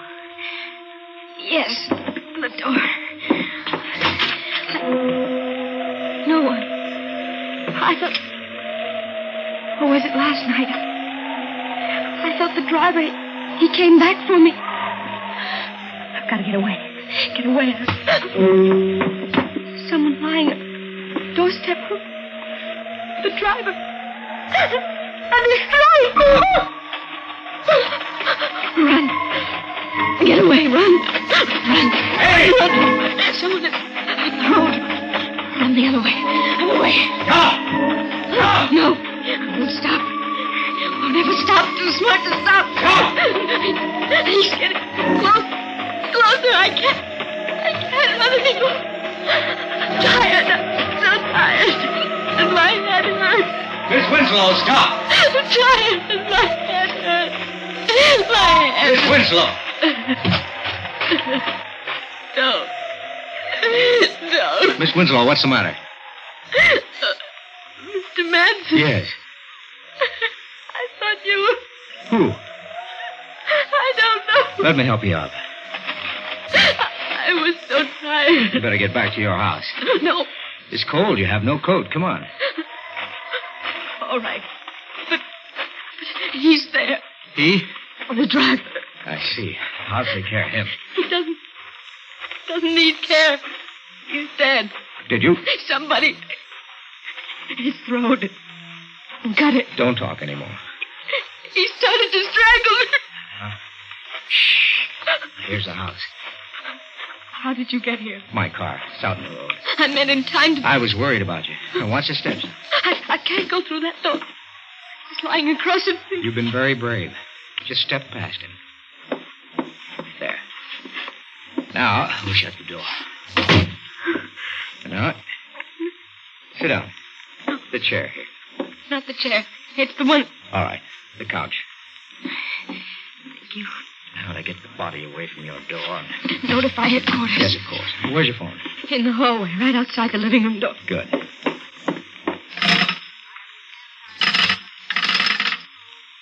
The phone's dead. The lines? They're all right. But the wire on this phone must have been cut. By the driver, maybe. I gotta get word to town, though. Yes. Can you drive? No. That's too bad. Otherwise, you could hop into my car and... Look, I'll be gone only a little while. No, don't. Our man was murdered. And his murderer must be found. We can't waste time. You're right, but please... When I leave, you lock the door of this room behind me, see? Nobody can get at those windows, so with the door locked, you'll be perfectly safe. All right? All right. I'll lock it. And don't open it for anyone but me. Yes. Then I'll be seeing you. Lock the door. And don't open it for anyone but Mr. Manson. All right. And I'll be perfectly safe. Perfectly safe.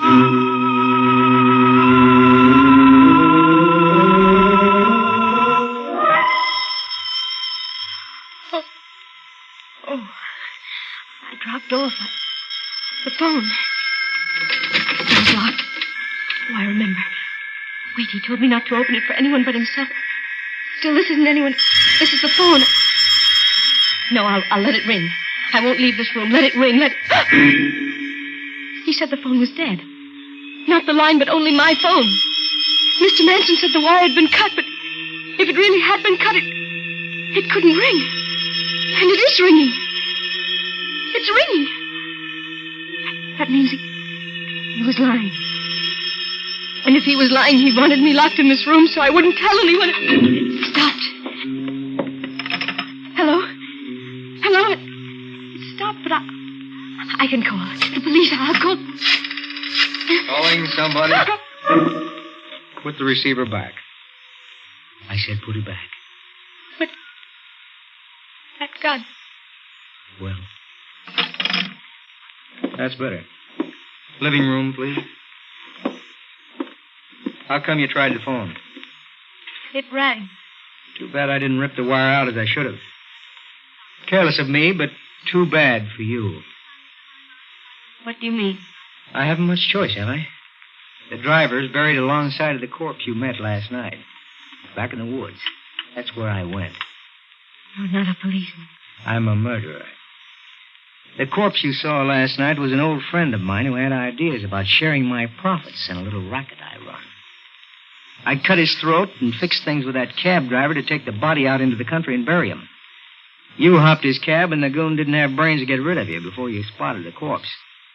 He got panicky and left it with you, and told me about it. I rushed out here to sell you a bill of goods.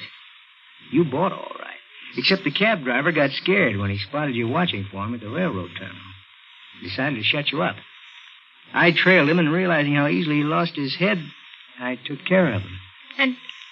And now I'll have to take care of you. You can't go around killing... I've done all right so far. What's that? The door. You did call somebody before I got back. No. The door. I forgot to lock the door. I gotta get out. It's a state trooper. He won't get me. Oh.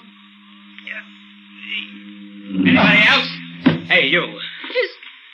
Is he dead? Yeah. There's a doornail. He was a murderer. He was. That's why he started shooting without waiting to find out.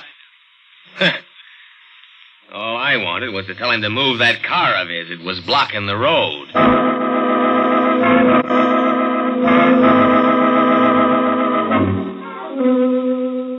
Quite a cut-up, Mr. Manson, wasn't he? And ambitious, too. Wanted to leave his mark on somebody's throat. He probably believed wholeheartedly in that proverb. You know the one. All work and no sleigh makes Jack a dull boy. Oh, that reminds me. I'd better hurry out and turn the motor off on that taxi. Oh, yes, it'll be still going. You can rely on that because nothing's sure but death and taxis.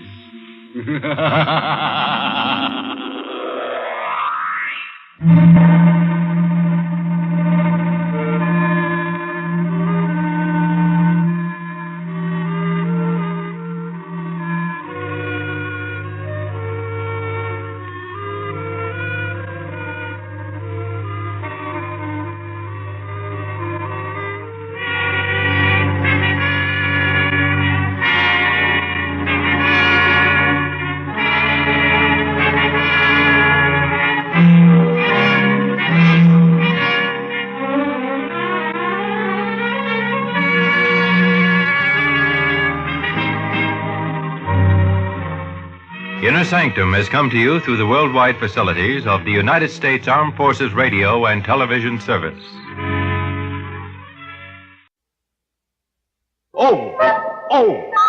End. Stop. Triple O.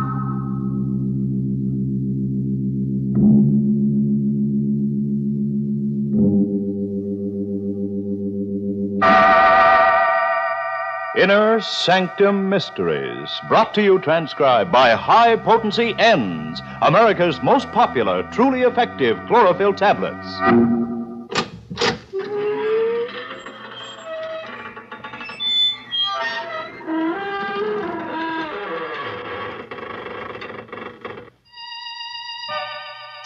Good evening, friends of the creaking door.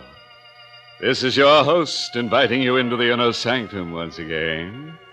Come in. You're early tonight. The coroner hasn't arrived yet. But it's all right. The corpse is here. Yes, that's him over there in the corner. The slightly decapitated gentleman sitting with his head in his hands.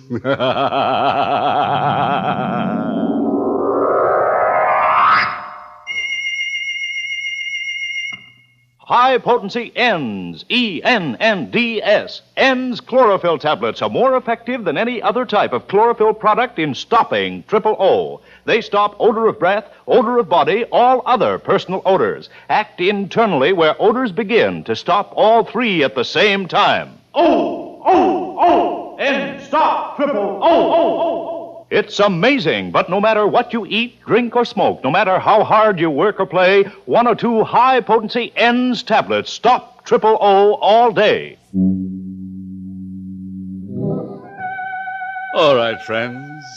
Let's gather round and meet that grim reaper, Mr. Macabre. No. Don't try to run away. Lie perfectly still. If you race with Mr. Macabre, you're liable to end up in a dead heat. From the living room of a small house that has seen better days, a single light shines in the early evening. Inside, Grace Denning waits alone for her father to come home. Anxiously lighting one cigarette from the other, she paces the floor until at last she hears his footsteps on the porch stairs. Father? Is that you, Father? Yes, dear. Oh, were you worried about me? Well, you're never this late for dinner. I thought something might have happened to you. You weren't down at the river again, were you, Father? No. Well, where were you? Just downtown. I stopped off for a minute. Grace, why are you staring at me? Well, you look so strange, so frightened. Well, I should be frightened. You know what it's like to live without money week after week, waiting, hoping for a break that never comes. Well, don't worry, darling. Your luck will change. I'm not worried anymore. You got the loan? Yes. From the bank? No. From Dr. Tarleton. Dr. Tarleton? He wouldn't lend you any money. He wouldn't lift a finger to help you. Why not? He's an old friend of mine, isn't he? Well, I wouldn't call him a friend. Not after the way he's treated you all these years. He still hasn't forgiven you for taking Mother away from him. Don't be a fool. Well, he hasn't. He's still in love with her. He told me so. At the funeral. Well, what difference does it make? I've got the money, haven't I? But how did you get it? I told you he lent it to me. Why did he lend you that money? Because I gave him something in return. What? I sold him my brain. What do you mean, Father? I willed it to him in return for the loan. Your brain? Yes. He said it would be of value to him in his experiments. He said the medical school was making a study of men with artistic talents. But you haven't painted for years. Well, Dr. Tarleton didn't really want my brain, Grace. Can't you see? It was just an excuse to torment me. Well, you're not going through with it. I won't let you. You'll have to, Grace. I've gotten the money. Then you'll give it back. I won't let you take it. Here, what are you doing? Holding him up to return that money. Put that phone down. Father, let go. Drive you out of your mind if you accept this loan. Now, let me speak to him. Dr. Tarleton's office. Miss Henry speaking. Hello. Oh, Miss Henry. Is Dr. Tarleton there? Why, who's calling, please? This is Miss Denning, George Denning's daughter. would you ask the doctor to come to the phone, please? I'm afraid I can't, Miss Denning. Dr. Tarleton is dead.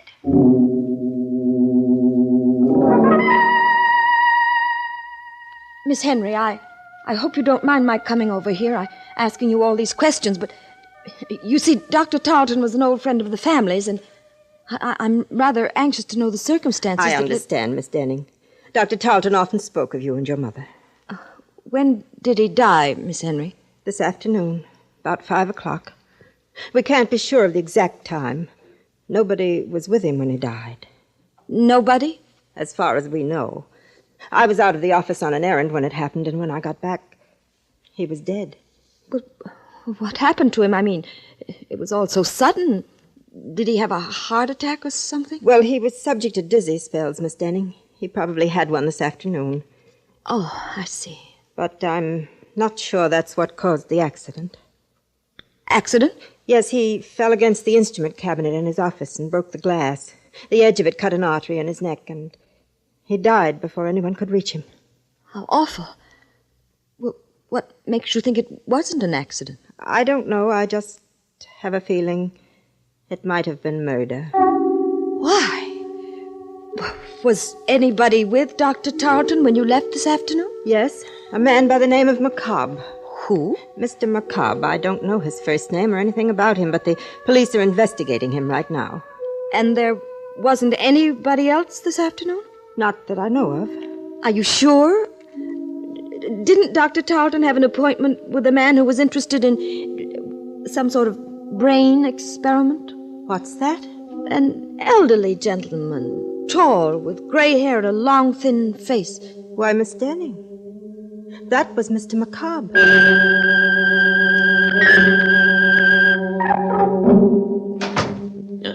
Where have you been, Grace? Oh, just out for a walk. Now, don't lie to me. Where have you been? Over to Dr. Tarleton's office. Yes? Yeah, well, what for? I told you not to meddle in my business. Tarleton's dead, and my bargain with him is automatically canceled. Is that the agreement you made with him, Father? My agreement with Dr. Tarleton doesn't matter anymore. It doesn't to me, Father. But it might to the police, if they find a copy of that agreement. What are you driving at? Don't you think they'll find out Tarleton's death wasn't an accident? Good heavens, Grace, you don't think I killed him, do you? You don't think I murdered a man for the sake of a few $100s? What did you do? You were in his office at 5 o'clock this afternoon, weren't you? Who told you that? What difference does it make? Miss Henry knows you were there. She told me all about it. I didn't speak to Miss Henry. Mr. McCobb did. Oh, for heaven's sakes, Father, don't you think the police will see through a trick like that? They're out looking for you right now. Well, confound it, Grace. I didn't kill Dr. Tarleton. And I never heard of Mr. McCobb. Now, let's not talk about him. All right, Father. If you want to bluff it through, I can't stop you. Only I wish that... Just a minute. I'll get that. No, let me. It may be the police. Hello? Hello, Miss Denning. Yes? I've got to see you right away. I have something to tell you about the murder of Dr. Tarleton. What do you mean? I can't talk to you over the phone, but if you'll come down to 54 Palmer Street right away, I'll tell you all about it. Come alone, Miss Denning. And come quickly. Just a moment. You haven't told me who you are. Oh, I'm sorry. The name is Mr. McCobb.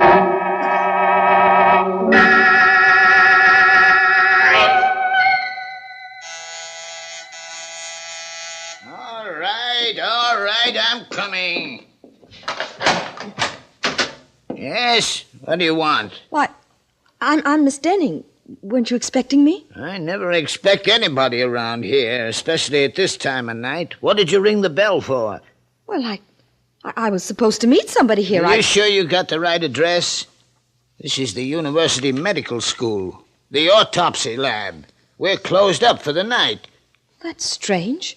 I was sure he said 54 Palmer Street. Who was this? One of the students? No, a friend of mine. Well, it's a funny place to be meeting a friend of yours, but if he said he'd be here, well, maybe you better come in. Well, Come on, I don't mind you waiting on the inside. Sure.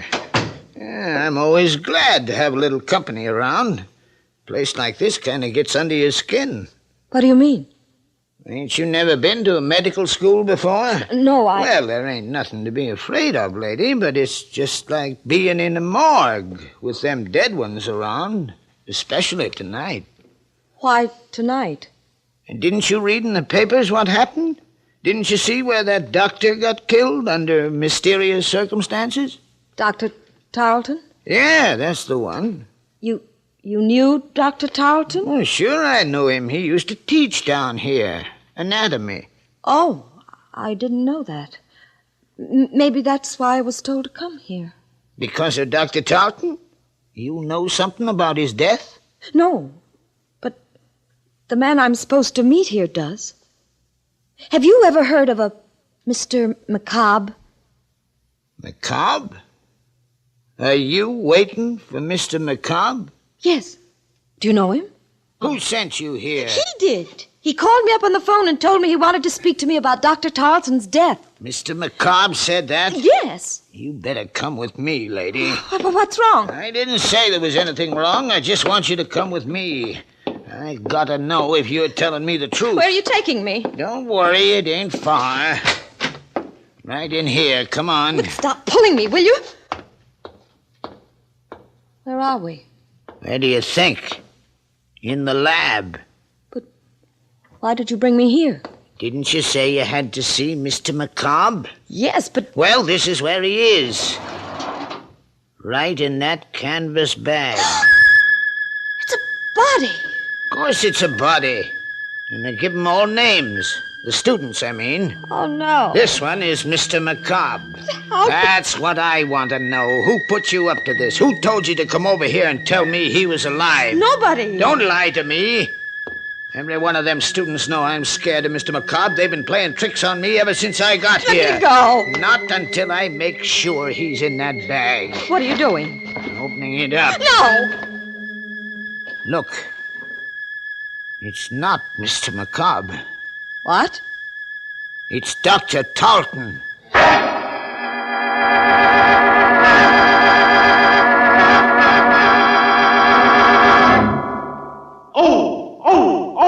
And stop triple O. Yes, high potency N stop triple O. Stop odor of breath, odor of body, other personal odors. All three at the same time. That's important because anyone who comes in contact with the public should take high potency N's chlorophyll tablets as protection against all odor offense. N stop triple O so effectively that just one or two N's tablets keep you fresh as a daisy all over all day. N's make triple O go, go, go.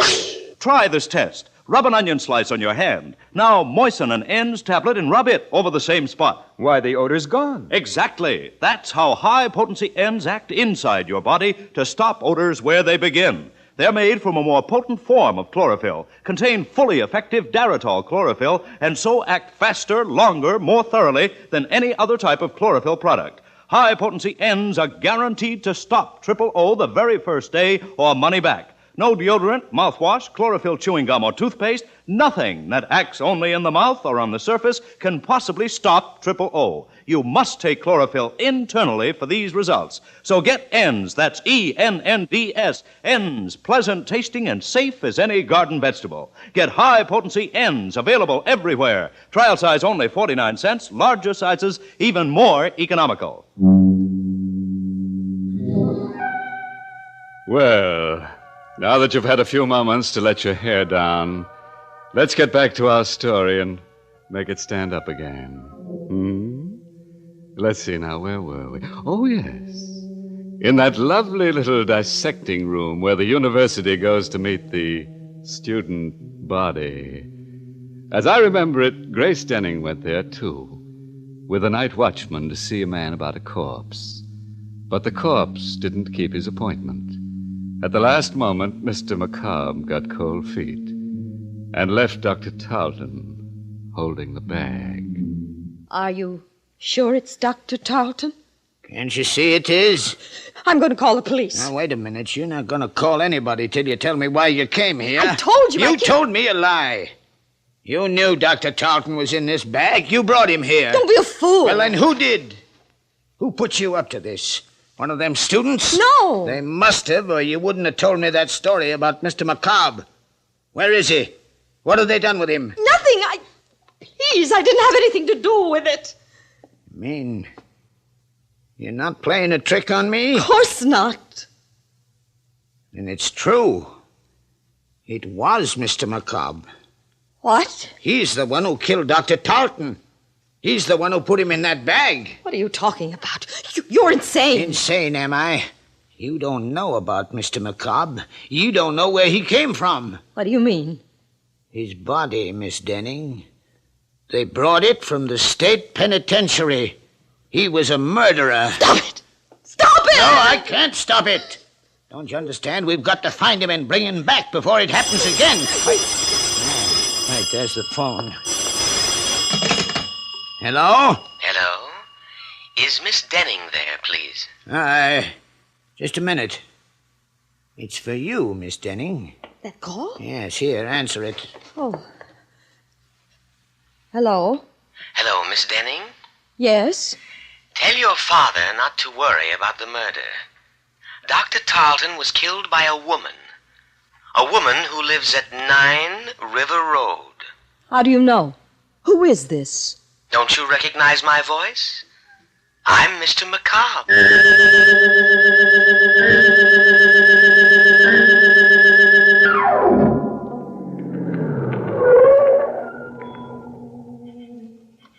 That's the house, Father. 9 River Road. Grace, you're not going in there. I've got to, Father. I've got to know who this woman is. Well, then I'm going with you. No, please. You stay here. It may be some sort of a trap to find out where you are. I'm better off alone. Well, careful, Grace. Please be careful. If this woman is a murderess... Don't worry, Father. Just stay in the car, and I'll call you if I need you. Well, all right, dear. I'll be right here. Come in, Miss Denning. Miss Henry? Yes, Dr. Tarleton's nurse. Good heavens. How did you know I was at the door? I saw your car drive up. Come in, won't you? But, Quick, Miss Denning, come in. I've got to talk to you. What's the matter? Shh, I'll tell you in a minute. Just let me close the door. There. That's better. Now I can speak freely. You act as though you were expecting me, Miss Henry. I was. That's strange. Nobody knew I was coming. Oh, but you're wrong. I had a message saying you were. A message? From whom? Well, he wouldn't give me his name over the phone, but I had a feeling it was Mr. McCobb. Remember? He's the man I told you about at the office, the one the police are looking for. He called you on the phone? About 10 minutes ago. What did he say? Well, he didn't want to talk very much, but he said you were coming over to see me about Dr. Tarleton's death. He said you suspected me of committing the murder. What do you mean? Do you, Miss Denning? Why, no. I have no reason to suspect you. What made you think I did? Just the fact that he said so. And the way you're looking at me right now. How did you find out about the letter opener, Miss Denning? What letter opener? The one that's missing from Dr. Tarleton's desk. Who told you about it? Why, nobody. I didn't know it was missing until you just mentioned it. Then why did you come here? Because Mr. McCobb... Don't blame it on him. He never saw that letter opener. Well, neither did I. I don't even understand what connection it has. Don't you, Miss Denning? Why would a letter opener be taken from Dr. Tarleton's desk unless it had been used to commit the murder? You mean Dr. Tarleton was stabbed to death? He might have been. The murderer could have stabbed him first and broken the instrument cabinet later to make it look like an accident. Only that isn't the way it happened. How do you know? I know because that letter opener isn't really missing. It's just been mislaid somewhere. And if I had a chance to search the office, I'd probably find it. Why don't you search the office now, Miss Henry? I will, if you'll come with me. All right. I'll come with you. Good. I felt rather peculiar about going down there alone, but if you're with me... Miss Denning. What's the matter? Behind you, look. At the back window. What? I don't see anything. It was there, I tell you. It was there a moment ago. What? A face peering in through the window. It's McCobb. That's funny. There doesn't seem to be anyone out back here. Must have been your imagination. No, I saw it, I tell you. There was something... Wait. What is it? Thought I heard something move behind the garage. Quick, let's go in there. We can look through the back window without being seen. Careful now, we mustn't make a sound. Here, hold on to my arm. I can't see a thing, Miss Henry. Who's there? Don't be afraid, Miss Denning. It's me. Who are you? Mr. Crane, don't you remember? The night watchman from the medical school. What are you doing here? I'm looking for Mr. McCobb. He's around here somewhere. I just saw him. Where? Out in the field, behind the garage. I don't see anyone out here. You're not looking in the right place. Come with me. I'll show him to you. No, don't. Don't go with him, Miss Henry. Why not? It may take two of us to bring him back. He might not want to come with me. Please, will you leave us alone, Mr. Crane? Go back to your job. Let the police find Mr. McCobb. No, wait. He might know where Mr. McCobb really is. Of course I know. I just told you he was down there in the field. Then you go find him, Mr. Crane, and wait for me. I'll be there in a minute. All right. But don't leave me out there alone with him too long. For heaven's sake, Miss Henry, don't you know that man's crazy? Crazy or not, I've got to know what he's up to. Here, take the key to Dr. Tarleton's office and go down there right away. Aren't you coming with me? Not until I find out about Mr. McCobb. Don't worry, Miss Denning. I'll meet you at the doctor's office in a few minutes. Are you sure you'll be all right? Of course. Go ahead. All right. I'll see you later. Mr. McCobb! Mr. McCobb! Oh, Mr. Crane? Where are you? Why don't you answer me? Here. Who's on that path? Oh, no, don't! The letter opener. The same letter opener.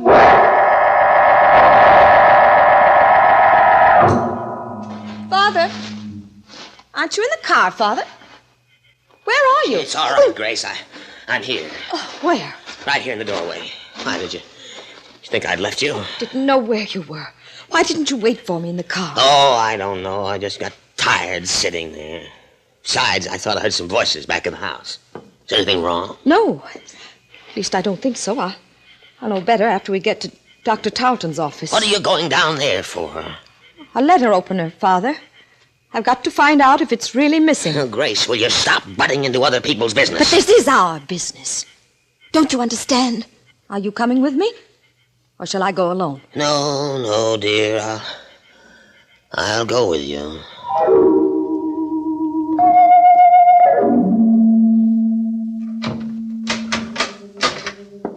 Wait right here, Father. Just outside the door. Let me know if anybody comes down the hall. Even Miss Henry. All right, but hurry. I'll be as quick as I can. Oh, I should have turned on the light before I closed that door. Now, where on earth is that light switch? Oh. Well, what's the matter with this thing? It doesn't work. No. No, it doesn't, Grace. Who said that? I did. Don't you recognize my voice? No. Where are you? Over here. Sitting at my desk. Dr. Tarleton. Yes. You're alive. No, my dear. I'm just living on borrowed time for a while. Just long enough to tell the police who murdered me. It's a trick. You're not really dead. No. You shouldn't have come back here to return that letter opener. That was the trap we set for you. Only we never dreamed you'd kill Miss Henry. You fool! Who are you? Dr. Tarleton, dear. The man who was foolish enough to leave you half his estate because of your mother. You're a murderess, Miss Denning. Be quiet! Be quiet or I'll kill you! You can't kill me, Grace. You've done it already. No, do it again!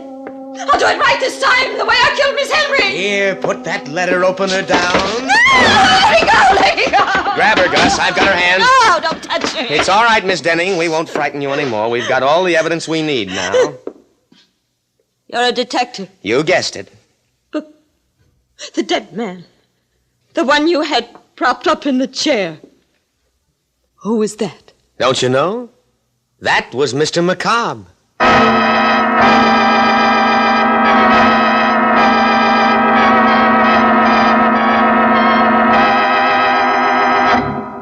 Well, That was a corny stunt for Macabre to play.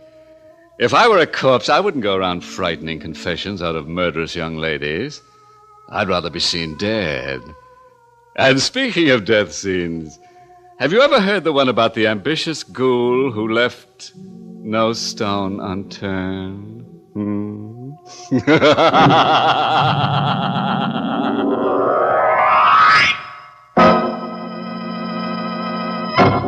Doctors' tests prove that in 9 out of 10 cases, N's definitely stop or amazingly reduce body and breath odor, whether the unpleasant breath originates in the mouth or not. Yes, listen. We tested executives, office workers, factory workers, even in 110-degree heat.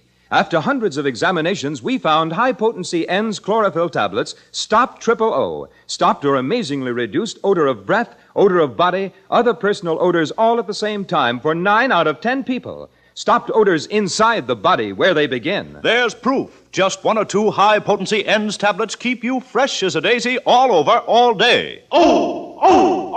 N stop O. High-potency N's act faster, longer, more completely throughout your system. You see, N's are made from a more potent form of chlorophyll, contain fully effective Daratol chlorophyll. That's why they're triple effective, guaranteed to safely stop O or money back. No deodorant, no mouthwash, no chlorophyll chewing gum or toothpaste, nothing that acts only in your mouth or on the surface can possibly stop O. You must take chlorophyll internally to get complete protection. N's make O go, go, go. Get high-potency N's chlorophyll tablets available everywhere. Trial size only 49 cents, larger sizes even more economical. Tonight's Inner Sanctum Mystery was written by Robert Sloane and starred Barbara Weeks in the role of Grace. Everett Sloane played Crane. Music was by Lou White. This month's Inner Sanctum Mystery novel is You Could Die Laughing by Alan Green. The entire production of Inner Sanctum is under the direction of Hyman Brown. When in the summer sun, over an hour a day, look out for glare fatigue. And when eyes look dull and bloodshot from wind, smoking, or reading, get Eye-Gene. Contains Lexitol. Acts like a doctor's prescription. Just 2 or 3 soothing drops in each eye floats away that tired eye feeling. Your eye doctor will tell you, don't neglect your eyes. Use Eye-Gene eye drops daily. Eyegene. Safe, gentle, a tonic for your eyes. Trial size only 25 cents. Larger economy sizes, too. Eye-Gene at drug counters everywhere.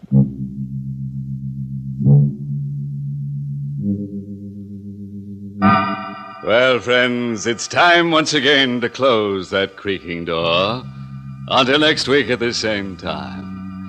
Next week's happy little horror, entitled Strange Passenger, concerns itself with a bright lad who keeps on killing the same girl over and over again until he realizes that she's taking him for a sleigh ride. You'll be sure to listen, won't you? Until next week, then, good night. Pleasant dreams.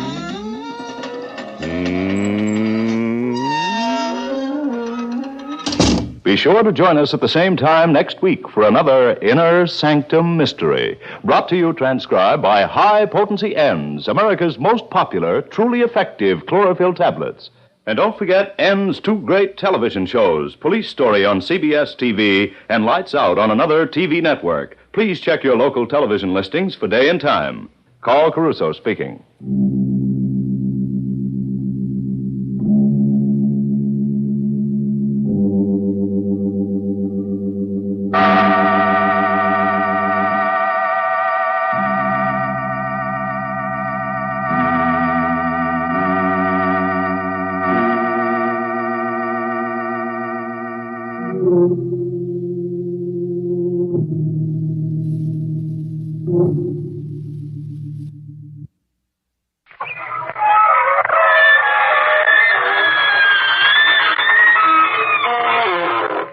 Good evening, friends.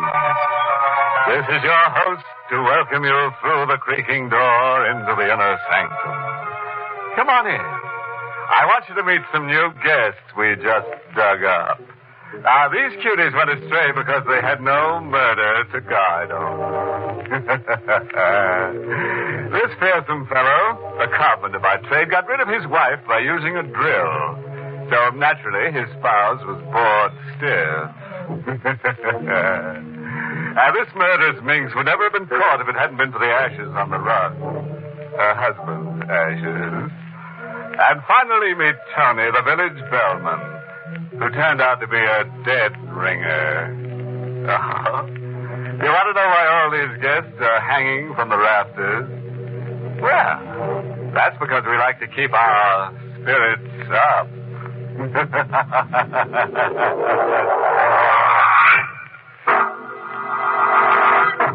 Tonight's Inner Sanctum mystery, Dead Heat, was written by Ed Adamson and Bob Sloan, and stars Mercedes McCambridge in the role of Clara, with Carl Swenson as Vincent. Well, folks, suppose you just curl up anywhere. Say, here's a nice spot for someone. Reasonable, too. Just mark down from 6 to 3 feet. Now, let's get to tonight's terrible tale. For over a week, the intense August heat lay on the Western Valley like a loathsome leech, drawing the lifeblood out of all growing things. The grass has withered to yellow. The soft, lush earth is hardened. The streams have become dried, rocky beds. By day, the sun in a cloudless sky blisters the scorched land. And night brings no relief. Only the distant, melancholic cry of the coyote. And in the valley homes, the parched night burns the minds of the people with troubled thoughts. It'll never let up, Vincent. This awful heat. Hardly a breath of air.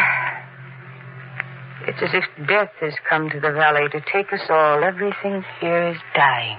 Clara, this heat is the worst possible thing for you. Now, I've told you before as a friend that you must leave. Now I'm telling you as your doctor.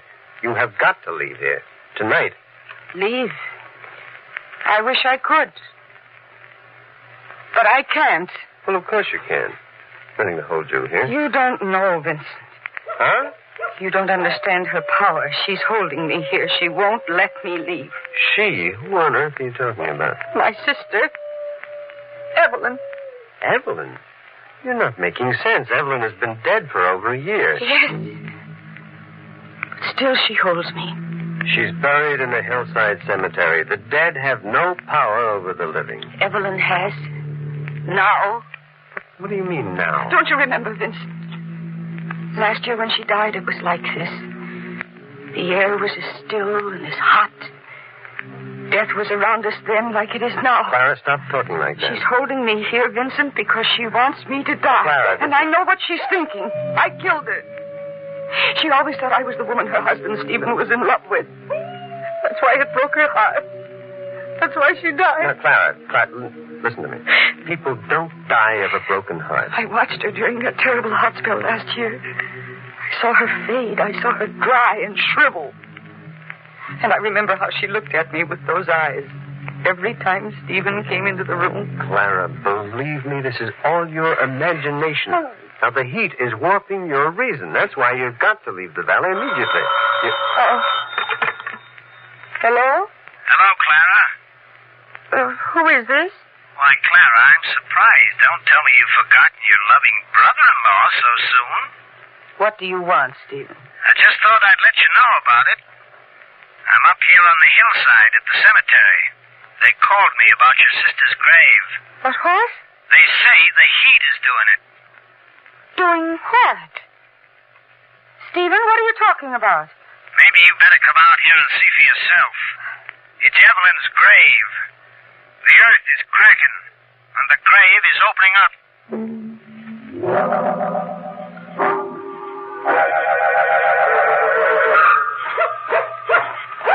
Be careful, Clara.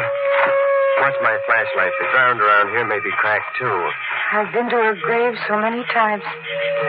And yet I'm almost afraid to go now. Well, you should have listened to me and waited in the car. I was afraid to be alone tonight. I told you it isn't good for you to use up your energy in this heat. You've got to... Oh, the doctor is right, Clara. Who is... Did I frighten you, Clara? Oh. Sorry. Oh, Stephen, it's only you. Come on, Clara. We're going up to the grave. You can't now. Half that side of the hill has fallen away. Oh. Here, Clara, look at this. You recognize it? Yes. Yes, that's Evelyn's diary.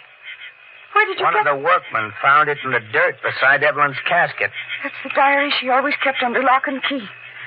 The one that was placed in the coffin with... That's right. Now, let me see that. Oh, Vincent, please. Don't open it. Why not? Because she always guarded it.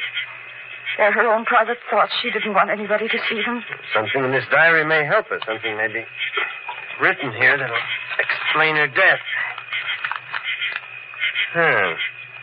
What is it, Vincent? What's the matter? It's strange. There's nothing written on any of the pages. Are you sure? Uh-huh.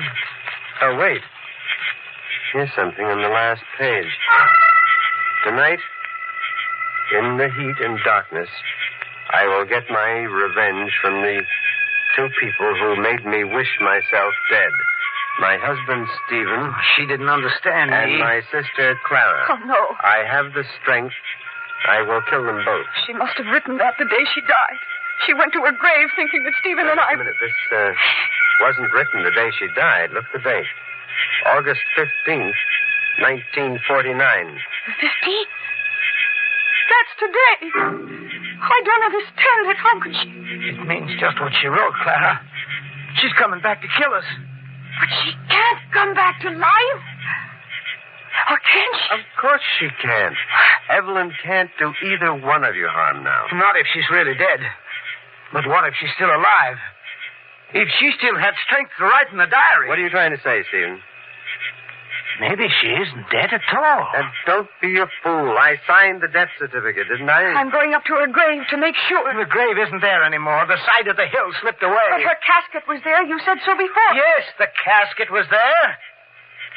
Only Evelyn's body wasn't in it.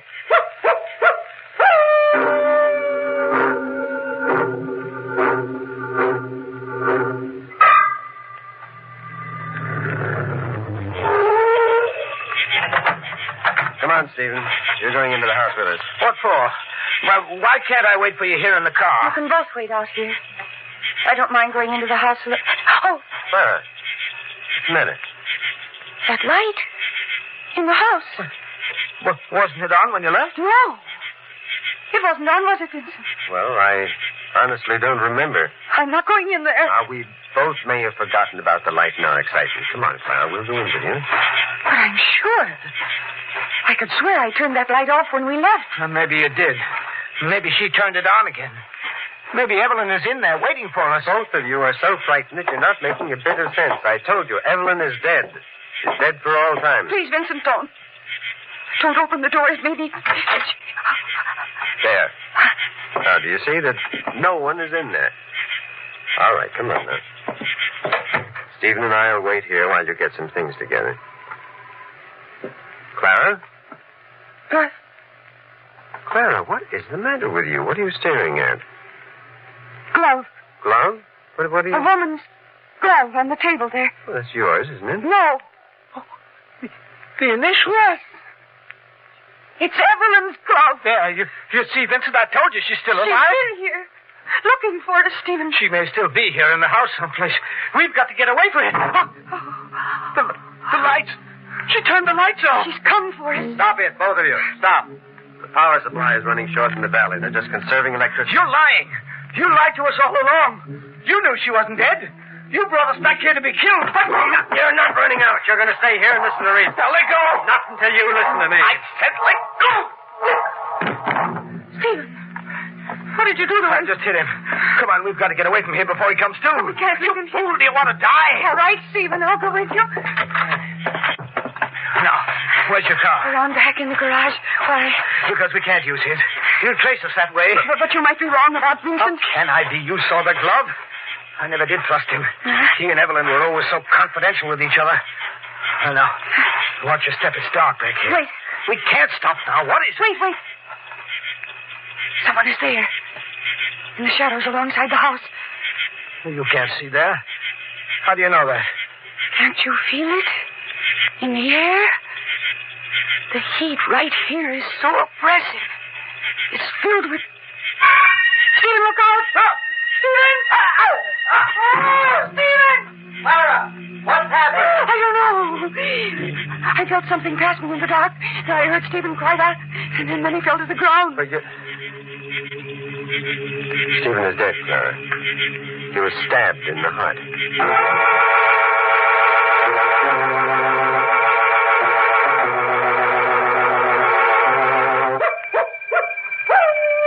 And that's the story, Sheriff Cooper. Dr. Branson here came out and found Stephen stabbed to death. My sister Evelyn killed him. Just as she said she would in her diary, she returned to life. Now, look, Miss Fleming, I admit this heat's got us all on edge. The whole valley is going loco, but I still don't believe in ghosts. But I tell you, she was here. You saw her? No, but I could feel her presence. When she was near, the air was hotter, stiller. It almost suffocated you. Oh, it's too hot to argue about ghosts. But what about her diary? That note was in her handwriting. And that glove of hers we found on the table, what about that? Well, Clara, somebody else could have put that there. Somebody else, Dr. Bronson? Why couldn't Miss Fleming's sister put it there herself? Why couldn't she have killed Stephen? Well, that is a strange way for a sheriff to talk. You know she's dead. Is she? Then what happened to the body? Well, obviously, when the earth cracked and the hill slid away, the body was thrown clear of the coffin and buried in the debris. I was thinking, Doctor, maybe the body was never in that coffin. Vincent, what does he mean? I don't know, Clara. Doctor, you took care of Evelyn, didn't you? Yes, and I signed the death certificate. Now, look, Sheriff, I don't like the implications that you're making. You don't have to like them. Evelyn died. I have a complete record of the case. I kept that record myself. That's what I mean. It's only your word. Oh, not entirely. There was a nurse on the case until the end. No, Vincent, no. Don't you remember the nurse was discharged the day before Evelyn died? The day before? Yes. Yes, that's right. Well, Vincent, if you're hiding something, you've got to tell it to the sheriff now before it's too late. If she's alive... Don't be ridiculous, Clara. Now, you don't believe that your sister is alive, do you? What else can I believe? Now. She's alive, all right. And, Doctor, you know where she is. Now, look here. She's committed one murder already, and you're going to tell me where she's hiding before she kills her sister. Right. You stay away from that phone, Doctor. I'll take it. Hello? Sheriff? Yeah? This is Deputy Williams. Well, what is it, Williams? We finally got something on that case. We found the sister, the one who was missing from that casket. Good work, and I was right. She is alive. Alive? No. Sheriff, she's dead as a doornail. What? The workmen found her body when they were digging out the landslide at the cemetery.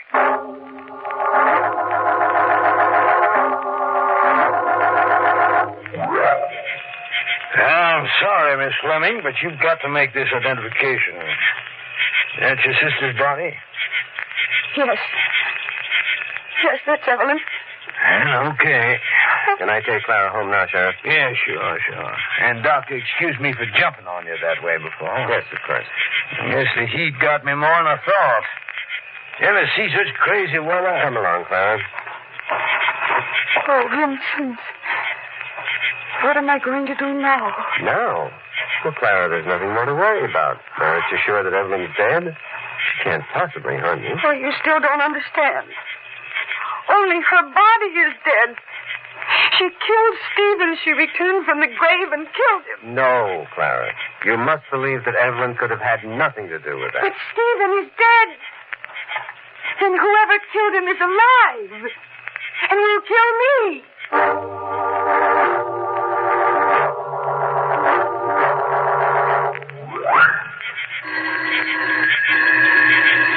Vincent, whose house is this? Why did you bring me here? Now, don't worry, Clara. A friend of mine lives here, a woman named Lucille Lang. And you'll be perfectly safe here. But, Vincent, I don't want to go to this... Oh, Dr. Bronson, good evening. Miss Lang? Lang. I know that name from somewhere. Come in, Miss Fleming. And your face. I know your face, too. Why, of course you do. We've met before. Where do I know you from? Well, you'll have plenty of time to talk about that later, Clara. Oh, no. No, I'm not going to stay here tonight. But Dr. Bronson ordered that you... Vincent, please. You must do as Miss Lang tells you. Oh, no, please, Vincent, take me away from here. Come along, Miss Fleming. Let go of me. You mustn't be afraid. I won't hurt you. I'll do as I want, Clara. Miss Lang will take the best care of you. All right, Vincent, all right. Now, you get a good night's sleep. Yes. I'll be around to pick you up in the morning. Yes. Good night. Good night. Now sit down right there, Miss Fleming. That's it. You know, the more you move around, the worse you feel the heat. Yes, so they say. See how much calmer you are already? You're not afraid of me anymore now, are you, Miss Fleming? I guess not. I'm glad. I can't be of much help if my patient is frightened of me. Patient? Oh, I suppose you're not really a patient in the strictest sense after all. No, I know. Now I remember. You're a nurse. You're the nurse. Why, yes. I'm the nurse who took care of your sister. It was a shame to see such a fine young woman die. I felt terribly when I heard about it. Oh, you awful thing! How dare you even mention my sister? I don't understand. You know why she died. You know more about it than anybody else. Well, Miss Fleming, you're just exciting yourself unnecessarily. Don't come near me. But I only want to help. Don't touch me. Get away. Oh. What is it, Miss Fleming?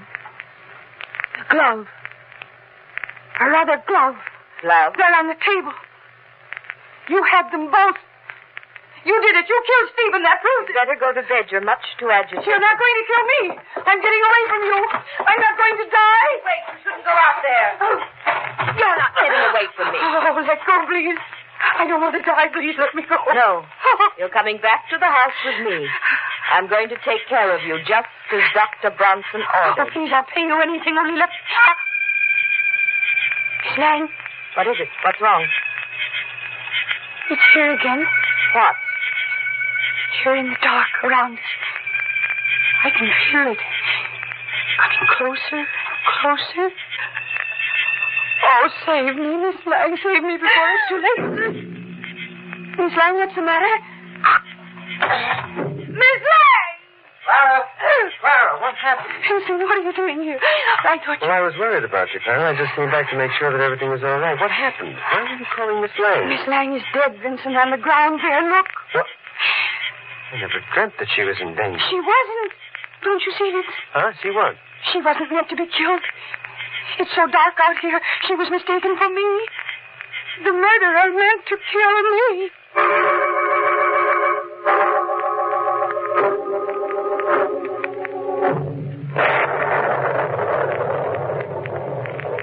What's taking the police so long? The sheriff should have been here by this time. Well, don't worry. He'll be here soon enough. But you said you called him 20 minutes ago. I did. He wasn't in. I left a message for him. Vincent? Hmm? You did call the sheriff, didn't you? Clara, what is the matter with you? You heard me speaking on the phone, didn't you? No. I was in the other room. Well, you sound as if you don't trust me. I don't know whom to trust anymore. Oh, Clara. Oh, Vincent, forgive me. I don't know what I'm saying. But I'd feel better if the sheriff were here. Well, you've no reason to be afraid. I'm here. Yes, Vincent? You're here. You're afraid of me. Yes. Well, why? Why would I want to harm you? Because you think I know who killed Stephen and Miss Lang. Well, don't you? No, I'm not sure. I didn't see anybody but you. And naturally, that is what you will tell the police. Vincent, I want to believe you. Please, tell me. You didn't kill them. Of course I didn't. Well, then why don't you let me call the police? All right, Clara. Just to prove a point to you, we'll drive over to the sheriff's office. Come on. No. You go. I'll wait here for you. I wouldn't leave you alone now. Not for all the world. After all, there's a murderer loose. All right, I'll go with you. Bring the car around to the front and I'll be ready. Are you sure you won't try to run away? No. Why should I? Well, just don't try it. Because there's no place to go. I'll be back in a moment. Hello? Hello, operator? Operator? Number, please. Oh, operator, quick, get me the sheriff's office, please. Hurry. 1 moment, please. Hurry. Sheriff Cooper speaking. Sheriff, this is Clara Fleming. Yes, Miss Fleming. Did Dr. Bronson call your office? Dr. Bronson? Why, no. I knew he was lying. Say, what are Sheriff, you... listen to me. I have only a minute left. There's been another murder. What? And Dr. Bronson is the one who's responsible for both of them. You've got to get here before he kills me, too. Where are you calling from? Sheriff, he's outside the house. Where are you? At a Miss Lang's house at the northern end of the valley, just a few yards off Trumbull Road. Trumbull Road? What's happening? Oh, dear. I'm coming, Vincent. Sheriff, please hurry. What's wrong, Miss Fleming? The lights. They've been turned off. Vincent! Don't! Don't come in here! Miss Fleming! Miss Fleming! What are you doing in the dark, Clara? Who are you talking to on the phone? Clara, why don't you answer me? Oh, Vincent! Please let go of me. Let go of my arm. I'll let go, Clara, when you drop that knife. What? Now drop it. Drop it, I said. Oh, there, that's better. Vincent! You would have killed me, too. Just like you killed Stephen and Miss Lang. Clara, you're a murderer. Oh, no! No, it wasn't me. It was Evelyn. She came to me. I could feel her near me in this heat. She was beside me all the time. She made me do it. But she was my sister. I had to help her. You called Sheriff Cooper, so all the blame would be put on me before you stabbed me, too. No, I wouldn't have gone through with it, Vincent. I could never kill you, never. But Stephen was evil. And that Lang woman, she's the one who took Stephen away from Evelyn. She's the one who broke up their marriage. They took my sister's life. It was only fair that theirs be taken. I suspected you in a way, Clara. That's why I took you here to Miss Lang's house. You hid your sister's body and you wrote those words in her diary. I only copied what my sister said in hers. 1 year ago tonight. On a night like this. All hot. And evil. And stagnant. Sit down, Clara. We'll wait for the sheriff. Vincent. It's raining. Yes. Evelyn. She's gone from me. She just left. Evelyn's gone back to her grave. The spell of the heat is over, Clara. It's all over now.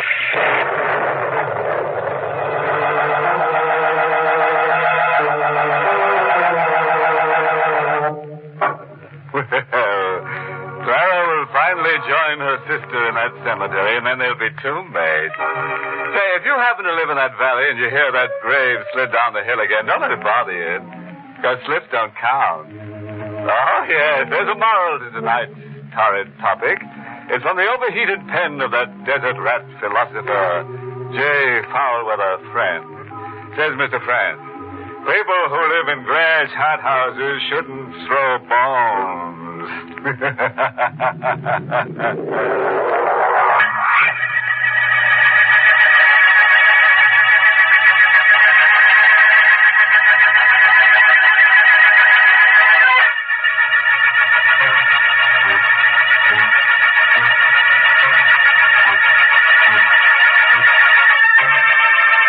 Inner Sanctum was heard in the United States over CBS, the Columbia Broadcasting System, and has been rebroadcast for servicemen and women overseas through the facilities of the United States Armed Forces Radio Service, the voice of information and education.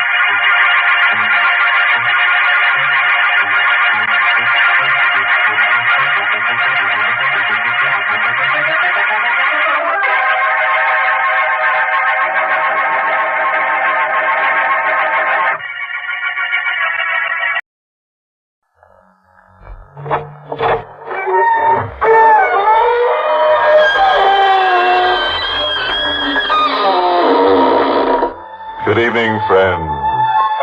This is your host to welcome you through the creaking door into the Inner Sanctum. Come in. We would like at this point to deny certain rumors that have been spread around to the effect that we of the Inner Sanctum lack culture. Why, we have our own shelf of the world's great classics. In our case, a 6-foot shelf, naturally. We subscribe regularly to such magazines as the Saturday Evening Ghost. We're all members of the Spook of the Month Club. There's nothing we like more than curling up in a fire with a copy of Shakespeare's immortal Midsummer Night's Scream. In short, we are people definitely interested in the spirits. And I can safely say that all of us here have received their degree. Usually the third.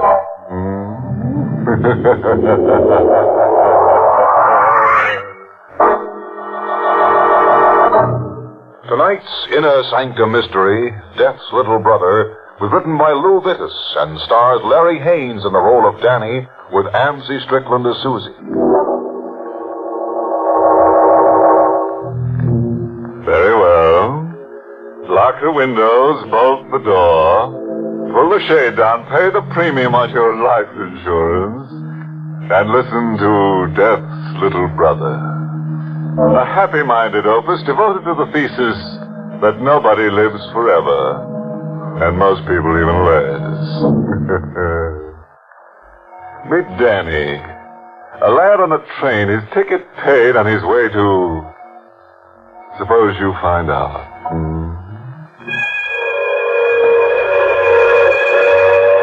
The big idea about trains is that they go someplace. Someplace where people want to get to. I wasn't going anyplace. I was only getting out of town. The cops wanted to talk to me about a coffee pot that got itself held up. After the conversation, I would have wound up in front of a jury, and the judge would have made a speech about crime, and I'd have spent a year or maybe 2 in state prison. So I got on a train. Any train. I wasn't particular. But the rest of the people, they picked this train. It was going to places they knew about. Places they wanted to be. I looked at them and hated every one of them, including the guy who flopped into the seat next to mine. He was around my age, around my size. To somebody in a hurry, he could have been my brother. Quite a train, huh? Quite a train. Say, would you know how long it'll be before we get to Dorchester? No, I wouldn't know. That's where I'm headed for. I guessed that. Yeah. You think they got a smoker on this train? I wouldn't be surprised. I think I'll go find it. Second train I've been on tonight. The guy was overdoing it. Not only one train, 2 trains. A guy was very anxious to get someplace. So anxious, he hadn't noticed his wallet dropping out of his pocket. I had. A couple of 10s, a handful of 1s. They went into my pocket fast. Driver's license, which said the guy's name was Clark Davis. Odds and ends of junk. A letter. A letter which smelled of perfume, nice perfume. I read it. Clark Davis had a sister named Susie. She wrote the letter. Her mother and father had died 20 years ago in a car crash. An uncle named Davis had brought up the guy. The girl had gone to another uncle named Carter. Out in Africa, Uncle Carter had died and left his dough, lots of it, to his niece Susie and to his nephew Clark. Clark and Susie hadn't seen each other for 20 years. I put the dough back into the wallet. Susie was in the old family shack in Dorchester. That was where Clark was going. That was where I was going. Say, did you happen to notice... This? Yeah, my wallet. You dropped it. Thanks. For a while, I was afraid it was gone. It's come back. Thanks again. He went to sleep sitting in the seat next to me. I didn't go to sleep. Susie and Clark hadn't seen each other for 20 years. I wasn't going anyplace in particular. Dorchester might be just as good a place to get off at as any. Maybe even better.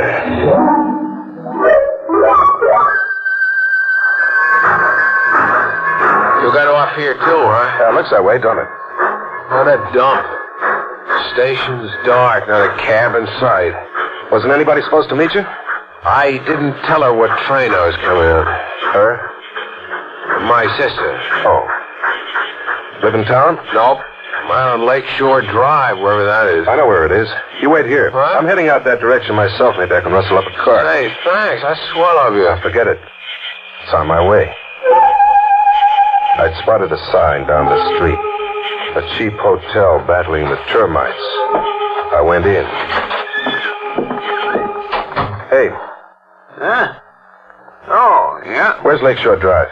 Oh, a couple of miles out, east on the highway. Can't miss the turnoff. I need a car to get there, don't I? Yep. Got one you can let me have? Old station wagon, but you didn't mention your name. Oh, I didn't, did I? It's Clark Davis. Susan Carter's brother? Yeah. Well, we've been hearing a lot about you and Tom. How about that station wagon? Why, sure, seeing as who you are. Won't have any need of it tonight. Here you are. Glad to be of service. Runs fine, only you got to be careful of the brake. Don't worry, I'll be careful. So long. Station wagon was there, and so was Clark. Came along after you. That station wagon. Hop in. Okay. I was pretty sure nobody had seen Clark get into the car. And pretty sure it would have to be good enough.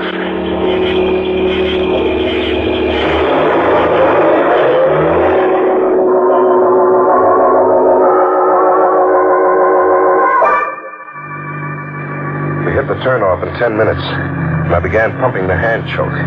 Clark had his eyes closed. What happened? Motor. I'll have to take a look at it. Know much about cars? No, not a thing. Might be trouble. Now, let's see what's under the hood. Oh, yeah. Carburetor's flooded. Is that bad? Not serious. Take a while to drain off. In the meantime, there's a lake over there. Like to take a look at it? Yeah, sure. The bank's kind of steep. Oh, there's no hurry. The water looks good. I'm 3/4 asleep. Now, why don't you get some water on your face? Might wake you up. Yeah, it's not a bad idea. Oh, boy, it's cold. Cold and deep. Davis. Huh? How's your sister going to know it's you when you show up? I'll tell her. Didn't you send her any pictures of yourself? No, I haven't got any pictures. Come on down here. The water's fine. Yeah, sure. Say, it just occurred to me. How come you know about Susie and me? Hotel clerk, town gossip. Oh. Better be careful with rocks. I'll be careful. And I was. There were lots of rocks around. I didn't grab just any rock. I picked one that was heavy enough, but not too heavy to handle easy. And I went down. I certainly feel a lot better. Hey, what do you got that rock for? The rock? You weren't thinking of trying to skip that across the water, were you? Skip it? What you need is a flat rock, one a whole lot smaller. What I need is this rock. He went down, sprawling over the rocks at the edge of the lake. He wasn't dead, but after a while, he was dead. I went through his pockets. Wallet, identification letter from Susan Carter, the works. They went into my pockets. It wasn't robbery, though. I gave him my wallet. And I gave him some rocks, too. Loaded his pockets with them. So when I dumped him in the lake, he went down. He'd stay down, too, for a while. And if he came up in a week or two, he'd be a guy called Danny, wanted by the cops for larceny. And he wouldn't have much of a face left to identify. I turned around and headed back for the car. Now I was somebody who had some place to go to.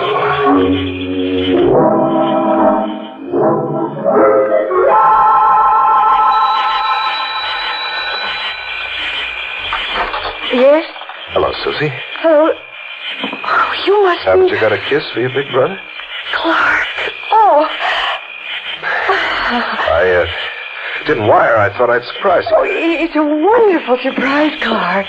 Oh, I'm so glad you came. I was lonely. Lonely? Well, this is your home. I'd never lived in it. Uncle and I were abroad all these years.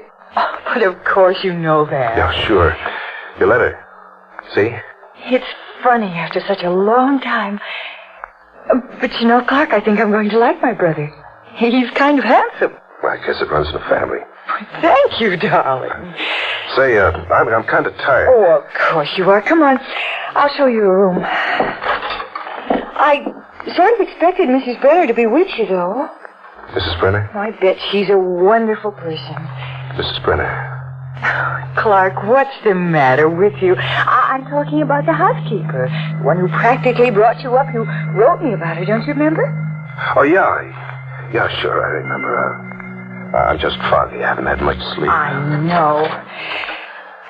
Well, like your room? Yeah, it's swell. I've got Mrs. Brenner's room ready for her down the hall. Susie. Yes? Susie, she didn't come with me because she wasn't feeling too good. Matter of fact, I don't know when she'll get here. You're worried about her. That's sweet, Clark, but you don't really have to. Huh? I got a phone call from her, about half an hour before you came. You did? Uh-huh. She said she'll be here first thing in the morning. Good night, Clark.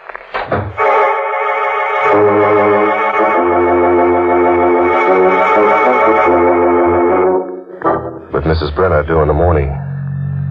Mrs. Brenner, who knew Clark Davis, I had things to think about. One of them was finding out when the train came in. I found out. It was coming in early the next morning, which meant I had to be early, too, very early. Clark? Huh? Oh, Susie.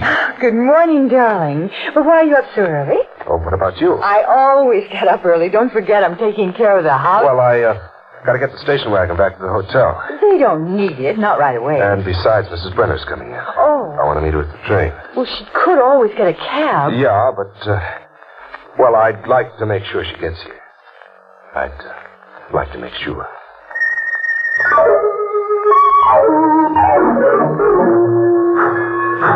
But she didn't come in. Not on that train. Hi, Mr. Davis. Huh? Oh, the clerk. Yep. Seeing somebody off? No. Expecting somebody? No. Well, it's fun watching trains. I brought the hotel station wagon. Oh, well, it wasn't no great hurry. Cigarette, Mr. Davis? I don't smoke. Ain't much of a habit. I guess the other fella left this pack in the station wagon then. Other fella? Yeah, one that you was with last night. I was alone. Looked kind of sick. Guess he's staying out at the house with you. I tell you, I was alone. Thought you might have some trouble starting the wagon. You was so nervous. Well, I was tired, that's all. So I kind of drifted over to the window in front of the hotel. Seen you help him in. I told you I was alone. That's right. I guess the pack of cigarettes could have been left in the car before last night. Sure. Even though I cleaned it out thorough before you took it. And I guess maybe I could have made a mistake about seeing another fella get in with you. Mr. Davis. Yeah. I need a little time to think about these mistakes. Get my mind straight about them. Can't do that if I have to keep on working. I don't get it. Well, I could use a vacation. And take one. I can't afford it. Less than a rich young fella like you feels like helping out. Well, I haven't Whole got... town knows about the legacy, Mr. Davis. Now, I ain't the fancy kind. Say, a couple of $1,000, Couple of thousand. You're crazy. No. Just need a vacation awful bad. Say, tonight? Tonight? Yep. All right. Where can I meet you? Oh, I'll stop by the house. No, my sister. Well, outside the house, then. Okay. Down near the road. By the lake. Sounds all right. Around 8? You better wait inside the house till you hear a hoot owl go 3 times. I do awful good hoot owl. Ain't any real ones around, so you'll know it's me. Yeah, but... I don't want you waiting outside for me in the dark. You might catch cold. So long, Mr. Davis. See you tonight. And besides doing a good hoot owl, I'm pretty good at shooting things. Comes from hunting. You don't want to forget that, do you?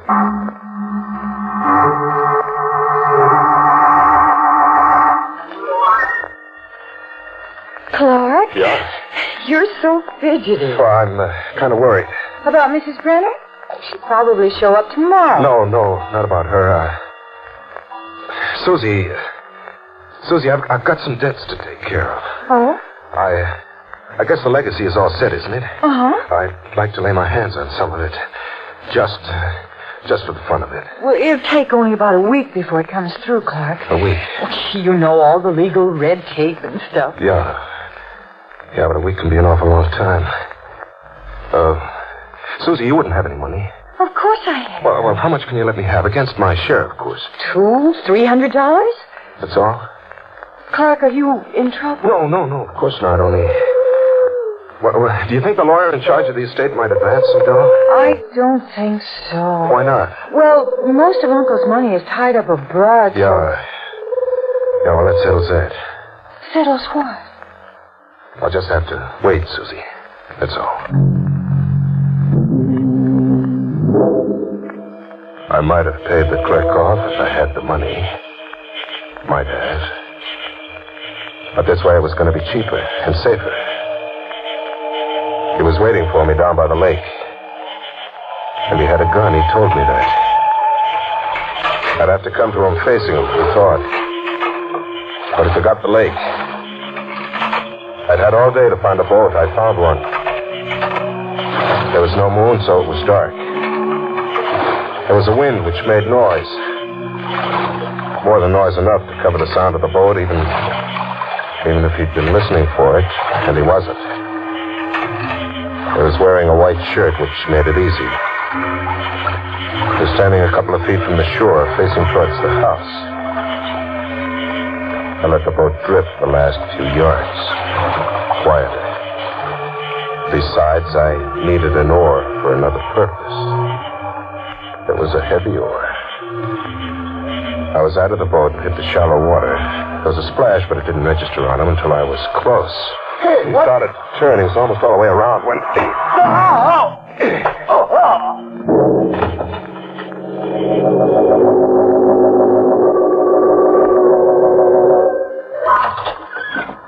The house was dark when I got back. Susie asleep. That was good.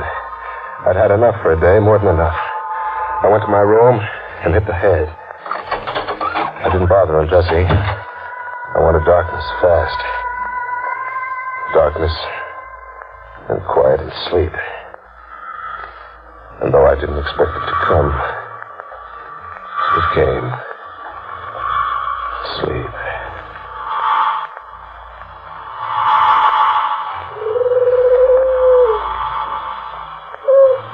What? A hoot owl. No, there aren't any around here. There aren't any. Sound was coming from the direction of the lake. I was dreaming, sure, but I had to go outside. When I got close to where I put him, there was no more sound. The earth over him hadn't even been touched. He was still under it, deep under it, where I'd put him after I finished with the oar. Even if he'd still been able to hoot like an owl, you couldn't hurt him, not with all that earth on top of him. I'm sure I'd been dreaming.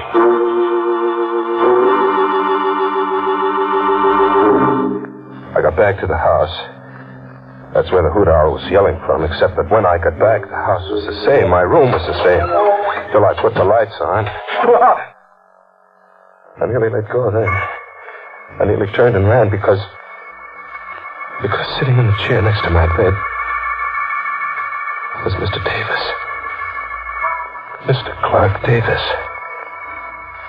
Dead and in person. The water was dripping from his clothes onto the floor, but there was no blood, nothing more. He was cold when I touched him because I had to touch him. I didn't want to. I wanted to run to get away, to keep running forever. But I went to him, and I touched him. And his body was cold and wet and solid. My hand didn't go through him. That was all I needed. I headed downstairs. Susie had a car, a convertible, back of the house. I was there, all right. I reached in, felt the seats. One of them was wet. I went to the front of the car and touched the hood. It was warm. All the answers except one, and that one I'd get in person. I turned back to the house. I wasn't thinking anymore, just doing what had to be done. But I should have thought because...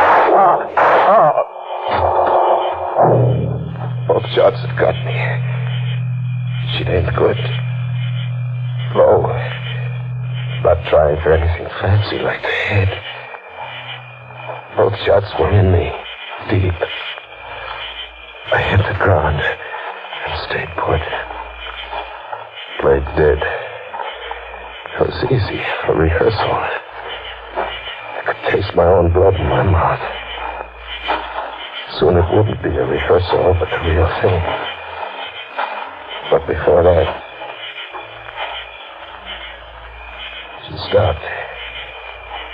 She was smart. Stopped a few feet away from me and waited. I didn't breathe. She wouldn't want to waste bullets, risk more noise. After a while, she came a little closer. She'd seen the blood I was lying in. She came a little closer. And I still had strength enough to roll and get her rifle and bring her down. Let me go. I got her wrist. She still was smart. She threw the gun too far for me to get at her. But I held on to her. Clark! Darling, what's the matter with It's you? no use. You dragged your brother out of the lake, didn't you? You hooted like an owl. You saw me kill the hotel clerk, didn't you? It makes you feel any better, I did. You better let go of me. You're not doing yourself any good bleeding the way you are. Why shoot me? Why didn't you yell for the cops? You had the goods on me. All you had to do was show them your brother's body. Why drag it into my room? Why try to drive me nuts? Because you idiot. That body in your room isn't my brother. Isn't your brother? Who is he? A friend of mine. A boyfriend. What about your brother? You want to save your breath? A dying man like you. What about your brother? Dead.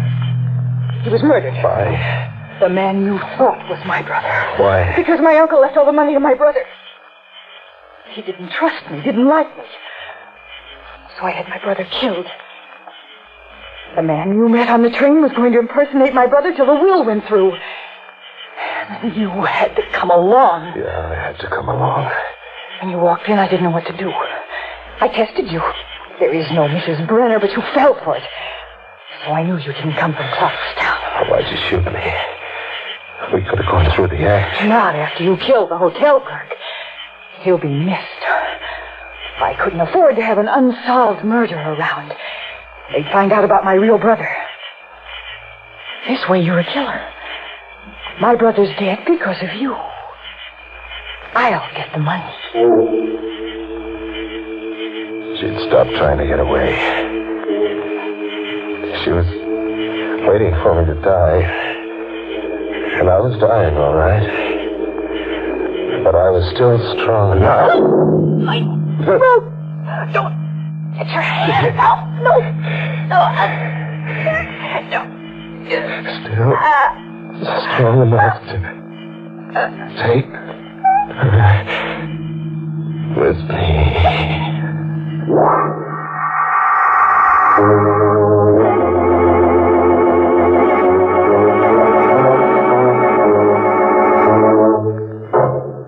That, I think, pretty much winds up the sad story of Danny. A winsome lad who only wanted a new address and discovered that the housing situation is murder. We can sympathize with his feeling about rent ceilings, but he really shouldn't have raised the roof. Of course, it's no fun to be out in the cold, but did Danny have to go to the other extreme? The person that we really don't understand, though, is Susie. She didn't have to kill Danny.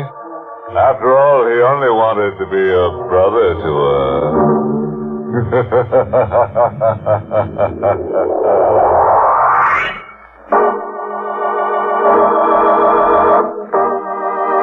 My pleasant dream.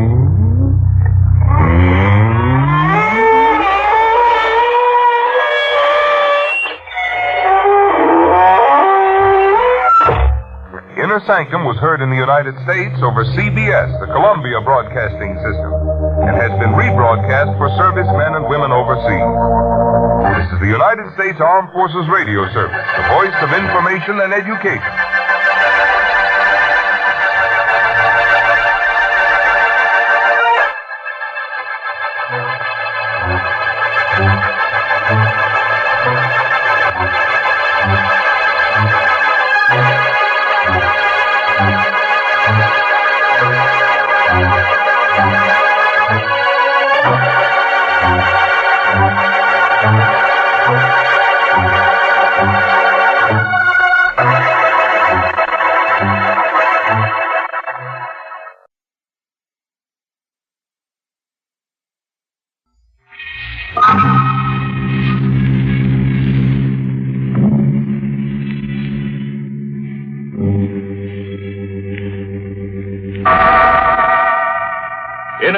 Sanctum Mysteries.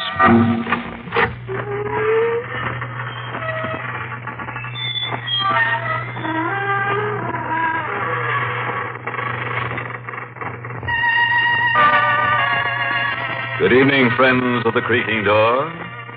This is your host to welcome you into the Inner Sanctum. Come in. Into a gay little world of homicidal maniacs, vampires, ghosts, werewolves, and assorted forms of sudden death. Friends, if you ever walk through a cemetery at midnight and see a girl whose hair is on fire and who's carrying her head under her arm, you know what to tell her, don't you? Well, just say, keep a cool head on your shoulder, Tut, and run like crazy.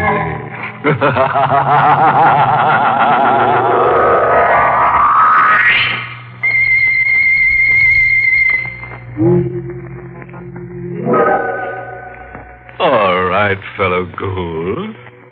You know what's going to happen now, don't you? That's right. You're going to scream your little heads off. And love it. Ready? Good.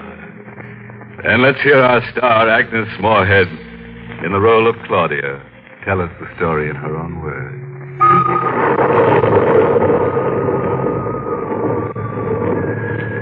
At exactly midnight, I saw him for the first time. My headlights picked him up when he hailed me along a lonely stretch of road near my home. I wouldn't have stopped, but the storm was so fierce I felt sorry for him. I drew up to the side of the road. Thank you. Going far? No, not far. Where to? I'll let you know. Oh! What's that? Where? There, on the side. Tombstone. Oh, there's a cemetery where I picked you up. Yes. Birch lawn.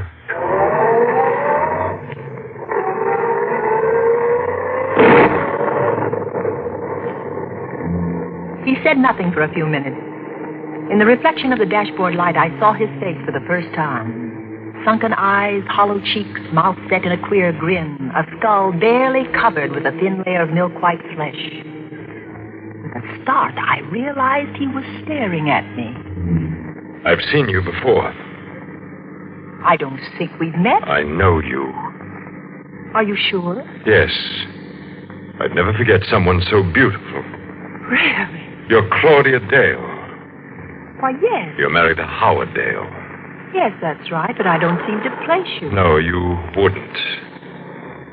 I know quite a lot about you. Do you really? Your first husband was Willard Banks. How do you know that? He died 8 years ago. A suicide. Who are you? You don't know me. Be careful. You're speeding. Oh, I'm sorry. I didn't realize. You're trembling. How do you know so much about I just know. Really? I suppose you have second sight or some such rubbish. It's not rubbish. Well, then tell me where I'm coming from. Pittsfield. You guess. You went there to visit a sick friend, Martha Waldstone. Couldn't guess that. Would you care to know more of yourself? No, I don't find your little trick particularly amusing. Besides, what else do you think you can tell me about myself? Your future? No. Your present husband is dead. Howard! Murdered. Oh, you're lying. You'll find his body on the floor near the piano of your living room when you get home. There are 2 bullets in his head. You get out. You get out of this car. Do you hear me? Get out. All right. It happens that this is where I wanted to go. Good night, and thank you, Mrs. Dale. He vanished in the shadows on the side of the road. And then I noticed something white and shining queerly at the spot where he disappeared. I looked closely. It was another tombstone in another cemetery.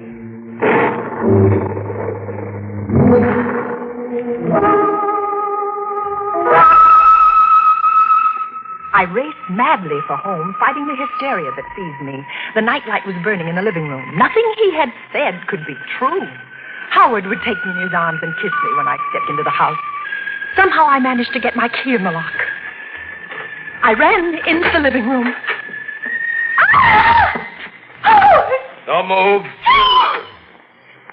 Who is it? I'm right behind you. I've got a gun. A gun? Get away from the body. Who are you? Turn around. You murdered him. Keep quiet. Don't come near me. Sit down. Don't touch me. I said sit down. I'm sorry I had to slap you, but you were losing control. You don't have to scream for the police. Here's my badge. You? Detective Sergeant Quinn, homicide. Oh, I thought you were... Yes, I know. Yeah, drink this. Who is he? My husband. You sure? Positive. When was he killed? About 20 hours ago. 4 yesterday morning. How do you know? One of the bullets went wild, hit that clock on the mantel. Where were you yesterday morning? Pittsfield. I stayed with a sick friend, Martha Wallstone. Look at these things. I took them out of his pocket. Are they all his? Yes. Where's the snake ring? There were no rings. But he had one. It was quite valuable. He was never without it. I gave it to him. All right, now look. Oh, did he wear it on the third finger of his left hand? Yes. Yes, there's a mark, but no ring. When did you come here? I drove in behind you. You left the front door open. I think I know who killed him. Who? A man I met on the road coming here. He knew my husband had been murdered. He did? He even said his body would be near the piano. When did you see this guy? Oh, 20 minutes ago. I picked him up on the road. Where? At Birch Lawn Cemetery. What's his name? Oh, I don't know, but he looked like a human cadaver, like a man who's dead. I never... You don't believe me. Why did you kill your husband? What? What are you saying? You heard me.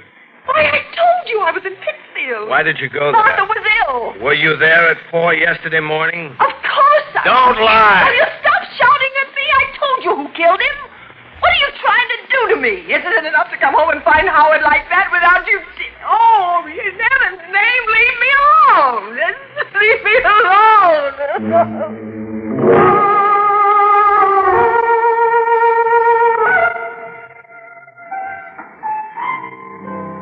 Another scotch, lady? No. No, thanks. Here, keep the change. I'm leaving. Sit down, Mrs. Dale. Don't go yet. You? Yes. Won't you please sit down? Yes. Are they making it difficult? Oh, it's a nightmare. Who are you? I'll tell you later. Why'd you come here? To talk to you. I knew I'd find you here. Oh, yes.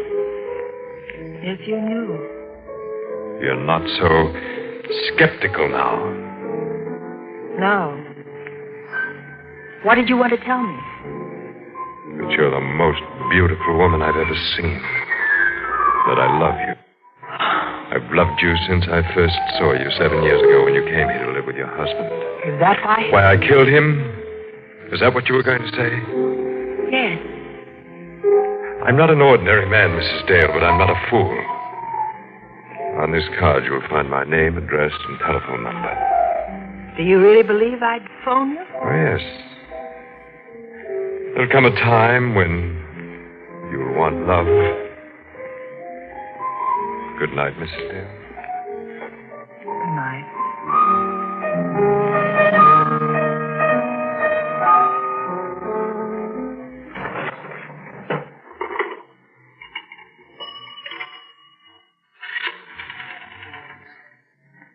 Hello, operator. Get me police headquarters. Hurry, please.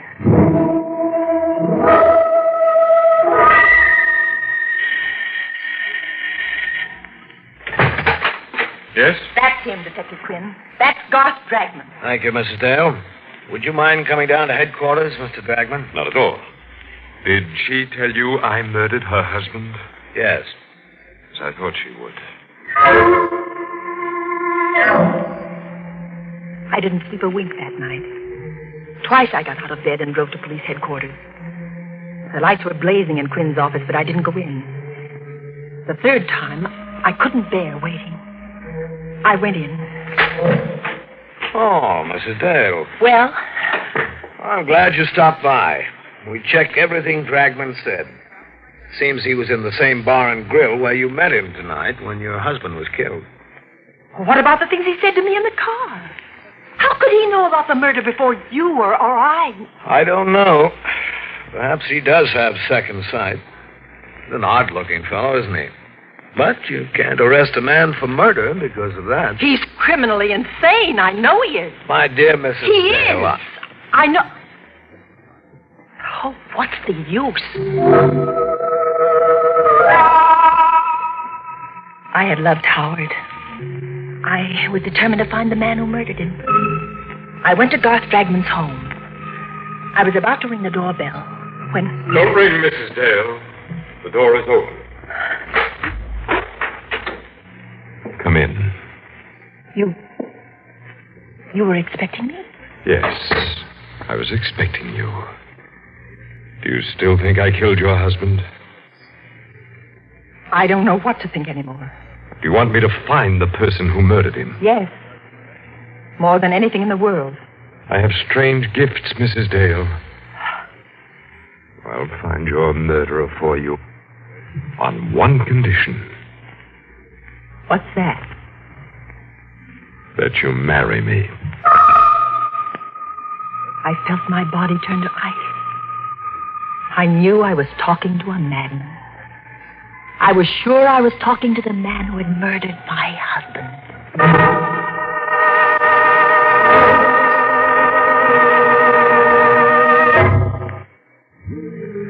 Or maybe you think that Claudia doesn't have the courage to trap this homicidal Romeo.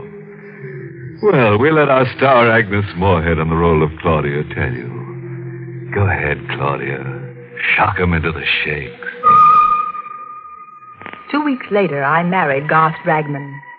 He was the strangest man I ever knew. He would disappear for days at a time and then suddenly turn up without warning. He had all the money he wanted, yet I never knew where it came from. There was a closet in his room which was always kept locked and bolted. I knew from the way he acted about it that the closet contained the answer to all the things I wanted to know about him. One night, while he was away, I obtained tools and tried to force the lock. Good evening, Claudia. You didn't expect me back, did you? No, I knew you'd try to open that closet someday. Why do you keep it locked? So that no one but me could know what's in there. Not even me? You in particular. But, Doc... You won't attempt to open it again, will you, Claudia? No. Forgive me for striking you. But I'm not quite myself tonight. I sometimes do things I regret when these moods come upon me. Yes, of course. It's something few people know, but a person who has extraordinary powers carries an extraordinary burden. You mean your gift of prophecy? Yes. I didn't care to mention it. It seems to upset you so. Well, it doesn't frighten me any longer. Did you read in the newspaper about a woman's body being found in the river? She'd been murdered. Yes, it was in this evening's paper. They don't know who she is. I can tell you who she is. Josephine Ford. A stupid girl, Claudia. I could have told you 3 days ago that she'd be murdered. How do you know these things? Because I see them in a sort of vision. Just now I'm seeing another vision. It's a house 346 Harbor Street down near the waterfront. A young woman lies in bed reading. She's very attractive. In an hour, she'll be dead. And when the police come, they'll find her body decapitated. God. While you were gone, Martha Waldstone telephoned. She's ill again. She asked me to come up immediately. Well, why didn't you go? Well, I was waiting for you to get home before I left. You want to leave immediately? If you don't mind, it's really an emergency.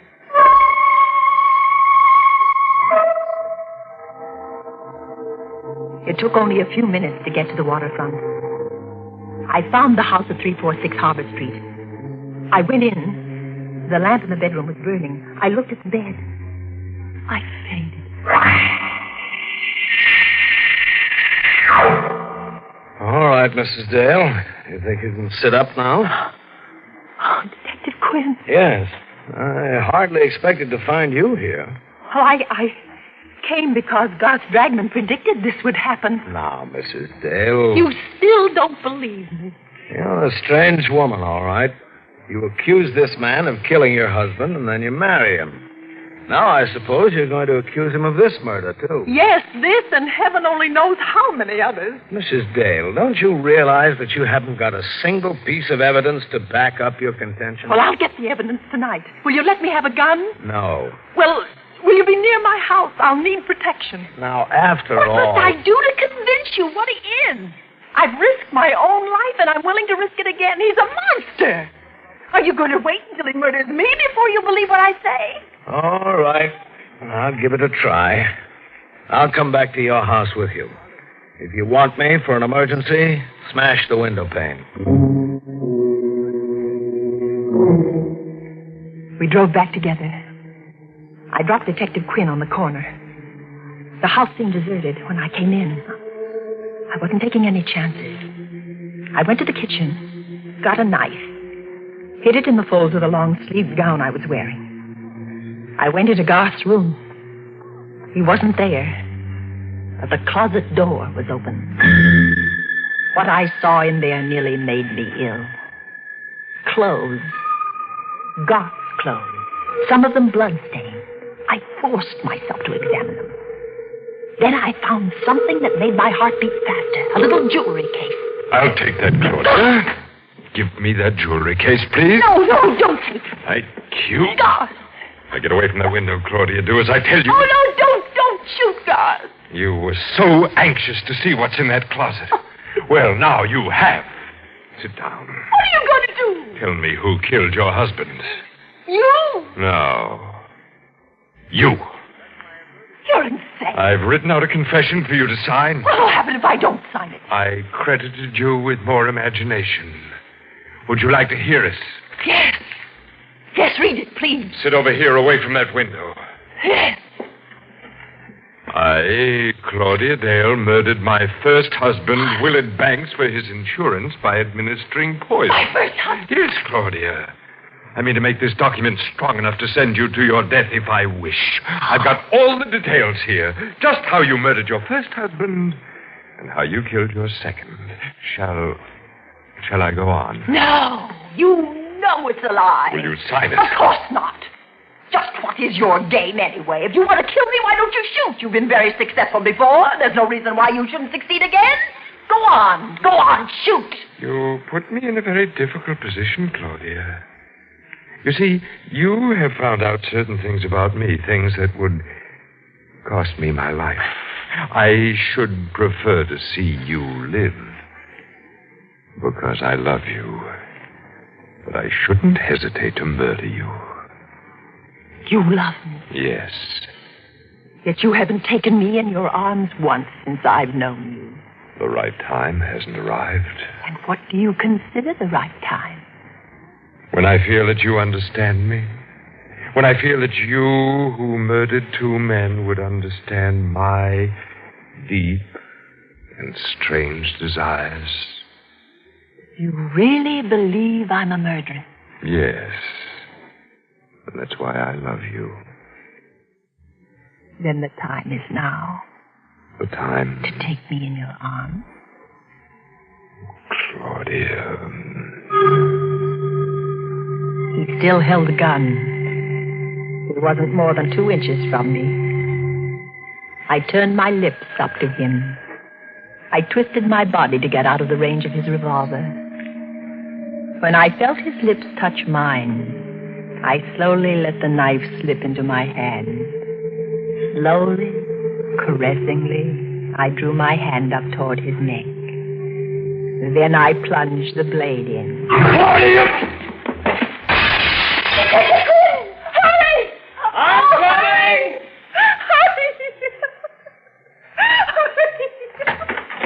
What happened? I killed him. And here is the proof that he murdered my husband. I found it in the jewelry case he had in his pocket. It's the state ring that was missing from my husband's body. Now, do you believe me?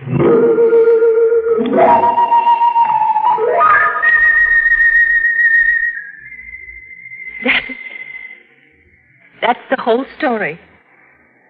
I realize that you, as the district attorney, must know all the facts.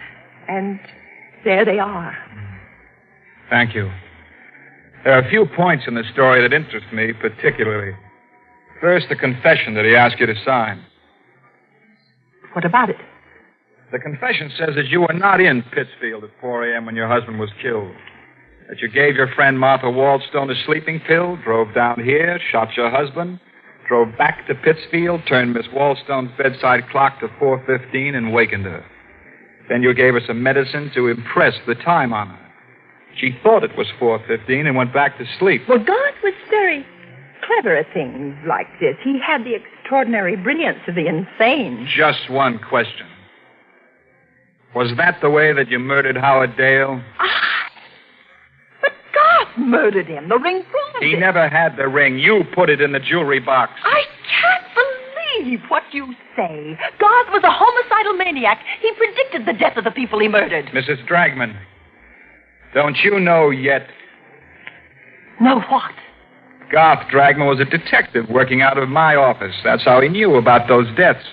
He was put on the case because we suspected you of murdering your first husband as well as your second. A detective? Yes. And you are going to die for killing him. It's extremely daring and clever of you to murder him. But you never would have gotten away with it if he hadn't kissed you. He kissed you because he fell in love with you. The poor fool.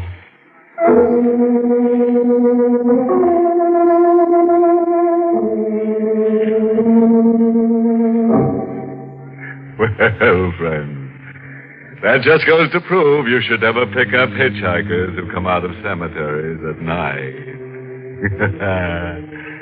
I'll bet you've guessed the moral for our story. Yeah? Well, it's taken from a famous quotation that Harry the Hangman uttered during a nightmare.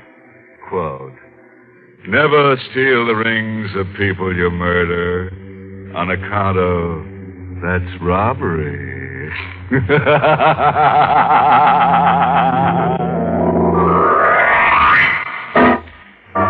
Well, friends, it's time once again to close that creaking door. Until next week at the same time, when we'll be back with a little hunk of horror. You'll be sure to listen, won't you? Until next week, then. Good night. Pleasant dreams.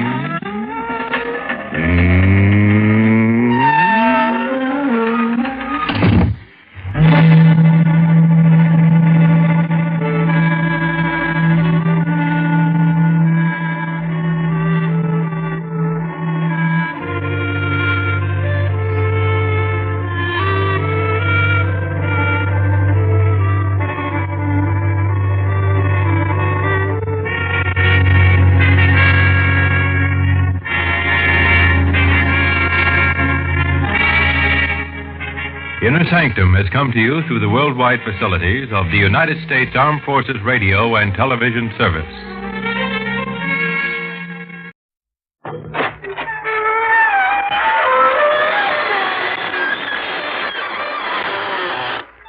Good evening, friends of the creaking door. This is your host to welcome you into the Inner Sanctum. Come on in. Come in, whoever you are, whatever you are, whether you're alive or dead.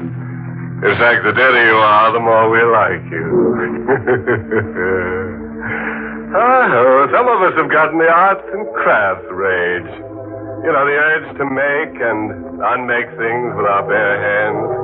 Gadgets and copper, silver, and bone. So striking they make your head roll. One character drove himself into such a creative frenzy, he worked himself right back into the grave. I won't tell you who or what he is, because sooner or later you'll surely be seeing him around.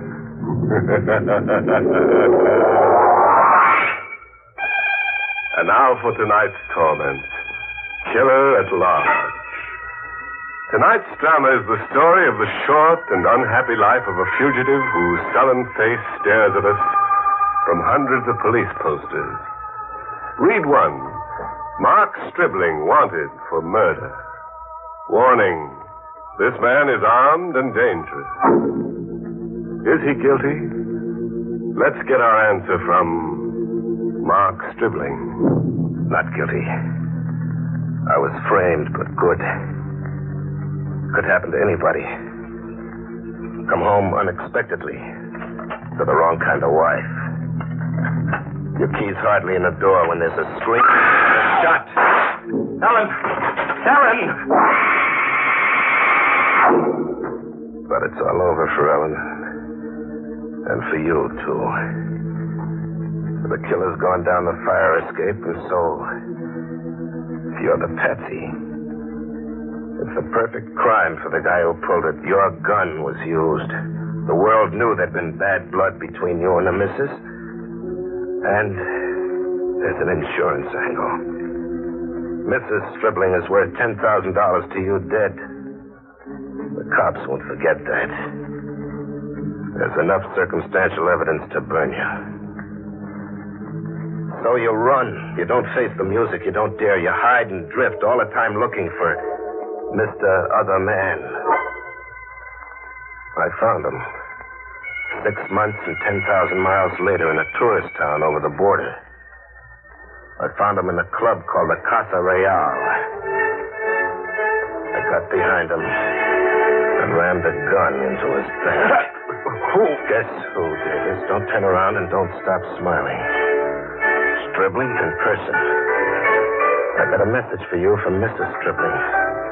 She wants you to join her as fast as you can go. Stribling, no, don't.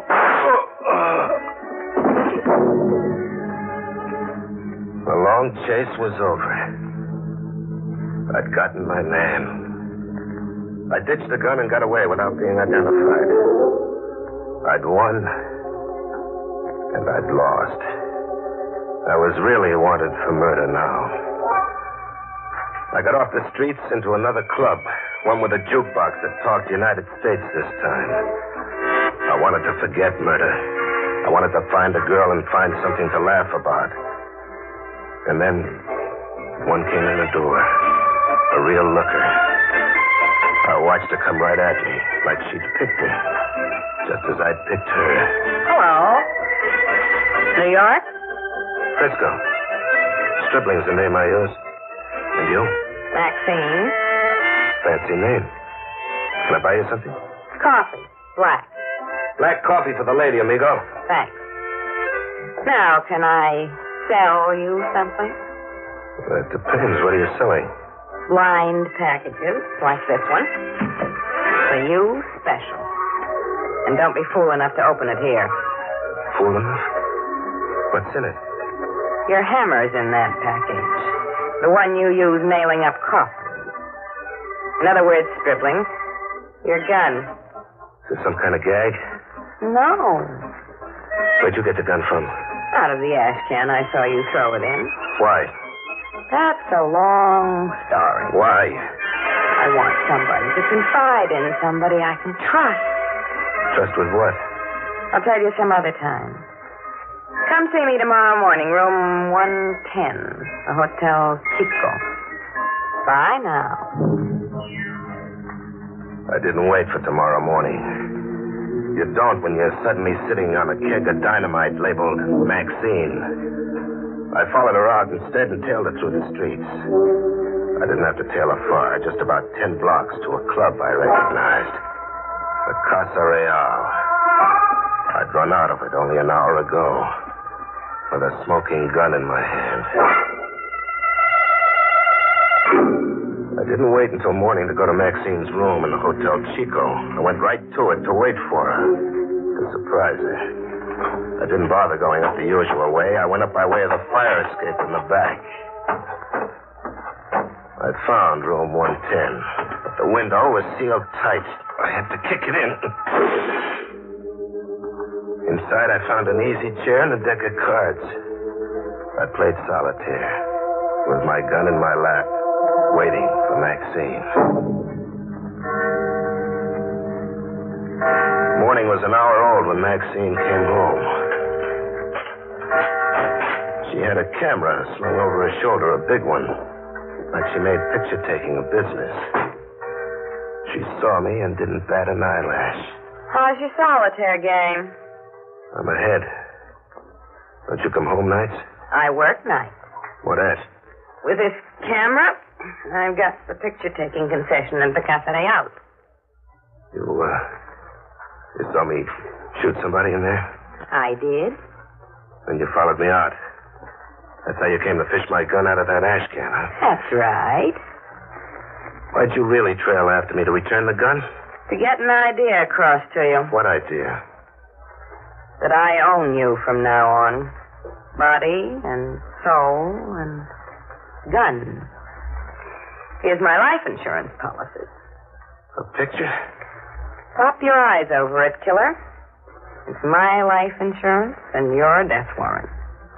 You were fast on the trigger in the Casa Real last night, but I worked with a fast camera lens. How many prints of this have you got? Just the one you're holding. Doesn't flatter me. Where's the negative? In an envelope addressed to the police. To be delivered if. If what? If a friend holding it doesn't see me around for a while and gets to think I've been murdered for taking pictures. What are you after? Money. Ever dream of having all the money in the world? Not enough to lose any sleep. Where do we get all this money? Deep into the interior. And from there, a week's climb on foot with a mule pack. Climbing Monte Muerto. Monte Muerto? That's a lot of climbing. The mountain goes up 14,000 feet. We'll climb it. Who's got all that money up there? An old hermit. An American originally. Ever hear of Teacher Jonas? Never. Neither had I until I went to a library. Teacher Jonas was a multi-millionaire Oklahoma oil man once. Back in 1914, before we were born, oil poured for him like rain from heaven. And then a plague killed his family, his wife, his mother, his daughter. Right after that, his only son committed suicide. Guy blows his top when hard luck piles on like that. Yeah, that's just what happened to Teacher Jonas. His mind cracked. Oh. So he took himself out of the world. He packed up and climbed out as high as he could get. Teacher Jonas came to Monte Muerto with everything he owned converted into cash, into gold. He's up there somewhere, dribbling an old lunatic of 80 with more money than he can count. How'd you tumble to Teacher Jonas? Listening in on table talk at the Casa Real. A tramp pilot named Wiley Scott was boasting to a companion, a ship's cook from Veracruz named Genesee. Wiley was trying to get Genesee to stake him to provisions, a pair of mules, and a guide. How'd Wiley find out about Teacher Jonas? He piloted a monoplane on a run from Tampico to San Jose in Guatemala. The plane developed engine trouble, and he had to make a forced landing. You can guess the rest. Uh-huh. How do we find Teacher Jonas? And while he got his plane repaired, he flew over Monte Muerto again and made a detailed map. Map making's his business. He carries the map in a pouch around his middle. Job number 1 scheduled for me, huh? I'm to get the map from Wiley. Maxine laid out the strategy for surprising Wiley Scott. She was going to invite herself up, a decoy with me behind her. It worked just like that. Wiley opened the door. Nice of you to visit, Maxine. A real nice... Now close your mouth, Wiley, and get back inside. Get inside. What do you want? Tell her, Maxine. The map of Monte Muerto. The map? Pull your shirt out and unbutton that money pouch. Sure. Drop it on the table. See if the map's in there, Maxine. It's in there. Look, you people, I'll be glad to cut you in. There's more than enough for everybody. There's too much there for one man to keep... Shut up. The lady says no deal. Now, Stribling. No, I don't mind a minute.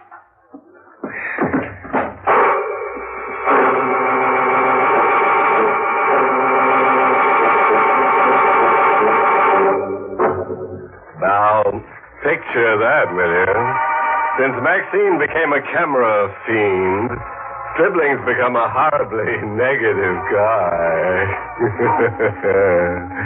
She caught him acting the killer and liked the show so much she ordered a repeat performance on Wiley Scott, the treasure of Monte Muerto.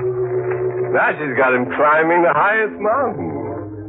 But let Stribling tell us what gives, besides his mind, as he bushwhacks his way to the peak of Monte Muerto. We were about a day out with the wind in our faces, maybe 4,000 feet up Monte Muerto with 10,000 more to go. We had 2 mules along packing provisions. We also had a guide we bought ourselves in a village, a local character named Stefano, whose face spelled trouble. We needed him for map reading, but he'd need watching. Senor Stribling. Yes, Stefano. The wind blow like a hurricane. Better we camp here. And lose time? What's wrong with a little wind? Stefano's right. If we try circling that ledge, the wind will blow us off the mountain, mules and all. We'll make camp here. In this marsh? Better than the ledge. At least here we're not exposed. Try telling that to the snakes. We'll build a fire. Make camp, Stefano. Si, senorita. The order of the day, huh? Get used to taking orders. And don't ever point your gun my way by mistake. Killing me is like committing suicide. We made camp and got a fire going. And within an hour, the wind let up as suddenly as it began. Monte Muerto was like that. And then, riding out with the wind as it blew up trail toward the peak, came a shout. Hello! Hear that, Maxine? Somebody calling to us from down trail. Let me listen. One thing, we haven't got the mountain to ourselves. That voice.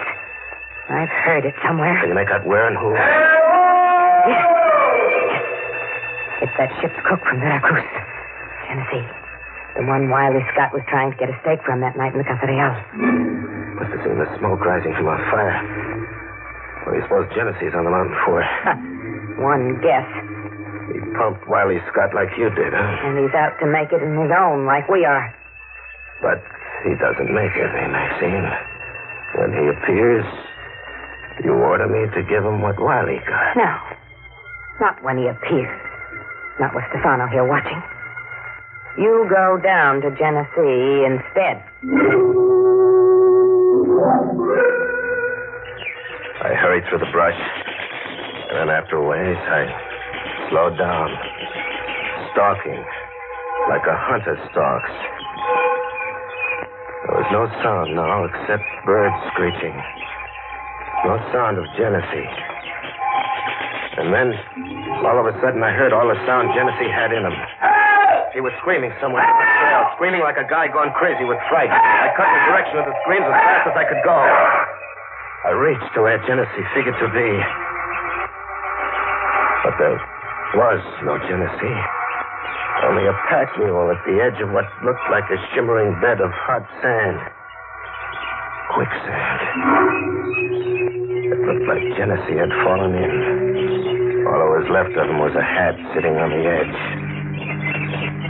But as it turned out, that was what Genesee wanted me to think.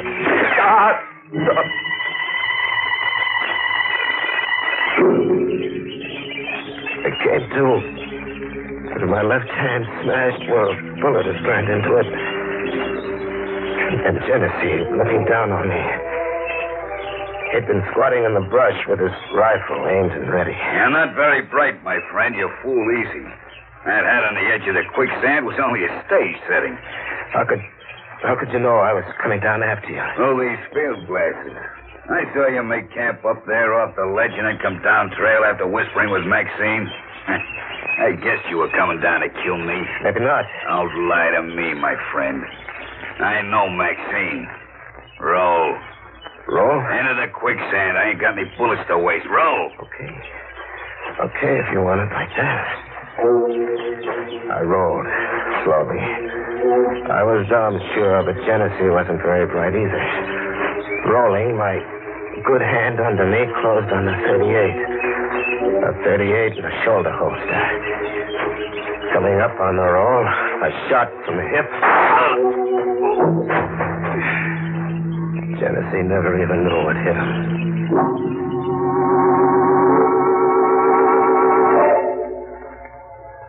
I got back to camp. Maxine was all smiles. She washed my hand and tied it up. Then we all turned in for the night. The last thing in my ears was Stefano snoring. And then the fever throbbing in my hand rose to my head, and I passed out. I came to wondering why Stefano wasn't snoring anymore. It wasn't because he was awake, up and about, packing the mules like a guy making a sneak getaway in the night. I reached for my gun. No gun. My gun was gone. I see you are awake, Senor Stribling. Good thing. Quiet. You are awake, the señorita. Please do not do nothing foolish, senor. Stefano does not want to harm you and the charming señorita. What does Stefano want to do? To take the mules and himself to the senor teacher Jonas. What do you know about teacher Jonas? As much as you do, senor. You see, the Senor Wiley Scott also tells Stefano everything when he asks Stefano to work for him. He's a guide to the top of Monte Muerto. Adios now, Senor Stribling. I have a long way to go. Stefano had left us to what seemed sure death. Either starvation, one of those sudden quicksand beds, an animal, or a snake. But we kept pushing on, Maxine and me. 3 nights and 2 days. With Maxine breaking into laughing jag after laughing. Now what's so funny? You. The tender way you're keeping me alive and safe. I've got to keep you alive. Even if it kills you to do it. Hate me, don't you, Stribling? I'll give you one guess. If you only knew where I'd left that negative. Oh, no. I'm keeping you alive, sure, just about. But that mud water you've been drinking and the rotten food, you'll catch yourself a fever on it sooner or later, and then you'll talk. You'll rave with fever, and before you know it, you'll let on where you left that negative. When that happens, I'll kill you. But I had an exclusive on fever. My head was swimming in it. My hand. The hand Genesee shot, I wanted to cut it off. And then what seemed a half day from the peace, we ran into Stefano again. Maxine saw him first. Look. Where? Up there, hanging from the tree. What? Stefano. It was Stefano, strung up by the neck and grinning like he knew the joke was on him. I cut him down. The $64 question of who strung Stefano up was answered in a note pinned to his clothes. What does the note say? I'll read it to you. You're next, Stribling. And after you, our mutual Maxine. It's signed Wiley Scott. Wiley Scott? But I shot him through the heart and left him in the hotel closet. His ghost took up where Wiley left off. Let me see that note. You've seen Wiley's handwriting before? Lots of times. Well, is it or isn't it? Yes. Wiley wrote this note. A dead man hung Stefano. You get to a point where you don't figure things out anymore. You don't think. You just push on like we did to the top. Or die.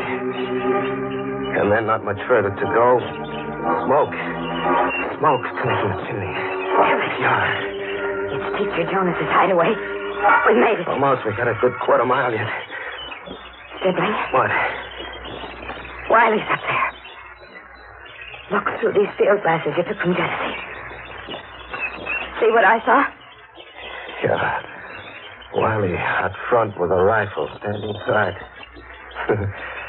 We made it, but we're licked anyway. We show, and Wiley or his ghost shoots us down. No. We don't do it like that. I show. Wiley draws a bead on me. His eyes are on me. You find an approach behind him. With my bare hands? I only got one with hand. a rock. You kill Wiley with the biggest rock you can find. We tried it like that. Maxine stumbling into Wiley's view, then pulling a dead faint 100 yards away. Me crawling on my knees and stomach from the rear with a rock. I waited until Wiley bent over Maxine, and then I heaved. When Wiley came around to consciousness, I had his rifle. I rose again, I guess. How'd you come back to life? That day in my room. You shot okay, but you only knocked me out. The concussion did that. I always wear a bulletproof vest. How'd you beat us up here? Shortcut I didn't indicate on the map. And the old man, Teacher Jonas, what'd you do with him? I don't see him. The old man's dead. He died this morning in his room. You killed him? Nah, I found him dying. Nothing special, only old age. And the money, what about his money? That's a joke. Old Teacher Jonas told me I could have it if I wanted it bad enough. Seeing as he was dying without heirs. He was a real old gentleman. If he was crazy, you couldn't tell. Where did you say he kept the money, Wiley? In an iron trunk in the kitchen. In an iron trunk in the kitchen. You take care of Wiley, Stribling. Maxine, wait a minute. Let her go, Stribling. She deserves what she's gonna get. What she's gonna get? What do you mean, what she's gonna get?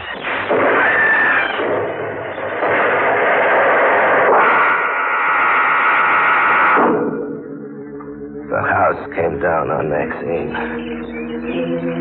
When the smoke cleared, Wiley told me what old Teacher Jonas had told him. A booby trap tooled into the iron trunk. Open the trunk to steal the money and blow yourself up. I'm here on top of Monte Muerto with Wiley Scott. That negative, no doubt, is in the hands of the police by now. They're probably sweating their way up here. The funny thing, I don't care anymore. I'm not worrying about being hung. There's pain shooting from my hand into every part of me. And you tell me, how many times can a man die?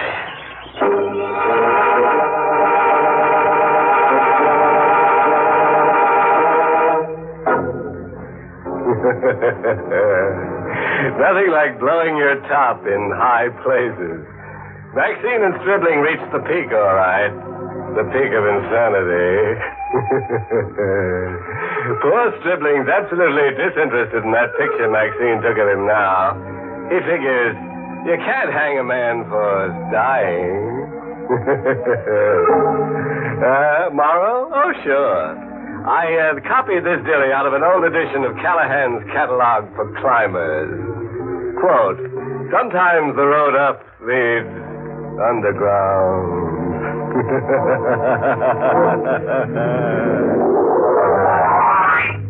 Pleasant dreams.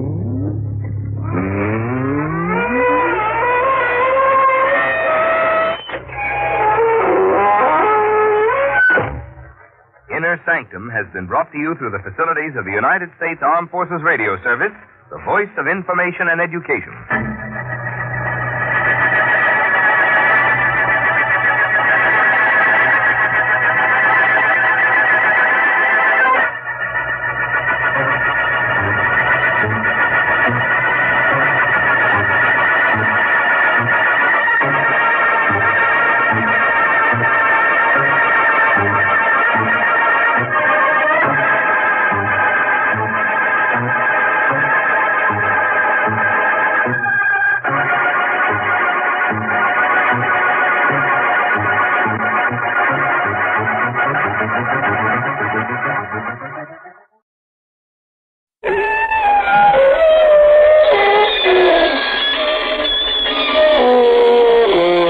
Good evening, friends.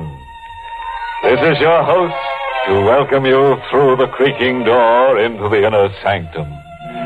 Friends, just as you do, we're dressing up our little hovel for the coming winter season. Of course, the color scheme will still be completely black, with blood-red splotches here and there to relieve the grimness. And I'm putting in a new hearth made out of an old tombstone.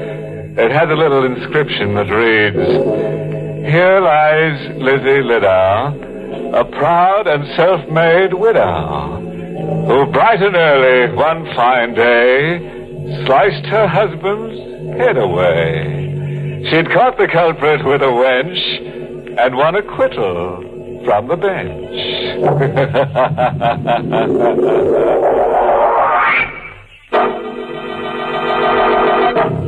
Tonight's Inner Sanctum mystery, Night is My Shroud, was written by Milton Lewis and stars Kenneth Lynch in the role of Danny with Ann Shepard as Baby. All right, friend. Sit back and collapse. Relax.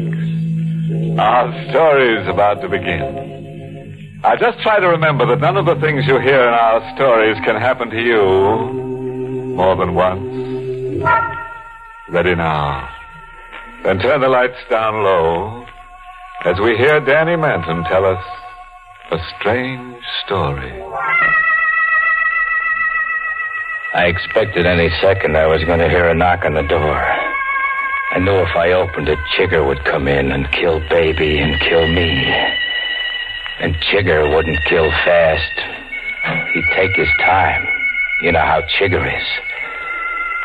So we stayed in that crummy hotel for 5 days, afraid to go out because maybe somebody would see us and tell Chigger. Yeah, 5 days. No sleep. Too scared to eat. Nothing except the rotten coffee they sent up. Just me and Baby. I can't take it anymore, Danny. What's the matter? What do you think's the matter? I'm getting out of here. Sit down. I don't care what happens no more. Even if Chigger kills me. I'm beginning to hear things in my head. I'm seeing things that ain't there. Shut up. No. It ain't right for a wife to walk out, I know, but Oh, Danny. You're soft. I always knew you was soft. Mush. But you ain't walking out on me. How long do you think we can stay here? I'm staying until I get a call that the coast is clear. That's what you've been telling me, but you don't get that call. Maybe you'll never get it. Stop crying. I can't stop. Shut up. I think I hear somebody outside our door. Chigger. Shh. You hear that? Yeah. Somebody walking up and down. Danny. Skip it. It's your own footsteps you hear. Huh? Don't you see what's happening? You're jumping out of your skin when you hear your own shoes make a noise. Yeah. Yeah, maybe you're right. Danny, look. Look, let's get out of here. You said when we welched that 500 from Chigger here that we'd go away and we'd work out some dance routines. Let's grab a train, Danny. We'll take our chances with Chigger. We'll go to South America, Mexico, any place. We'll work up a few numbers. Vaudeville's coming back all over again. They're even booking acts in the palace again. We'll make dough, Danny. We'll pay back Chigger and be in the clear. What do you say? There was something queer about them footsteps. A footstep? Danny, didn't you hear what I said? Stop talking. You crazy. What are you banging on the wall for? You hear that? Yeah. Somebody knocked back. Where'd it come from? The next room, I think. Why did they... Shh. Let me try something else. Let me try a dance step. You think they'll hear? Quiet. Danny. That can't be Chigger. He could never do that. Maybe it's a killer Chigger sent. Why should he tell me he's next door? I'm going to do a step that nobody else in the business can do except me. Let's see what happens. Do that if you can. What does it mean, Danny? Someone's calling me. Someone wants to see me. Someone in the next room. Who? I ain't sure. But a magician in Denver once told me that when you hear something like this happen, you I'm going in there. No, Danny, Let go don't. of me. Danny! There was no one in the hall. I tried the door of the room on the right of mine. It was open. I went in. At first, I didn't see anything. It was black. Only the dim light coming up from the street. My eyes got used to it. Then I saw him. Standing in front of the window, he looked like me. Only he looked like I always thought I'd look when I'd be dead. That's the way the magician in Denver said it would be. A guy the spitting image of you. I was scared stiff. I yelled, "What do you want?" What do you want? I know who you are. Who you are? You ain't alive. You ain't alive. If I gotta live, just give me a break. Give me a break. Come here. Here. I'll grab you. I reached for him, but he stepped backwards right through the window and disappeared. I looked down to the street. Nothing there but some broken glass. I knew I wouldn't see anything. From what that magician in Denver told me, it could only mean two things. Either my number was up, or my luck had changed. Danny. Okay, baby, pack your clothes. We're getting out of here. Danny. What's the matter? What are you looking at me like that for? I ain't scared of Chigger now. Oh, Danny. What? Chigger. Chigger, where is he? He's in the closet. That's what I tried to tell you. He came in while you was in that other room. Shut up and don't move, Danny. You look just like a statue, except for the sweat dripping over your eyes. That's how I like to see you, Danny. Still. Very still. Chigger, that gun. Ain't you gonna say hello to me, Danny? Hello, Chigger. Chigger, you can't do it. You ain't gonna do it. Not to Danny. No, baby. Get away from him. No. Do what he says. No, but Danny. Please. No. Knock her down. Get away. Go on. Baby. No, Danny, I want to stay with you. That's better. How'd you find out I was here? The manager, he's a friend of mine. He told me 5 days ago. Where's the 5 C's you took from me? Oh. Here. Yeah, thank you. Now you got the money. Why not call everything square, huh? After all, you got back your dough. It ain't the money, Danny. You worked for me. You know about me. And I know about you. I know I can't trust you. Never again. I'll never tell what I know. Nah, you won't tell. What are you gonna do? Have some fun. They tell me you was a dancer once. Dance for me, Danny. No, Now, listen, don't stall it, Chigger. Let me have it right away. Dance. Go ahead. Sure. Yeah, your hubby's pretty good, baby. You love him? Yeah. That's fine. So for your sake, I'll do you a favor. I'll polish him off fast right now while he's dancing. That one missed. But these won't. Danny. He missed. He can't hit you. It's empty. That one should have got you. They won't get me, Chigger. Something's happened to me. You can't kill me. Oh, I done it with my hands before. Oh. Chigger. Oh, that pain. Chigger. My chest.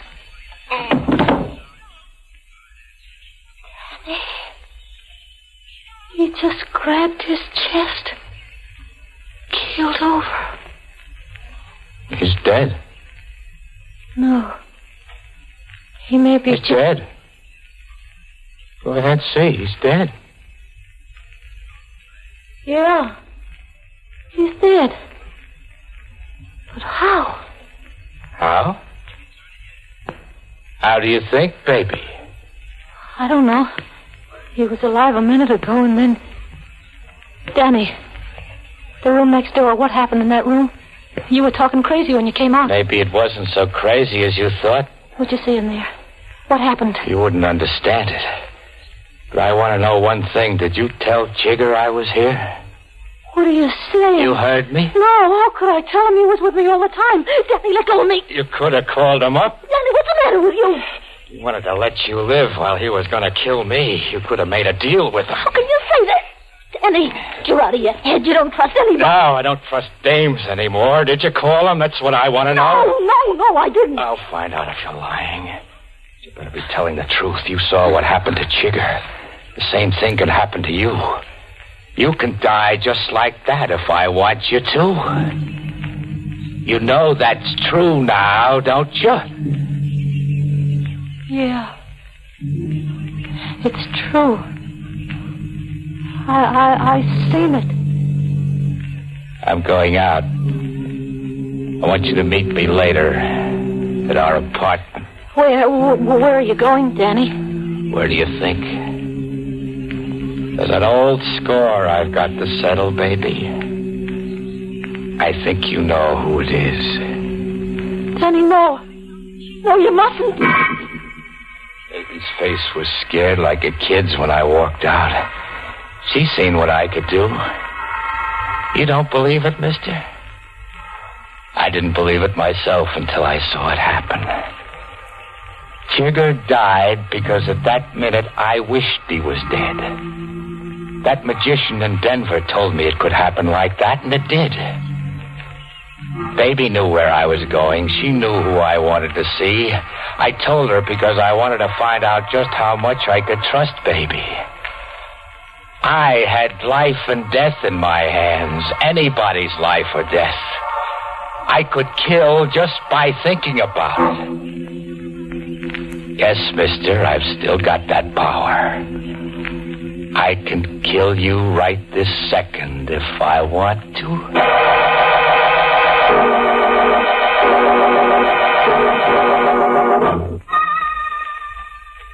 It was the queerest thing walking through the streets that night.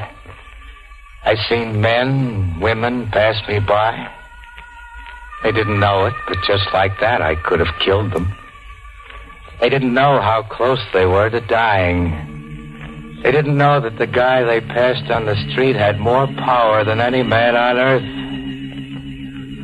But I was going to use my power on someone who deserved it.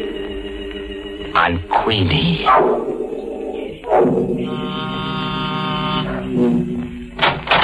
Oh, hello, baby. Queenie, are you alone? Yeah, come in. Lock the door. Why? Lock it, please. I don't want him to come here. If he finds us together, he'll kill me. He'll kill us both. Who? What are you talking about? I'm talking about Danny. He's coming here to murder you. Oh, now listen. Lock the door. All right. Look, baby, when you called up, you said you had something important to see me about. Now, if you've gone out of your head, I just want to remind you I'm not running any lunatic asylum. Don't you worry, I'm not crazy. Maybe I'm a little wacky for trying to help you. But I just couldn't see even you get killed without having a chance to save yourself. Are you really afraid Danny's going to kill me? I know he is. That's a laugh. You wouldn't think it's so funny if you seen how he murdered Chigger. Danny? Yeah? And he did it without a gun, without a knife, without his hands. He did it with just his mind. What are you trying to tell me? I'm telling you to get out of here as fast as you can, to get away where Danny'll never find you. What kind of a gag is this? Queenie, I'm risking my life by coming here and telling you this. Something queer, something supernatural happened with Danny tonight, and he's got this power. Listen, you better go see a head doctor. Try to explain to her, baby. She won't believe you. It isn't old Mr. Big himself. How'd you get in here, Danny? Over the roof and onto your terrace. Did you hear? Yeah, I heard everything you told her, baby. Danny. Seems that I can't trust you with a secret, can I? I didn't want her to die. I didn't want her to die the way Chigger did. You're a sweet kid, baby, but you're an awful dope. Don't get sore, Danny. But I am sore. I told you what would happen to any dame that would double-cross me. Don't kill me. You mustn't... He can't kill you. Oh, Queenie. Would you like to see how it's done? Yes, I'd like to see how it's done. I'll call your bluff. Sure. Watch. Danny. No use pleading, baby. I know what you are now. Danny, honest, you don't understand. I just warned her because I love you. I didn't want you to get into trouble. You tipped off Chigger because you didn't want me to get in trouble, too. You told him where to find me because you loved me. I didn't tell him where you were, honest. Danny, Good a liar as you were, Queenie. But maybe I'm wise to her because I didn't love her as much as I loved you. Thought you were going to kill her. I'm still waiting. You won't have to wait long. Oh, Danny. Stay back. No Danny, use, baby. look out, baby. You're backing out to the terrace. Danny, don't come any closer. I won't tell anyone ever. It's too late. Baby, come back here. Danny, let me live. You've always been soft. Mush. Come back. I can't. I'm falling.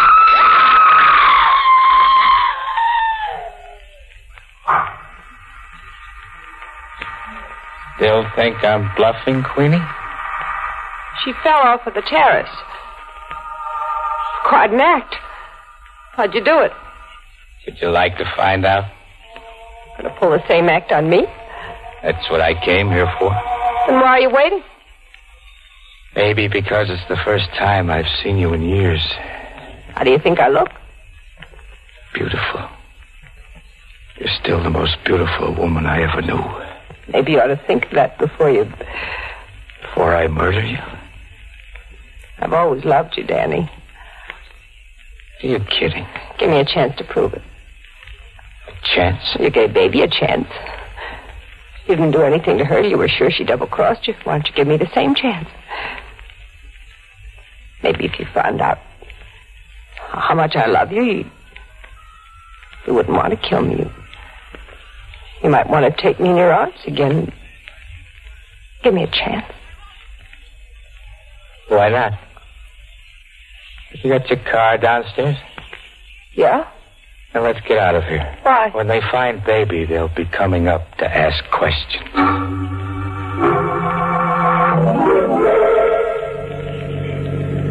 Why don't you say something, Danny? You haven't said a word since we left. I've been thinking things over. What thing?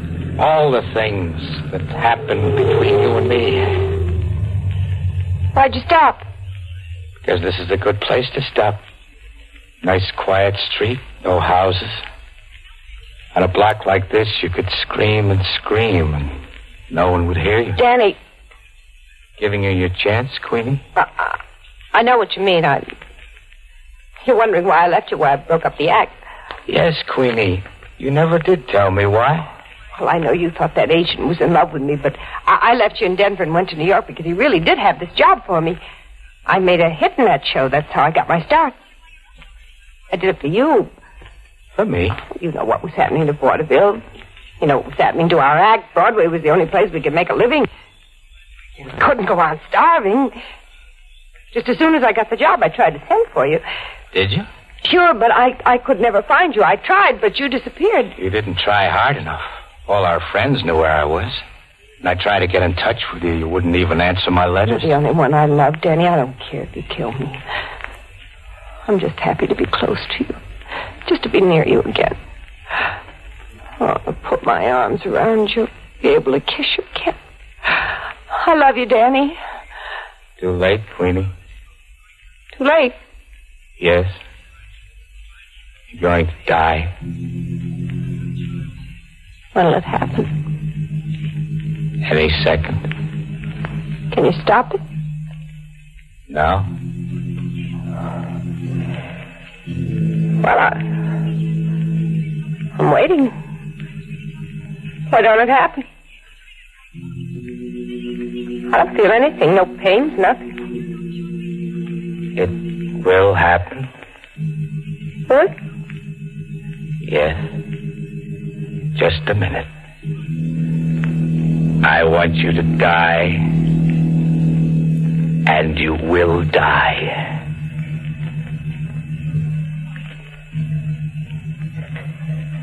Well, seems I'm very much alive. I don't know. What happened? I do. You're out of your head. That's what's the matter with you. You never did have much of a brain anyway. With no accident, you ended up as one of Chigger's boys. You couldn't even dance any good. Queenie. I only hooked up with you because I was starving and I never did love you, not for 2 cents. I couldn't stand the sight of you. There's a cab coming down the street.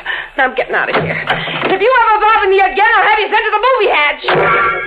She stepped out of the car and walked into the gutter. At that minute, I thought maybe she was right. Maybe I was imagining things. Maybe I didn't have this power. I saw her lift her hand to hail the cab, and then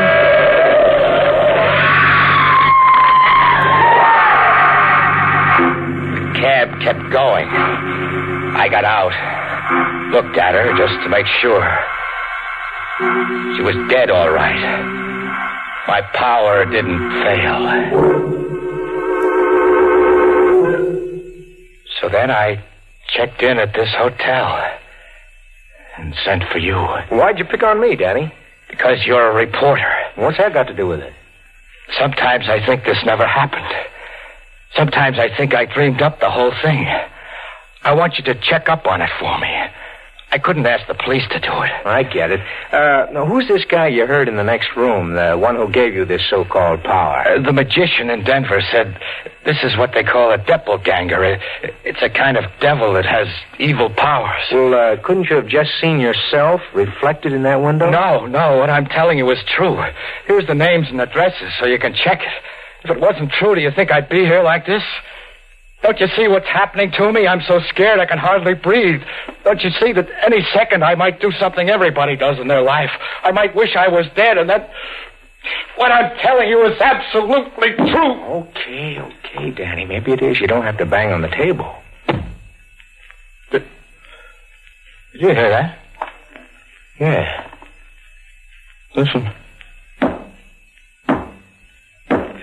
What? Will he reply?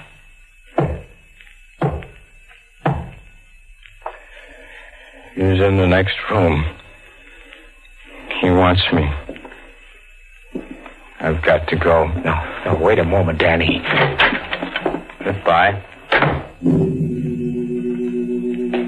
I waited there for a moment after Danny left. I heard nothing. And then I ran to the room next door. Danny was dead. There wasn't a mark on him. I checked Danny's story from beginning to end. Baby was in the morgue. Listed as jumped or fell from Queenie's penthouse. Queenie was found by the cops in the street where Danny left her. We found Chigger in the hotel room, dead. The immediate cause of his death was marked unknown. The same with Danny. Maybe he was half-cracked. Maybe his talking about it suggested it to my mind, but I'll never forget the sound of that rapping coming from that empty room.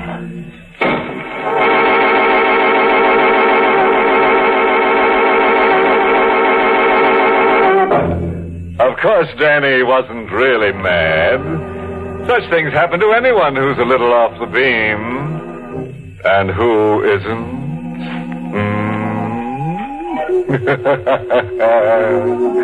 By the way, if you ever try to strike up a conversation with a lovely ghost, don't get sore if she gives you an empty stare. She can't help giving you the ghoul shoulder. Which brings us to the moral of tonight's story. Never drop dead when your friends tell you to. That's how friendships break up.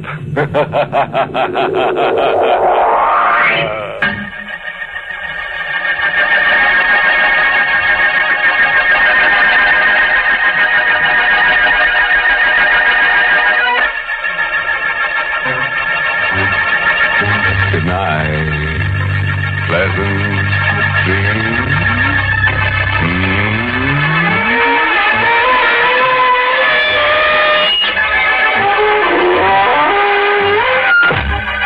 Inner Sanctum was heard in the United States over CBS, the Columbia Broadcasting System, and has been rebroadcast for servicemen and women overseas. This is the United States Armed Forces Radio Service, the voice of information and education.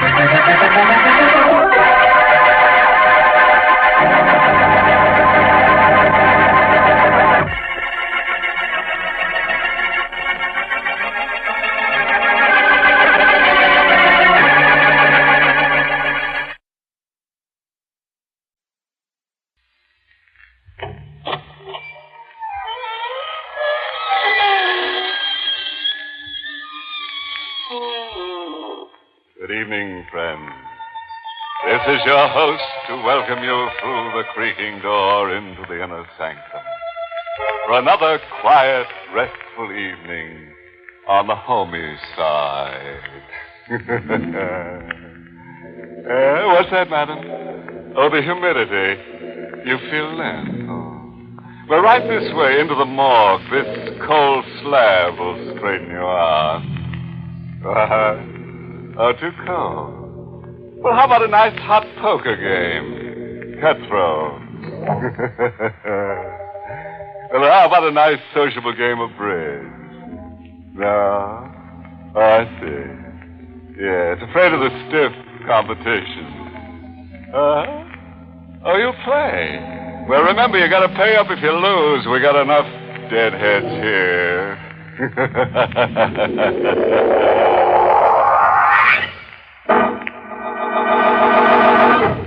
Tonight's Inner Sanctum mystery, Deadly Fair, was written by Henry Warner and stars Larry Haynes in the role of Angelo with Everett Sloane as Philip.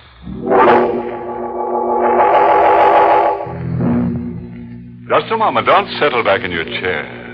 You're going for a ride. Ready?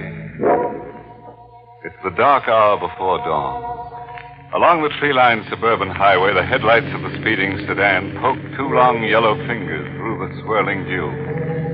Behind the wheel of the sedan, a local taxi, sits Angelo Manetti, the cab driver. The cold nose of a madman's gun pressed against the back of his neck. Wondering by what fate a man like himself will live through the beachheads at Salerno and Anzio, only to come home to die like this. Wondering how long before the madman's trigger finger bends in a nervous twitch and makes a widow out of his wife, Josie, and a fatherless boy of a 7-year-old son, Johnny. I'm sorry I yelled at you tonight, Johnny. Sorry I made you cry, but if I ever get out of this, you can have all the crayons you want. 100 boxes of crayons, and you can mark up all the walls. You can mark up the whole house. Pray for me, Johnny. I can't die like this. What a break. Just because I was a good guy and changed shifts with Connolly. I guess it was just in the cards for me instead of Connolly. Just in the cards to be working nights and meet the 225 when it pulled into Larchmont. Taxi? Here you are, ma'am. You going to the manor? Yes, ma'am. I took a quick look up and down the station platform to watch for stragglers. Bad business leaving a local citizen stranded in the middle of the night. Then I saw him coming towards me carrying a suitcase. He must have got off from the first car. Is this a taxi? Yes, sir. Oh, I can't tell. These suburban taxis look like private cars. Where to, sir? You go to New Rochelle? I slept past my station. Well, good thing you only slept by one station. Sure, I'll take you. If you don't mind riding while I drop this lady. Thanks. I took the mic off the dashboard. Called the office. 64, calling radio taxi. 64, calling radio taxi. Come in, 64. Station the Manor, then Rochelle. Check. I put the mic back on the dashboard hook and settled down for the run. How are you boys doing since you installed the two-way radio service? Oh, fine. Must say it's improved the service. Was it dependable? Oh, yes, ma'am. No trouble at all. Circuit's always open for us to receive messages. If I want to talk back, I just press the button on the hand mic. Very simple. What's the address? 76 Manor Lane. Calling 64. Radio taxi calling 64. Hey, Angelo, listen to me. What's eating you, Louie? Place on fire? Hey, Angelo, just got a police call. Don't pick up a guy with a tan raincoat. The cops are looking for him. He's a killer. Take it easy, Louie. Now, what's this you're saying about a killer? What did he say? The cops say he got on at Grand Central with a ticket to New Rochelle. But so what? But listen, Angelo, the guy didn't get off at New Rochelle. You pick up someone with a tan raincoat? I didn't dare turn around to look. To see if the man in the back seat had a raincoat. You could almost hear the woman sitting beside him, holding her breath. And then I recalled the guy as he walked down the station platform. I recalled plain that he did not have a raincoat, only a suitcase. Will you pipe down, Louie? You better get some coffee at the diner. If you fall asleep, you'll be having nightmares. Roger. Good thing I have no raincoat, madam. What? Yes, of course. Strange.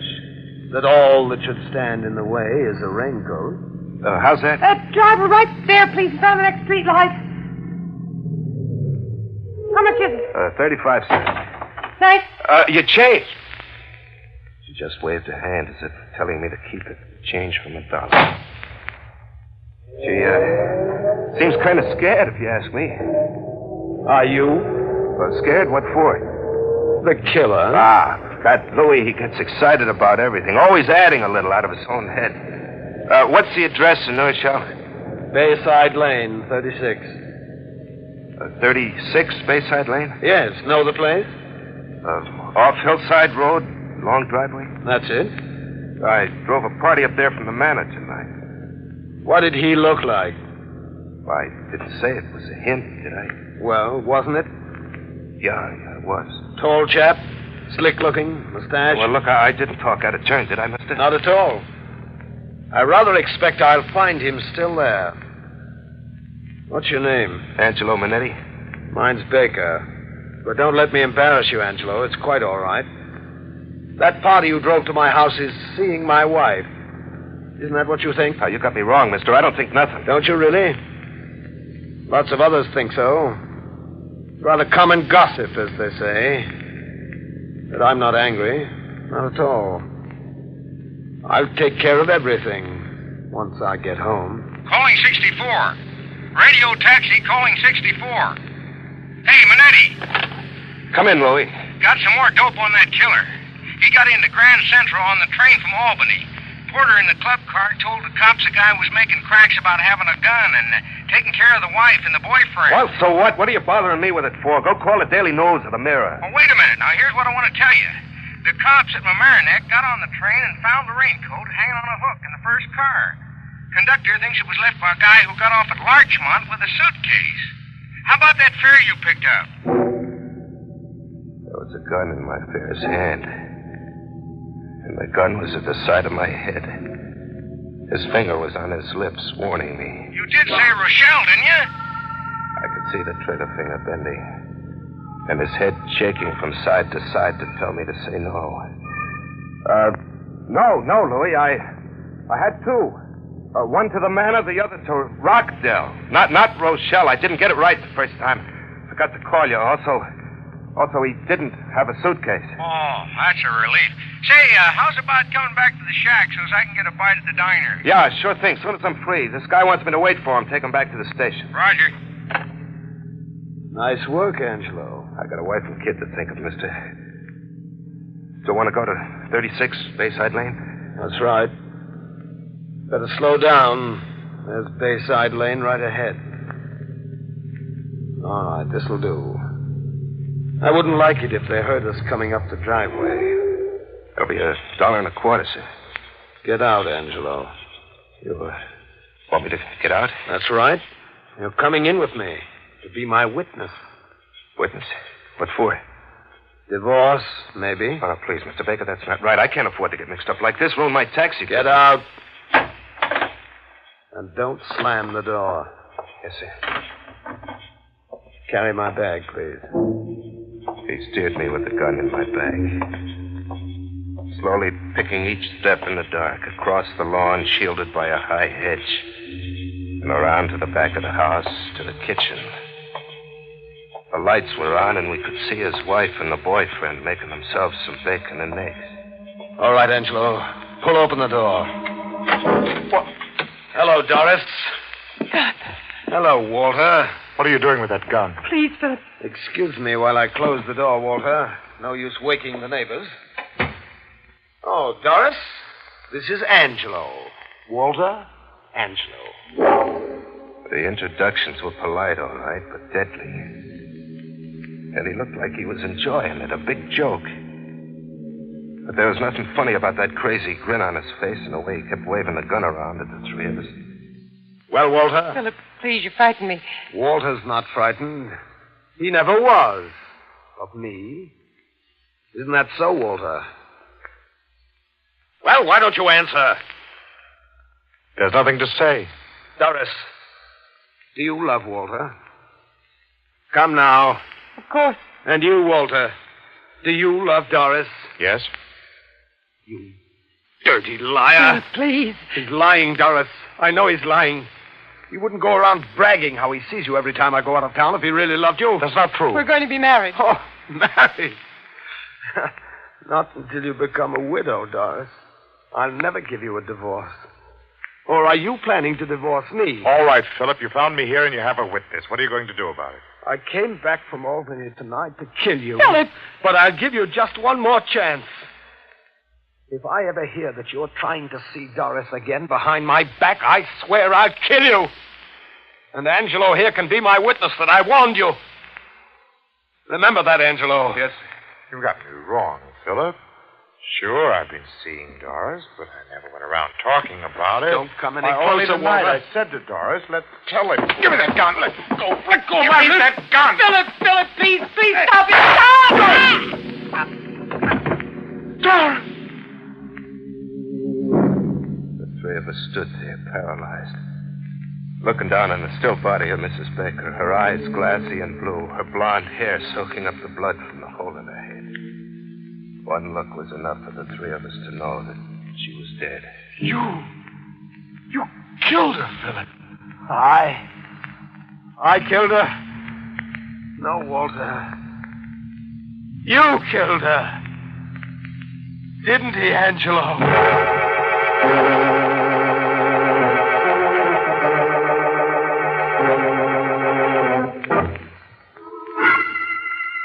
The two of them stood there, glaring at one another across the body of Mrs. Baker. Yes. You killed her, Walter. The gun was in my hand, but you killed her. If you hadn't tried to take the gun away from me, where are you going? Phone the police? Police? Yes. Put down that phone. Put it down! Don't you think you ought to put that gun away now? He's right, Mr. Baker. I don't think he even heard you. He kneeled down beside the body of his wife and stared at her tenderly. Suddenly his mouth started to move like he was choking for air, and his face twisted in angry pain and hate as he looked up at Walter. I could see Walter sensing it, too, realizing that Mr. Baker was going out of his mind. There was a heavy glass ashtray by the phone. I could see Walter slowly reaching for it. Mr. Baker looked up and jumped back as Walter threw it. You won't stop him! You stay out of this, Angelo! Don't shoot!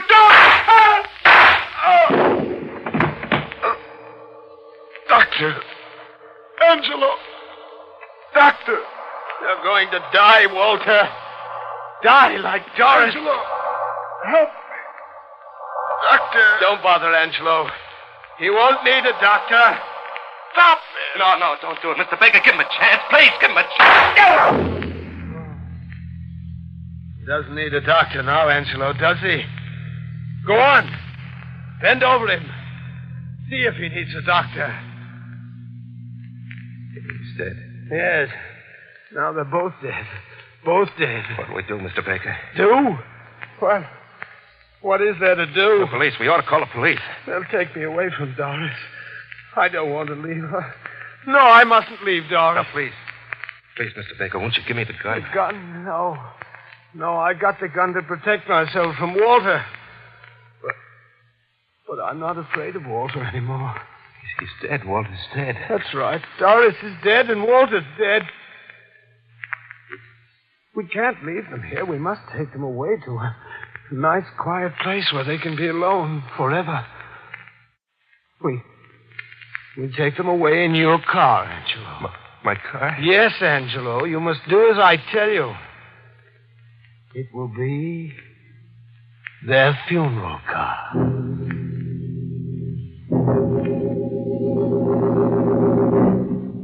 The kitchen was next to the garage. And he made me drive my car into the garage.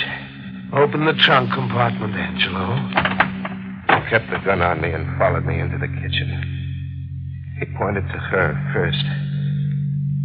I picked her up and carried her, trying not to look at her. Telling myself I ought to grab the jack handle in the trunk compartment and swing it on him, but I didn't do it. I was afraid. I was afraid I'd never live to see Josie and Johnny again. I placed Mrs. Baker in the trunk gently. And then he made me go back for the other one. Push him in, Angelo. Or his coat will stick through the door when you close it. That's better. Very good. Close the trunk. As I locked the trunk door, I grabbed the handle and bit my lip to keep from passing out. Don't you feel well? I'll be all right. Yes. You'll be all right as soon as we hit the road. The fresh country air will straighten you out. Get behind the wheel, please. I got in and he got in the back seat. I must remind you, Angelo. I'll be right here behind you with this gun in the back of your neck. Don't try to trick me. Radio taxi calling 64.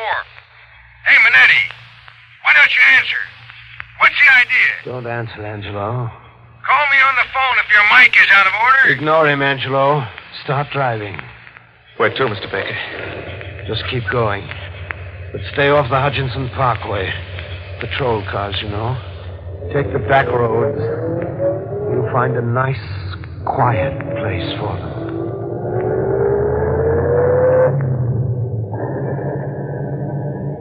We went north on the post road.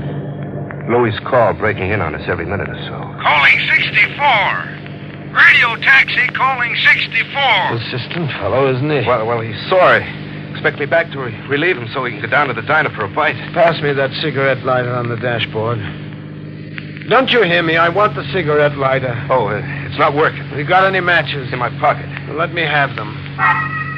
I reached into the side pocket of my jacket, fumbling through my handkerchief and keys for the pack of matches. And then my fingers touched the crayon. A small piece of black crayon, no bigger than an inch long, with a paper wrapping. The small piece of crayon I'd taken away from Johnny after I yelled at him and made him cry for marking up the wall. What about those matches? Yeah. Here you are. I handed over the matches. But the piece of crayon was in my palm, concealed and held tight by my little finger and the one next to it. He lit his cigarette. Want a cigarette, Angelo? No, thanks. If there ever was a time in my life I needed a smoke, it was then. But I was trembling with an idea. An idea to make my microphone stay open so Louis could hear me without Mr. Baker getting wise. But I had to hold on to the crayon. I couldn't take a chance reaching for a cigarette. I might drop that crayon. I waited for Louis to call me again. Calling 64. Hey, Minetti. You all right? Call me from a phone if you can hear me. Say, Mr. Baker, maybe I better answer him. Why? Well, he might think I'm in a wreck and he'll have the cops start looking for me. Yes. Yes, you're quite right. Very well, talk to him. But be careful what you tell him. I picked the microphone off the dashboard with the hand that held the piece of crayon. 64, calling radio taxi. Where the heck you been, Angelo? Let me explain, Louis. He's sitting here without a relief. Fine pal, depending on you. Get back here. I'm going down to the diner. I kept gabbing to Louis and forcing the crayon into the button on the mic, right into the hole that housed the spring button, hoping the paper wrapping on the crayon would wedge the button and keep my sending circuit open. Louis, I'm fixing a flat. Must be a loose wire. I didn't hear you until just now. I'll be back as soon as I can. Roger. I put the mic back on the dashboard, praying the crayon wedge would hold. As long as that button was wedged on, Louis couldn't talk to me. As voice came through, I'd know the crayon had slipped out. I waited. Seconds seemed like hours. No word from Louis, so the wedge was holding. I raised my voice so it would carry the 2 feet between me and the mic. Mr. Baker, are you gonna kill me, too? Kill you? Yeah, like you killed Mrs. Baker and Walter? I've been thinking about what I ought to do with you, Angelo. No, don't kill me, please. I got a wife and kid. I'll play dumb. I swear I will. I'll never tell anyone that you killed 2 people. Where are we going to hide the bodies? We'll run out of gas if we keep going like this. I know where we'll go. Lake Hatoma. Doris loved Lake Hatoma. We used to go there weekends long ago. Where is Lake Hatoma? About 40 miles from here. 40 miles? I knew I had to find some way to stall them. The range of my cab's transmitter was about 30 miles. If I ever got out of range, I was done for. I had no way of knowing whether Louis had left the office or if he caught my first words telling him about my danger. Do you know how to get to Lake Catoma from here, Mr. Baker? Roughly, I know we used to go past White Plains. Well, I got a map. Good. Stop the car. Take a look at it.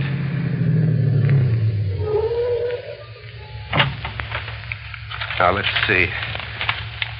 White Plains. Yeah, Lake Catoma. There it is. We go up here and then...